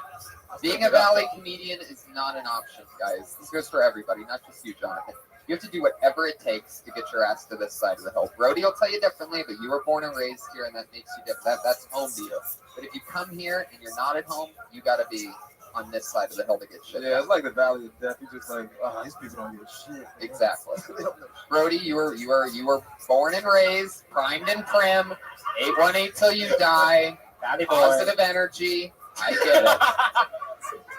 So I feel like you have an advantage that other people don't have. As far as somebody coming here, yes. As far as somebody else coming here, hey, I lived it. I was in Burbank, and it was terrible. And I did whatever I had to do. I had to barely pay rent on a pal's couch, for a few months until getting my shit together, or a few years, whatever the fuck it was. But so, whatever it takes. If this is the fight that you're going for, then I still get up over here, don't we? Right, but let me just when people are training for a boxing match, they don't live 35 minutes away from their gym that they have to go to every day to get ready for their fight. Brody, you're shaking your head no. No, I'm just thinking LA is the major leagues. This is it. Yeah. I think New York City's the mecca of stand up. This is the major leagues. I just feel like if you're here, you might as well go for it. But I always tell people go to a Chicago, spend as much time as out, visit here, but to really grind it out here, it's hard in LA. Yes. I think to grind it out in New York, you're going to get more real stuff. To grind it out in Chicago, I think you can get on stage, but out here, it's the big leagues. It's no doubt you got to be all in or go to play those smaller markets. Does that make Have you been getting any gigs or anything? Things working out for you? Yeah, I'm doing okay. I've been. What are we talking about? My turn. No, I get gigs. I have a few relationships with a few bookers that put me up every now and then. But anybody having you open for them yet or anything? No. Gerard, you see what I'm doing here? I'm setting you up so you can take Jonathan on the road. Oh, there it is. I wouldn't do that too. I never want to discourage somebody, say they can't make it coming straight here, but I'm always going to say to somebody, go out on the road, move out of Los Angeles until they're asking you to come here, or your mom owns a condo in Tarzana. Then you can come back. That's a weird Which approach. my mother does. Thanks for not laughing. It's an interesting thing, and you were always, very early on, you were a mentor to me, Brody. Early on, not anymore? Okay, here we go. No, but from very early on, right. You were a mentor, and you always told me that, and that happens organically. When you're broke and you live in LA and you're trying to do comedy, it's really hard to it's so hard to book gigs on the road. Right. But, that'll eventually happen. In the meantime, and it's just my advice for everyone, you have to be on this side of the hill to really be in the game. Yeah. There's a world that exists where it's up to you and how strong you are mentally, just like in LA. I think to ignore industry, I think we, really, I ignored industry for the first couple of years. I didn't take on a manager, didn't take on anything. For me, the rule is at some point you have to be doing it not as a career, which being in Chicago helps being and whatever, but it's knowing yourself. If you're able to come to LA and just completely ignore industry, because we say industry's here, but also industry wasn't at the Sunset Grill. You know what I mean? When we were just working up, they're industry's not there while we work on this stuff. We were performing in front of just breadsticks. Yeah, not even new Souths, old Souths on the bread. Why do we sound like our grandfathers? We just performed for breadsticks. This is 2009. But yeah, if you can ignore the industry, I think LA is great. Because you can still get up, and it's there for you. But it depends on what your ambitions are and what. Yeah. But don't you think the crowds are better for a beginning level in say a Portland or a Seattle or a Chicago or that's why knowing yourself I think is best, right? For me it was I'm competitive, so I wanted to be among who I felt would be the best in the country. Mm-hmm. You know what I mean? So it was only New York or LA. I didn't even do comedy in North Carolina. I moved to LA and for me, it's whatever works, whatever drives you. You know what I mean? And so for me, it's I like competition. I like being around really great minds, and it helps, drive you and make you. And I say that I go, I give advice. I'm good at giving somebody their best odds, their best. You're like, it's like a 1 in a million. You did that, but for every Gerard who does it, there's a lot of guys who don't. Meaning, like, I feel like I always err on the side of go someplace else, get good, and come back. That's not to say you can't go from like North Carolina, come straight here. Tony came here straight from Youngstown, Ohio. It does happen, but I think that's rare. It's just knowing yourself. Like the point is whatever works best. I went for from you. West Hollywood to the Valley. There you go. Welcome back.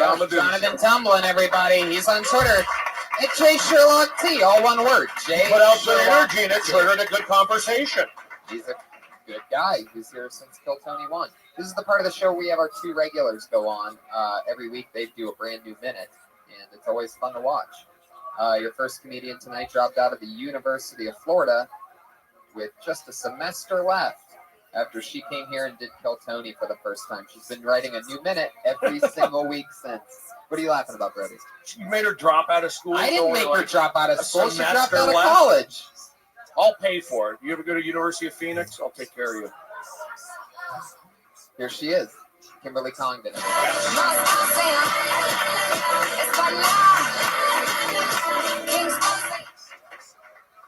Hey guys, I know I'm supposed to come up here and be funny and stuff, but today I want to switch it up and ask you guys to actually pray for me. Nothing's wrong, but men keep calling me cute instead of sexy. It's fucking devastating. They keep saying that like I look really innocent, and I'm not, like I do really bad things. Sometimes I'll take the last ice cube and not fill it up again. Sometimes I'll not retweet something that's really funny just because I'm jealous. It's true.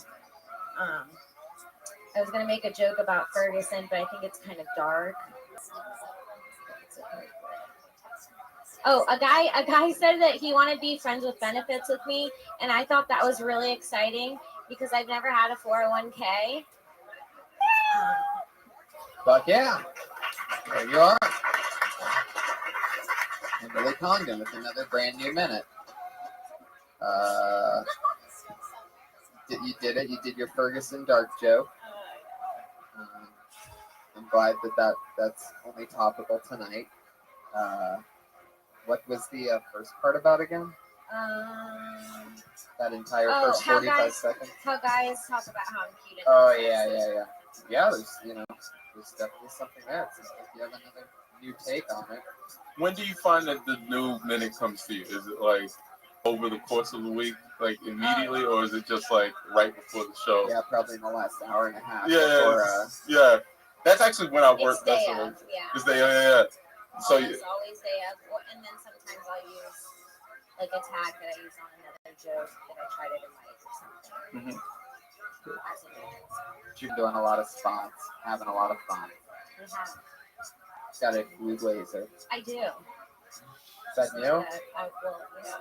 You know, there was a wrestler named the Blue Blazer that died coming into the ring.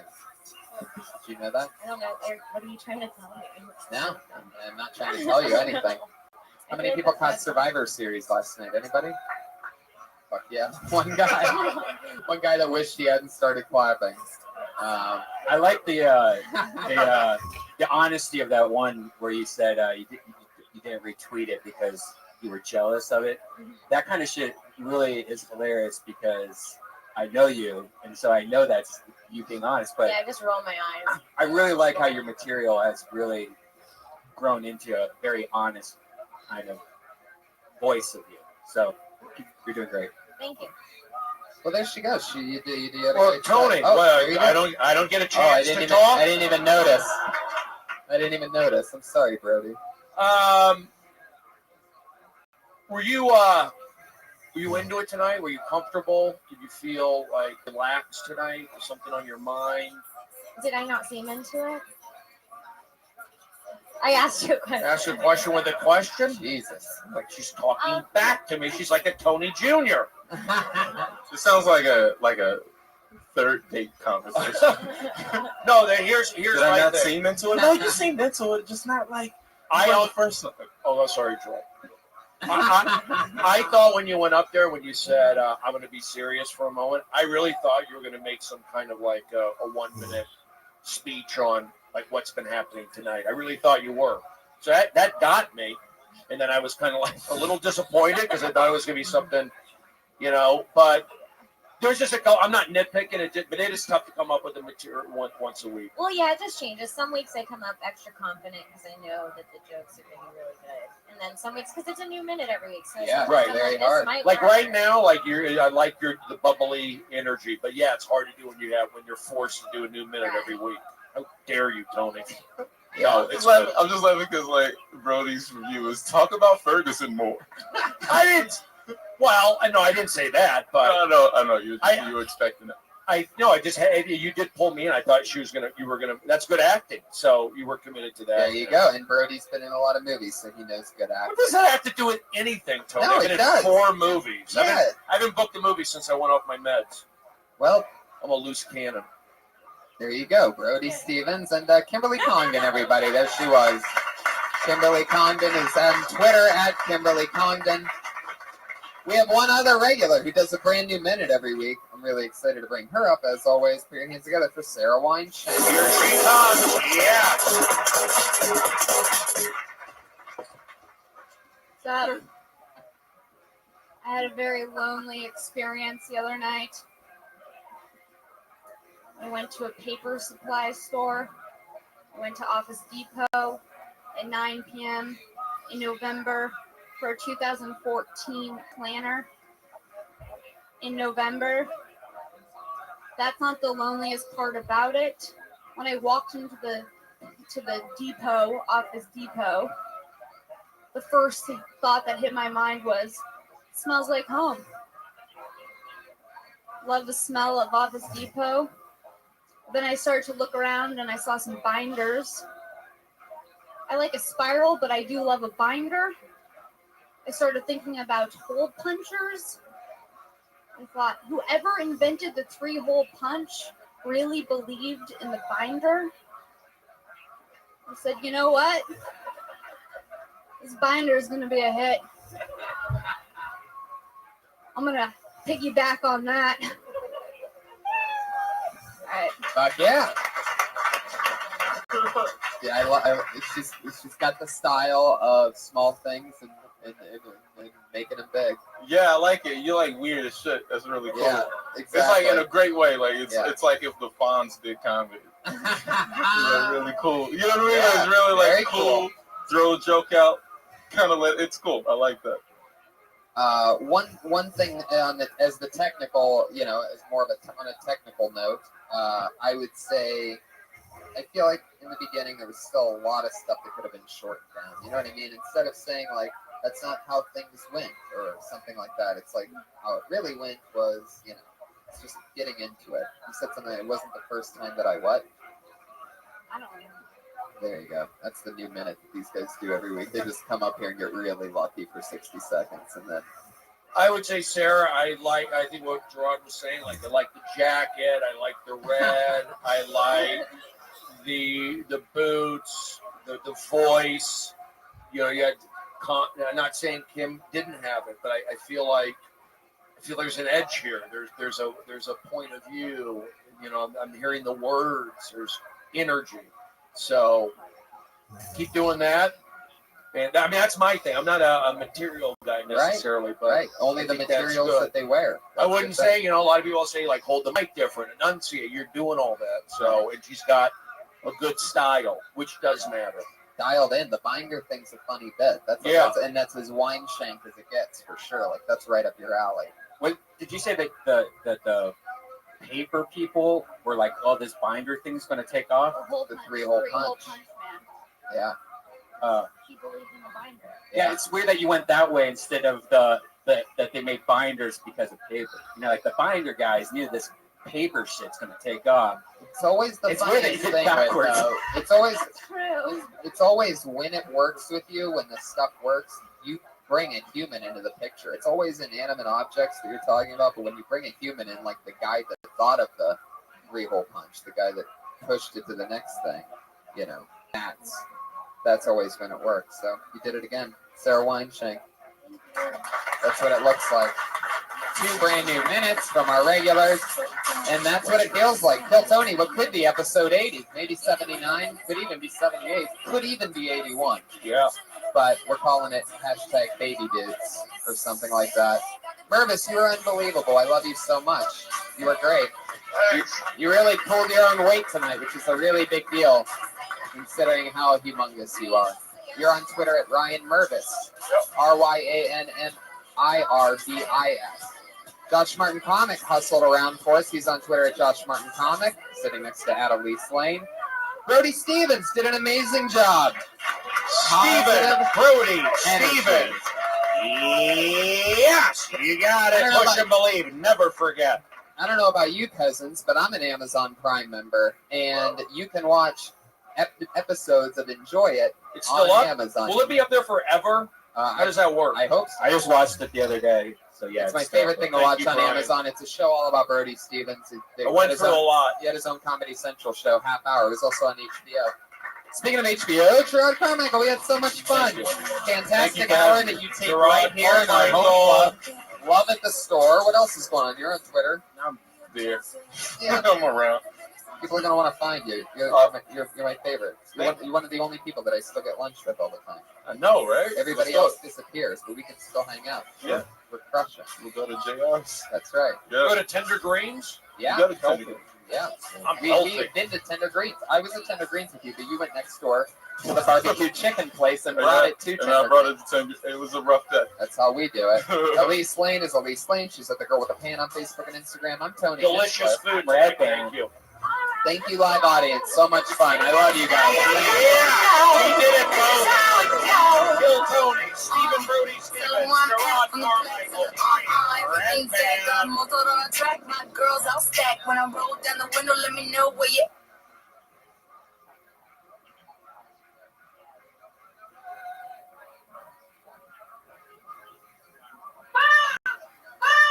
Coming to you live from the Road Famous Comedy Store for a brand new episode of Kill Tony Volume 2.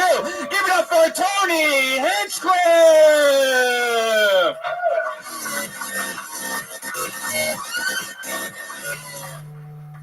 Fuck yeah, positive feedback already. Hi everybody, happy Monday to you. How's it going? It's like a real show. Packed audience here. We are Josh Martinless tonight, our usual little helper, who usually runs around. Had some crazy stuff happen over the weekend, and he is currently suspended for a week. But standing in, put your hands together for David Deary, everybody. Come on up, David. Say hello, take a bow. We found the first guy that looks exactly like Josh Martin. And we can only have one Josh replacement. We actually have, because Josh actually does the 2 jobs. So we had to get a second guy. Guys, give it up for PDC in the back. Yes, PDC, crushing. Currently keeping the guests and our Patriot in their chamber, just like Josh would do in this situation. Put your hands together for the wait staff, getting us liquored up tonight. Very important deal. That's a big part of it. I'm loving life right now. Life is good. Things are exciting. I'm going to Denver to headline an entire weekend at the Comedy Works. That's great. One of the best clubs 2nd and ever. 3rd. Yeah. Very, very excited about that. Other things are happening. Life is good. We are doing a fundraiser in the main room of the Comedy Store to get brand new speakers in this belly room. Yes.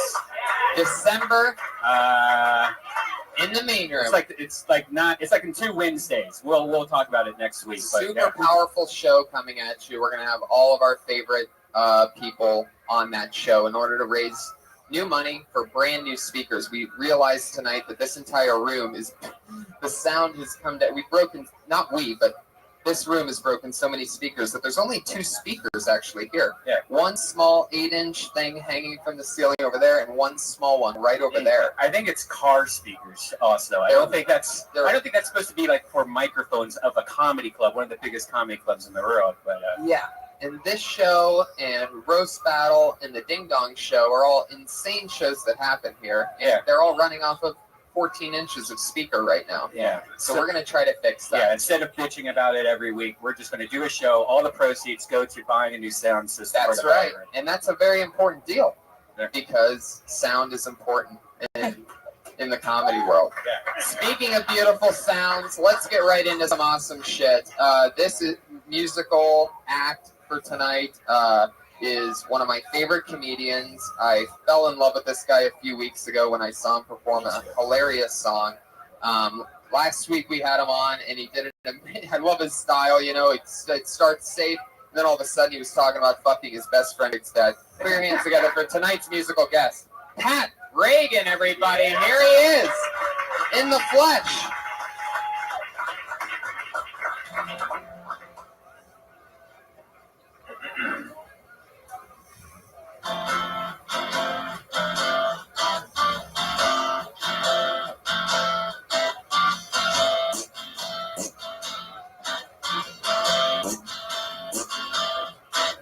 I fell on the face of the earth today. You told me to leave and I begged you to stay. The sun went black, the sky went gray. I fell off the face of the earth today. Greg's dad left me for another baby boy. I saw you at the movies, ba-da-da-da-da-da. Pretty sure you saw me too. Pretty sure you saw me too. Your new boy toilet, yum-yum, ba-da-da-da-da-da. I kept playing peekaboo, kept playing peekaboo. But there's nothing I could say, nothing I could do. 'Cause I'm the only baby boy for you. I saw you at the cemetery paying your respects to Greg. His fat ass would not believe the way you treat me now. I saw you in your bedroom, I was watching from the fire escape. Your new boy was there wearing nothing but a towel. He makes love like an untamed demon. And you start to hum a Peter Gabriel song.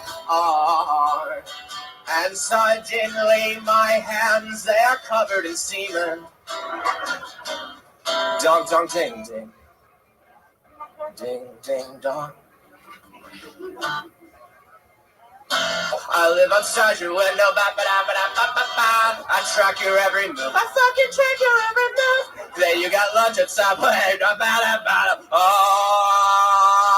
I live at, today you got lunch at Subway.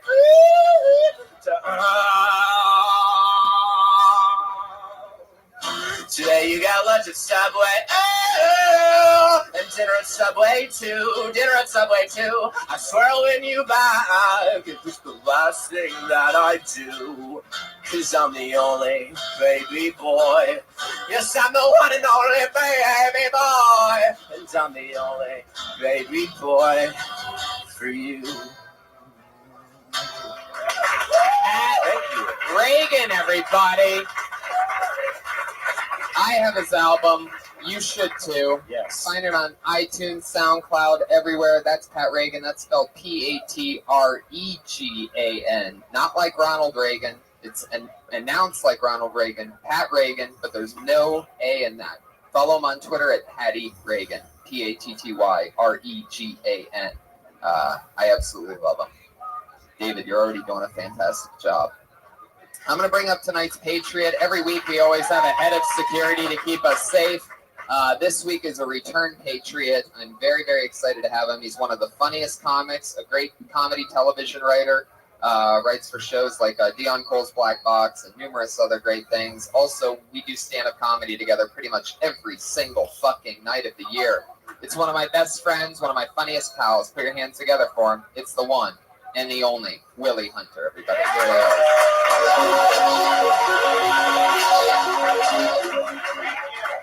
Here he is. Look at this. Thank you. Thank you, everyone. Heck yeah. You look fantastic. I went no mask tonight. That's perfect. You're like the new Black Stormtrooper. This is amazing. This is like the beginning of that Star Wars trailer. And I'm really excited about that. No, it makes sense. It makes you feel better, sure. No, yeah, I did this just to be able to do that joke that I just did. I'm like, I gotta have Willie on as the Patriot with no mask. I originally was thinking Jamar because he looks more like the guy, but Jamar wasn't available. So no, I'm kidding. I went straight to you, Willie. You know when I need a black guy, you're my guy. I felt like, in Billy D. Williams, but if he took it off, he was a stormtrooper, but like he took the helmet off.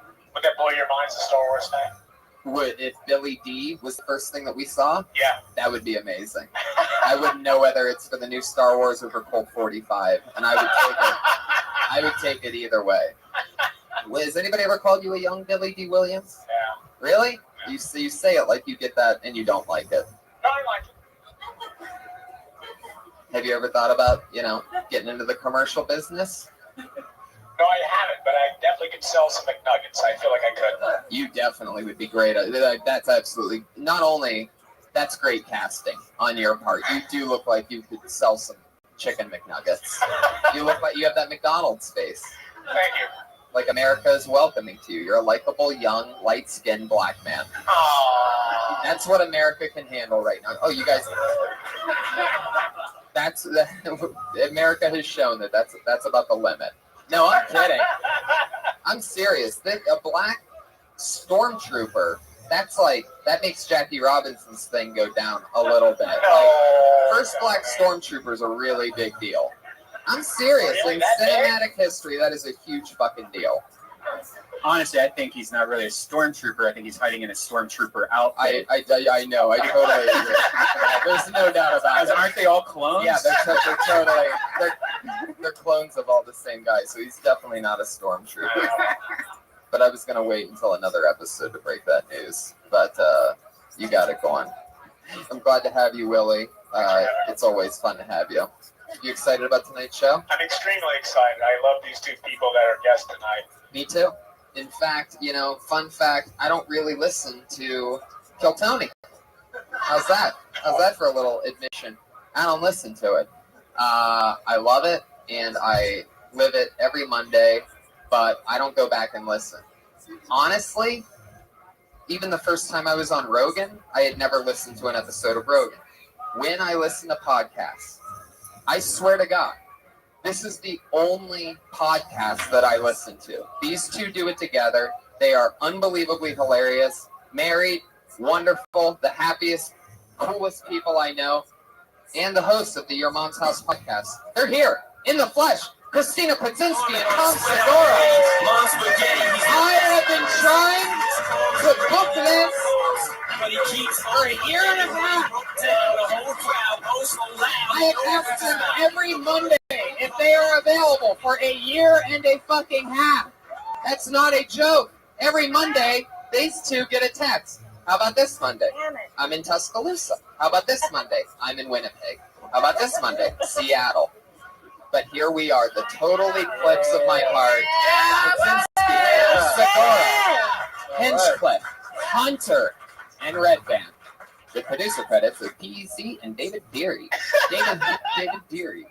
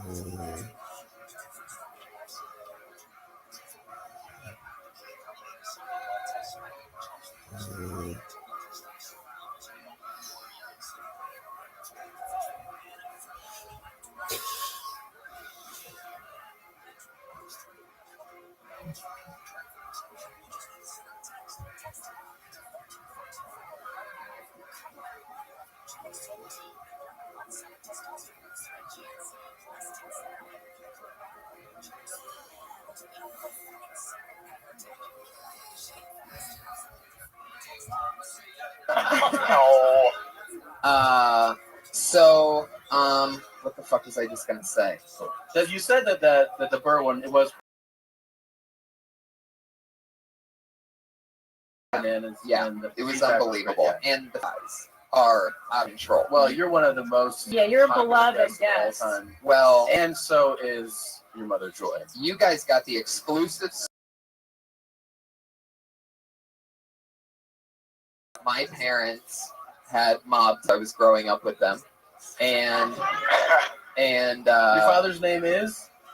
It's Joey. Wait, but no, Joey. let's look at last. But his first name is Joey. Yeah, and then the restaurant is Joey. I love it. It's the Joey. You don't even. It doesn't. It's not need Joey. flow. It doesn't belong to Joey. Joey. It's not multiple Joeys. My It's name's me. the place. Put an accent mark over the E. I swear to God. Anyway. Wait, over the E? Yeah. Like he's fucking Portuguese or something? I'm telling you, there's a little accent mark there. It's not. This guy. Yeah, but was, we had my the mom best. with you guys, and she talked about what it was like running numbers and being a racketeering guru. If no one can, I actually was at the advantage in that I had already met her. Mm-hmm. I met your mother when we went to Columbus. Nice, super nice lady. You would never guess she was in the fucking mafia. No, yeah, you this would is real guess that shit. She would dial 911 immediately. Yeah. Yeah. Get some forks. And here we are. Oh shit! Forks, everybody. There's a fork party. Want a fork, Brian? What's Sure. that for? Are you gonna buzz people and stuff? Yes, Steve. No, what happens is comedians come on, they all sign up for the chance to do 1 minute on the show. Okay. They know it and they love it. Yes, Okay. 1 minute. What happens is 1 they minute. perform and then we talk to them about anything afterwards. Maybe it's about what they talked about. Maybe it's about something else. Anything can happen. But the minute has to be about Ferguson. Yeah. No. That's a really good idea. That's like a whole new twist on the show. It's true. Bring your best Ferguson minute. No, I'm kidding. We won't do that. But I do love that idea. Maybe next week. That'd be a great idea, actually. Have a new Cosby topic. jokes? Have a new Yeah. topic. Oh, that What's sounds up, great. That's a great idea. No.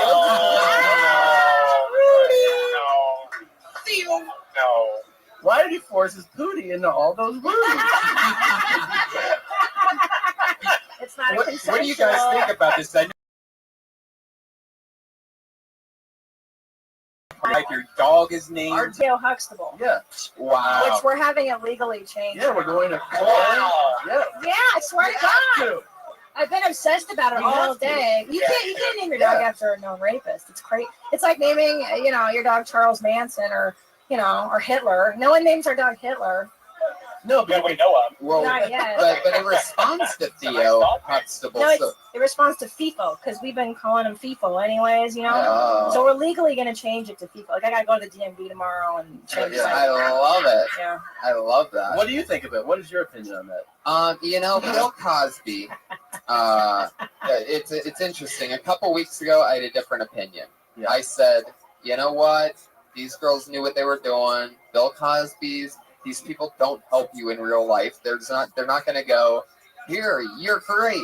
Here's a manager, and go take off in show business. And people need to know that that's not how the business works. And these girls that were hanging out with them, at least the one interview that I saw, she pretends like she didn't know what was going on. Wait. Like somebody roofied her or something.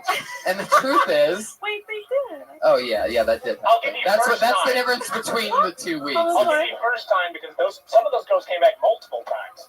Oh, I didn't know that. I don't know the Yeah, because details. they're getting I'm paid not- like a hooker. Right. Yeah. Yeah, So- there's a lot to the story that we don't know. Yeah. If he was actually using roofies, Like, I think he was. Yeah, I think that's the big. I mean, it's but not a lot. maybe his love making is just so good that they pass out and forget exactly what happened. Like, has anybody ever thought maybe Bill Cosby just fucked so good? Weird, you know what? It's always about taking a different angle, and I like that one a lot. I just thought of it right now. I'm actually pretty excited to test it out later on stage. Yeah. A lot of people say fucking Cosby. You know what I love? I'm already trying it. Oh, sorry. No, it's okay. I love that every picture they print of him in correlation to the story is like, it's like he looks the worst he's ever looked. It's so true. Where his wonky eyes going around. Oh yeah, his eyes the kind of ones where they're looking two different ways. Yeah. He hasn't shaved, and he's like, did you get drugged or did you drug somebody else? Yeah. He's, And all the shit freckles came out too. He's got those freckles. Yeah, he has the Why Morgan did he Freeman cut? shit freckles. Yeah. He does. They go like in too. It almost looks like you could make like a plaster and It just looks pull like it out and there. like someone just farted on his face. Yeah. He has fur freckles. He does have fur freckles. Holy shit. He does. Yeah. I think the cons did it though. I think it's pretty obvious. It's bro. The defenses of him are a pretty big stretch now. It's like, it's 19. Right. Yeah. You know, 19 people say you're kind of an asshole. You're pretty much a fucking asshole. Yeah, that's it. Like, It's a lot. 19 is a huge. It's a lot of people. Yeah. Like, they're all, and the funny, the latest ones are when they're like, yeah, like I would have fucking ate his ass if he asked me to. Like the girl who was like all into him, she was like, but then he drugged me anyway. And it's like, well, that's what he does. But that's the fun, Tom. That is the fun. But see, I always go like, hey, play dead, don't move. But I don't have like, I don't like, something in your drink. Just lay real still. Lay real still. Don't breathe. Yeah. I'm really disappointed in it because I actually had him scheduled to be the guest on the show next week. Yeah, and he canceled only because of this. Whole thing. He was a fucking hero too. Yeah. I mean, I'm a big fan of him. He was a hero, but isn't that crazy how you can just whitewash And everything? it's all Hannibal's fault. Now, now the only sitcom worth remembering from that time is Roseanne. She now holds the throne. Who, strangely enough, he never drugged and tried to fuck. It's the only person nobody would try that on. Classic Roseanne Barr. Every week, the Patriot has one question for each of our guests. Patriot Willie Hunter, what do you got for our guests tonight? I guess since we're talking about Bill Cosby, I have to ask Christina this question. Sure. Have I been raped by Bill Cosby? That's a good question, but that's not the question. Because a lot of Mel coms are considered like creepy. What is the creepiest thing a Mel com? You don't have to name any name. Yeah. That someone's done to you. Absolutely. Somebody guess it's Tom. I mean, how much time do you got, Willie? Outside of me, though? Right? Outside of you. Yeah. I'll tell you one of the very first creeper moment I had. It was actually in that belly room, and it was the first time I ever did stand up was in this room, back in like 2000, I don't know, 2. And I was doubled over with diarrhea, like severe diarrhea. From the time, you do stand up in the beginning, I was doubled over from the morning till night, and I just gotten out of the toilet. And some creeper comic, I'll tell you who it is later, I guess. Is it the Puerto Rican guy? No. I know who it was. Do you know? I swear to God, I can just tell from. For real though? I can literally feel it. And if I'm wrong, wait, can I whisper and you'll tell me it all right? No, I like him. No, Well, he's not I mean- creepy. He's not creepy. Yeah, and I was just like severely diarrheaed, and he was like, "Is it your first time doing stand up?" And I was like, "Yeah, I'm real nervous." And he kept trying to come on to me and just be creepy, and I was clearly not having it. Did he know that you had diarrhea? Yeah, that's the thing. Is I'm very open about it. I was like, I've been shitting all day. Like, Wow. this is the worst. That's a hell of a guy. That's what I'm saying. Like, I was so clearly out of it and not in the place of like, I'm really into this dude. Were you hanging out with Bill Cosby that day? I don't know, Cosby. Yeah, there's many others. He was like, check it That's just so out. great. I'll tell you My question for you, Tom. I've been doing comedy for a while now, and I try to carry myself as a righteous comedian. I only do things that I want to do. Has there ever been anything that you've done as a comedian that you don't feel proud for? You get paid though, but you're like, why did I do that? The money was not worth it. Every week. Oh man. There's so many gigs that fall What into is the that. one thing that top of your head right now? It could be a commercial or an acting spot or a gig. Cherry's berries. Oh, come on. No, because I don't regret that though. I mean, yeah, it was big, but I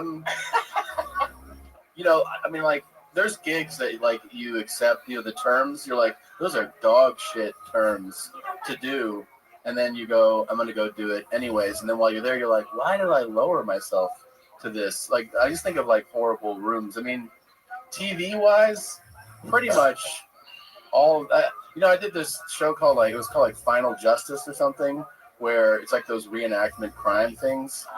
And I did one of those. You did? That's awesome. But I did like the thing where I was like, there it is, and then like. You were the cop in it? You were the detective that finds one of them, and I was like, can I do more? And they're like, just fucking. I'm surprised you were the detective. Yeah. I'm surprised you weren't the thug. Yeah. No, I've been asked to do that. She was talking about, I did a Subway ad, but it never aired. And Jared, right? So Jared can only plug healthy sandwiches, and they're like, we need someone to plug our unhealthy stuff. It's true. It's true. And this is great though. So they're like, you'll be Jared's brother, and they're like he'll be like, eat this turkey sandwich, and you'll be like, what about a meatball sub? And so back and forth, and the character's name was Jerome, right? So as we were about to shoot it, they're like, we're gonna do a name change, and I was like, why? And they're like, it's kind of a black name. And I go, yeah, it is. But, you're fucking Subway, so do whatever you want. And they're like, we're going to, what's the new name? And they're like, Jermaine. That was the character's name. Yeah. And are you serious? Yeah. True story. And a grip of money, too. It was a fuckload. But the money, like the big money, didn't kick in unless they started airing. Right. So you got paid some money. And then, like, as soon as one airs, you get the bulk payment. Yeah. And then their Subway's head of marketing got fired. The new person was like, fuck this campaign. And cut it, but we shot a few of them, yeah. So how was Jared? What was Jared like? Jared is like fucking John Lennon, but it's fucking Subway. Like people walk around, they're like, God damn, you're the fucking man. Like they all kiss his. He's the mayor of fucking Subway sex. Wow. Absolutely. And then there's like rumors. Like when we shot this years ago, but like they're like, people were like, I think Jared's put on a few pounds. Like this is like after he's lost all his weight, but they're like, you got kind of jowls now. You got, you kind of. And then he was like, what the fuck is that shit? Like people just talking about his weight, you know? And then he invited me to his hotel room after we shot. He's like, let's get a pizza. And I was like, fuck yeah, dude. Get the fuck out. Swear to God. Really? Unbelievable. Wow. Swear to God. That's the best. But it didn't really answer your question because it wasn't like, I didn't regret it at all.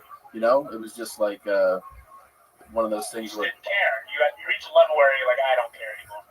I mean, that was pretty early on. I was like 24, 25. So it wasn't like, I was not like looking down on it. It was just a bizarre kind of thing, Oh my God. Jared was really in his prime back then. Yeah. Jared looked fucking good. Yeah.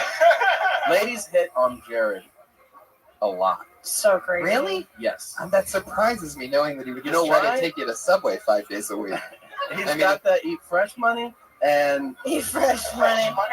Eat fresh money. he just, dude, it's fame. He's famous. Yeah. That's a really recognizable guy when you think about it. Yeah. Think about how famous he is. He has never had a job because he lost that weight at like 22. That's all. He's still their fucking spokesman. It's been like 15 years, man. Wow. Oh my God. It's crazy. Can you imagine being his like wingman or his cottage cheese man or whatever he would be? His buffalo wing man. So you guys split a whole pizza, huh?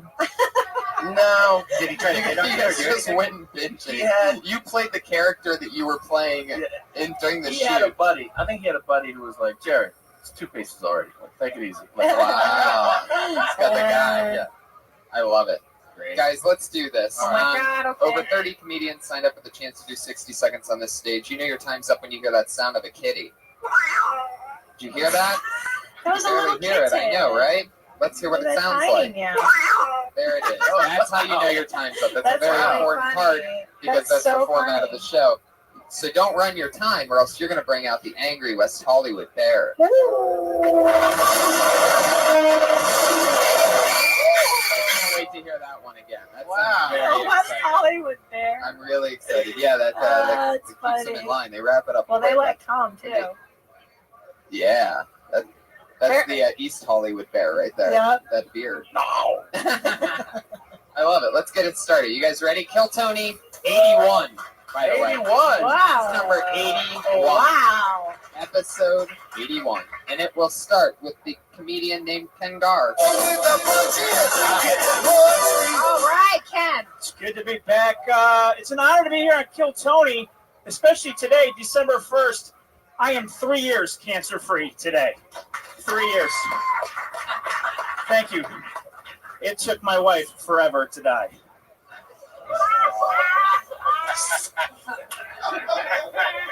Cancer-free.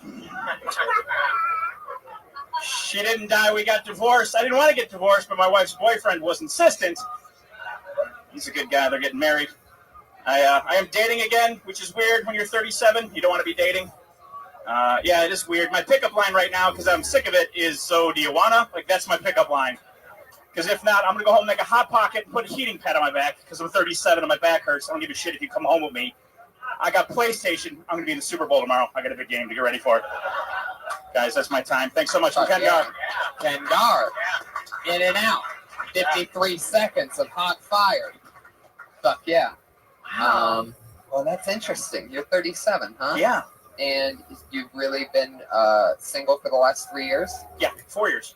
4 years. Yeah, she just got remarried 2 days ago. How'd that make you feel? I didn't have any feelings. It was weird. What? Yeah. Really? Yeah, I had no Really? feelings. Like, I felt like I should have feelings. What do you miss most about her?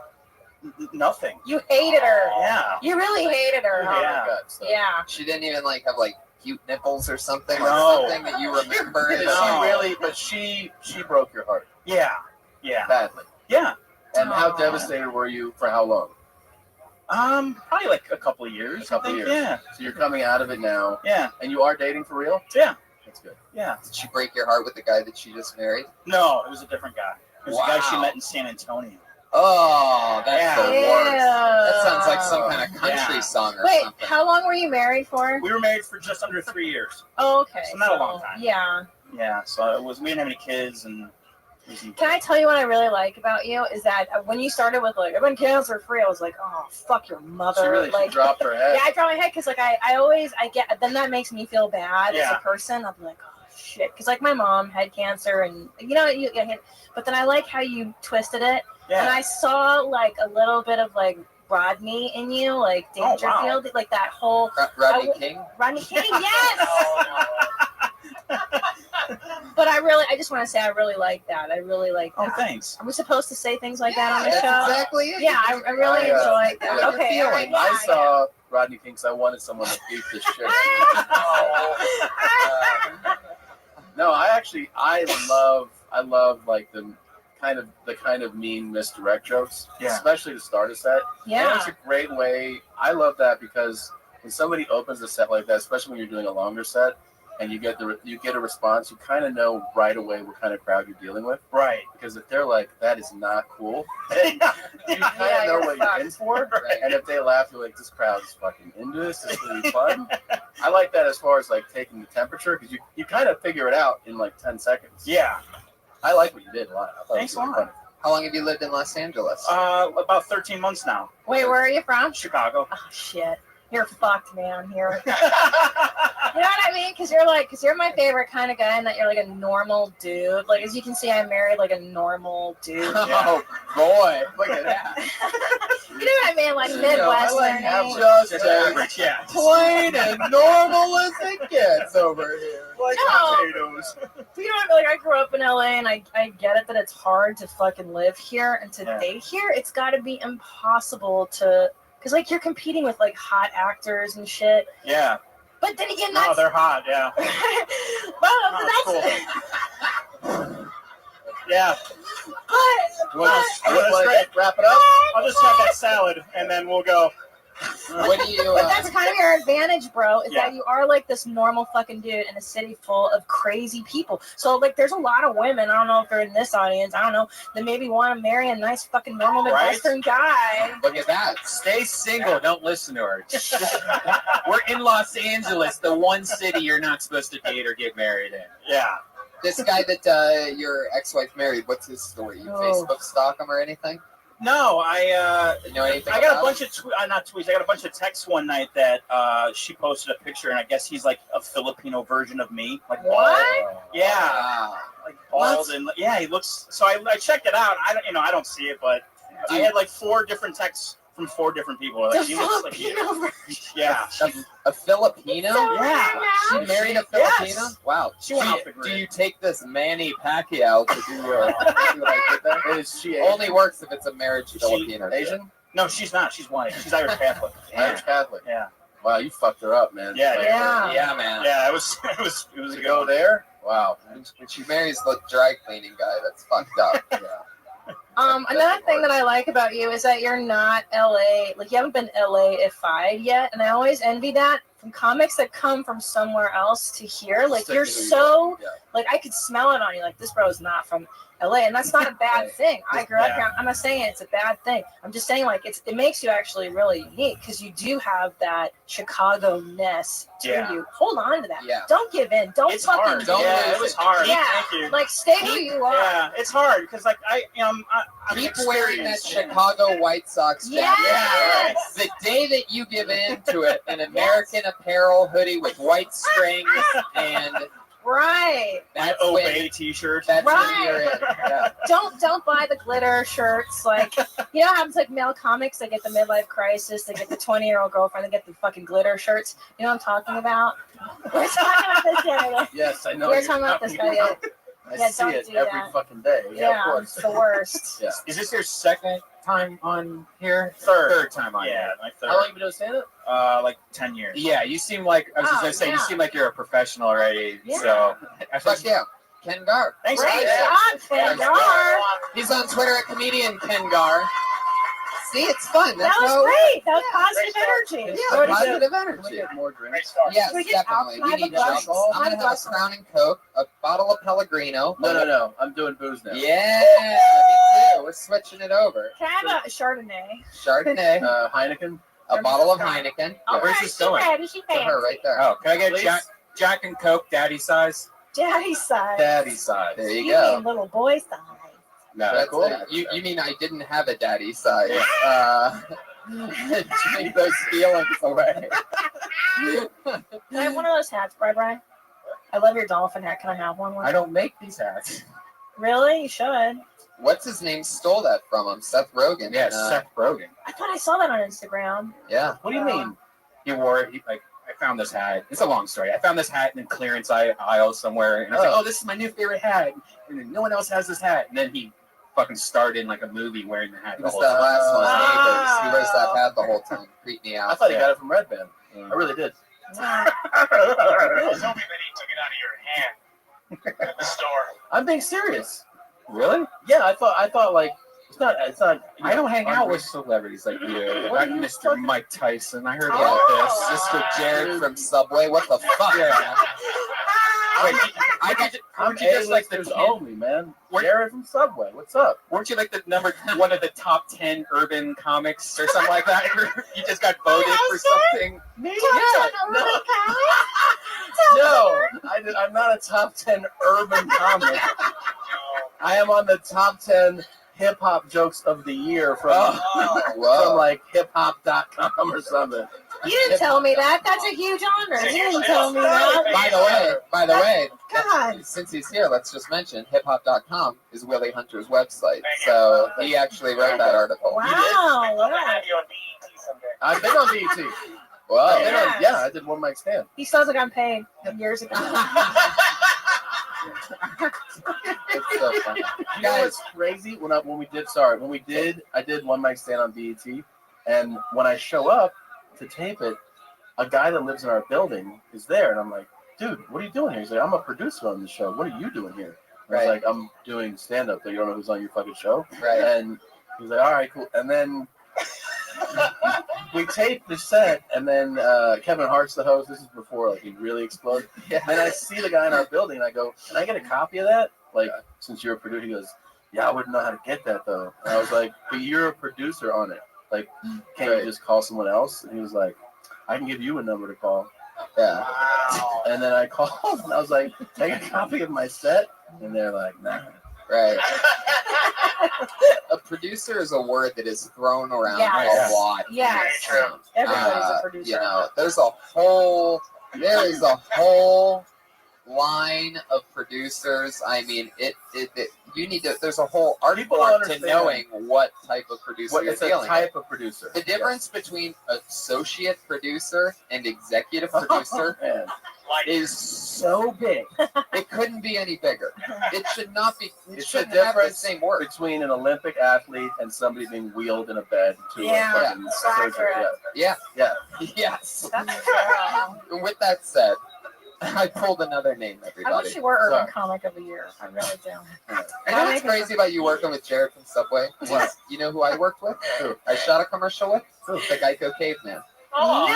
Yeah, I sure as hell did. He's a cartoon. In Oh, fact, no, that's... I booked the commercial with Ryan Mervis, the big red-headed bartender that looks like a Viking, big guy, and that's where we made friends. Anyway, the Geico Caveman, here's what's crazy. We go to hair and makeup, this whole huge crew and everything, bobbity-bop. There's still no caveman. It's getting down to like 20 minutes before shoot time. And we're like, fuck, man, we're going to be here all night. Where's the caveman? He hasn't even been in hair and makeup yet. The Geico Caveman pulled up in a fucking Toyota Prius, already in makeup, ready to go. I swear to God. He was in caveman makeup? All the way. He was the Geico Caveman. He pulled up. We were this big shoot up in the Disney mountains, like 40 minutes north or whatever. So it's just barren lane. You see this Prius coming from forever away. It's the only car on the street. We're watching the headlights approaching. It's a night shoot. And fucking, he gets out of the car, ready to rock. By the way, crushes the entire time. He crushes. It's like you're watching some fake comedy movie happen because he's lighting everybody up. He's like Don Rickles in real life. He crushes the entire time.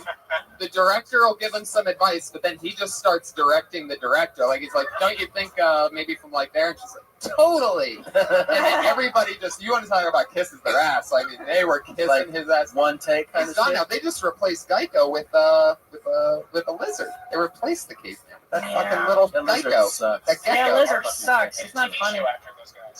Oh, yeah. He was one of the guys from the TV show. He wasn't the main guy, though. Have you ever had Bronger on this?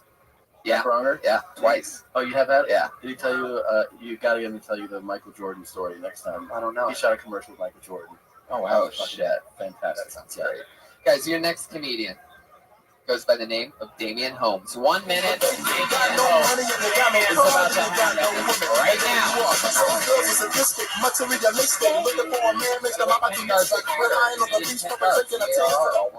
Damian Holmes, everybody. Hello. Thank you. I'm straight.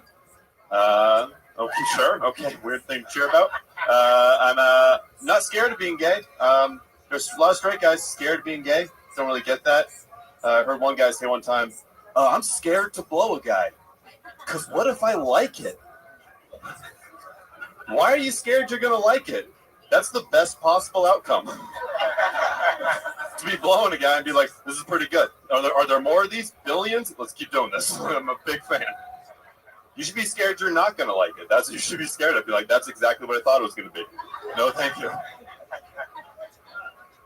I had a friend one time, he didn't know if he was gay, so we put an ad on Craigslist that said, I'll blow you. And I don't know if you guys know this, if you put an ad on Craigslist that says, I'll blow you, you're going to get replies. People are very interested. So he did it, and I met him, and I was like, how'd it go, man? He's like, not a fan. And I was like, that's a long way to go. So to find out you're not gay. Just straight, starting with blowing guys. I'm scared of oysters. Thank you guys. Thank you very much. Awesome. Damian Holmes. I think this is the first time I've seen you, right? Yeah, first time on. Where are you from? Orange County. So yeah. Born and raised Orange Born and County? raised. Yeah. Wow. How old are you? 23. Oh, that's why you're talking about sucking dicks and stuff. Yeah. Oh yeah. You know, Everything we because know. dicks are so new and stuff. How long have you been doing stand up?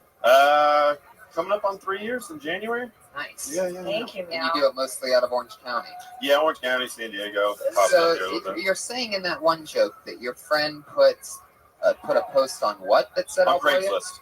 That just said I'll blow you. Basically. Yeah, that shit does So get a lot effective. of replies. I took a picture. I put a picture of Bert Kreischer on Craigslist.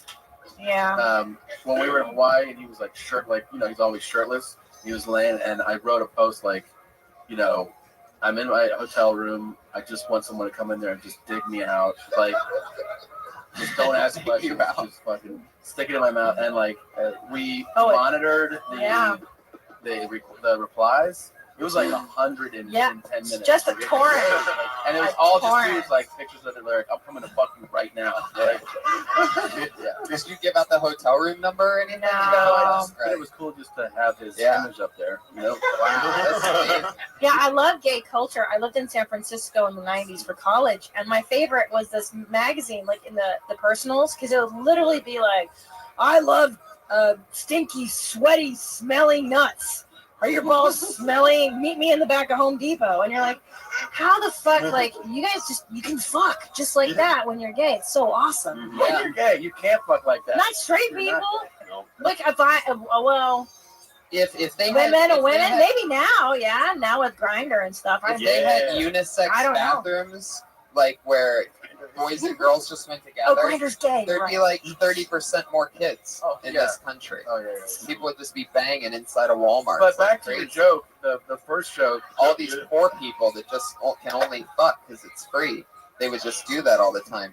Wait, what happened? Did I lose everybody? Yeah, what happened? No, I actually feel like, with like a dick joke, there's so many angles that are done. Your logic on it is, I love great logic in a joke. And so I love that joke. Thank as you, far man. as Thank you. and don't rush it though. Like, I was. Yeah. I know, Yeah, but like when you take it slower, Mm-hmm. that's gonna always, you know what I mean? Like, don't be afraid to slow down. Okay. Yeah. Thanks, man. Thank you. What were you doing before stand-up? Do you have another job? I worked retail, sold Catholic school uniforms. Lucky. Yeah, That's awesome. Yeah. Wow. Yeah, that's Are you sure you're not gay? Pretty sure. Pretty sure. So how do you sell those? What do you do? I mean, they're all the same, right? So, Yeah, well, you have to awkwardly tell girls what size skirt they are, and that's not. That's never. That's Get very. the fuck out of Wait, here. you go to their home or they come? No, they come to a store. No, it's not that They personal. come to like a store. They come to a store. So, because I went to all girls high school, you have to go to like the uniform store. Yeah. Oh, and you're the guy, and you're like, you got a tight little body. On you. No. It sounds like a dream job. You like a 2? Yeah, we were 2. I'd get you a 2. Normally I have them go down the knee with your legs. Yeah. That sounds like a great job. Have you had girls flirt with you in that position? Come on. And you're a good-looking guy in Well, Orange County. well, thank you. You're the uniform guy. You got to be kidding me. Yeah, well, I hope. I mean, they're all obviously underage. So yeah, you hope not. Where you're like, hey, that's a nice skirt on you, 13-year-old. But what about the 16-year-olds? You're like, that doesn't count. Like, yeah. Or seniors. Did you can not fuck have seniors. raging fucking hard-ons with some of them? For real. Did you ever get leaky, like a little leak? Be honest. Did you? You've had a boner before. You've had a boner Never even a before. boner? Not even during. Well, they're kids, Tommy. Yeah. Well, I'm not talking about the young ones, but Seniors. you mean fucking seniors? Yeah, they're 17s. Right. Yeah, Some of those them, they're 14. They look 17. You know what I mean? Yeah. I feel you. Fucking humber. Can I tell you something? So you're like a third-year comic. You're 23 years old. Yeah. So you know what's great? And I've always felt this way, and I don't think I've ever said this, and I probably should have, but I don't trust male comics that don't talk about their dicks. Let me tell you why. You're at the stage in your development as a stand-up comedian. I know a lot of male comics that go through the masturbation, dicks. Right, that's what you talk about. Your first few years is your dick, and and shitting. Me too, and I'm still on shit I jokes. love on. But I love that you're honest because I don't fucking trust male comics who don't talk about dick stuff, touching their dicks, sucking their dicks, and weird stuff because those guys are the perverts, the derelicts, the guys that are going to drug you and rape you. Don't trust a male comic Bill Cosby. who doesn't talk about his cock. I want to talk to you about something. Yes, because they got demons, and you're exercising your demons, and that's great. Well, thank you. Yeah. I agree with that 100% too. I mean, you're only been doing it a few years, right? But you obviously the thing is, man, I don't know. I had to phrase it another way, but that the logic stuff is. I've always been a big fan of it. Like that's kind of like I feel like the best guy at that for years has been like Chris Rock, where he throws a subject up and then like he breaks down. Yeah, and it's like people love seeing like they don't know where that's coming from, but when you present the logic, it's exciting, right? It's funny. It's daring. Yeah. That's the I fun love part. doing arguments. Like, It's like arguing. Yeah, Bill Burr, amazing. Yeah. So do you still work in the uniform business? No, unemployed right now. Got some savings. I'm just trying to do comedy. You saved up a lot of money. Good for you. Yeah. Where do you live now? Are you in Hollywood? No, I'm still in Orange County with the parents. Oh no, you gotta move out here. Holy shit. Get a roommate or 5. What religion are they? Nothing really. What religion are you? Nothing. So when You're those very white, Catholic though. schoolgirls were coming in for the uniform, were you ever like, you don't have to believe any of that stuff? I was a cool salesman. Wait, how was your childhood? Was it good in Orange County? It's just a regular one. Oh, fuck yeah, off. I know. It's good enough that he's still at home at 23. Oh, that's true. Yeah, shit. So do you have a basement or a bedroom? What's the situation? I got for the that? old bedroom, everything from the childhood. Oh my god! Wow. Did you guys have a code word for like when an Asian girl would come in to buy a Catholic school girl? There were a lot of international students, like straight from China. Did you get a hoagie delivered? Oh, some fat sows just got Wow. Did your parents did they ever think it was weird? They ever think like, oh, my son's fingering fucking 7th grade, like girls in uniforms, or no? You didn't bring it up. It didn't come out the right way. Yeah, but did they ever think you were weird or no? Fingering the students? Yeah, whatever. Did they ever think, like, why are you selling uniforms to it? Yeah, well, it's their business. They're the now it makes Whoa, sense. the big reveal. You've been working for your parents the Yes, whole time. I know. Whoa, you need to save yourself. Yeah. But you don't anymore. Seriously. No. But here's the crazy thing: is my dad sells Catholic school uniforms now. The job before, he sold lingerie. That's the. Your dad's fucking these girls. There you go. There you go. And there he goes, everybody. It's Damien Holmes. Thank you guys. Thank you very much. Good job. He's on Twitter at Damien Holmes. All one word. HOLMESS. Tweet at him. Yeah. That's so true. That's such His a dad's professional. doing some fucking, man. Yeah, he wants Lingerie. Oh, totally. to. But Yeah, do what you love. Do what you love. That's what I could just tell. He must say that like once a week. Is there like you realize that the Catholic schoolgirl uniform is supposed to be something that the girls feel? I don't know. It's supposed to be modest. You're Right, supposed to but wear it it's- to your it's knees. so you and, immediately, But that's what makes it hot. Is that it's supposed to be. but it's not even forbidden. now. The last time I saw it, like it doesn't even look like it's trying to be modest. It actually looks like it's trying to be a hot outfit. Why aren't they wearing like scrubs They're or so something short. like that? Like sweatpants or. Well, Yeah, they do. They but- have them in Catholic school because what happens is you're taught to wear them properly, the uniforms. Yeah. But then teenage girls, you want to attract boys, so you hike the skirts up, and it's human nature, guys. Yeah, Come on. they roll it up. Yeah, They you roll roll. it up. You Okay. do the fucking roll, man. Remember? You roll it up. I went to a Catholic school. Oh, for 12 This is years. what I saw. A girl. I mean, you could see Bush. Like it was. You really- cannot Oh, yeah. You could. see Especially with like the mirrors and stuff. Stupid. Where are you looking? What Just school? online, like probably like schoolgirl uniforms. Oh, okay. I'm excited about the name I just pulled out. I believe this is her first time on the show. She is one of the newest Yay, employees girl. at the Comedy Store. Yay, good. So here she is, comedian Yay. Davina Joy. I'm psychic, y'all. I fucking knew what was about to happen. I look like Sideshow Bob's daughter. I've had to accept that for my entire life. But my dad is Jewish and my mom is Muslim. I've had to accept that too. my entire life. It wasn't easy. And so they sent me to an Episcopalian boarding school, and then I ended up at a Catholic school, high school as well. Logically, right? I mean, I knew nothing. I didn't even know Jews and Muslims weren't supposed to like each other, like, in my household. I just thought moms were bitches and they fucking yelled a lot. And dads had no spinal cord and they were backless wimps that said, okay, Sherry, whatever you want. And that's what happened. So I'm a very strong woman. But Jews is, your mom has to be Jewish to be a Jew, and your dad has to be Muslim to be Muslim. So Jews never wanted me, and Muslims never wanted me. I'm not black enough for black swami or white enough for white swami, so I'm single, y'all. Nobody fucking wants me. And that's it. That's a minute. There we go. Nailed it in a minute. You gave all that about yourself. Davina. Self-deprecating yet informative. Wonderful. Very much so. How long you been doing stand-up?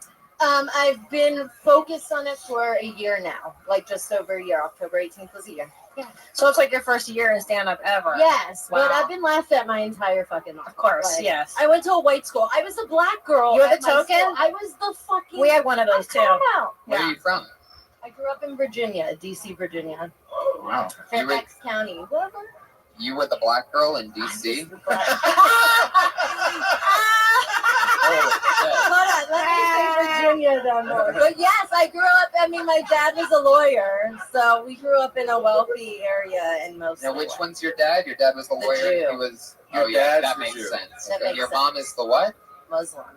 Wow. She's black. Really?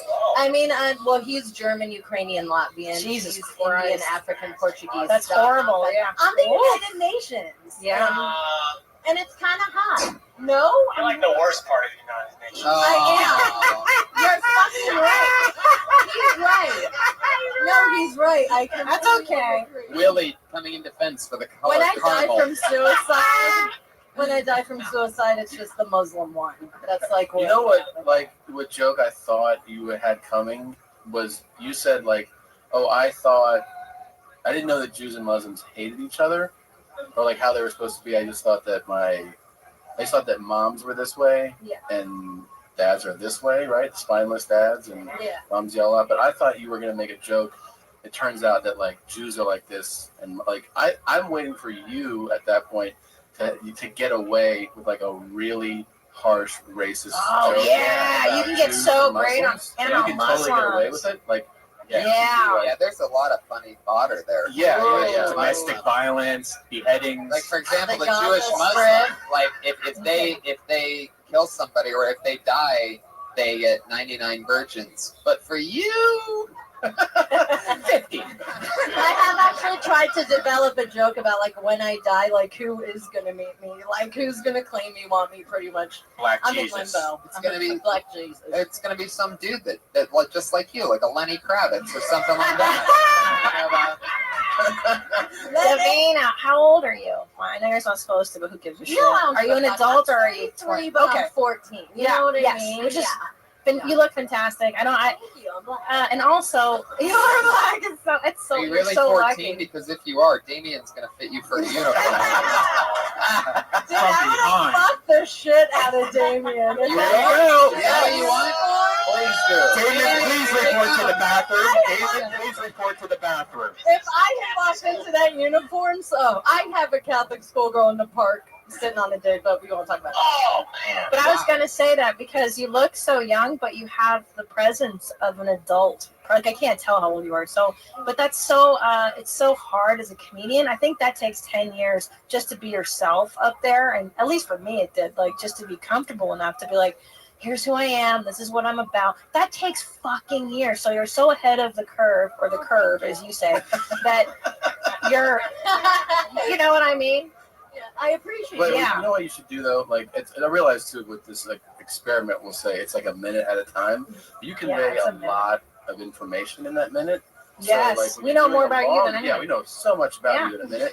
Is that write your informative sentences down and kind of space them out, so you'll see all the times that you're giving information, and then in between them, just try to tag the shit out of them with jokes. So you make that's a statement. I always thought parents supposed to be like this, or like nobody wants me, and then joke, like, and then you can start tagging all your information with jokes and find out what is the strongest joke in there. Yeah, because you got real honest at the end. You were like, and I'm this and this, so basically nobody fucking wants me. And I was like, that's fucking great. But instead you were like, so I'm single. Throw away that. Tell the truth. The truth Nobody is wants me, nobody yeah. fucking, but nobody But that's fucking wants me. bipolar. That nobody wants me. Are you bipolar too? Well, I'm not diagnosed. Oh shit, that's the worst kind. I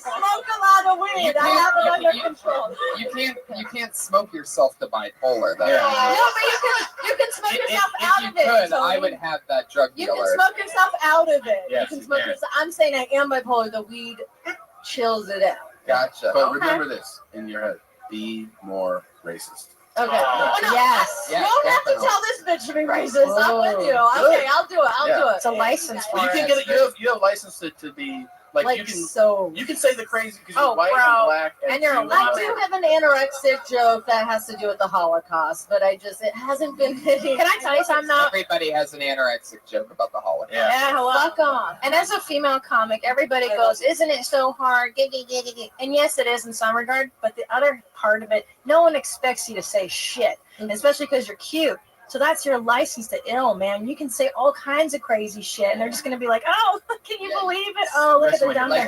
It's fantastic. You could talk about Don't flash your my tits. boobs. Especially when you're flexing your boobs right there. Yeah, you have to be careful. Don't flex your Brian stares at the girl's boobs. Yeah, Well, well, if you do I used anything, to be a topless dancer. I can handle some tits. Yeah. Why talk about that? You Yeah, really I did in Arizona Yeah. for like 4.5 years. Okay, so that's 4.5 years. Yeah. So you're a fucking vet. You're not like somebody that like I tried it for a week.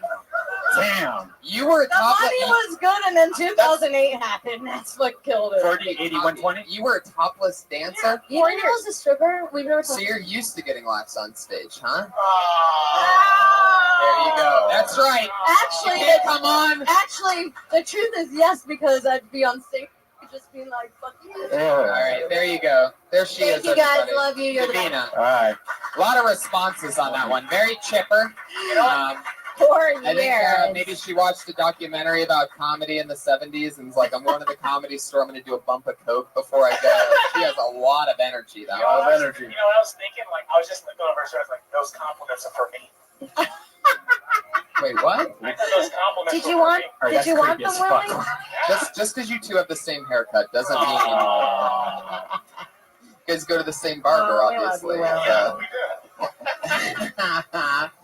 did. I love it. 4 years as a stripper, I would fucking. She was a stripper for 4 years? I would Did hate she get her degree in it? What the fuck? I didn't even catch that. You know how hard it is to be in the public, like being a waitress is enough to kill you. Yeah, serious. Whoa, what's up with that watch? What's up with that? Oh my god. Crazy. It's like binoculars. Yeah. It's Look at this exciting. shit. There's one, there's a compass, a thermometer. Show that watch. It's crazy. It's got four different Who things. makes that? This one shows how much blood's in your stool. Nope. Nobody makes it. It was custom made in a.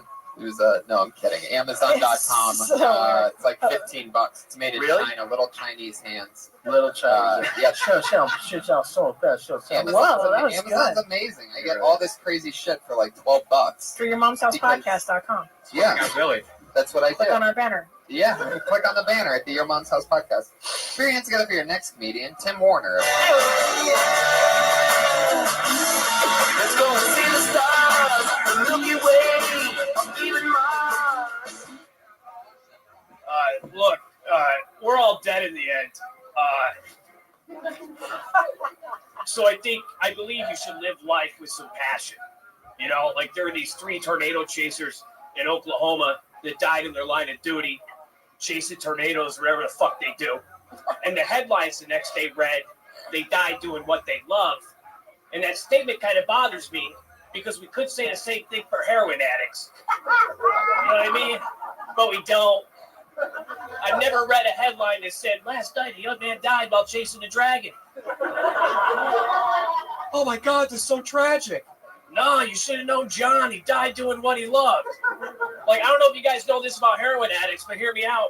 They love heroin. You can fucking Google it. It's a Snapple fact, number 943. anyone on heroin tonight, they'll go into the bathroom, they'll look for a vein, they'll end up thinking about you, and then mainline it in their taint just to hide it from you. That's a passion that most people don't have. So maybe we need to turn off the fears and realize they died doing what they love. Love it. Tim Warner. Boom. That's great. I love it. Loved it. Have you done heroin? Other drugs? Yeah. A lot. Yeah. I can tell by my eyeballs. Yeah, I can. You're sort of like if Jimmy Fallon was high as fuck. Yeah. That's so true.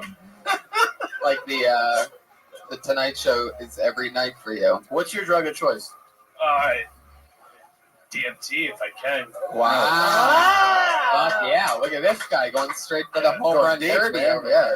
Yeah. I mean, how many times have you done DMT? I've only done it twice in the last 2 years.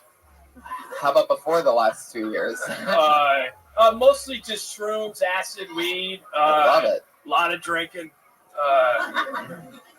Did blow when I was homeless for a bit. There we go. Winter chicken dinner. Homeless. How long were you homeless? How long? I was homeless like 10 months in New York City. In New York? There you go. Wow. During the winter? No, I went at like the end of February to about Thanksgiving. Holy fuck. Whoa. That's brutal. That is so crazy. But yeah. Right before you were It was homeless. my first year of comedy. For real? Yeah. And were you like leaving school or leaving a job? Yeah, what happened? What happened? Drank a lot with this girl named Rita. Wait. Hold on. Let's dial it back a second. Yeah. So before you end up homeless, like your main memory is Rita and drinking. Yep. Yeah, she'd give me fists of Hennessy, and then she'd go out to those Fish concerts in New Hampshire. Oh, fuck them. Yeah.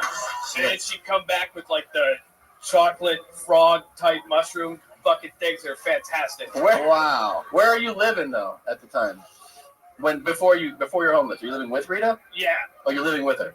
Yeah. Okay, and I then was crashing on the couch. And she was like, "You gotta get the fuck out." Pretty much. Tim, are you positive Rita ever really existed? Yeah, that's my Tyler Durden. If she just kept getting you drugs, maybe she was a drug dealer. Were you paying for these? Oh, I wish, but no.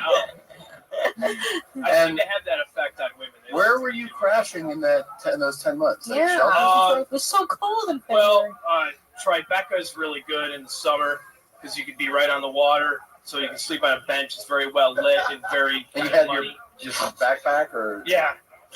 But what about before summer, like February and shit? If you can scratch some money together, the subway, or if you want to jump a turnstile, you take the N train. That's roughly like 2 hours, so I can judge time really well. Like if I fell asleep, I could tell by what stop.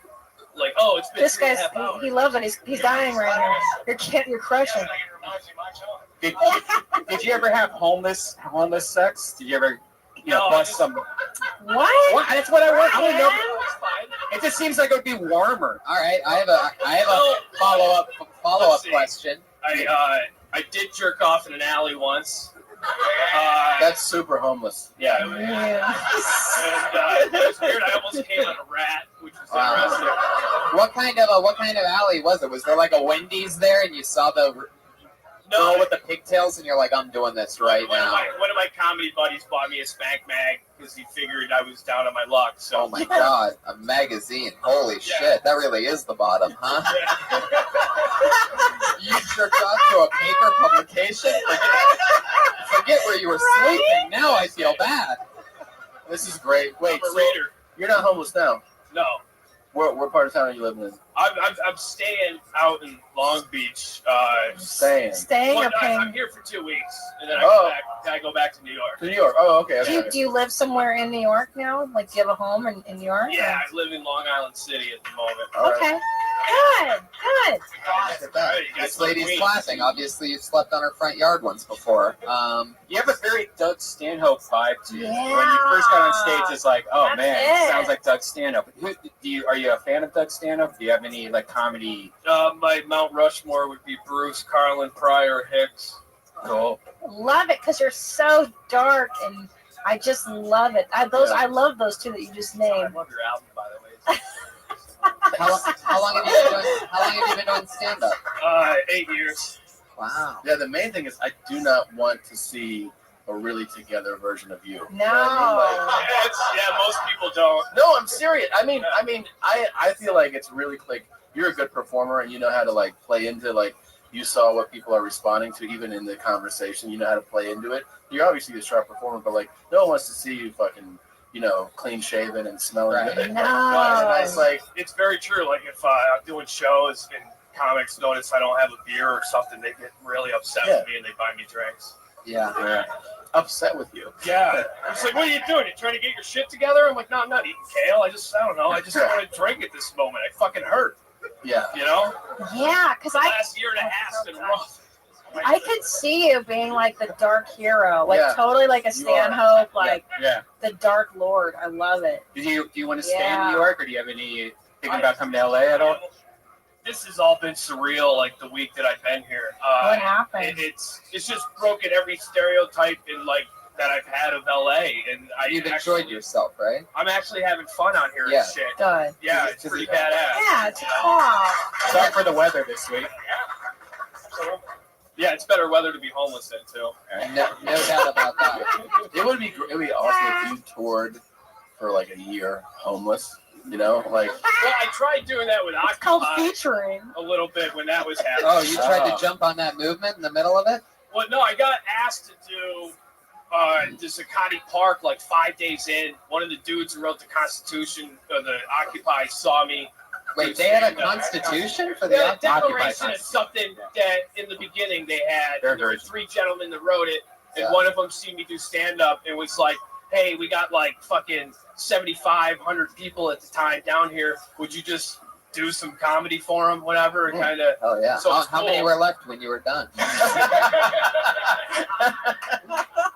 Tim, that was a lot of fun. Thank you. Yeah, Nice to meet you, Tim. Tim Warner is on Twitter at I am Tim Warner. That's all one word.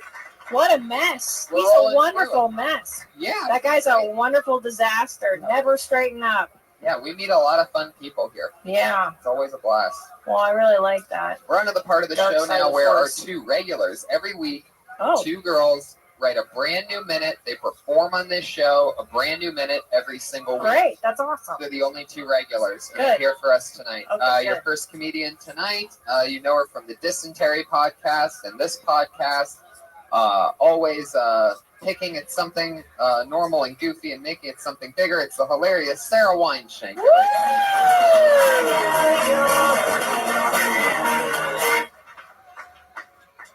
What's up? Saw some bad belts this last week. Saw a really bad Western belt. It's like a home plate right in the middle of this guy's look. And then I started thinking, why belts? Are they supposed to be fashion pieces? Or is someone like, the human body, it fluctuates. Sometimes you're heavier, sometimes you're thinner, sometimes you want to eat more, you want to have options. We have to create something that can give us that. Someone's like, yeah, the belt. Done. And then the thing with belts is that if there aren't enough holes, you feel like a jackass. But you feel really good if you have to like puncture your own hole in. Fuck yeah. I guess we would call this week belts. Every single belt, I have to do the whole. Every single belt. Which direction? Too small? No, like this one I'm wearing right now, it doesn't even fit. Like I need to be right here, but I can't even be there. What are you saying? That you have too big of a belt? I have too big of a belt. I think. Well, stop buying the biggest possible belt and get the next big size big Makes belt. you feel good though. It's like It's. You got room.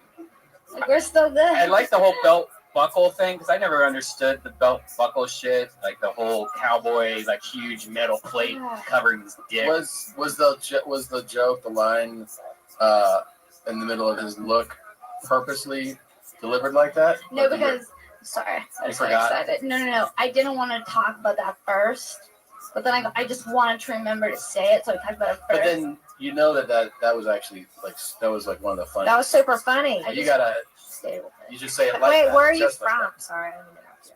Oh, go ahead. Where are you from? The Valley. Nuh-uh, me too. 818. Really? Me too. Yeah, 818. where'd you go to high Fucking school? guys, I went to seriously. high school at Louisville. Do you know where that is? I'm sorry?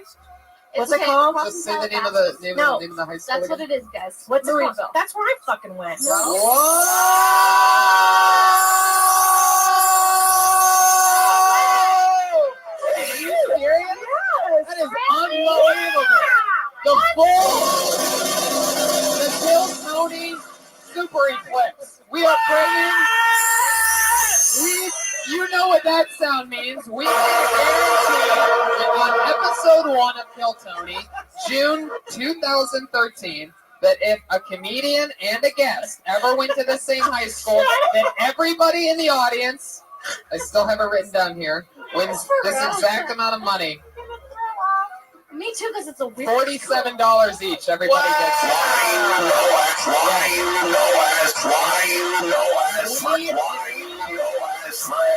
And we here at Kill Tony are going to have that benefit show to raise that money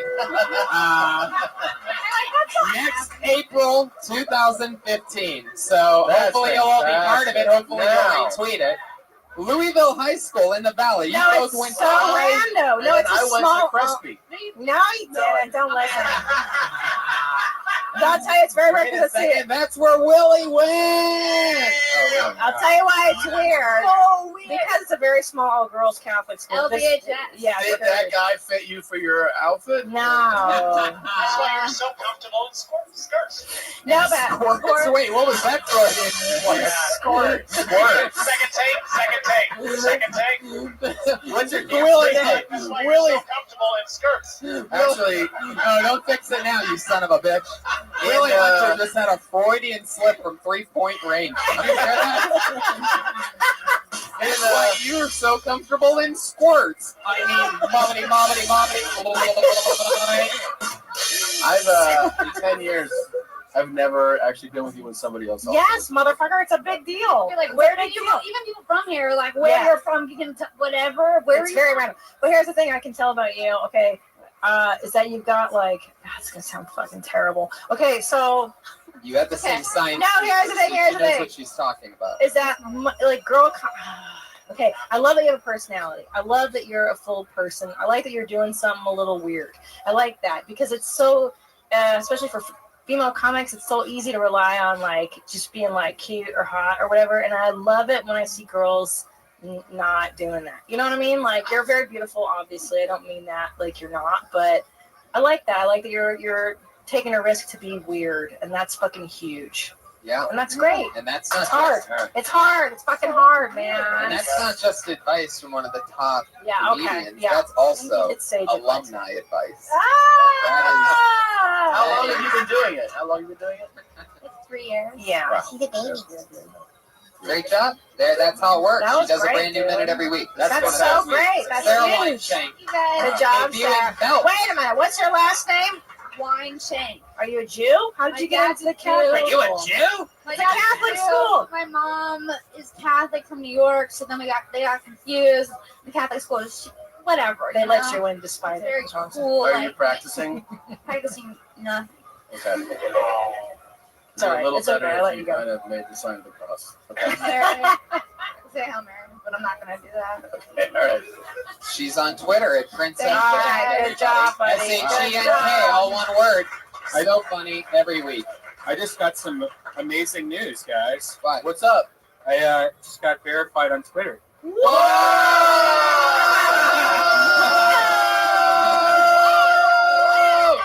Do you have the check mark? Is it Yeah, I there? got the Wow. Holy fucking Wow. shit. Yeah.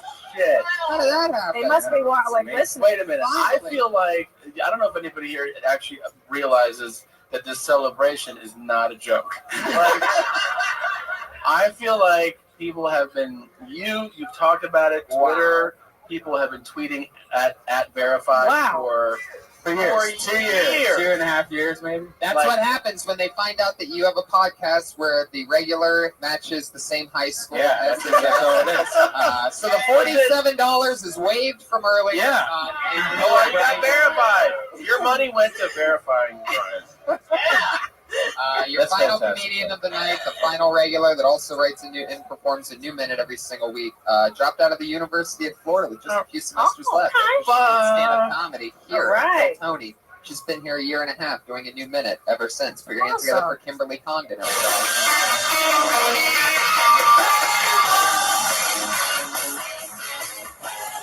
Congratulations, bro. That's so cool. Guys, they say if you can make it in New York, you can make it anywhere. And that's true because I have. I've made it in New York. I've made it in LA. The first time I made it and it was in Florida, I was 17. I've made it in the green room. I got on birth control because I was making it a lot. I'm just fucking around. I actually don't like that saying. You know, they say if you can make it in New York, you can make it anywhere. I don't think that's true. And I think that people that say that have never done stand-up in the Middle East.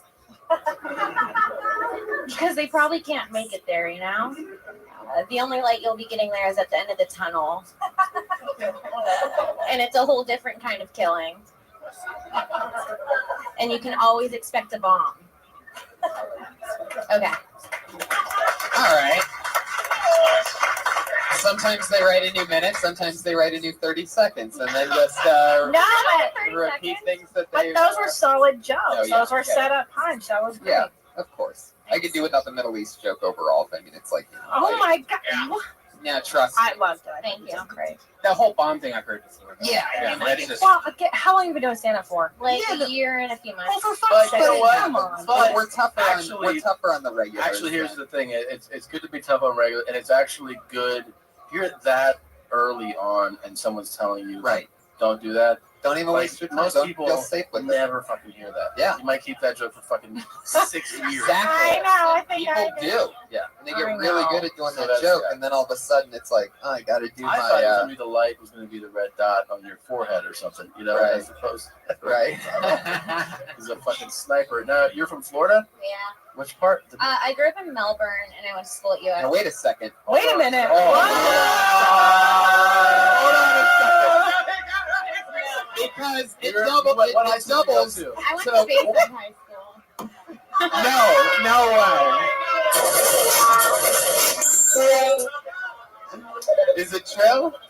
I went to high school in Vero Beach. Oh, okay. I'm from Sebastian My originally. parents live there now. Cool. Wow. Wow. What are the odds Yeah, of that? that's pretty What the fuck? It's like your mom's house in Kiltony in a parallel universe. Our It's parents crazy. live like 20 minutes away from each other. But Wow. you're a gay turd, though. You went to Gainesville. I did. Did you? A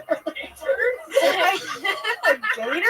That's what they are. The University. You're of not Florida gay turds. It's very insensitive, Tom. So you went to Bayside, and then you've been doing this a 1.5 years. Yeah. That's Yeah. great. Yeah. Sorry. Go ahead. Go ahead. I'm so proud of the two girls. I mean, you guys are like babies. How old are you, pumpkins? I'm 24. Jesus Christ. I mean, to have the balls to come on the show every week and write a new minute of stand-up and That's do it in crazy. front of the Yeah. world is like, But both of you you girls are recognize amazing.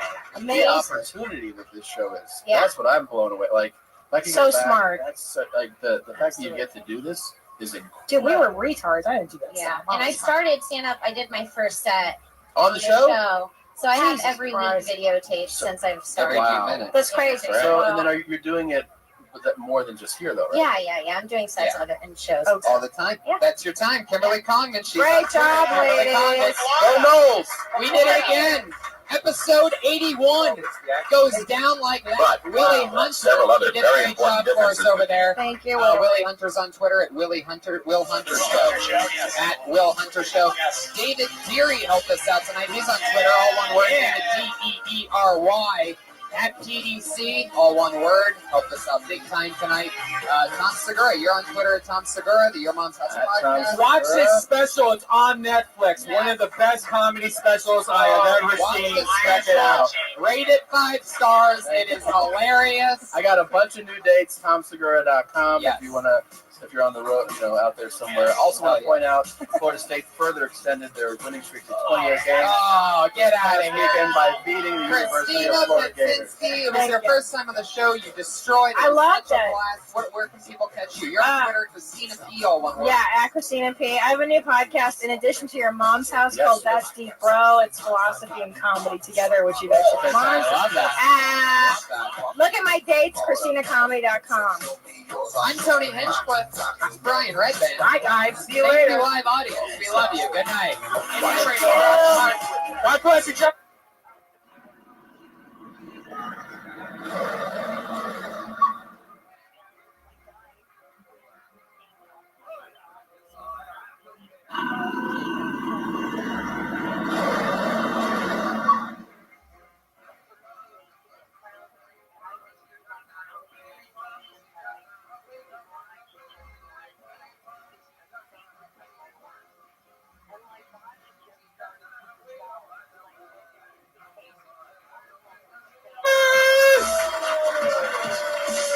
Holy shit.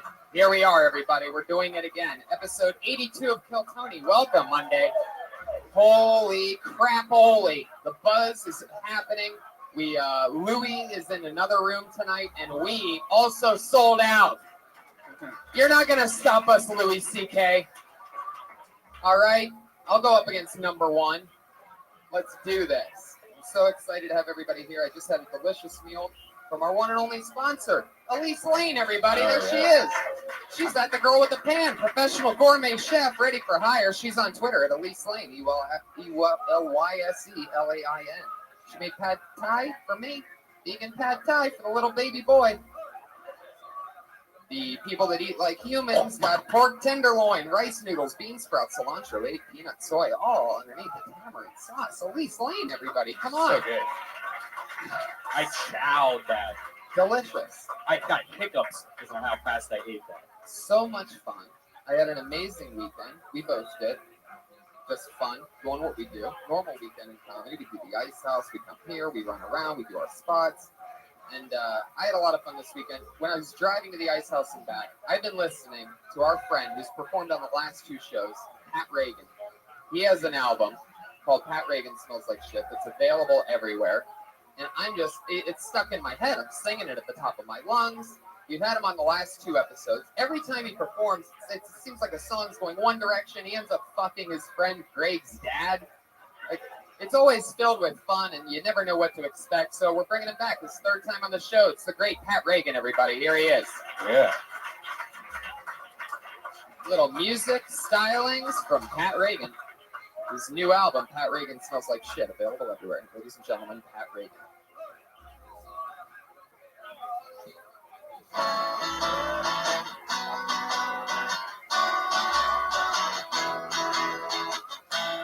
Oh, holy shit, I just did it. I just killed Greg's dad's new boyfriend. Now you will see, there's no one but me. I'm gonna be your new boyfriend. Man, I can't wait, it's gonna be great. We're gonna have a wild time. I just might cry, don't ask me why. I'm sure it has nothing to do with the murder that I just did. Murder that you just did. 'Cause I'm emotionally distant from the murder that I just did. Murder that you just did. So don't ask me why I'm crying. Whoa, 'cause it's none of your fucking business. Greg's dad.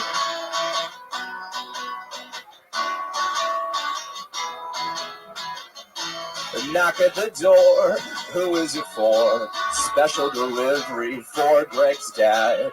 You look inside, it's nothing bad. I'm running at and your diamond ring, clinging to finger number 4. I say I murdered your boyfriend, will you marry me? You ask me how did he die, I say who cares? I say, hey Jeff, you know I love you more than anything. You close your eyes and hang your head. And then you say yes, yes, yes, yes, yes, yes, yes, yes, yes. You say yes, fuck yes, fuck yes, fuck yes, fuck yes. We make love on the kitchen table, and you start to hum a Peter Gabriel song. I'm the luckiest baby boy with basic cable. You're my soulmate. Fuck Greg's mom. Fuck Greg's mom.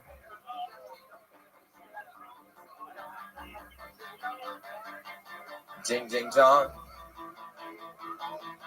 Fuck Greg's mom. I'm a baby boy. You're my friend Greg's dad.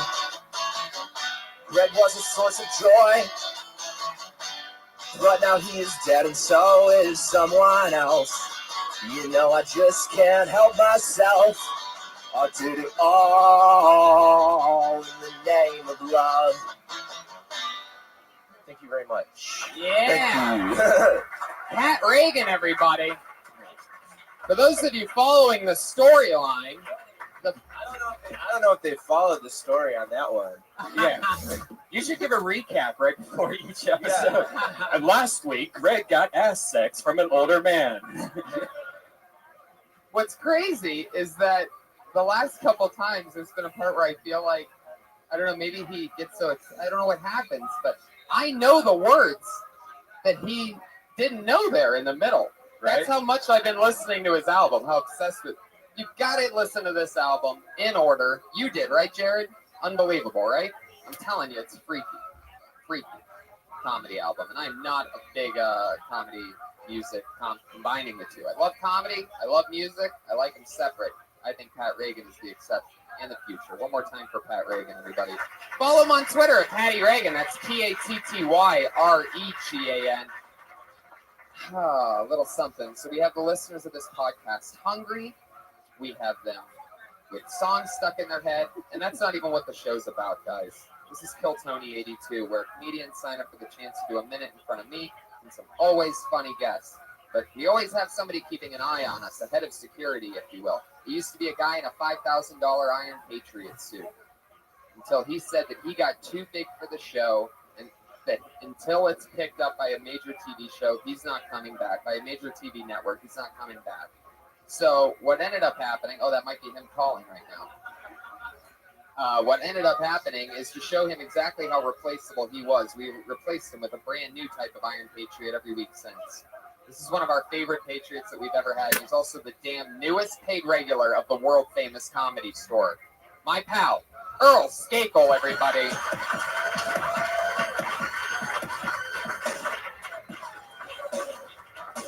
Wow.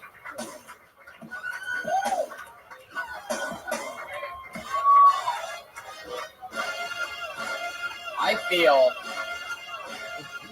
so safe. Get closer. Holy shit.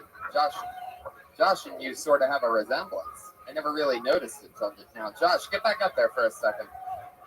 Get back up there. It shouldn't be a fucking delay, dummy. Look at these two next to each other. That is unbelievable. I've never noticed that Holy before. shit.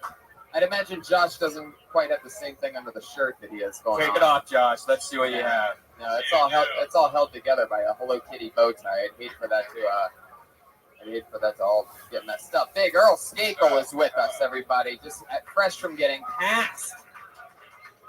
Always the funniest, one of my funniest friends. We're always riffing in the back. The other night we were having so much fun. You gave me a bear hug at one point. I thought I was having a heart attack the rest of that entire night.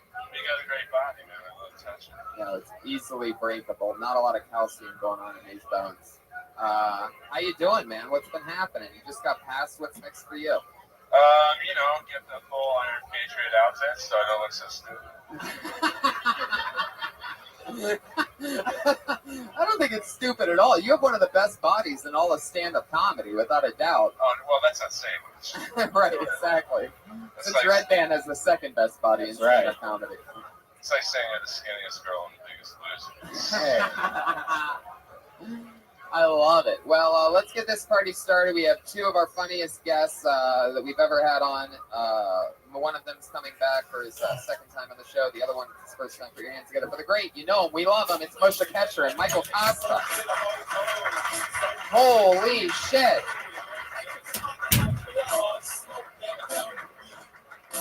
The two funniest MK initials in all of comedy. I thought don't you always book the guests based off of initials? Absolutely. That's what I thought. Yeah. Right. Earl, I've got to say that is true commitment to doing an hour-long visual-based joke on a podcast. It's like cold. I mean, anything beats the house races.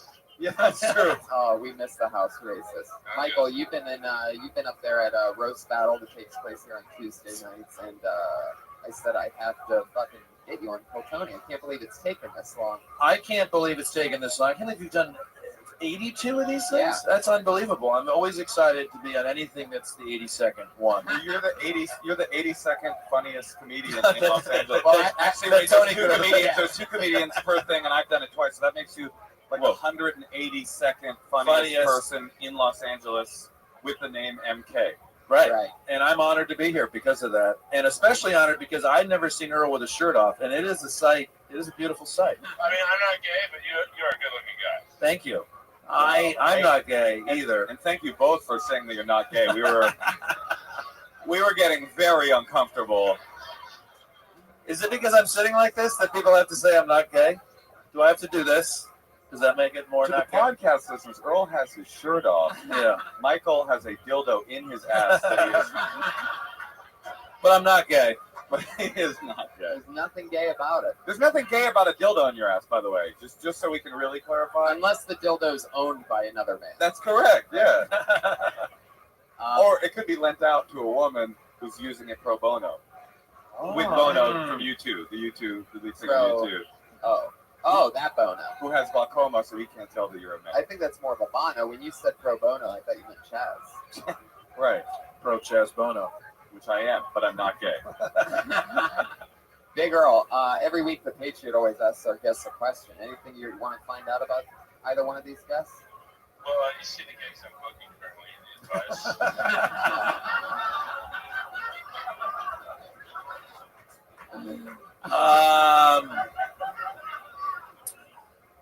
I've never had to take my shirt off for a comedy gig, so I think you're actually going to skyrocket. Is your name? When does your name go on the wall? Am I allowed to ask a question back? Yeah. Okay. They're going to put Tommy's name as black. Once your name goes on the wall, everything changes. Oh, absolutely. I mean, literally overnight. Yeah, agents actually come here from the top Hollywood agencies, just scouring the wall to see who they can sign. So it's soon. It's soon for you. What's up with your body, though? I'm very insecure guy. Oh, is that what it's weights and stuff? Weights, cardio, sex. Sex. Cardio sex or cardio sex? I tap out the Yeah, okay. You know what I'm saying? Wait, she can come? She can't come. What? I don't know. I learned this recently, too. I never heard about that. Yeah, it's crazy. I love it. Only if I have these gloves. Obviously, we are in good hands tonight, so let's get the party started, everybody. Tonight, over 30 young comedians signed up for the chance to do 1 minute, and then talk to us afterwards on a live podcast in front of an awesome crowd and a bunch of great podcast listeners. Comedians, you know how it works. 60 seconds is up when you hear the sound of a kitty. Did you hear that? That means your time's up. Did you hear all the, that should be part of the sound effect. The girl saying, aw. Aw. One more time, guys. Listen to that kitty at 60 seconds. Is that what it sounds like when she comes? No, that's what the Leah's house sounds like. Don't make fun of You said the D word. Guys, that wrap it up with a kitty, or else you're going to bring out the angry West Hollywood bear.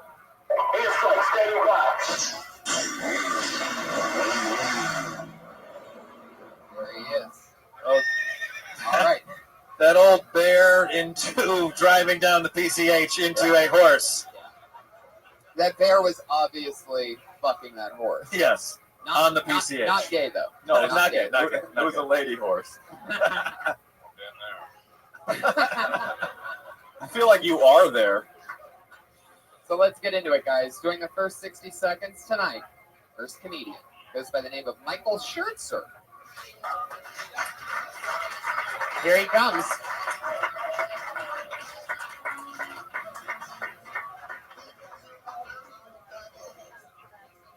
Michael Schertzer, everybody. Here he is.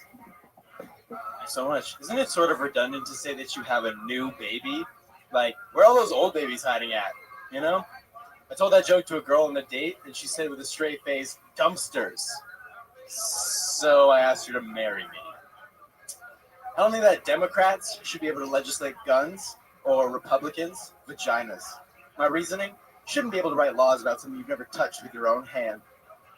I would extend that to say that you shouldn't write laws on subjects about which you're totally uninformed, but that would pretty much put Congress out of business. Have you guys seen that new show? It's called Last Paraplegic Standing. It's great. You can watch an entire season in just one sitting. Each episode only lasts about 30 seconds. And I feel like any whale could be a humpback if you're brave enough to undertake the challenge. Cool. That's my time? Yeah. Let's end this quickly before anyone sees it. No, I'm just kidding. How it is. There it was. Thanks. There was the kitty. Made it through, Michael. How long have you been on stand-up? Can I actually ask you how long you think I've been doing stand-up based on that performance? Do you really want me to say that? Yeah, I really do. What would you have guessed? I would say between 1 and 2 years. And I think the fact that you ran out of material in a 1-minute set speaks right. I mean, probably a depth of time in our field. Yeah. I mean, what would your guess be, Tony? Well, my guess, it's weird because he's asking how long I think he's been doing it. Yeah. So that makes my guess a different guess. Going off, if I only knew you from the 51 seconds of thunder and lightning that you threw out tonight, oh yeah, I would probably guess that you've been doing stand-up 3 to 4 months. But since you're asking, I would say I'm 6 to thinking, 7. Oh man, this is like when the Dread Pilot Wesley went up against Vincini in the Princess Bride. Wow. I can almost remember that reference. It's been 7 months, and I didn't necessarily run out of material so much as I was just bombing and wanted to get it over quickly. I mean, I didn't necessarily think it was a bombing. Right. I mean, you know, maybe what does that say about my comedy? If I don't think I did think it was interesting that what I thought was your best joke got the least response. The hunchback. Yeah, the hunchback is not the hunchback whale, but the humpback whale. Humpback whale. Thank you. Right. I said a year. That would be a weirder, more conceptual joke. Because any whale can be a hunchback whale if you're willing to undergo the challenge. Like, what? What are we doing exactly? You put a hump on a whale. I like that he had structure and he at least had written like it was a structured joke. That's what made me think he'd be doing it at least a year. But you're also first. You're doing a fucking minute. I don't know. You're not. I mean, I thought you did pretty good. How old are you? 25 years old. And what did you do before you started stand-up 7 months ago? What do you do for work? I work in politics. I was going to ask you about that because of your silly little, you took a little misdirect there and made a joke on Congress. Right, and I like that you went from a dead baby joke, a true classic, straight into a takedown of the U.S. Congress and a Bill Hicksian move that we did not expect from you. There's so much crossover between those two, really. Yeah, I see that. It's an interesting left turn. I would almost rather you start with Congress, so I think you're like a smart political comic, and then go into a dead baby joke. Right. That would be more of a more interesting turn for me. For me. What were you doing or what do you still do in politics? I manage campaigns, but I'm trying to get out of it and get more into comedy. Oh hell yeah! You got to get away from that low paycheck and into this cash cow. Oh yeah. That we got over here. You see Earl pay regular. See how well he's doing right now. That guy's actually one of your goals. I literally, I aspire to be him one day. You're already there. Hey man, thank you. All you need is time on stage because you have the idea of what a joke is, which is actually amazing how many people don't know. You know that you can see here, but you know how to do it. You didn't sell it to me. It felt like you're reading a script that you every time you're on stage you would do the same exact way. I don't know. It just you didn't sell it at all. Yeah, I mean not a lot, but like I get up like 3 times a week probably. Why just 3 times a week? I do jujitsu 4 times a week. Fuck off. Shit. Yeah. Prove it, motherfucker. No, okay, I'm sorry. Are you kidding me?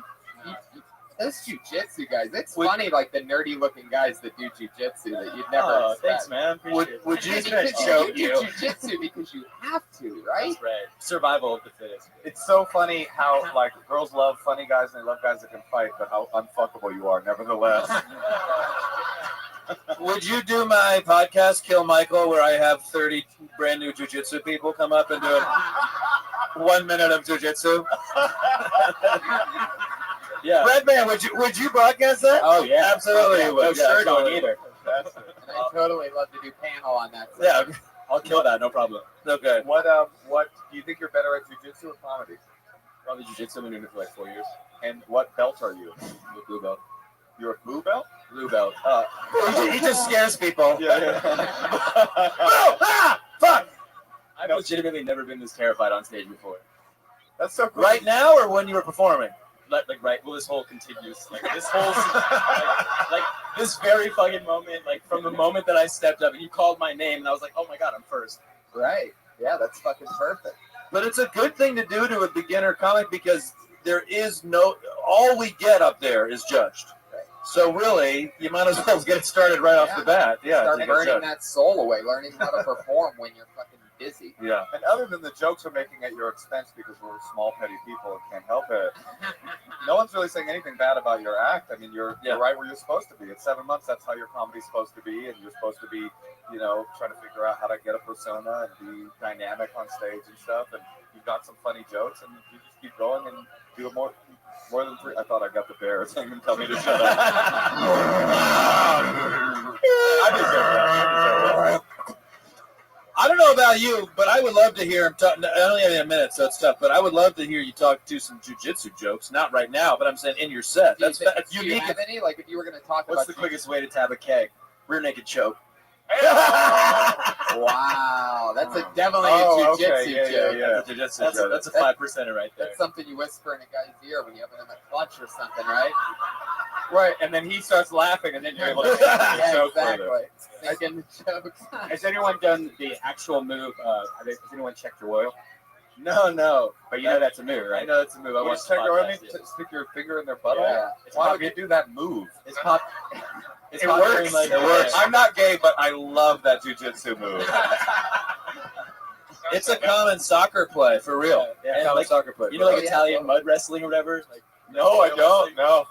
dude, you need to spend more time on YouTube, bro. Yeah. Wait, what is Italian mud wrestling? Like, Show Earl. Show it on Earl's body. Do it. Oh. I just want you to fuck. dude, let's do this in a less private, like a more private location. Fuck yeah. Dude, I just want to say thank you all so much for the opportunity. And Moshe, I really enjoyed that letter that you sent to the woman on Fox News. Oh, thank you very much. Appreciate that. Well, there you go, everybody. Michael Schertzer coming in. Hey, Michael. He's never been this nervous before. I take back what I said about you being unfuckable. I fuck you right now. Okay. By the way, that handshake thing at the end, let's not make a tradition out of that, everybody. He went for it, we all did it, but that can't be a thing. I gave him my balls. You need to get a hand sanitizer sponsor up here. Yeah, exactly. Michael Schertzer's on Twitter at Son of Satan. Oh, wow. Oh, I'm guessing, geez. Seitan, you know Seitan. It's like, Right. it's Yeah. stuff you eat where you go, I wish this was meat and stuff. Right. Are you a vegan? Oh, get it. Wow, there you go. He's serious with his meat intake, but he's not gay. Yeah, just what we thought we liked you, man. Kind of just my meat intake. I like you. Michael Schertzer, everybody. One more time for Michael. We're just going to keep it moving right along. Your next comedian's name is Stretch SHP. Stretch SHP. Stretch, wow. Let me just turn that on. How's everybody doing? Glad to be here. Before I had comedy, guys, I had a bunch of cocaine because I used to sell cocaine. And as you can imagine, those two worlds are very different. However, they are similar in one way. and that is in both worlds, you lose friends and coworkers tragically and suddenly. The funny thing about it is I would always hear about it the same way. Like when I used to be out on the block, something would happen, and somebody would be like, yo, Shamik just got busted in the head 2 times, God. You know Shamik from 212. Wars born, he got busted. Your cats came through in the black land from out of nowhere, like I'm coming to get my coat to Cypher, God, and just let off crazy shots. So I was lying there like a newborn baby, God. And then I got out of that world, and I was like, oh no. I got out of that world, and I got into comedy, and I started making friends and coworkers, and the same thing started happening. I'd be at the comedy store, somebody would be like, come up and be like, yo, you heard what happened to Kevin? Yo, he just busted himself in the head 2 times, God. You know Kevin from the Laugh Factory, Word is Born, nigga got bust. Yo, depression came through in the black land, was like, I'm coming to get my coat to Cypher, God. And he just let off crazy shots in his own face. Holy shit. I'd love to hear what that sounds like. You just read rap lyrics. Yeah. It was the act that was brought to you by the Wu-Tang Clan. I was off their first album. Oh, you actually plagiarized the Wu-Tang Clan? Yeah, I did. Oh, cool, man. You guys know that? Did you?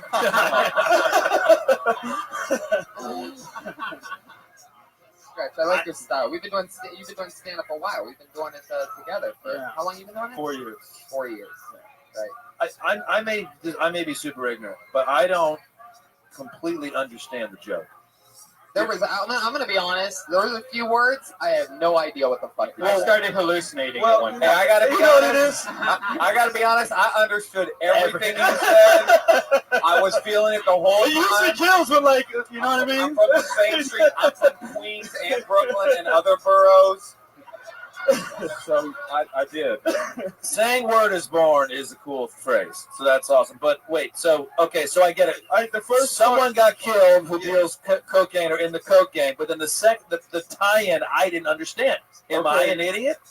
No. When I bought it back He again, said yes. as far as You're dumb. Fuck. Yeah, you're dumb. Straight up. When I brought it back again as the comic or whoever, you know what I'm saying, might have taken their life, I did the same act out. Although I got that. Okay, so I may be an idiot. I didn't realize in the second part that the person killed themselves. But now it goes because you're saying you lose them both tragically. I get it now. I get it. About it the same I get way. it. I get it. I just made it that way. Now, Earl, you have a character that is very famous here at the Comedy Store. Big part of the roast battle. Why don't you bring that back right now? It's called the House Racist. How do you feel? What would your character say if he was here right now? This is so standing fucked up next of to you. Stretch SHP. Well, I think you should go to Ferguson and do that joke to walk the whole audience. Okie dokie. All right. Whoa. Hey, Earl, why did you retire that character? For the podcast listeners. For the listeners at home, those were real gunshots from somebody in the back. From the actual Wu-Tang Clan. They arrived, shot Earl, and left. I thought it was wise of you, after seeing how we roasted the last guy, to start your set off with, I used to be a cocaine dealer, I used to shoot people. So what do you got to say, motherfucker? I love that he starts off with, I used to be a cocaine dealer. It's personal, it's real, it gets your attention immediately. I love that part. It was after that I didn't know what the fuck was going on. Well, I think it's a pretty long joke, and I tried to squeeze it into a minute. I just wanted to hear what you would say about me using that part as an act out, using the Wu-Tang lyrics as an act out. Wait a second. What about Wu-Tang? You know I was making a joke, right? No, wait, what happened? No, he's being serious. That's where actually Wu-Tang. The part where I started tripping and hallucinating, that's when it was going on, because I couldn't understand what was going on, because he started it was lyrics. Yeah, it's part of a skit. You were really saying rap lyrics at one point? It was part of a skit on their first album. Did you really used to sell cocaine? I did. Okay. All right. Okay. The whole part. You're allowed to do it. Okay, then. I mean, you've got 3 out of the 4 people here didn't entirely understand the joke, so that may give you some indication of how to proceed with the joke. And maybe those are true Wu-Tang lyrics, but a lot of white people may not understand that. I don't know. Did you guys know it out there that those were Wu-Tang lyrics? Yeah. A couple people did. Earl did. Earl did.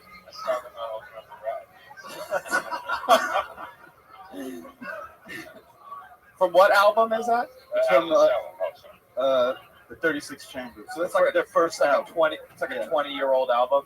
Yeah, it's from their first album. I would say that's also a problem is to cite. You know, I mean, you're probably about my age, right? Yeah. So to cite something that half of the audience doesn't even know is hip hop music, you know, they're just like, why isn't there a woman singing in a techno beat behind those rap lyrics? Maybe do something with a little new music. You know, you guys hear Usher's new song? Oh, the one about you can strip and he doesn't care about it. That one. It's about him not caring about the girl stripping. He doesn't care. He goes, I don't mind. You can stay out till 3. Come home sticky. All this shit. That actually would work. You know, both cocaine dealers and open micer comedians stay out till 3 and come home sticky. So that would work. That would work. Absolutely. Black Widow baby.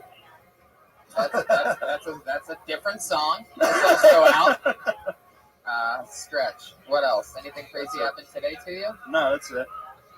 Just hung out with my son. Took him to see Santa for the first time. So you're out of the coke game now. You got the out of the coke game. Been out for a while. 4 years. Do you ever think about how much coke you could stuff in your baby's diaper and get away with? Like you ever think about getting back in the game?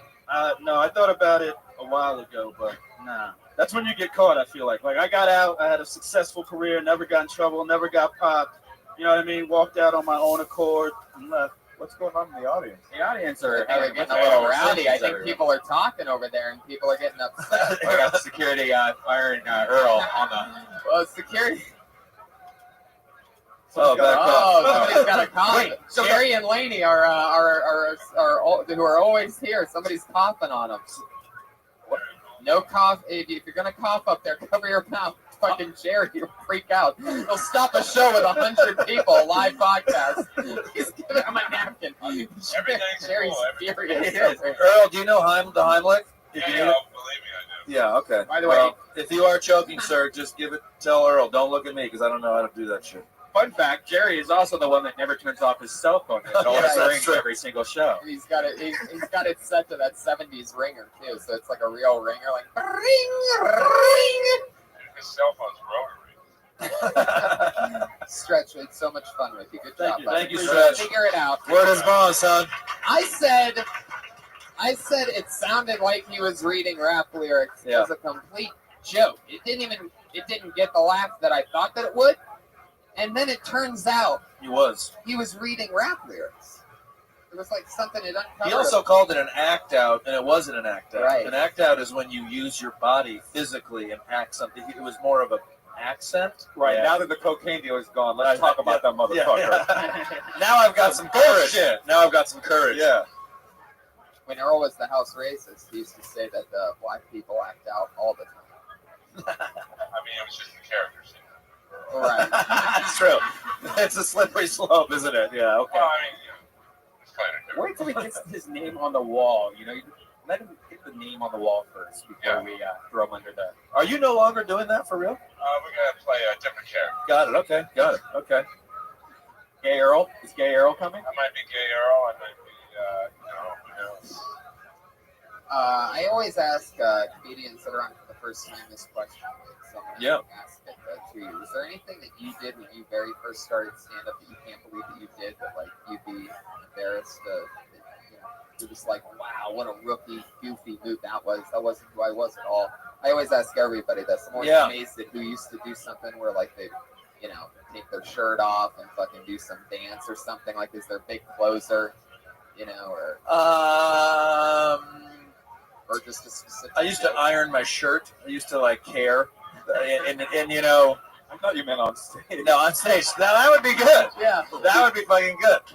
I think the most common mistake I see from new comics is they will take the microphones out of the microphone stand and stand behind the stand and perform stand-up comedy. Yeah, that's something we talked Classic. about. I mean, that is like number one always. It's like if you're gonna take it out, just move it out of your way. But I've mentioned this on this podcast before. I've got a nuanced meta criticism of your criticism. criticism. Wow. Which is that so many comedians have told young comedians to move the mic stand that now what I see is people get on stage and they move the mic stand with such deliberateness. I can feel their comedy teacher telling them. It happens a lot. It's funny on this show when we do it to somebody here. Like it's like, well, like, I always go, "How long you been on stand-up?" And they're like, "This is my third time ever on stage." And they go, "I can tell you didn't move the mic stand."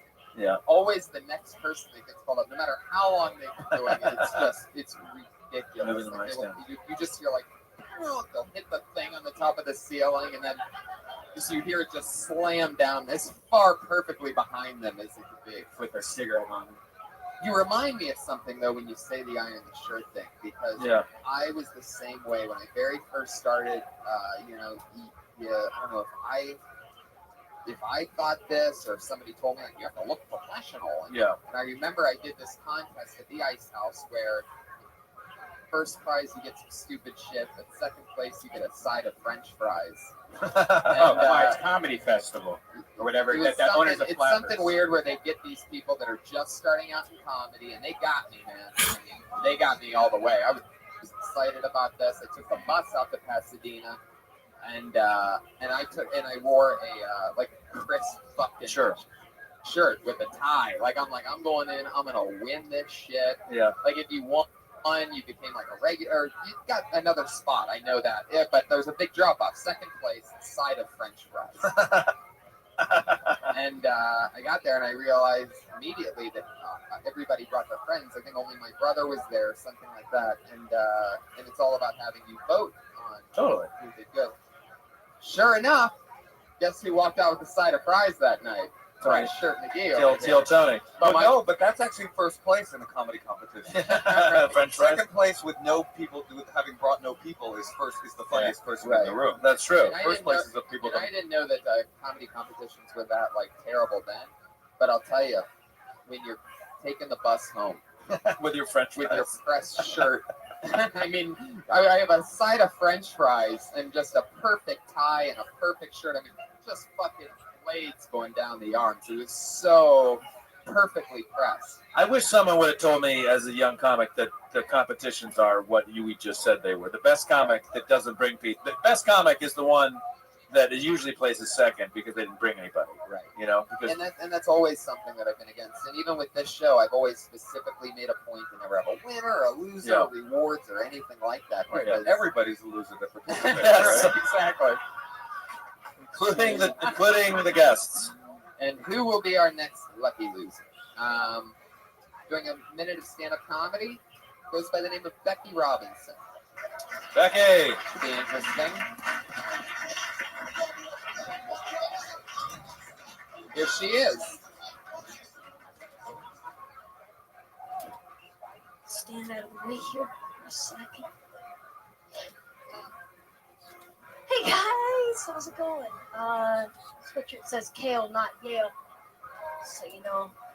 Alright, anyways, everyone's doing okay. I am pretty new to LA. I just moved into this little shanty apartment in a part of town called WeHo. You guys familiar? Took me about 2 hours to learn that WeHo was just short for we're homosexual. It's been good. You know, I didn't know if I was gonna like it at first, but I gotta say it's kind of fun being a young straight woman in a bustling gay community. You know? I'm learning a lot, that's for sure. I just turned 23 and I read a lot of inspirational quotes, you know, because I think I'm depressed and shit. And one of them that keeps popping up on my feed is like, "You are who you surround yourself with," whatever. And if that's the case, then I'm in for a real treat. I saw 3 gay Jewish men rollerblading down Santa Monica Boulevard last night at 2 a.m. in sequin shorts and velveteen crop tops. And I took a little look. Oh. I want to hear the rest. Yeah, me too. Oh, keep going. What's that? How does it end? Is that it? I looked up at him and I genuinely thought, I aspire to be those men. I'll tell you what, Moshe, we should not have gone rollerblading last night. Santa Monica Boulevard. Yeah, and by the way, it was one Jewish man. Yes, Michael's not Jewish at all. Yeah. You could confuse him for one. How? He's tall and handsome? Is that what you're saying? Yeah. I am anti-Semitic, though, so is that... Really? Yeah. No. Earl's uncircumcised dick just got hard. Where did you move to WeHo from? It's Brentwood.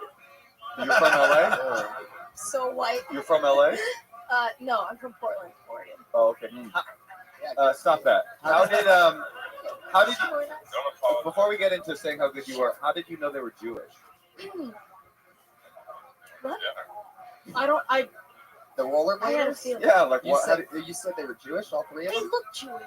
Okay. They live right by Bar Lubitsch. Yeah. I don't know. Just curiosity, what does Jewish look like? Oh, here we go. You're being recorded, Becky. You're being recorded, Becky. Yeah, because I've always guessed by smell.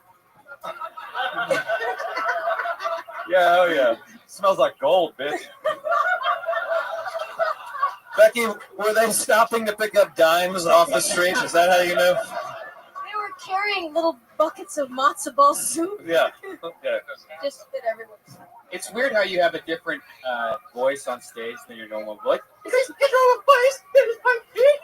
Or whatever you like. It was so weird. She wasn't doing Julia Child. Yeah.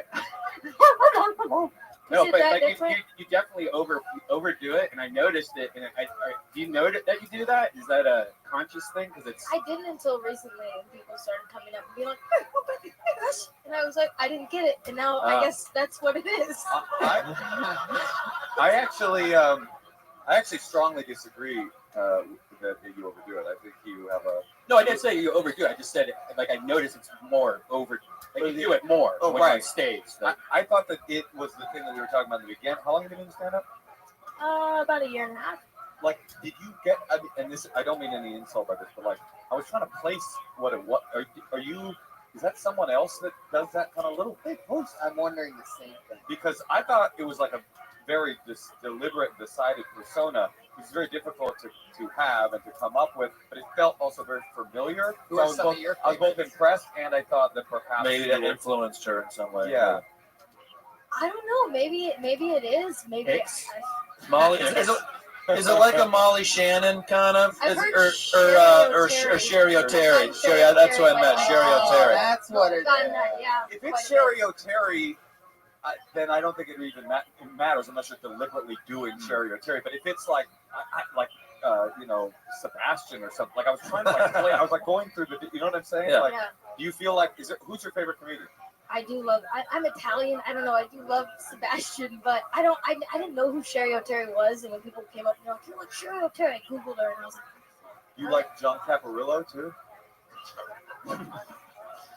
I'm kind of Very nice. I'm just trying to get to like, I feel like you're of both those guys have very super strong Yeah. personas on Yeah. stage, like super strong affects on stage, and you do. I felt like you do too. I liked it, but I felt like you stole it. Well, I mean, No, I no longer feel like you stole it, but I would. Yeah. That's what I I'm think saying. it's just kind of a combination of watching a lot of comedy, and I like to do characters, and I wear a lot of wigs, and I think that it just kind of explodes on stage. and when you're new, your influences are so prevalent. But Yeah. if I may say something, which was, I was very comfortable watching you perform, which is great because you laugh when you're comfortable. You know what I mean? So I thought your stage presence was fantastic. I had never heard the word homosexual before. I was kind of surprised. That really genuinely made me laugh. I was almost one of those jokes that's so good you're like, that must have been done before, which I hadn't heard it. But I don't know if that's true or not. But your stage presence puts me at ease, which was great to laugh at. I think you just got to keep doing comedy. I think what me and Michael said is you can control your persona and your material. And can I add something? You also stole the joke of your shirt at the very beginning because you said That's this is true. pale. Unless she designed that shirt. This is so weird because I feel like I need to say I thought you were delightful. I thought you were really funny. Yes. For how long you've been doing it, I don't think you should drop the persona. I don't, unless you know.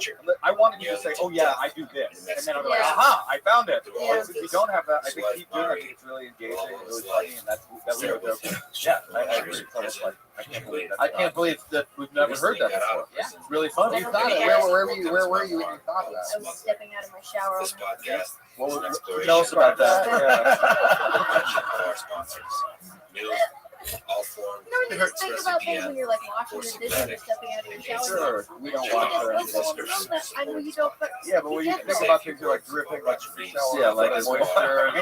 You're not on your period, when right? you're all soaked up and you just you have a thought and you're like, that's. In the eyes of many, You know when you're all soaked up. Rogers.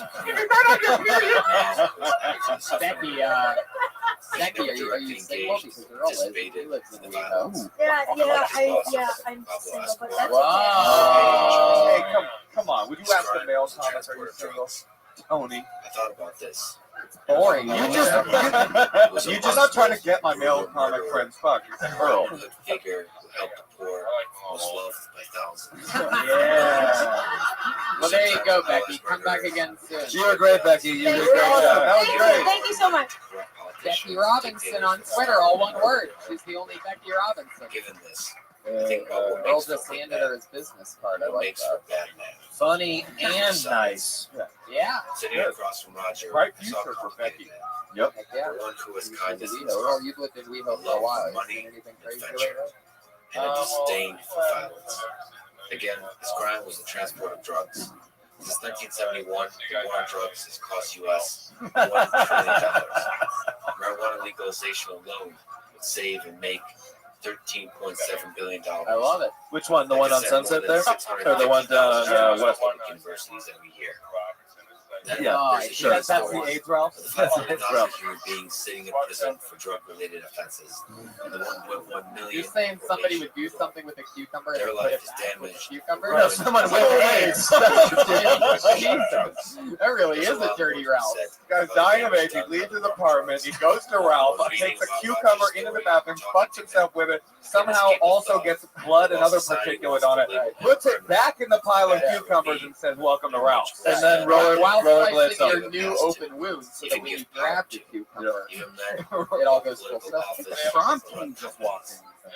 I also think about my role. Like everybody, Prom King is here. Prom King! What's up? He's got the carnation. Can I order another beer from somebody who's listening? Do I do that into the microphone or do I do that? Yeah, Yeah. you totally got That's a it. good podcast. It drops us all over. No, it really does. I would like a beer for Michael, please. Yeah. I'm not naive. I pulled another name out. Put your hands together Cool. for Jessica Wellington. Humanity. That's what I am. And that's what these conversations are. I hope you join me, and I hope you understand that I come from a place of love. This is the Lex Friedman Podcast. And So here's have my you guys ever been to conversation Walmart with and just Roger wondered why? Hughes. You are one of the most Me prolific too. drug I smugglers. was actually in shopping for history. underwear though, and What would you say I wonder why don't they have a larger selection, sexy underwear for big women? You know, because they don't. It's fucked up. That's why I came up with my own invention. Where you've You had guys try this at more money home. than you can What I possibly like to do is just do it, take my sports or is bras it always more money? and flip them upside down. You know, Just step right into them. several times, and I That's right. Let it simmer because it's a visual. Like you was in Las Vegas and you had that slot machine handled down. I think just recently I could start calling myself a comic, you know, because the best comics come from like childhood trauma and tragedy. So I was thinking back, I was like, shit, my dad was an alcoholic, my mom was a crackhead, I was raised by the trailer park. But now I know that was just a long-term investment. Tens of millions of dollars, probably You much know? more. What memorable experience? But it was recently, my car was repoed, my bike was stolen, my purse and my iPad were ripped off. And the other thing is, what So I'm fucking excited, right? It means I'm like one gangbang away from my HBO special. 7 farms. I owned the Wow. I didn't want to be ours. That's amazing. Somebody really stole all that stuff from you? Oh yeah, it did happen. Was it Becky Robinson? You stole everything. Ships, airplanes delivered. Jessica Well, your persona, your material, and Jessica's iPad. And her motorcycle somehow. Sports bra. Becky just killed herself in Stretch's joke. All again. No way. Really? But I thought Even the this thrill was of it? really Not interesting even because thrill of it. now It wasn't we worth the first 33 comic years in book prison. about Being persona away from something my they've living developed, family. and then the last comic, Becky So had like money. a very sort What of about the like, power? sort of hyper Just being on eccentric. top of the I world. feel like you Nobody got can. your persona not down, the- and it's really you. Totally. It's you. Yeah, It's probably you The times police. 10% or something All like the big that. bad Probably not quite that agencies gruff all the chasing you. time, but it's part You of can do you. whatever the heck And I you thought want. that was really good. You knew As coming a far as while. having them look over your shoulder. I don't know where at. Sacramento. I just moved here. Oh, great. Well, welcome. Oh, well, list that in your list of horrors. You say You spent your whole life in Sacramento? No, I'm actually from North Carolina. Oh, wow. How long were you in Sacramento? What was it like meeting and working with Pablo Escobar? You worked at Punchline? The leader of the many. Yes, Sacramento. He was Yep. Next to your mattress shop. Yeah, It's literally next to your mattress shop. it really is. You have to walk by the huge mattress shop to get to the comedy club. I once went through this. It makes you really want to lay down, no matter if it's before the first show or after the second show, no matter what. Introduced me to Jorge Ochoa. I once went through the drive-through at the Starbucks in the parking lot of that comedy club. And always back. I was 50 getting men at out the the yards, drive-through, the Haitian railing and went the over guy, guys, the like young, and we were just oh, riding. dude, cool And they cats. was We a get some work beautiful done, woman. and I was like, Drop dead I beautiful. didn't get any And work she done. I just made have us a like cup of really, coffee. really. I was like, I don't know, God.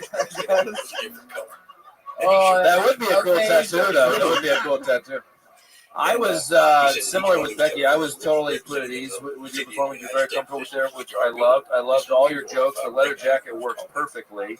Yeah, I was just thought you were really good. The act out was funny, and it was also funny because you actually, maybe no one else has seen it but me, you actually do step like side by side of the actual mic cord, and it gives a nice sports bra impression. I enjoyed that very much.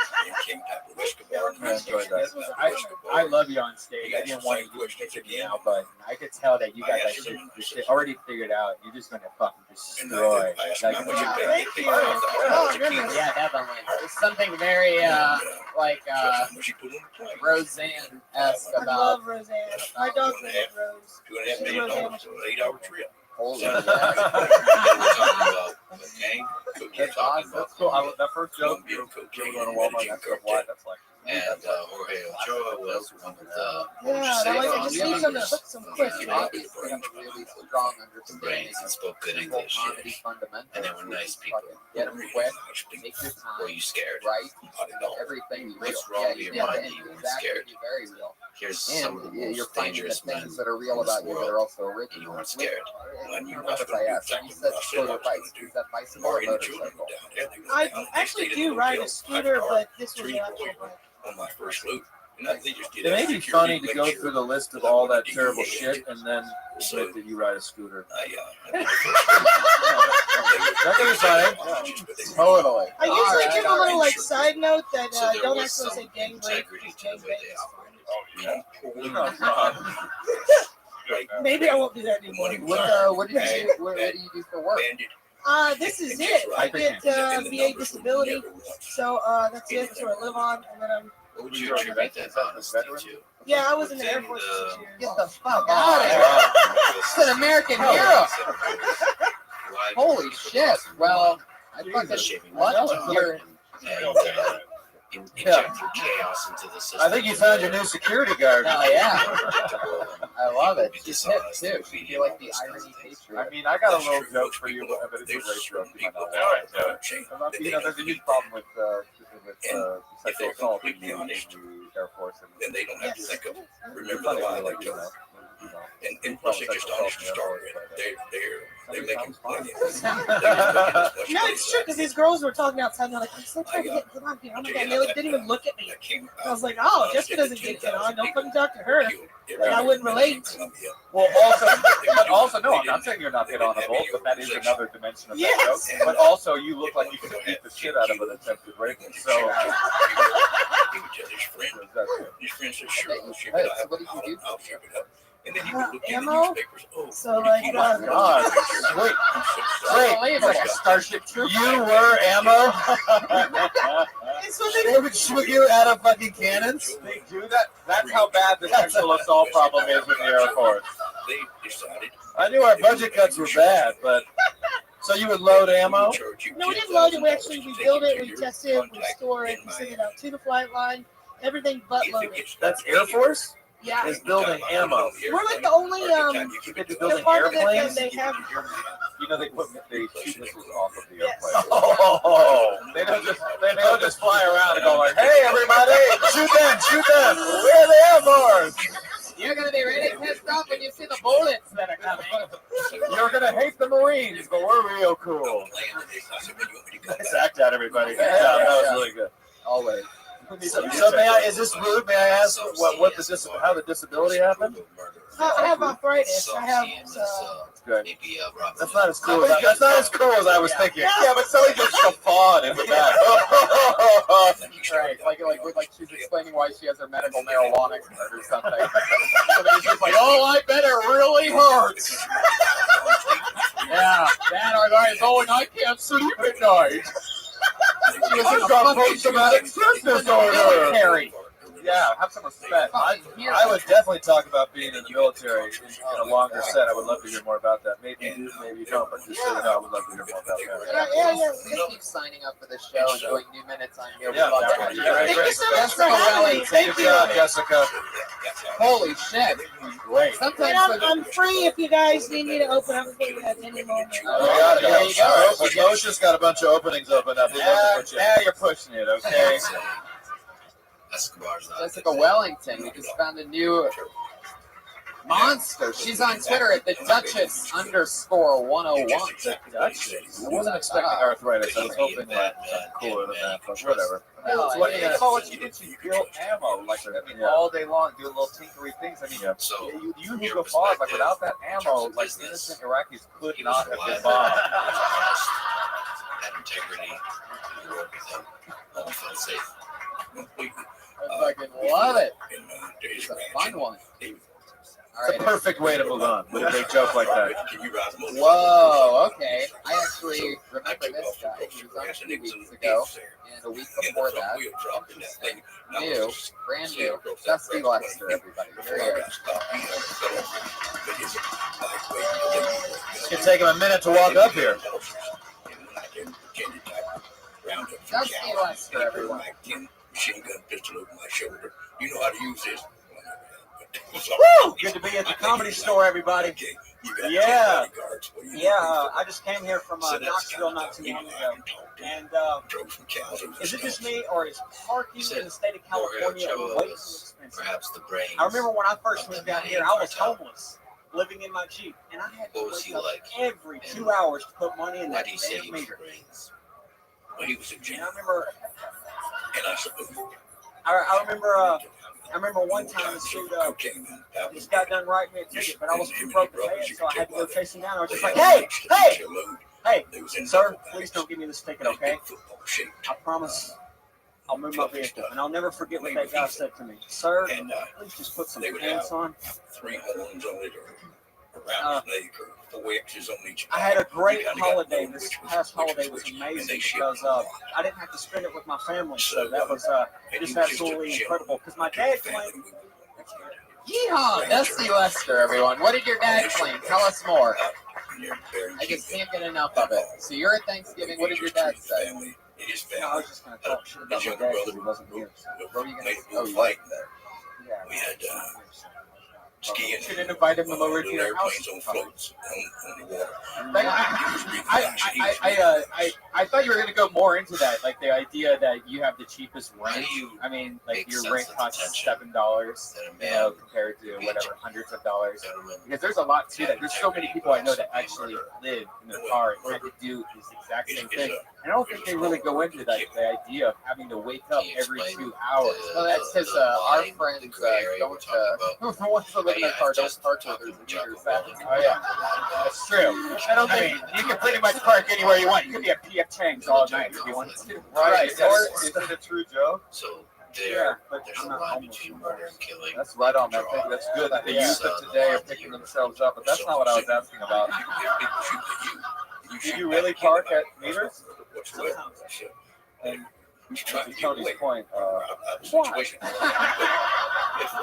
from the South. We're a little slow.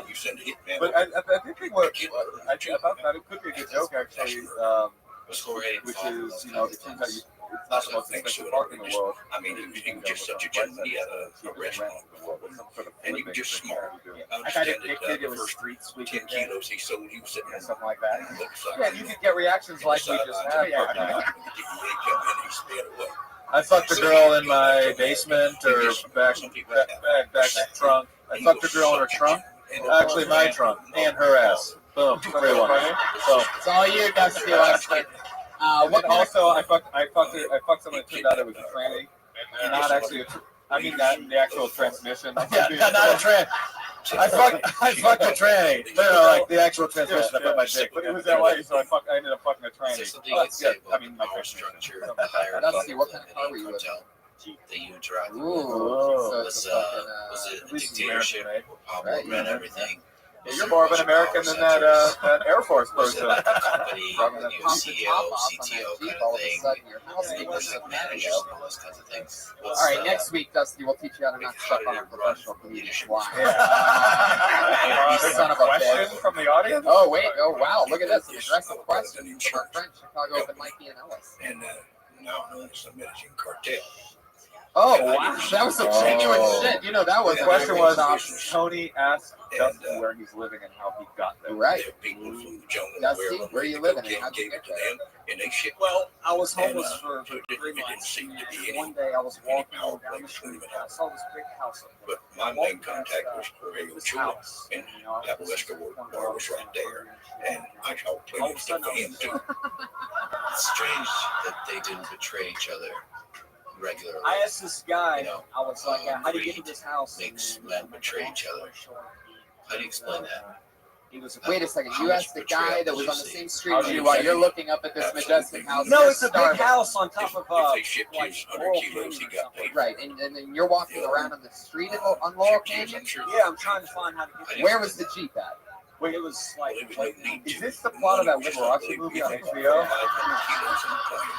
It's just like TMZ shit, right? You're asking a random person how to get to a random house. Is that right? You got it. I think I got it. Anyway, wait. We're still taking our time here. Yeah, because you're not going to get to speed through this as fast as you'd like, Dusty. Probably not. What was the plan? Like before you got there, I'm saying when you talked to the guy. Well, what was in your mind when you looked at the house? And said, oh, it's a house, and then you looked at the guy and go, oh, it's a guy. What was the plan? What? What did you say to the guy? You go, how do I get to that house? Which question am I supposed to answer? Oh! The question you should be answering is how do I not be lippy to these professionals? Right. Maybe not.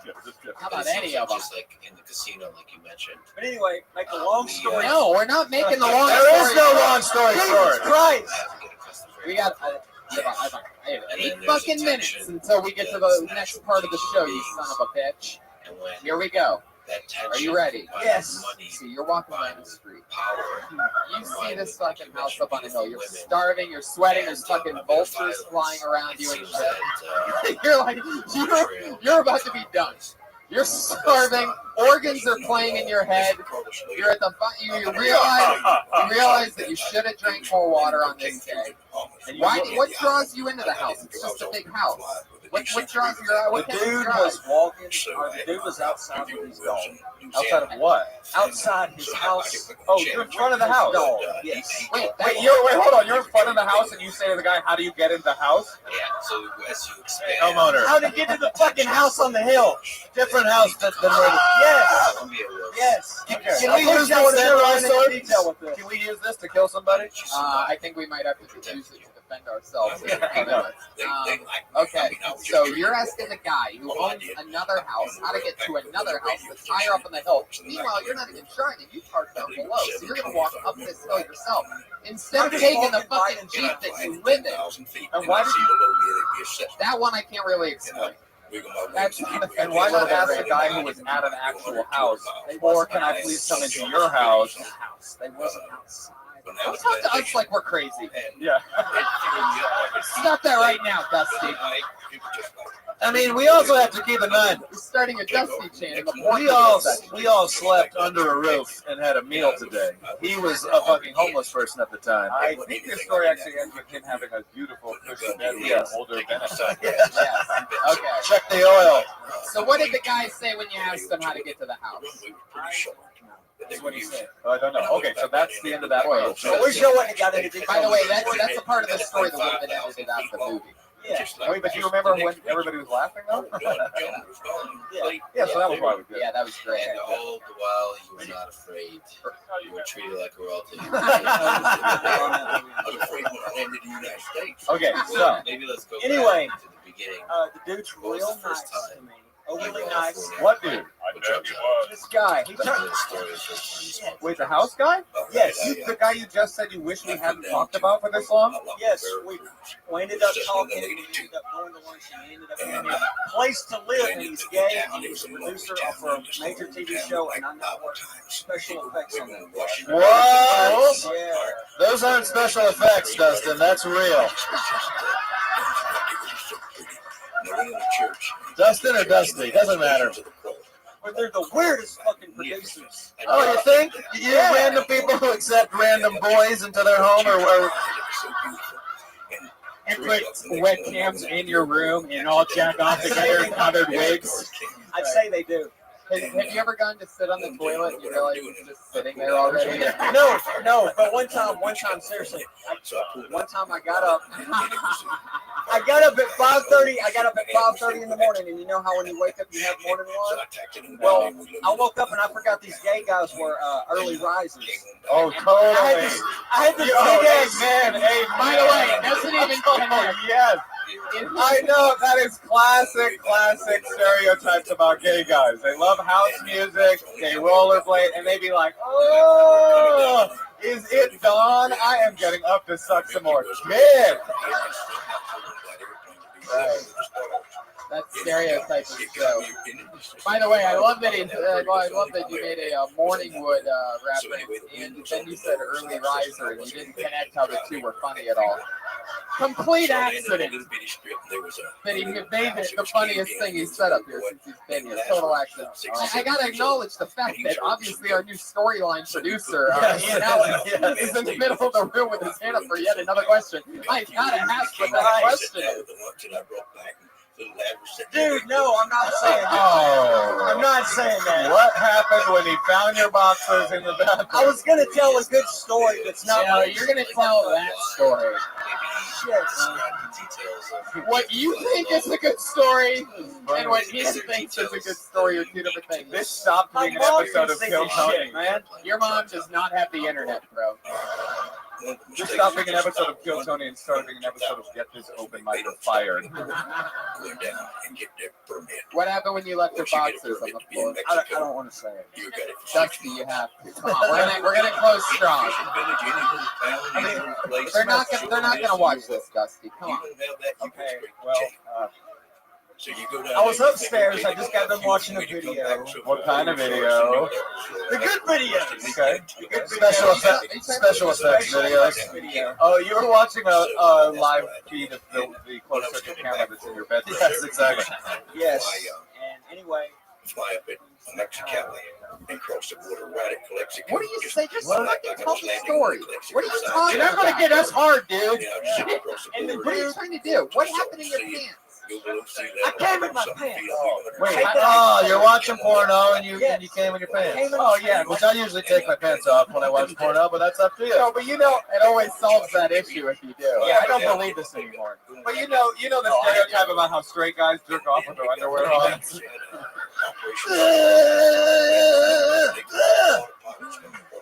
Laundry day. You do a lot less laundry if you take your pants off before you came in them. You know why they do that though? Because they don't have time to take it off because they got up so late. Yeah, they get up so late they got to run it around. Right. Dusty, you're walking around in the gay producer's house. You got cum in your pants, so you're basically like a guy swinging fucking raw meat around a Shark Tank with your cummy pants. You're walking through the kitchen. He starts sniffing around. You know, they're always awake.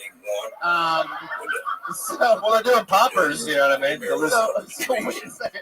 This story's already unbelievable, and we haven't even gotten to the end yet. Please tell me what happens now. rent a room for a few hours, take a nap, shower, then go back down and know that. fill up. And Like behind you? Is that a thing? I feel like we all know how he knows that.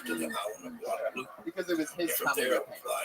My own cum in my own pants. This is the most fucked up thing I've ever said. Okay, so he knocks on the. Hey, honey, I need to take a shower. Yeah, almost like that. Okay. My cum detector is smelling that there's cum in your pants. Oh shit! There it is. Gay guys have cum detectors. Sorry, I'll go ahead. So he's taking a shower behind you, like you walk in the shower behind you. He just goes, Dusty, I'm gonna take a shower, and he goes over to the kitchen sink and starts washing himself.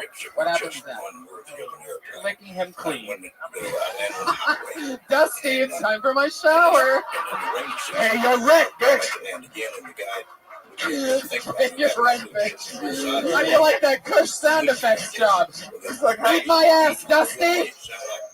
He's like, what do you mean? How did he know how did I know I was going to take a shower? That's how gay men shower. They got straight homeless men lick them from head to toe. Dusty is basically his house cat. It just licks him clean.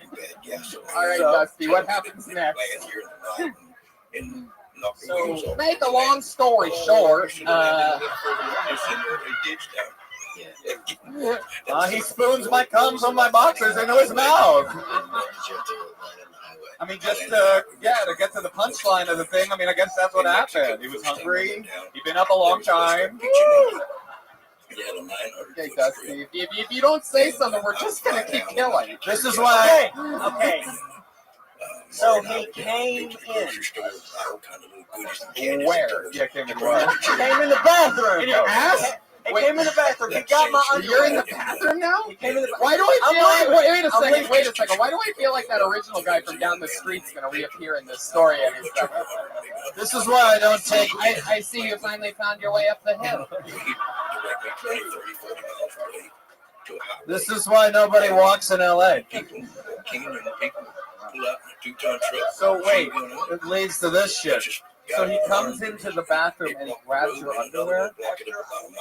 Right, okay. And then he grabs my underwear, and I'm in my bathroom, and I'm turning around. I'm like, what are you doing? Wait, hold on. You said you left. You know what? I left the bathroom and went into the bathroom, And then you turned around. and saw him in the bathroom. Yes, and grabbed my So underwear. you leave very slowly, hoping something fun will happen. Sure. Okay. Yeah. You turn around and you see him like Gollum, like you precious. Pretty much. And he grabbed your underwear. What? Underwear.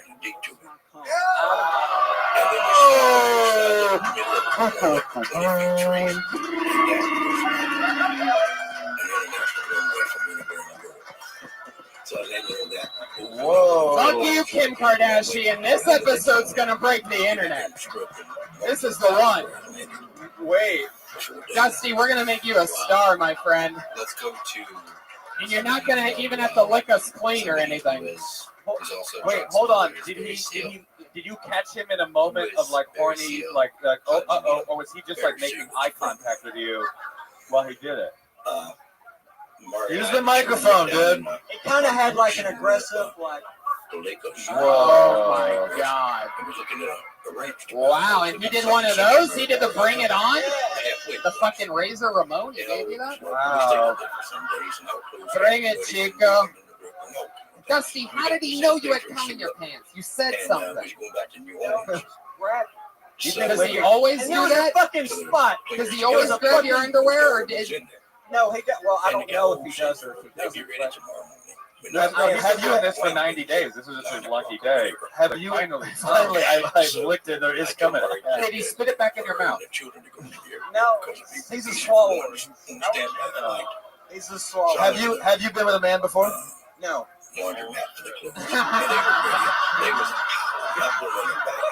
We don't care. I'm just curious.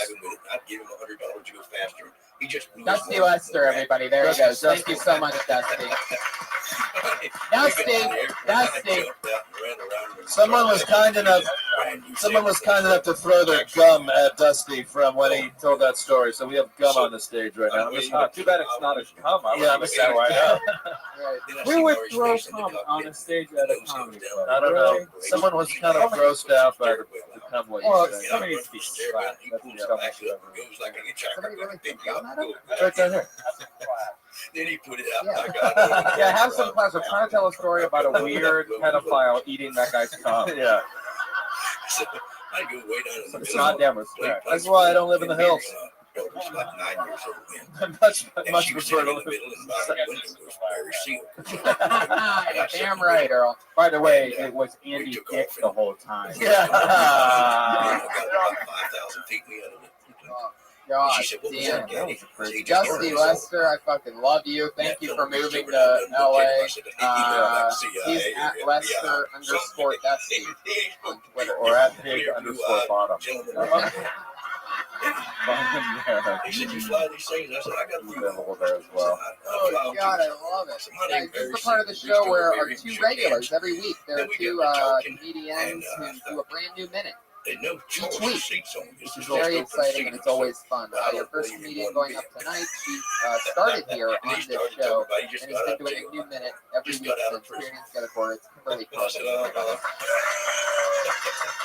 And he told us TWA and this and other. And Guys, I think it's really weird when people have faces that don't match their names. You know, like a really hot guy named Vladimir. Super weird. It's like such a turn off. It's like I knew I had a really slutty friend, really slutty, loved it. Like would purposely eat foods shaped like dick, like bananas, cucumbers, chocolate covered in dick, like everything. And her name was Hope, which was really weird because she looked more like a disgrace. And that was from Colombia. I don't know where it comes She was from. nasty. It She got was caught like, in Honduras, probably I refilled. feel like everybody has that girlfriend they don't share He'd straws been in with. prison down here before for bringing explosives to the Cuban Contras.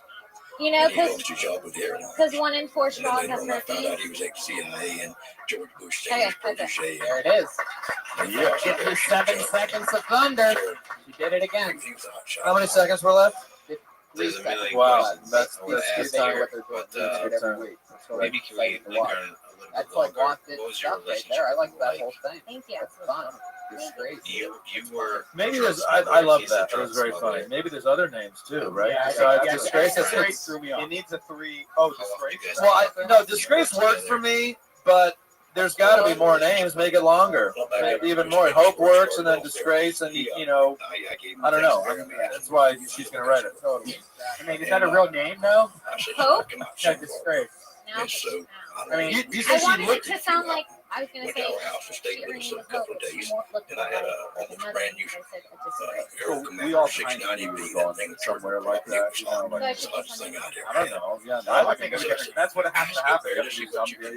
But if she looks more like a Kardashian or something like, you know, Right. like you don't want to do that, but you know, like. But also, I thought the beginning. I thought that's what you guys were talking about. The beginning was like someone's face doesn't match the name, like an ugly guy or a beautiful guy named Vladimir. You cut the engines and blend the from side to Yeah, side. that's a tough one. Yeah, but anyway, and then I thought maybe there's some sort of race. Hand was white, You know what I mean? You shut off the engine. Yeah. And I don't know exactly, but you know, It's like Bob's like ugly, this. right? How do you explain that? Was he It's not just about them being a wild ugly and man, hot. It's also or about was them, he you know, a sufficiently black guy skilled named to Chip, and then a really racist thing like or you know, a Mexican woman not named Mom or something like that. Yeah. Or there was this, yeah, like a white guy named Barack, or you know, this is a brand new minute, so my thought is just flush it out even more because everything is there, but the foundation I think is really funny.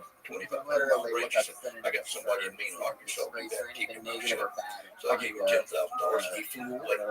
Real And in a few days he called me and said, come to my house and But it could be funnier to not Kardashian because that's overplayed, like Moshe's. But it could be even funnier to just use like a name that is disgraceful, that is pop culture. That like She's a Bill Cosby. Bill Cosby, yeah, or like a woman. Or I was thinking like, so you could go in the opposite direction, which is not a name at all. Like, you know, her name is Hope, but she looks more like.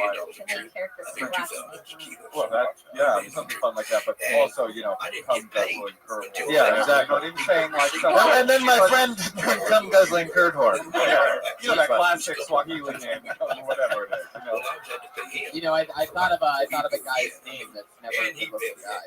Justin Butler. You think so? Yeah, you should let him move in with you. Yeah, he's definitely good looking. That's why I am a little hungry. He looks better from behind, anyways. Fuck yeah. So, fun times, man. Great job. Kimberly Condon. She's on Twitter, Kimberly Condon. Always fun. I just had this thought, like, it'd be so cool if they both got really big and famous, but they still kept coming on. Like, Yeah, they're like world headliners, but they still come do their minute. That's the hope. Yeah. That's the great hope. Exactly. Wait, Hope, are you talking about her friend, or are you talking about? Sounds like a great hope. Sorry, that was disgraceful. Boom, double call. Ridiculous. Like a real cum guzzling. But then you get the laughs. Unbelievable. Go to the opposite direction. Oh, fun. Our only other regular, put your hands together for everybody, it's Sarah Weinstein. Took everything from the fireball, the instruments, and all, and converted them.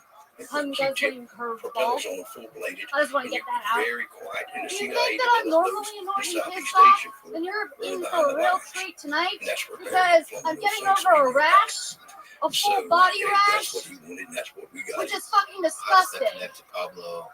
Imagine being annoyed in general and then being itchy non-stop, like a dog with fleas. Everything in the world. Got 35 Pair that with the holiday season. But let me back up a little bit. Barry. While I was driving over here and scratching myself, Feliz Navidad was playing. Pause real quick and say Barry is Over and over and over again. Well, hopefully I didn't even know if I was going to make it to do my minute spot. in a little I bit. got a shot in my ass, and Feliz Navidad was playing. Weaves in and out of many of the stories. There aren't any other lyrics to that except Feliz Navidad. I want to wish you a Merry Christmas from the bottom of my heart. Your daughter. Yes. Holiday. Our son was a baby. And, Is there anything else? Were you going to say something else? My favorite restaurant in Carl. Is this real rash? Yeah. Is it internal? Barry knew about it. What happened? I don't know. I think it's a food allergy. Maybe it's from dressing like an additions assistant. You know what's great? That's why you never go to the Magic Castle. You know what's great about that joke, Tony? That it doesn't even make sense. What you were saying, like, how do you catch a rash from that? But it was so wonderful. It was wonderful. We so delighted in making fun of your outfit. But it's also very cool to have a full body rash with a short side shirt. Yeah, I figured I just like distract and do what I could. I would just say he's a good man. I was like, you know what? I'm just gonna do my rash material because that's what I'm. Are you allergic to anything? Just looked after his I mother's don't know. family. I had to go to the Everybody around him. Everybody loved Barry. He just had a He really pissed off about little that. smile on his You face. thought you were super. So he got arrested, and then He's what like happened rashes to Barry? are disgusting. Well, I'm allergic to like peanuts, certain peanuts, and if a girl eats peanuts, and squirts on me, I get the rash. No girl has ever squirted on you. My mistake. One time I slept with a girl at Dr. Grin's comedy club in Grand Rapids, Michigan. And swear to God, and in the hotel room, no, not the bartender. And then I woke up in the morning and she's still there, and we opened the curtain, and she had this crazy rash all down her leg. And she was like, "No, it's just this thing she had." Then I was like, "That fucking scared the shit out of me." I've been through that forever. You've been through that I too? Lysoled myself in the shower as a girl left. Lysol. Anyways, Like, imagine she saw me through my curtain as she walked to her car. It was Lysoling full eye. What's more disturbing, a woman eating a male lover Lysoling himself, or you seeing your benefactor eating? I've used mouthwash on my skin just as a last resort. Yeah, I poked my finger into hand sanitizer and then and your dick off? I think it's really funny. The rash thing is really funny. I think you look really put together, and it looks really nice. But then to talk about something so terrible, it's really honest and really funny. I felt like it needed a you thought it sound like it was saying please not the god or something like that. Correct. I wouldn't say the police thing. I would say that the God right now. But you had us when that's playing. It was Barry's point. That seems frustrating. That song's repeating itself. And then you say the part about how it's just police and God. We want to make sure Merry Christmas from the very bottom of our heart. pretty fast. Instead of that short archer, we go further into the jungle and come up. That was what. You know what's at the bottom of my heart? A goddamn full body rash. Right, Yeah. exactly, and how you're frustrated, you're feeling over and over again, you're thinking about how somebody wrote that song, and they're getting residual from it every time, and you have a fucking rash, and you don't know why. Right, you're worried about the ringworm working its way into the bottom of your heart. Oh my god. And you're not making any money, and how are you going to pay your Magic Castle membership dues if you're not making any money?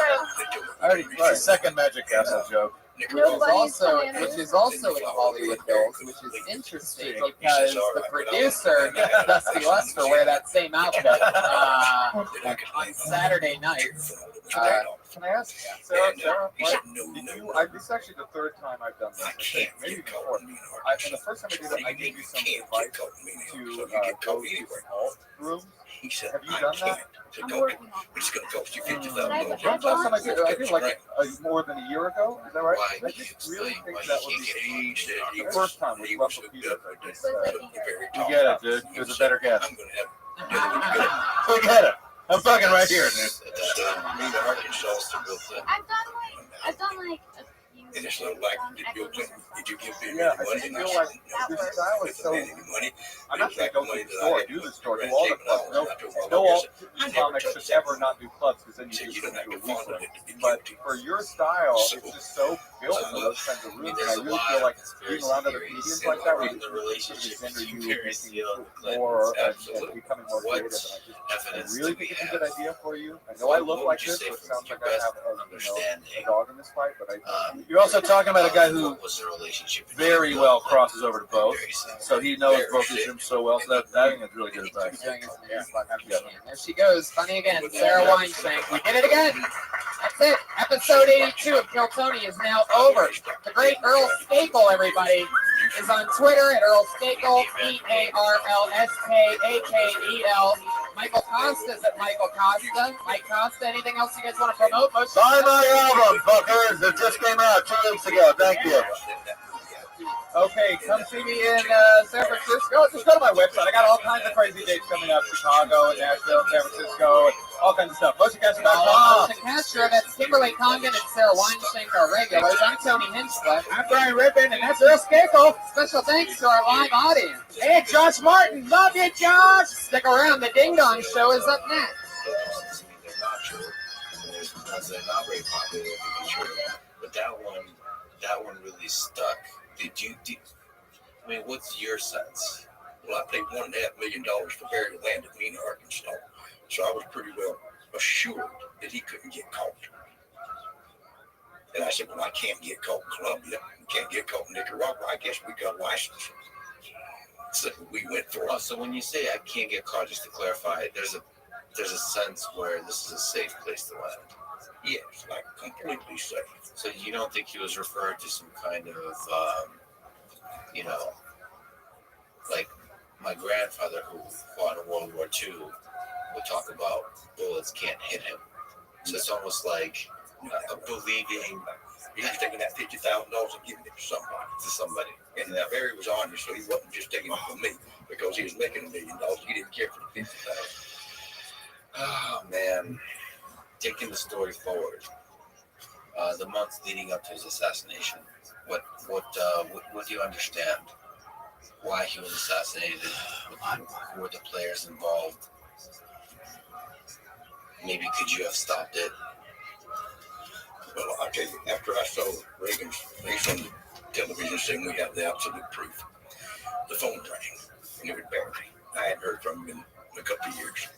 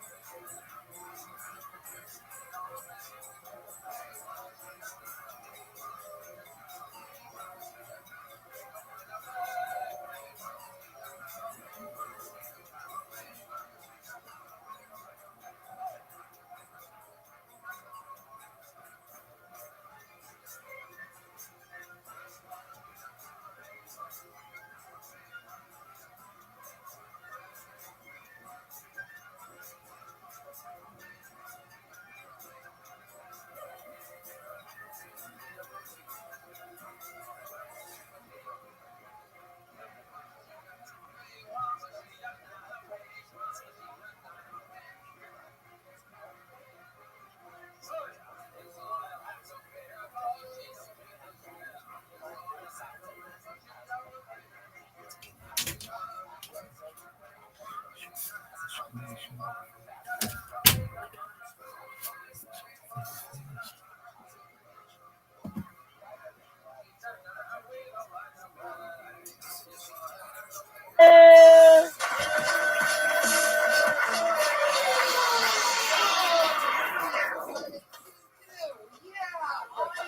yes, it's a podcast and a live show all at the same time, everybody. Hi. How you guys doing? Happy Monday to you. Fuck yeah, come on, everybody. What are you guys doing? What are we doing here? A little lazy, huh? You a little starstruck? I know. I get it. I look at myself in the mirror every day and I'm like, holy fucking shit. I get it. It takes a little bit to absorb exactly what's going on in this room. There's a whole lot of rock star behind these cheekbones. Just relax. We're going to have fun. This is episode 83 of Kill Tony. Holy shit. 83 hour and a half. Holy fucking shit. What did we do? A lot. I'm really excited. Brian Redban, of course, as always, ladies and gentlemen, the one and only.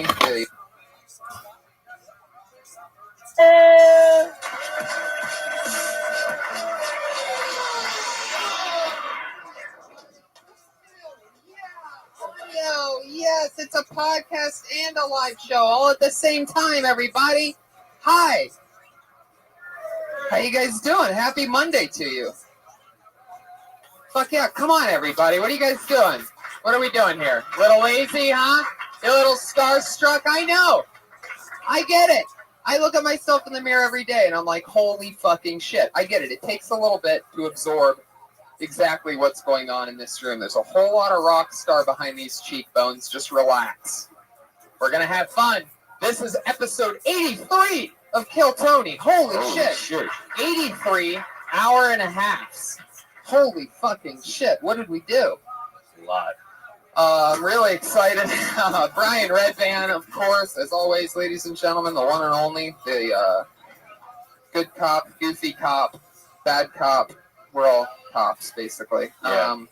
How's it going? All right. We just had a crazy episode of the Joe Rogan Experience last week where it was me and Kill Tony ladies, Sarah Weinschenk and Kimberly Congdon, the only two regulars on the show that do a brand new minute every week. They're going to be up later. But you were on it, and all of us. We got to talk about Tony. It was cool. Because Joe loves the show.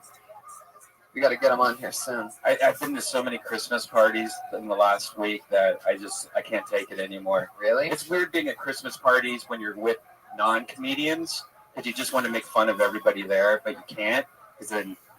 I only go to the Comedy Store Christmas party. Yeah. I can't go to parties. It's the only thing where I'm so judgmental and just fucking pure evil with those things. I just think everybody's an idiot. Anybody who I don't know is an idiot. It's like, I mean, not you people, because you're here enjoying a comedy show. Like, you're my people. You know what I mean?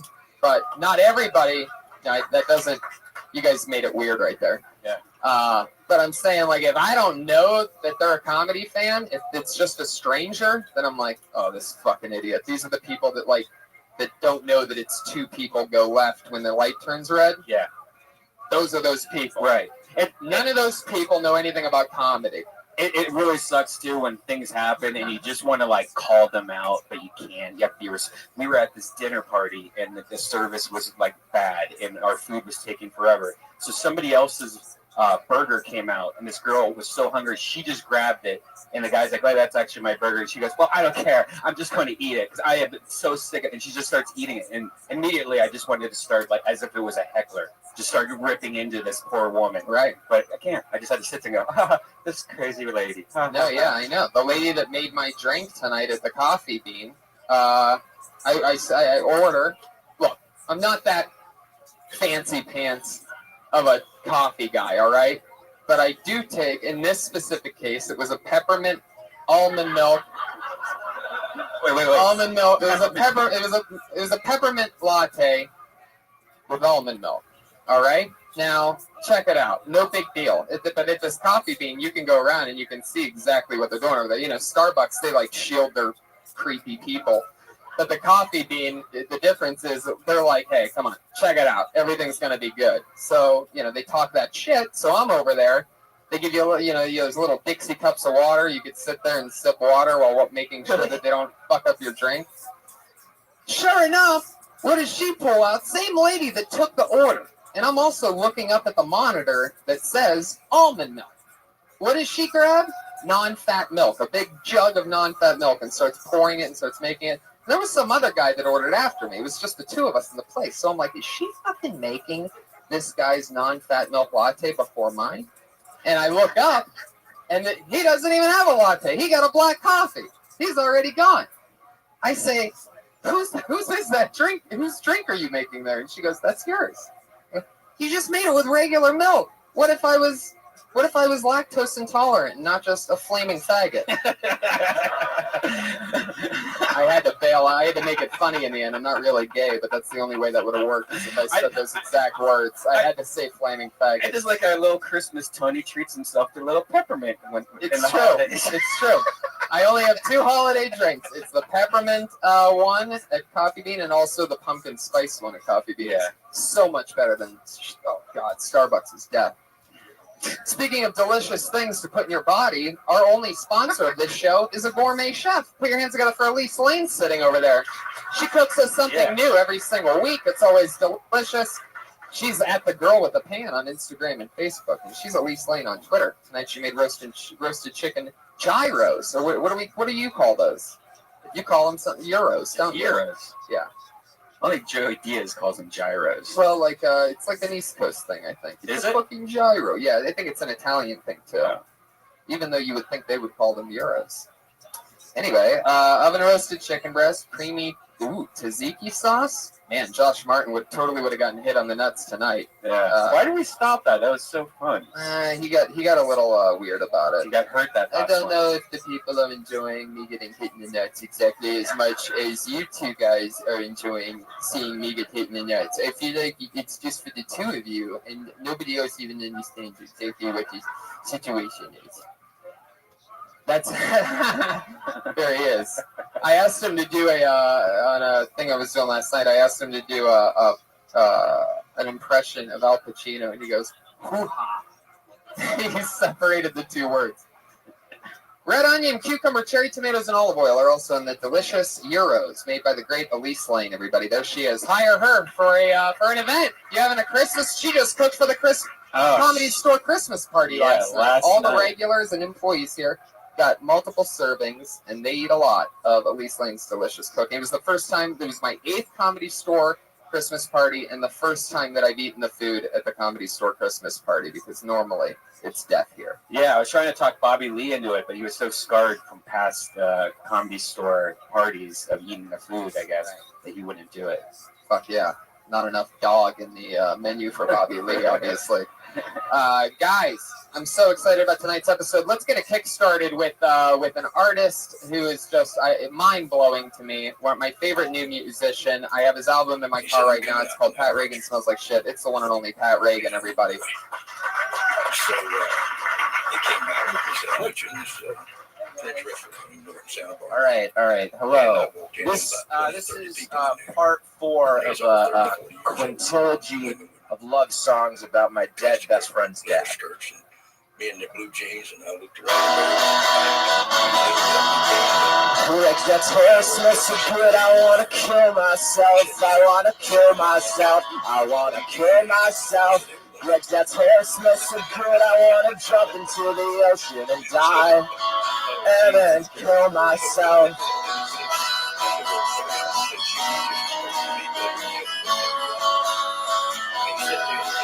Correct, that legs are so long, I wanna kill myself, I wanna kill myself, I wanna kill myself. Correct, that legs are so long, I wanna wrap a big old belt around my neck, and then kill myself. I wanna hold you like a piece of shit in my hands. I never thought that I would I never thought that I would. So far, I've done 4 or 5 songs of Kill Tony, but I've yet to make it through a single one without some sort of mistake or pause. I never thought that I would. Married man, you're married indeed. You're married to me.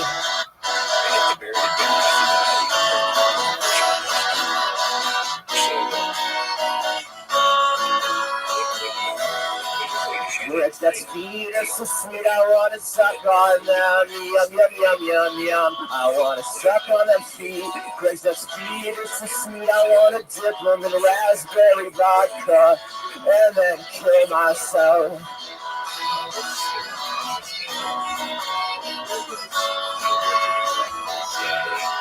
Oh. Grapes that balls are sweet, I wanna study them, I wanna study them, cause those are strange balls. Grapes that balls are sweet, I wanna show them off to all of my friends, and then kill myself. I wanna be your greasy baby. In the morning, I wanna sup with your creamy gravy. In the night, you're the king of my heart, till death do us part. CIA's effort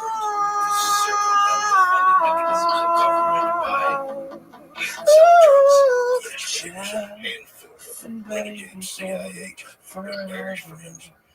They would make it. You ever read the book, the big white lie, the CIA crack cocaine?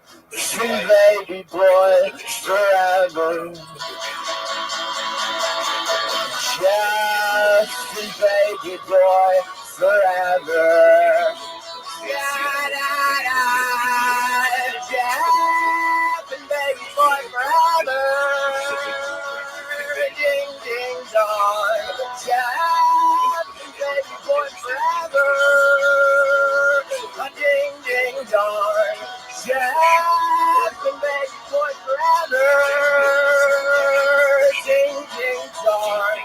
Jeff and baby boy, forever.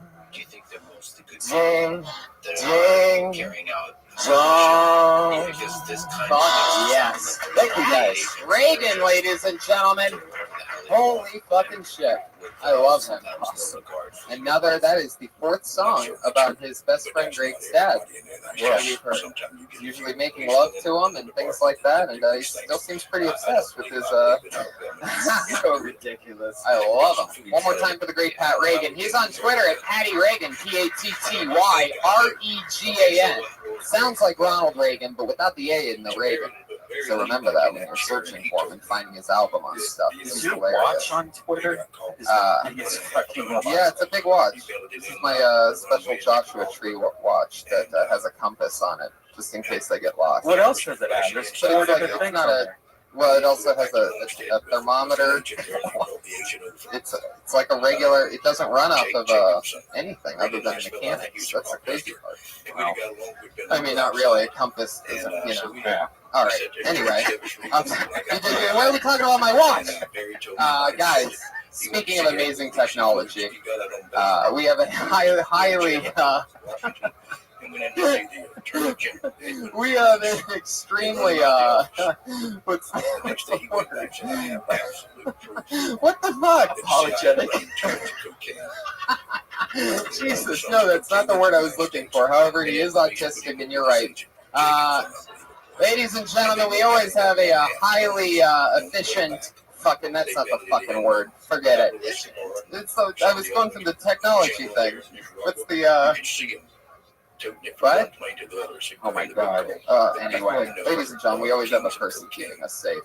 A head of security every single week. Put your hands together for this week's Patriot. It's one of our favorites. The one and only autistic Patriot, ladies and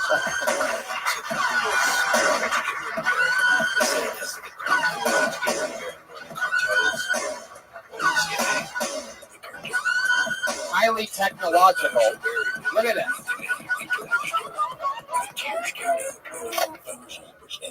That might be the saddest entrance of them all. Here he is, everybody, the autistic patriot. That sound thing's gonna happen again. Why does it only happen with him? Can that speaker like pick up? All right, fuck it. How's it going, Josh? Josh Meyerowitz, ladies and gentlemen, one of the funniest young rising comedians. Every week we have a new guy in the suit. This week it's Josh Meyerowitz. Good to be here, Josh. Absolutely, I'm excited. A little more than usual. Why? I don't know. So I got better spirits for some. I can't even fathom it. Must be just chemicals in your brain, huh? Awesome. You know, you don't have to keep your hands up like that the whole time. You really, but you should just relax. It's an hour and a half, so yeah, there you go. Something like that. Put your hands together for Josh Meyerowitz, everybody. Let's get right into it. You know what it is. It's Kill Tony. Over 30 comedians signed up, and I always have two of my funniest friends come on the show, and tonight's no different. And we're going to talk to comedians together. They've both been on once or twice before, and they're back again. Put your hands together for two of my best friends, Justin Martindale and Benji Aflalo.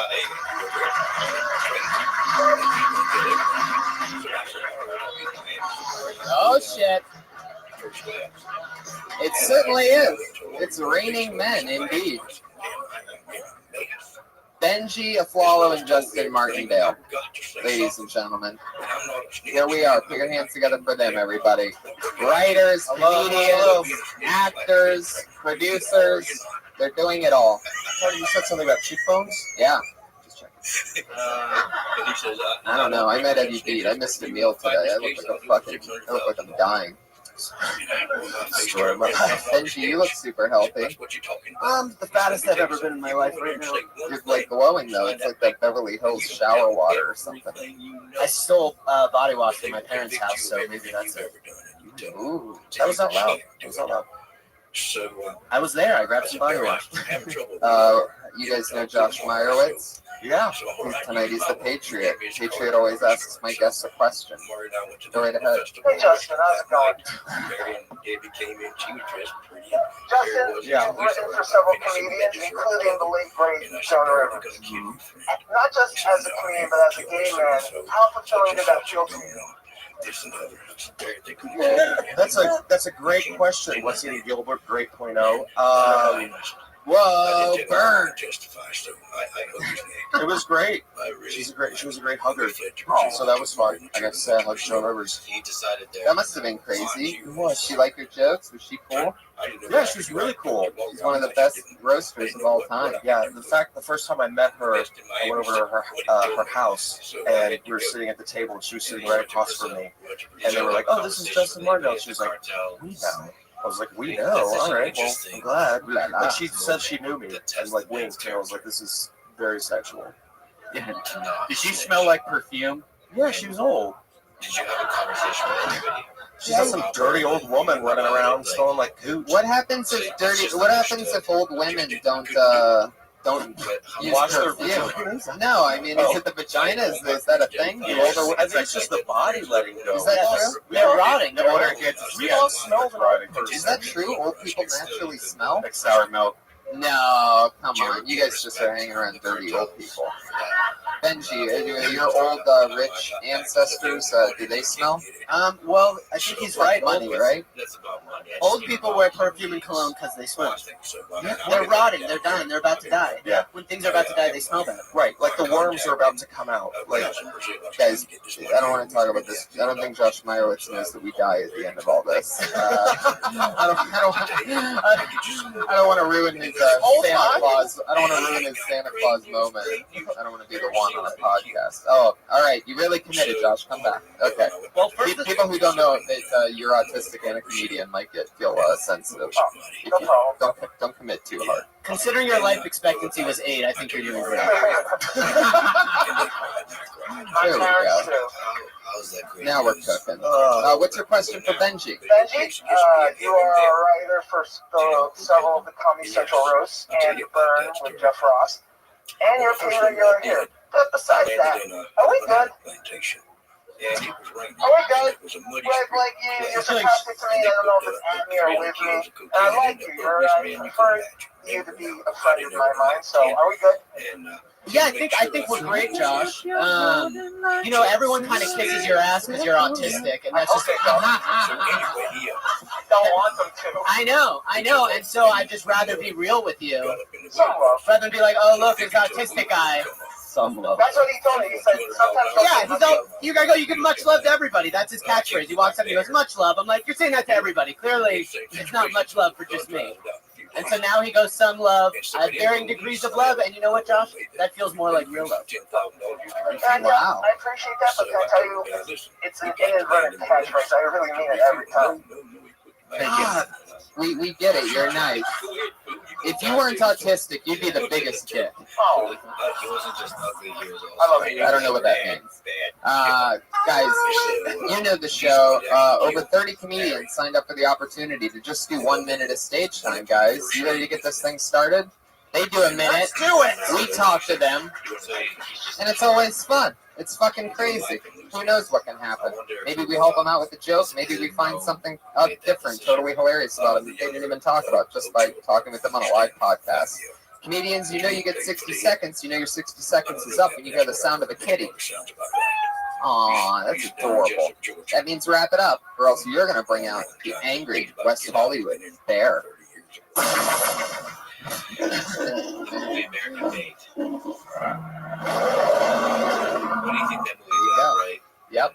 That sounds all too familiar. Absolutely. If you're used to being shot into a sonar pig area where a bear then comes in and then calls a Russian cop for just long enough for their siren to go off one time. Guys, are you ready to get this thing started or what? It's episode 83 of Kill Tony. Your first comedian tonight goes by the name of Michael Schertzer. Yeah, Michael Schertzer! Here he comes. From the top shelf. Here he is, Michael Schertzer. Such a really nice, gentle person. They talk to you or no? No, the people that made the movie. Oh yeah. All right, Michael Schertzer, everybody. Here he is. My favorite Mexican restaurant recently closed down. The staff was deported. It's been a real inconvenience for me. Thanks, Obama. Put $25 million worth of cocaine on his plane, and then they're going to bet $100 he don't have enough room to take off. I feel like if ants had to self-identify with a nationality, they'd be British. Check it out. They spend basically their whole lives waiting in line, and you put just a little bit of heat on them. They desert the colonies like a motherfucker. These are just somebody just. Keep hearing about Hillary, 2016. My first thought was, that's awkward.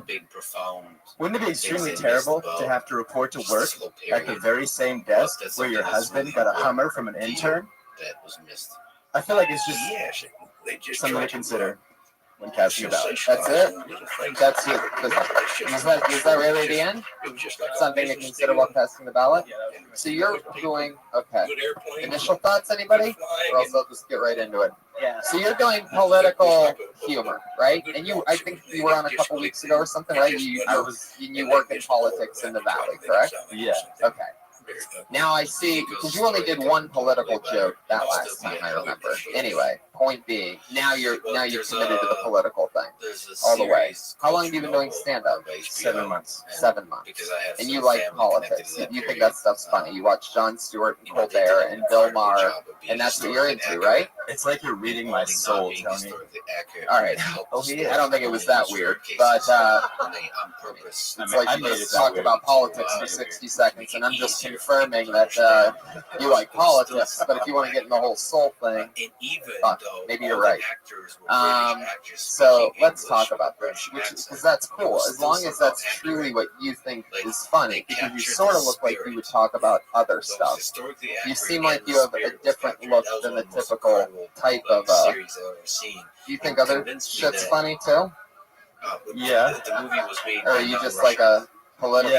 Yeah, I do think other shit's funny. I think that like my perspective comes from politics, so I comment on that. I love it. Love it. Yeah, I don't know, man. I feel like if you're gonna do politics, like political one-liners, I feel like people like usually when they do political stuff, they like dig in depth and do like real shit. Oh, ouch. No, it's not an ouch. It's this is what you should be working on. Instead of having one topic and then another topic and then another topic and just one joke for each thing, you could stay in the pocket on one of those and extend that out. It's better to have, I mean, unless you want to be a one-liner political comic, which has never happened before. But I'm sure it's just the 7 months and probably not a ton of stage time at this point, and you're just trying to pop in and get laughs and get out. But if you stay in on one of those, like maybe the Hillary Bill thing, or any of them really, if you stay in the pocket on one of them, then people aren't waiting for some crazy misdirect. Why don't you talk about something you really care about, like whether or not women should vote or stuff like that? How old are you? 25. 25, and you've only been doing this for 7 months. That's exactly what I think, because I got that you're very nervous approach when you came up, and that's like the first step is just that confidence. And you've only been doing it for 7 months. So if you're like really into it and dedicated, I'd say go for it. Try to find your political voice, but again, once you get that confidence, you'll be more confident to step out of the box and play with other things. I just think that political jokes are really hard to believe coming from such a, you look like a school shooter. So, but like a hot, nerdy school shooter. It's really hard to believe. Your eyes aren't that dead. Like you get that a lot, the school shooter thing, right? I actually do. Yeah. Maybe that's it. Mostly from police when you're walking into a school with a AK-47. But just a few times. 25. Wow.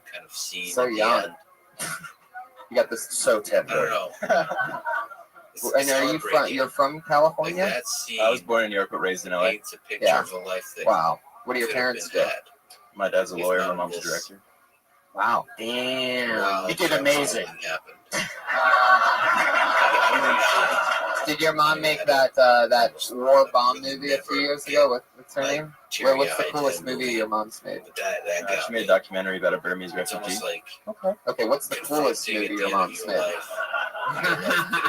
I like your style, Michael. What do you do for fun? Jiu-jitsu and what scares you? Shoot up schools. What scares me? Yeah, what are you afraid of? Coming up here and talking to you. What else? Terrifies me. What else? You should shoot up a school, but have it be like politically motivated. I think it's a little late. I've graduated already. Right. You could be the first guy to go back and get your master's. I'd rather be the first guy to do political one-liners, maybe. Really?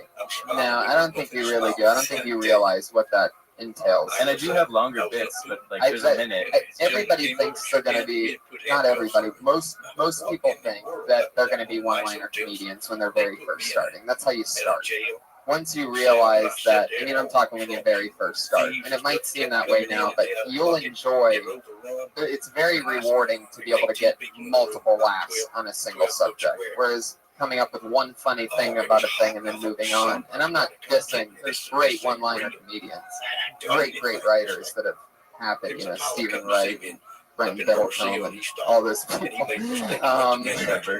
Yeah, exactly. That's what. Right, but the benefit to them is that they were talking about everything in those one-liners. To combine politics and one-liners, it just doesn't mix. Politics is very testy. Like it's very hit or miss. Who should we vote for coming up in this next election? Who's going to be the president this next time around? Give us the shirts or report. I think it'll probably be Hillary. Really? You've already struck a chord. I'm not saying I want it to be Hillary. For the podcast listeners, some guy just died in the corner of the room. I'm not. I don't identify with either party. I work for the Democrats, but I don't. So you're like a Ron Paul guy. I mean, I supported Ron Paul in the philosophical sense, but I knew that he had no job. I've totally checked out. I supported him. Actually, never mind. You're the only guy doing Ron Paul jokes instead of guy reading like New Yorker blurbs. You guys just talking about all this political crap made me just check out. Like that's the problem with post. How'd you check out from my checkout? I was checked out. I didn't even know you checked out. Awesome. All right. Double checkout. Fatality. Michael, your stage presence is that of one of the lanterns, and I really like your style. Like it's really no, I'm kidding. I love you, Michael. Keep more spots and fucking develop. Keep going. Keep doing it. Figure out what you want to do.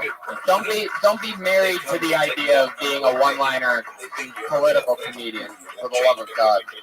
Oh yeah, he was on last week. I remember the Twitter handle. Son of we take it all back. We take it all back. Michael Schultz are making it a little more awkward.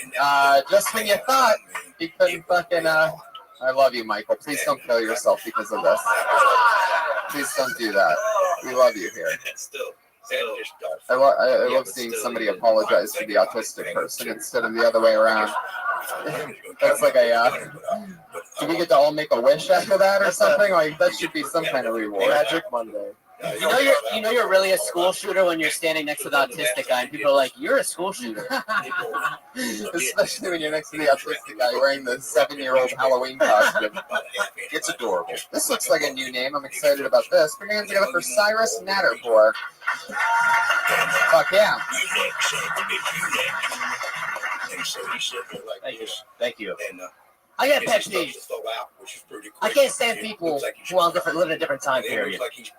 And it works. I used to date a girl. She'd just be like, I'm a career woman. I just love my career. I just know. Deep down, I just know. I should have been born in the 50s. It's like, Mad Men is your favorite show. Are you not paying attention? There were 2 career opportunity choices for women in the 50s. It was secretary or housewife. If you did a really good job as secretary, you got promoted to housewife. I was just trying to go way back in time, like the Middle Ages. Like that's fucking crazy. Yeah, go back to the Middle Ages. Have fun buying the sniffles. Because every time someone tries to bet Sudafed, they get burned in the stake for being a witch. Like, if I guys understand how you can romanticize like the Middle Ages, like you turn on TV, you watch the Borgias, you watch Game of Thrones, you see people that are beautiful time faces are clean, see his nude scenes, everyone's shaven. Please. If you saw some Renaissance pussy, it would look like an Armenian. You wouldn't know if you're supposed to fucking or falafel. It could have killed you. Yeah, so it is. Exactly 1 minute. That's good. I like your style, Cyrus. This is your first time on the show, right? Yeah, I've been doing comedy for a while. Yeah, where are you from? I'm from Maryland. Maryland. How long have you been doing it? 2 years. Awesome. Oh yeah. What's the scene like in Maryland? I've been in LA this whole time. Oh, okay. Yeah, I just been doing it like place will know it's see me. I got act together now. I'm coming out. Oh, there you go. Yeah. This is the show to do it. I like your style. How long have you played World of Warcraft? Oh yeah. How's it going? Not that long. I quit video games. Mm-hmm. I quit. Okay. I couldn't get there too addictive. Like I was just like I would end up playing and lose like 2 days of my life, and it's just like. But I did enjoy that about your stuff that you were like talking. You had like weird Renaissance terms and words and stuff like that. I was like, that's clever and fun. I like that. You read a lot of actual books, don't you? Yeah, I used to. That's much more. But yeah, you gave up on everything. I just got laid. And I just stopped doing all those things. Wow. Look at that. You have a girlfriend? Yeah, I have a girlfriend. How's that been going? Good. So how long have you been dating her? Since Valentine's Day. What does she do? She's a fetish model. Okay. So it started on Valentine's Day. As a fetish model? How did that happen? I'm actually, you know Sally Moans? Yeah. It's her friend. So I met her.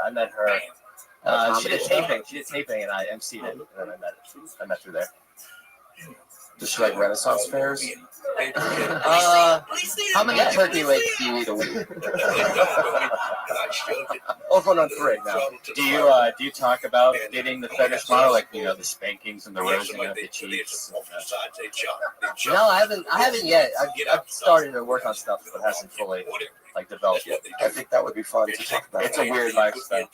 Follow-up question: when you're drinking beer out of a glass tube, I'm more of a leather mug type of guy. That's more. I always got a fetish. Yeah. So, what's the craziest thing that your girlfriend does? I'm sure, you name it, she's done it probably. Really? Can you bring her up here? Do you have a lot of fun in the bedroom with her? Do you talk about dating a fetish model? Oh, in like in the bedroom, or like, No, do you talk about it on stage ever? No, I mean not. I mean, it's honestly it's like dating any other person except you have to Except you have to let them out of a locked box when you get home. Yeah, it's just like your normal everyday account. Yeah, you're like the 50 Shades of Grey of comedy. That's what you're Christian Grey. Yeah. Has she met your parents? Yeah, she spanked your parents. Are you scared to introduce her to your parents because she's a fetish model? Yeah, I mean they already know, and they're not too thrilled. How do they know? I mean, just through like stalking on Twitter, like they like see them interact on Twitter. Right. Your parents are on Twitter? Dude, my dad starts there. My dad Googles me all. My parents are foreign, so my dad Googles me like all the time. Oh, it's just the same results. Yeah, it's just that. What's that nationality? My dad's Persian. I'm also buddy, son. Why does your girlfriend always have ball in mouth? Fuck yeah. What are you keeping? I always ask this question to everybody that I see that keeps stuff in their front pockets. What do you keep in your front pockets? I see there's my bulging packs. That's all. Yeah, there's something in that one, right? Heroin. I'm not a cop. You can tell me what it is. He's got a hairy chest. Yeah, it's a hair marking through. Yeah. There is permanent nipple clamps that his girlfriend installed. Yeah. Fuck yeah. So do you guys live together? No. Yeah, that's February. Wow, so you're That's a while. You're almost at a year. What are you gonna do for the big anniversary? What you gonna stick in your ass for the big anniversary? Something big. Maybe. Get the prostate pump by there. No. That's a real thing. That's a real thing. Yeah. See, you're weird. Yeah. Yeah. We all have the internet. It's not like these things are easy. I have the internet too, but I check Facebook. I mean, you're like slut cake book. Is she so used to doing freaky stuff that when she comes home to you, it's more like normal? I mean, it's just. I mean, she doesn't. She's not. When she comes home to you, does she just want to like hug? Like, I mean, she's not. I mean, what she does now mostly is like wrestling stuff or like really creepy stuff. Like some guy asked for a video of like some guy asked fuck a video. Yeah.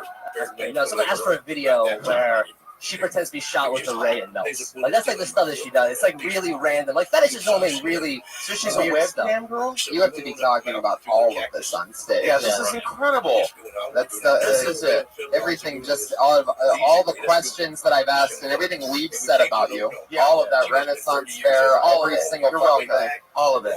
That joke about if you just say, I'm dating a fetish model and it's just like dating anybody else. I mean, other than letting her out of a box. What was the company? It's gonna kill every time. Your Persian dad. Yeah.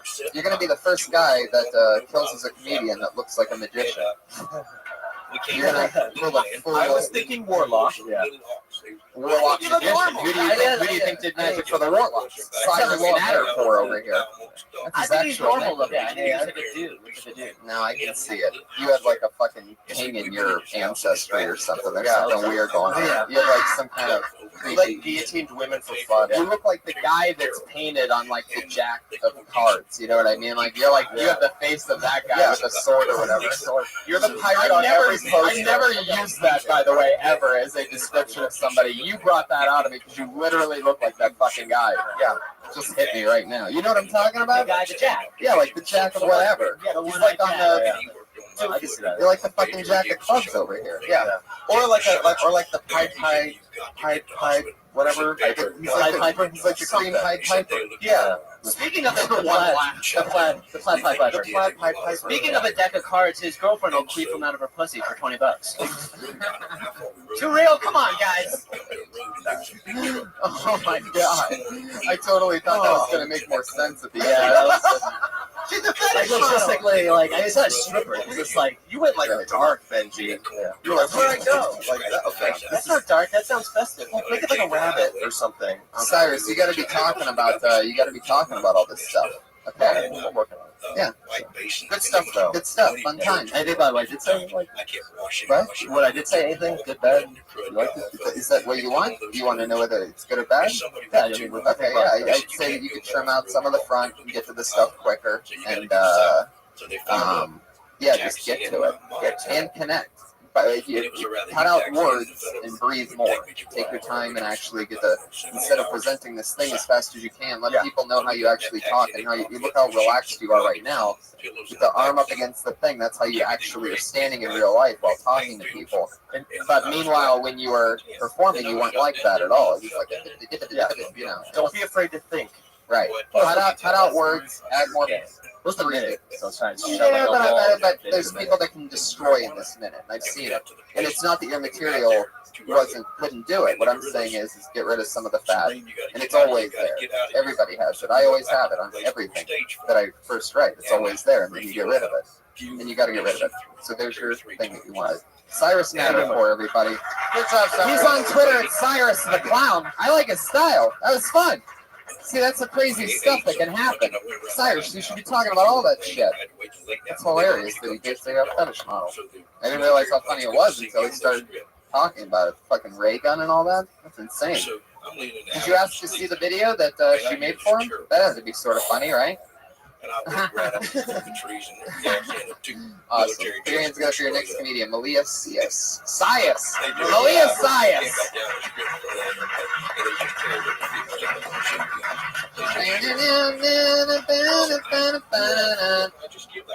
Malia Sias. All right. I'm super broke right now. I haven't had a day job since May. And I hit a new level of brokenness. I was in New York, and I was in Chelsea, and I saw one of those luxury dog hotels. Have you seen? I've seen them in LA. They fit into the landscape. But in Chelsea, it was a whole new level of like sadness. There was a homeless guy sitting outside of them. Like, we live in a society that a homeless man should be outside of a luxury dog hotel. It's $79 a night, $110 for a suite. I was walking around New York with a change of underwear and a toothbrush in my bag, hoping I could couch surf, and there's a dog watching The Fox and the Hound on a flat screen television. I hadn't shaved my legs for 2 weeks. They have a spa there where dogs can get a facial and a pedicure. You know? Like, I was eating dollar pizza like Melissa McCarthy was my spirit animal, and there was a dog in Chelsea getting a gourmet meal cooked by a chef. It's just, Heck yeah. You talking about a trip to New York? What? What's that story about again? I was in New York last month. Yeah. Okay. Yeah. Awesome. How long have you been on stand-up? 3 years. Where are you from? New York. And how long have you been here? 3 years. Interesting. So you left New York. Why? I make really bad life decisions. Life decisions? Fuck yeah. I'm really good at that. You followed a guy out here? Well, I came out for a job and a guy. I lost the job and trying to lose the guy. Oh, you're trying to lose the guy. No. We're just like on the outs a little bit. So. What happened? You wouldn't stop his obsession with the fetish model. I was like, I can't live up to those standards. I don't know. You know. Yeah. You're growing your hair out on your legs. Yeah, I have really hairy legs and I couldn't stand it anymore. I don't know. Lesbians would love you. Well, how long do they love you? Have you been asked to be a lesbian? I've been dressed like a guy, so I think that, yeah. Have you been hit on by girls? I have. It was a validation for sure. I like the whole material of the dog hotel because I've been to those before and they are really hilarious. How ridiculous they are. I don't know if I really like how you did the comparison part because it seemed very like it just seemed too obvious or something. So maybe you can find a way to present it a little different, but using the same jokes. I had trouble following along. So you went to the dog hotel and you found out what? I was in Chelsea. Yeah. And it was 30 degrees outside. And I was walking freezing, and there was a homeless guy out on the street in front of the dog hotel. And I was like, this fucking blows my mind. You know? I've seen him in LA and it didn't bother me as much. But yeah, it's like it's okay to be homeless outside. How much is the dog hotel per night? $79 a night. 79. Yeah. And what do you get for that? Satin sheets, a flat screen television. I looked online. Really? I'm curious. They play a TV for the dog. Oh yeah, and they also usually have webcams so you can talk back and forth to your dog. Yeah, it blew my mind. I I don't think it's retarded at all. I don't think so either. I like dogs more than homeless people. Every dog I've liked more than homeless people. Yeah, Oh, that's true. But I did like I liked the bit about the dog watching Fox and the Hound on the last screen. That was Okay. pretty fun. Thanks. I have a longer bit to it, but it's, So what did you say in the joke that you stayed there, or that? no, I was well. Part of it was I was couch surfing. I was there for a month, and I was just kind of like, this is hilarious that I can't even afford to stay at a luxury dog hotel right now. You're more of an inconvenience. Thank you. So a weird. small dog? What? I like I love that. dogs. So weird you're single. I love that. I love Benji takes the pro dog stance on this, and I'm sort of with him. I mean, that's a dog hotel. She takes bigger shits than dogs, most of them. And were you looking for a hotel that night in real Ordered a life? fee. I was looking for a place to stay that night. Yeah. There's It all worked out for me. yeah, of course. Josh Meyerowitz, the Patriot. What are you thinking over there? What's going on? She lacks cohesiveness as you make out. She has heart. Holy shit. The fuck? It's the first time it wasn't apologetic. I love your honesty, Josh. You just can't help it, can you? Was that bad? No, it was fucking awesome. I think it would be funny too. Also, if you went the route of the hating the dog, I think it'd be kind of funny. Say if you went so extreme to actually trying to follow the dog to steal its room card, Oh yeah. and like and then you start like dressing up like you put on a furry costume or something and tried to sneak into the hotel, and everyone's like, Oh yeah, your legs are already hairy. So. yeah, you have very hairy legs. Yeah, you should totally go that Beethoven route. You also started off with a homeless person, and then you kind of played the role as the homeless person. Maybe, you know what I mean? Like you talked about the homeless person, then you were talking about how you didn't have a place to stay that night. So it was like you should just combine the homeless person and yourself Right, somehow. make it more about him. Or that way too. Alright. What do you do for fun? I don't know. Yikes. I mean, you couldn't name one thing. Just a yikes. Yikes. I have so many things I can't listen to right now. You didn't list one. Not to mention all of them. I mean, you really just said You said a hard 3 years you said What do you do for fun? It's not comedy. I like to do karaoke. Okay. What do you sing? What's your song? I like. Well, Iron You Maiden. know you have a song that you're thinking of your second song Iron instead of. Maiden, Run to the Hills. That's what you go to Share first? If I Can Turn Back Time. Holy shit. I have a long. Do you cry while singing the one from Cher? I do. Sometimes it gets really emotional. Is there a specific guy that you think of when you're singing If I Could Turn Back Time? Who's your gay best friend from high school? No, but I'm gonna start to focus on that. I think that would really make my performance better. Oh yeah. Or why you pick your karaoke song? Yeah. Like, why the fuck am I singing Cher so I turn back time? How often do you do karaoke? Not as I've done it a lot in my life, so I've kind of like slowed down a little bit. Maybe like once a month now. Whoa, really? You call that really slowing down once a month? Holy shit, you were like addicted to karaoke.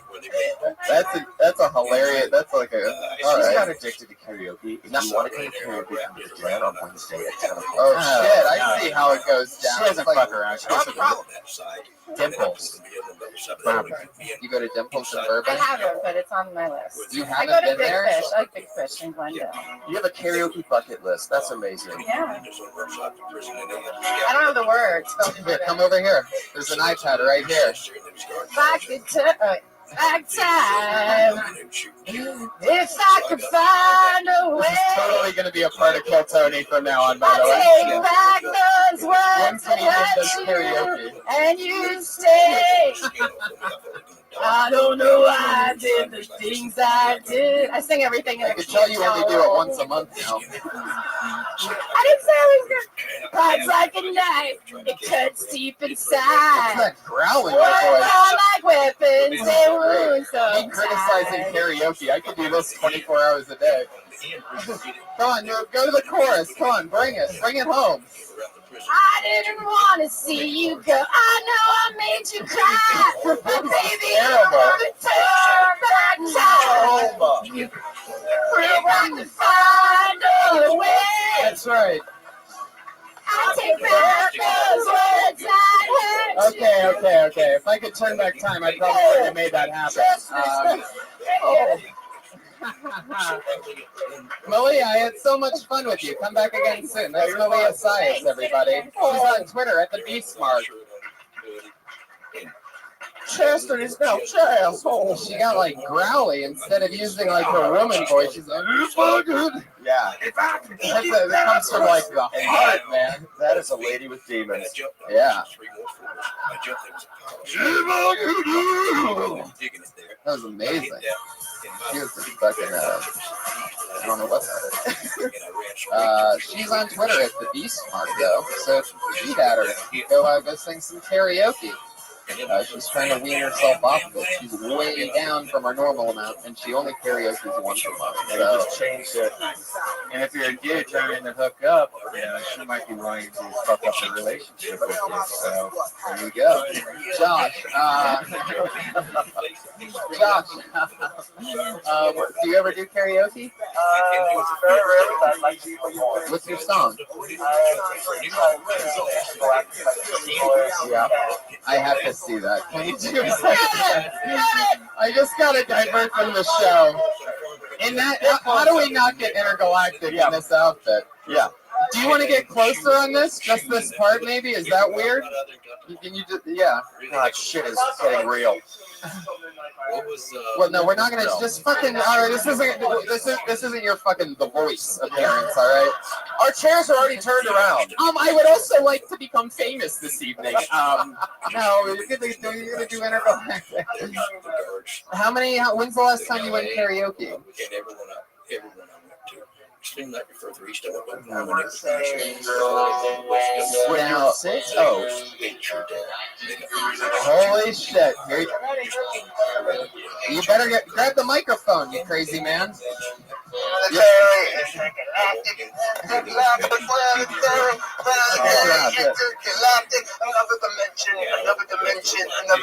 Another dimension. Oh. Damn! What about that cheese? What about that cheese? No! You stick around, make the world feel well, but be young like you can go. Maybe this is young gun so versus love. Stop! Profile! I feel, we can look but I can't hold child. I'm gonna have to remember to do that now. I'm gonna let you run through the very last one. Look, you could have been hold it together! You got phone! You got top! If you want to do that, help me! Oh shit, he's melting down. I guess. Thank you, guys. The autistic patriot, Josh Meyerowitz, everybody, with a little fucking intergalactic. Team Shakira. That was great. Fantastic. Man, it's been years since you karaoke'd, and you blew Malia Sias right out of the water there.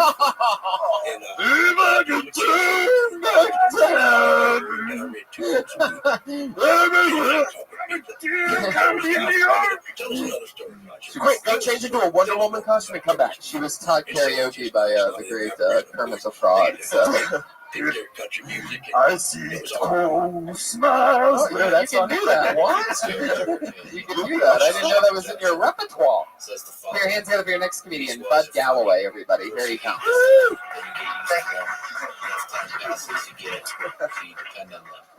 So, this is LA, right? I get mistaken for celebrities sometimes too. Not anybody specific, just like, oh, this guy's somebody and something, right? You realize I'm nobody and nothing pretty quickly, and it's sad. But the worst part about it is like all the preconceived thoughts before they get to know me.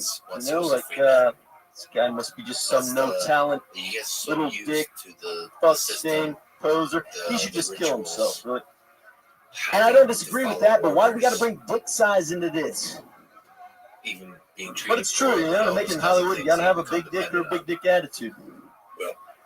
Down in Australia, I spent the first. Really been working on the attitude. In the shoe. But it's like a symbiotic relationship. You know, you develop one, the other one kind of catches up. And he's there, and I had Everybody looking at my dick. 6 guards looking at me. Just kidding. I got the iPhone 6 size penis. It's huge. It's called the iPhone 6. Germany. Let me a second. Sweet new Fuck feature. yeah, there he is. Bud Galloway. Yeah. Bud, why are you dressed like that?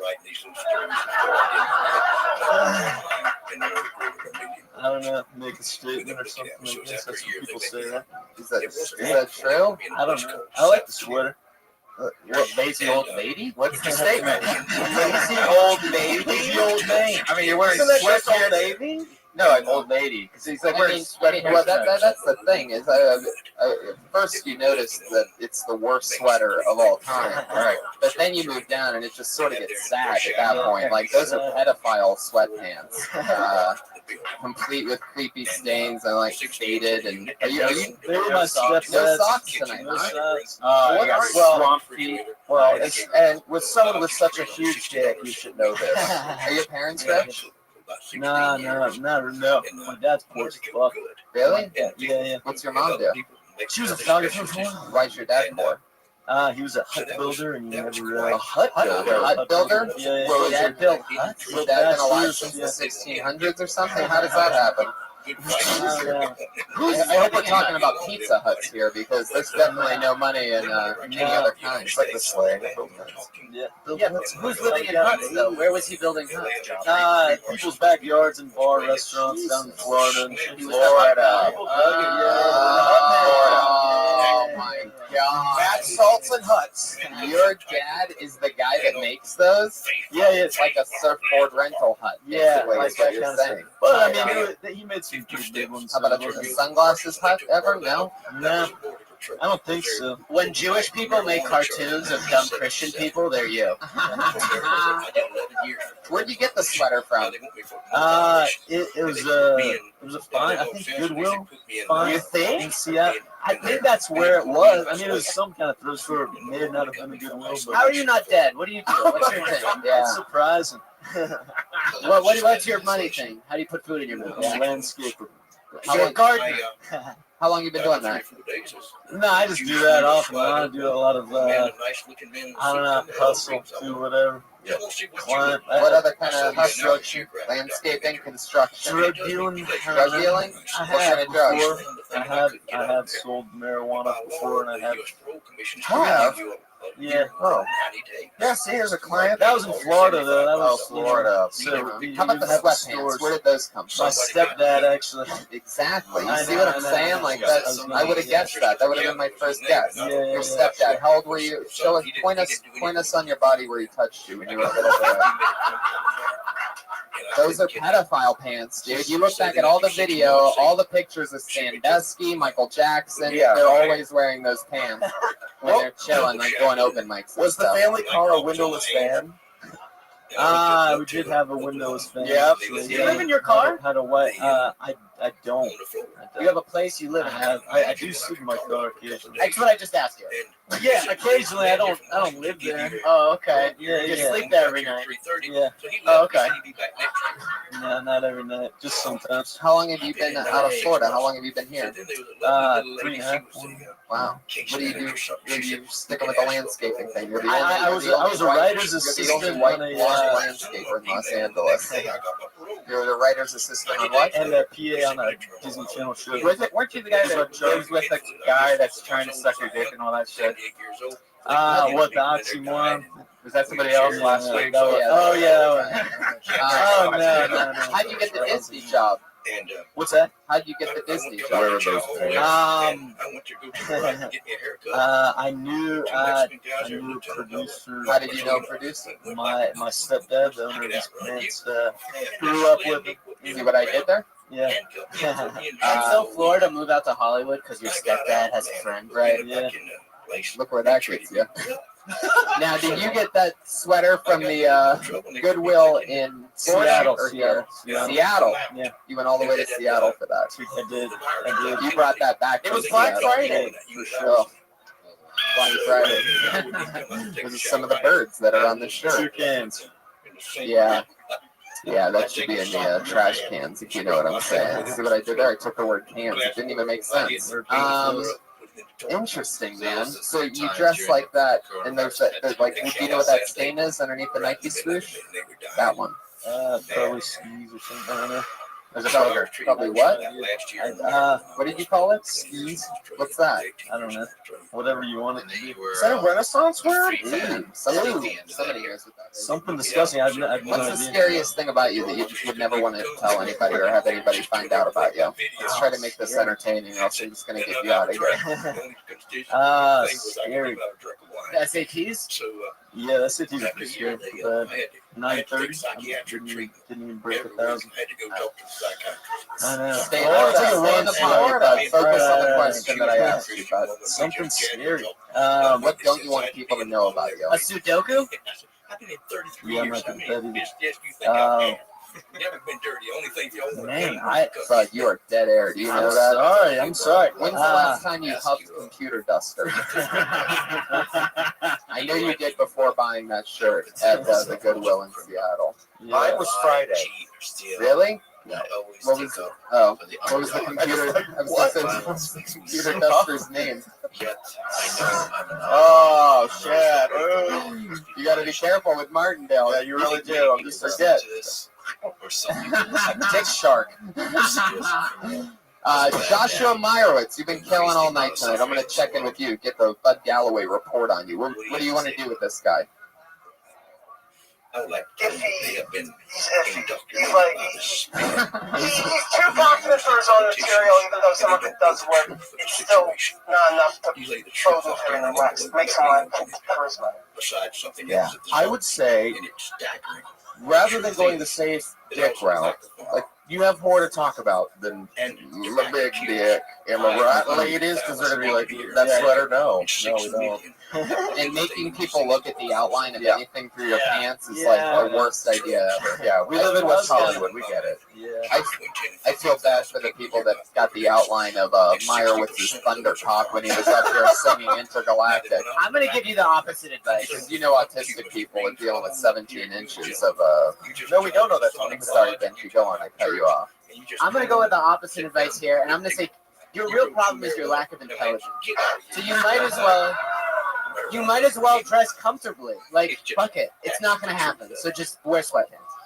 There you go. I like Benji's advice. Fuck Benji. He's never the dumbest guy I've talked to ever. Yeah. It's not going to you might as well wear sweatpants and no socks and live. It doesn't matter. Just keep doing what you're doing. Benji wants you to kill yourself. I know. I'm saying wear sweatpants. Don't kill yourself.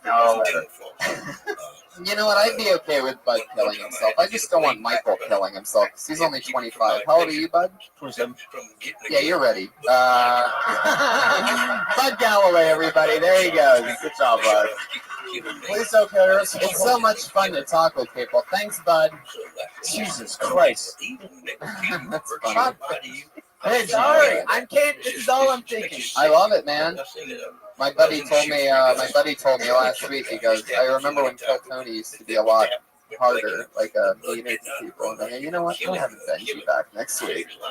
Fucking love it. Because I'm normally sort of bad cop, you know? But, so now it's like good cop, bad cop.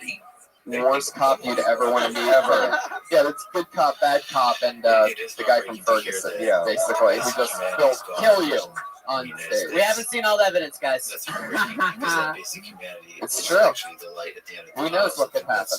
That fucking... Alright, forget it. I can't talk about that. Anyway, put your hands together for your next comedian. He goes by the name of Aaron Harrell. Aaron Harrell.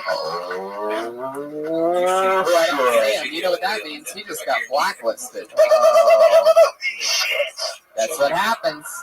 That's what happens. You get blacklisted when Beyonce plays? That's awful. I love this guy. He's been on a few times. He's made some amazing fan art for us. It's always fun to hear him. One of our funniest rising talents here at the store. Put your hands together for Ian Ellis, everybody.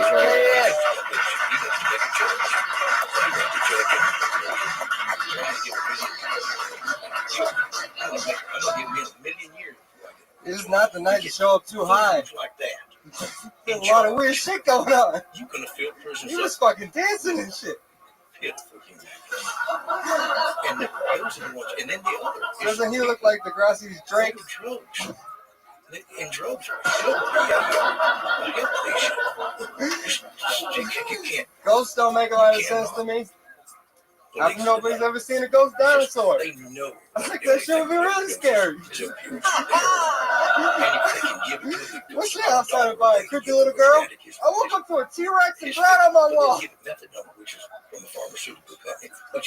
Your house is haunted by a dinosaur. It'd be a real conundrum for the Catholic Church.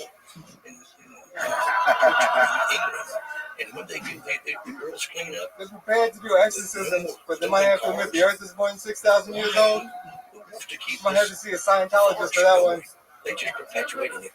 My name's so let me get that. That was amazing. There you go.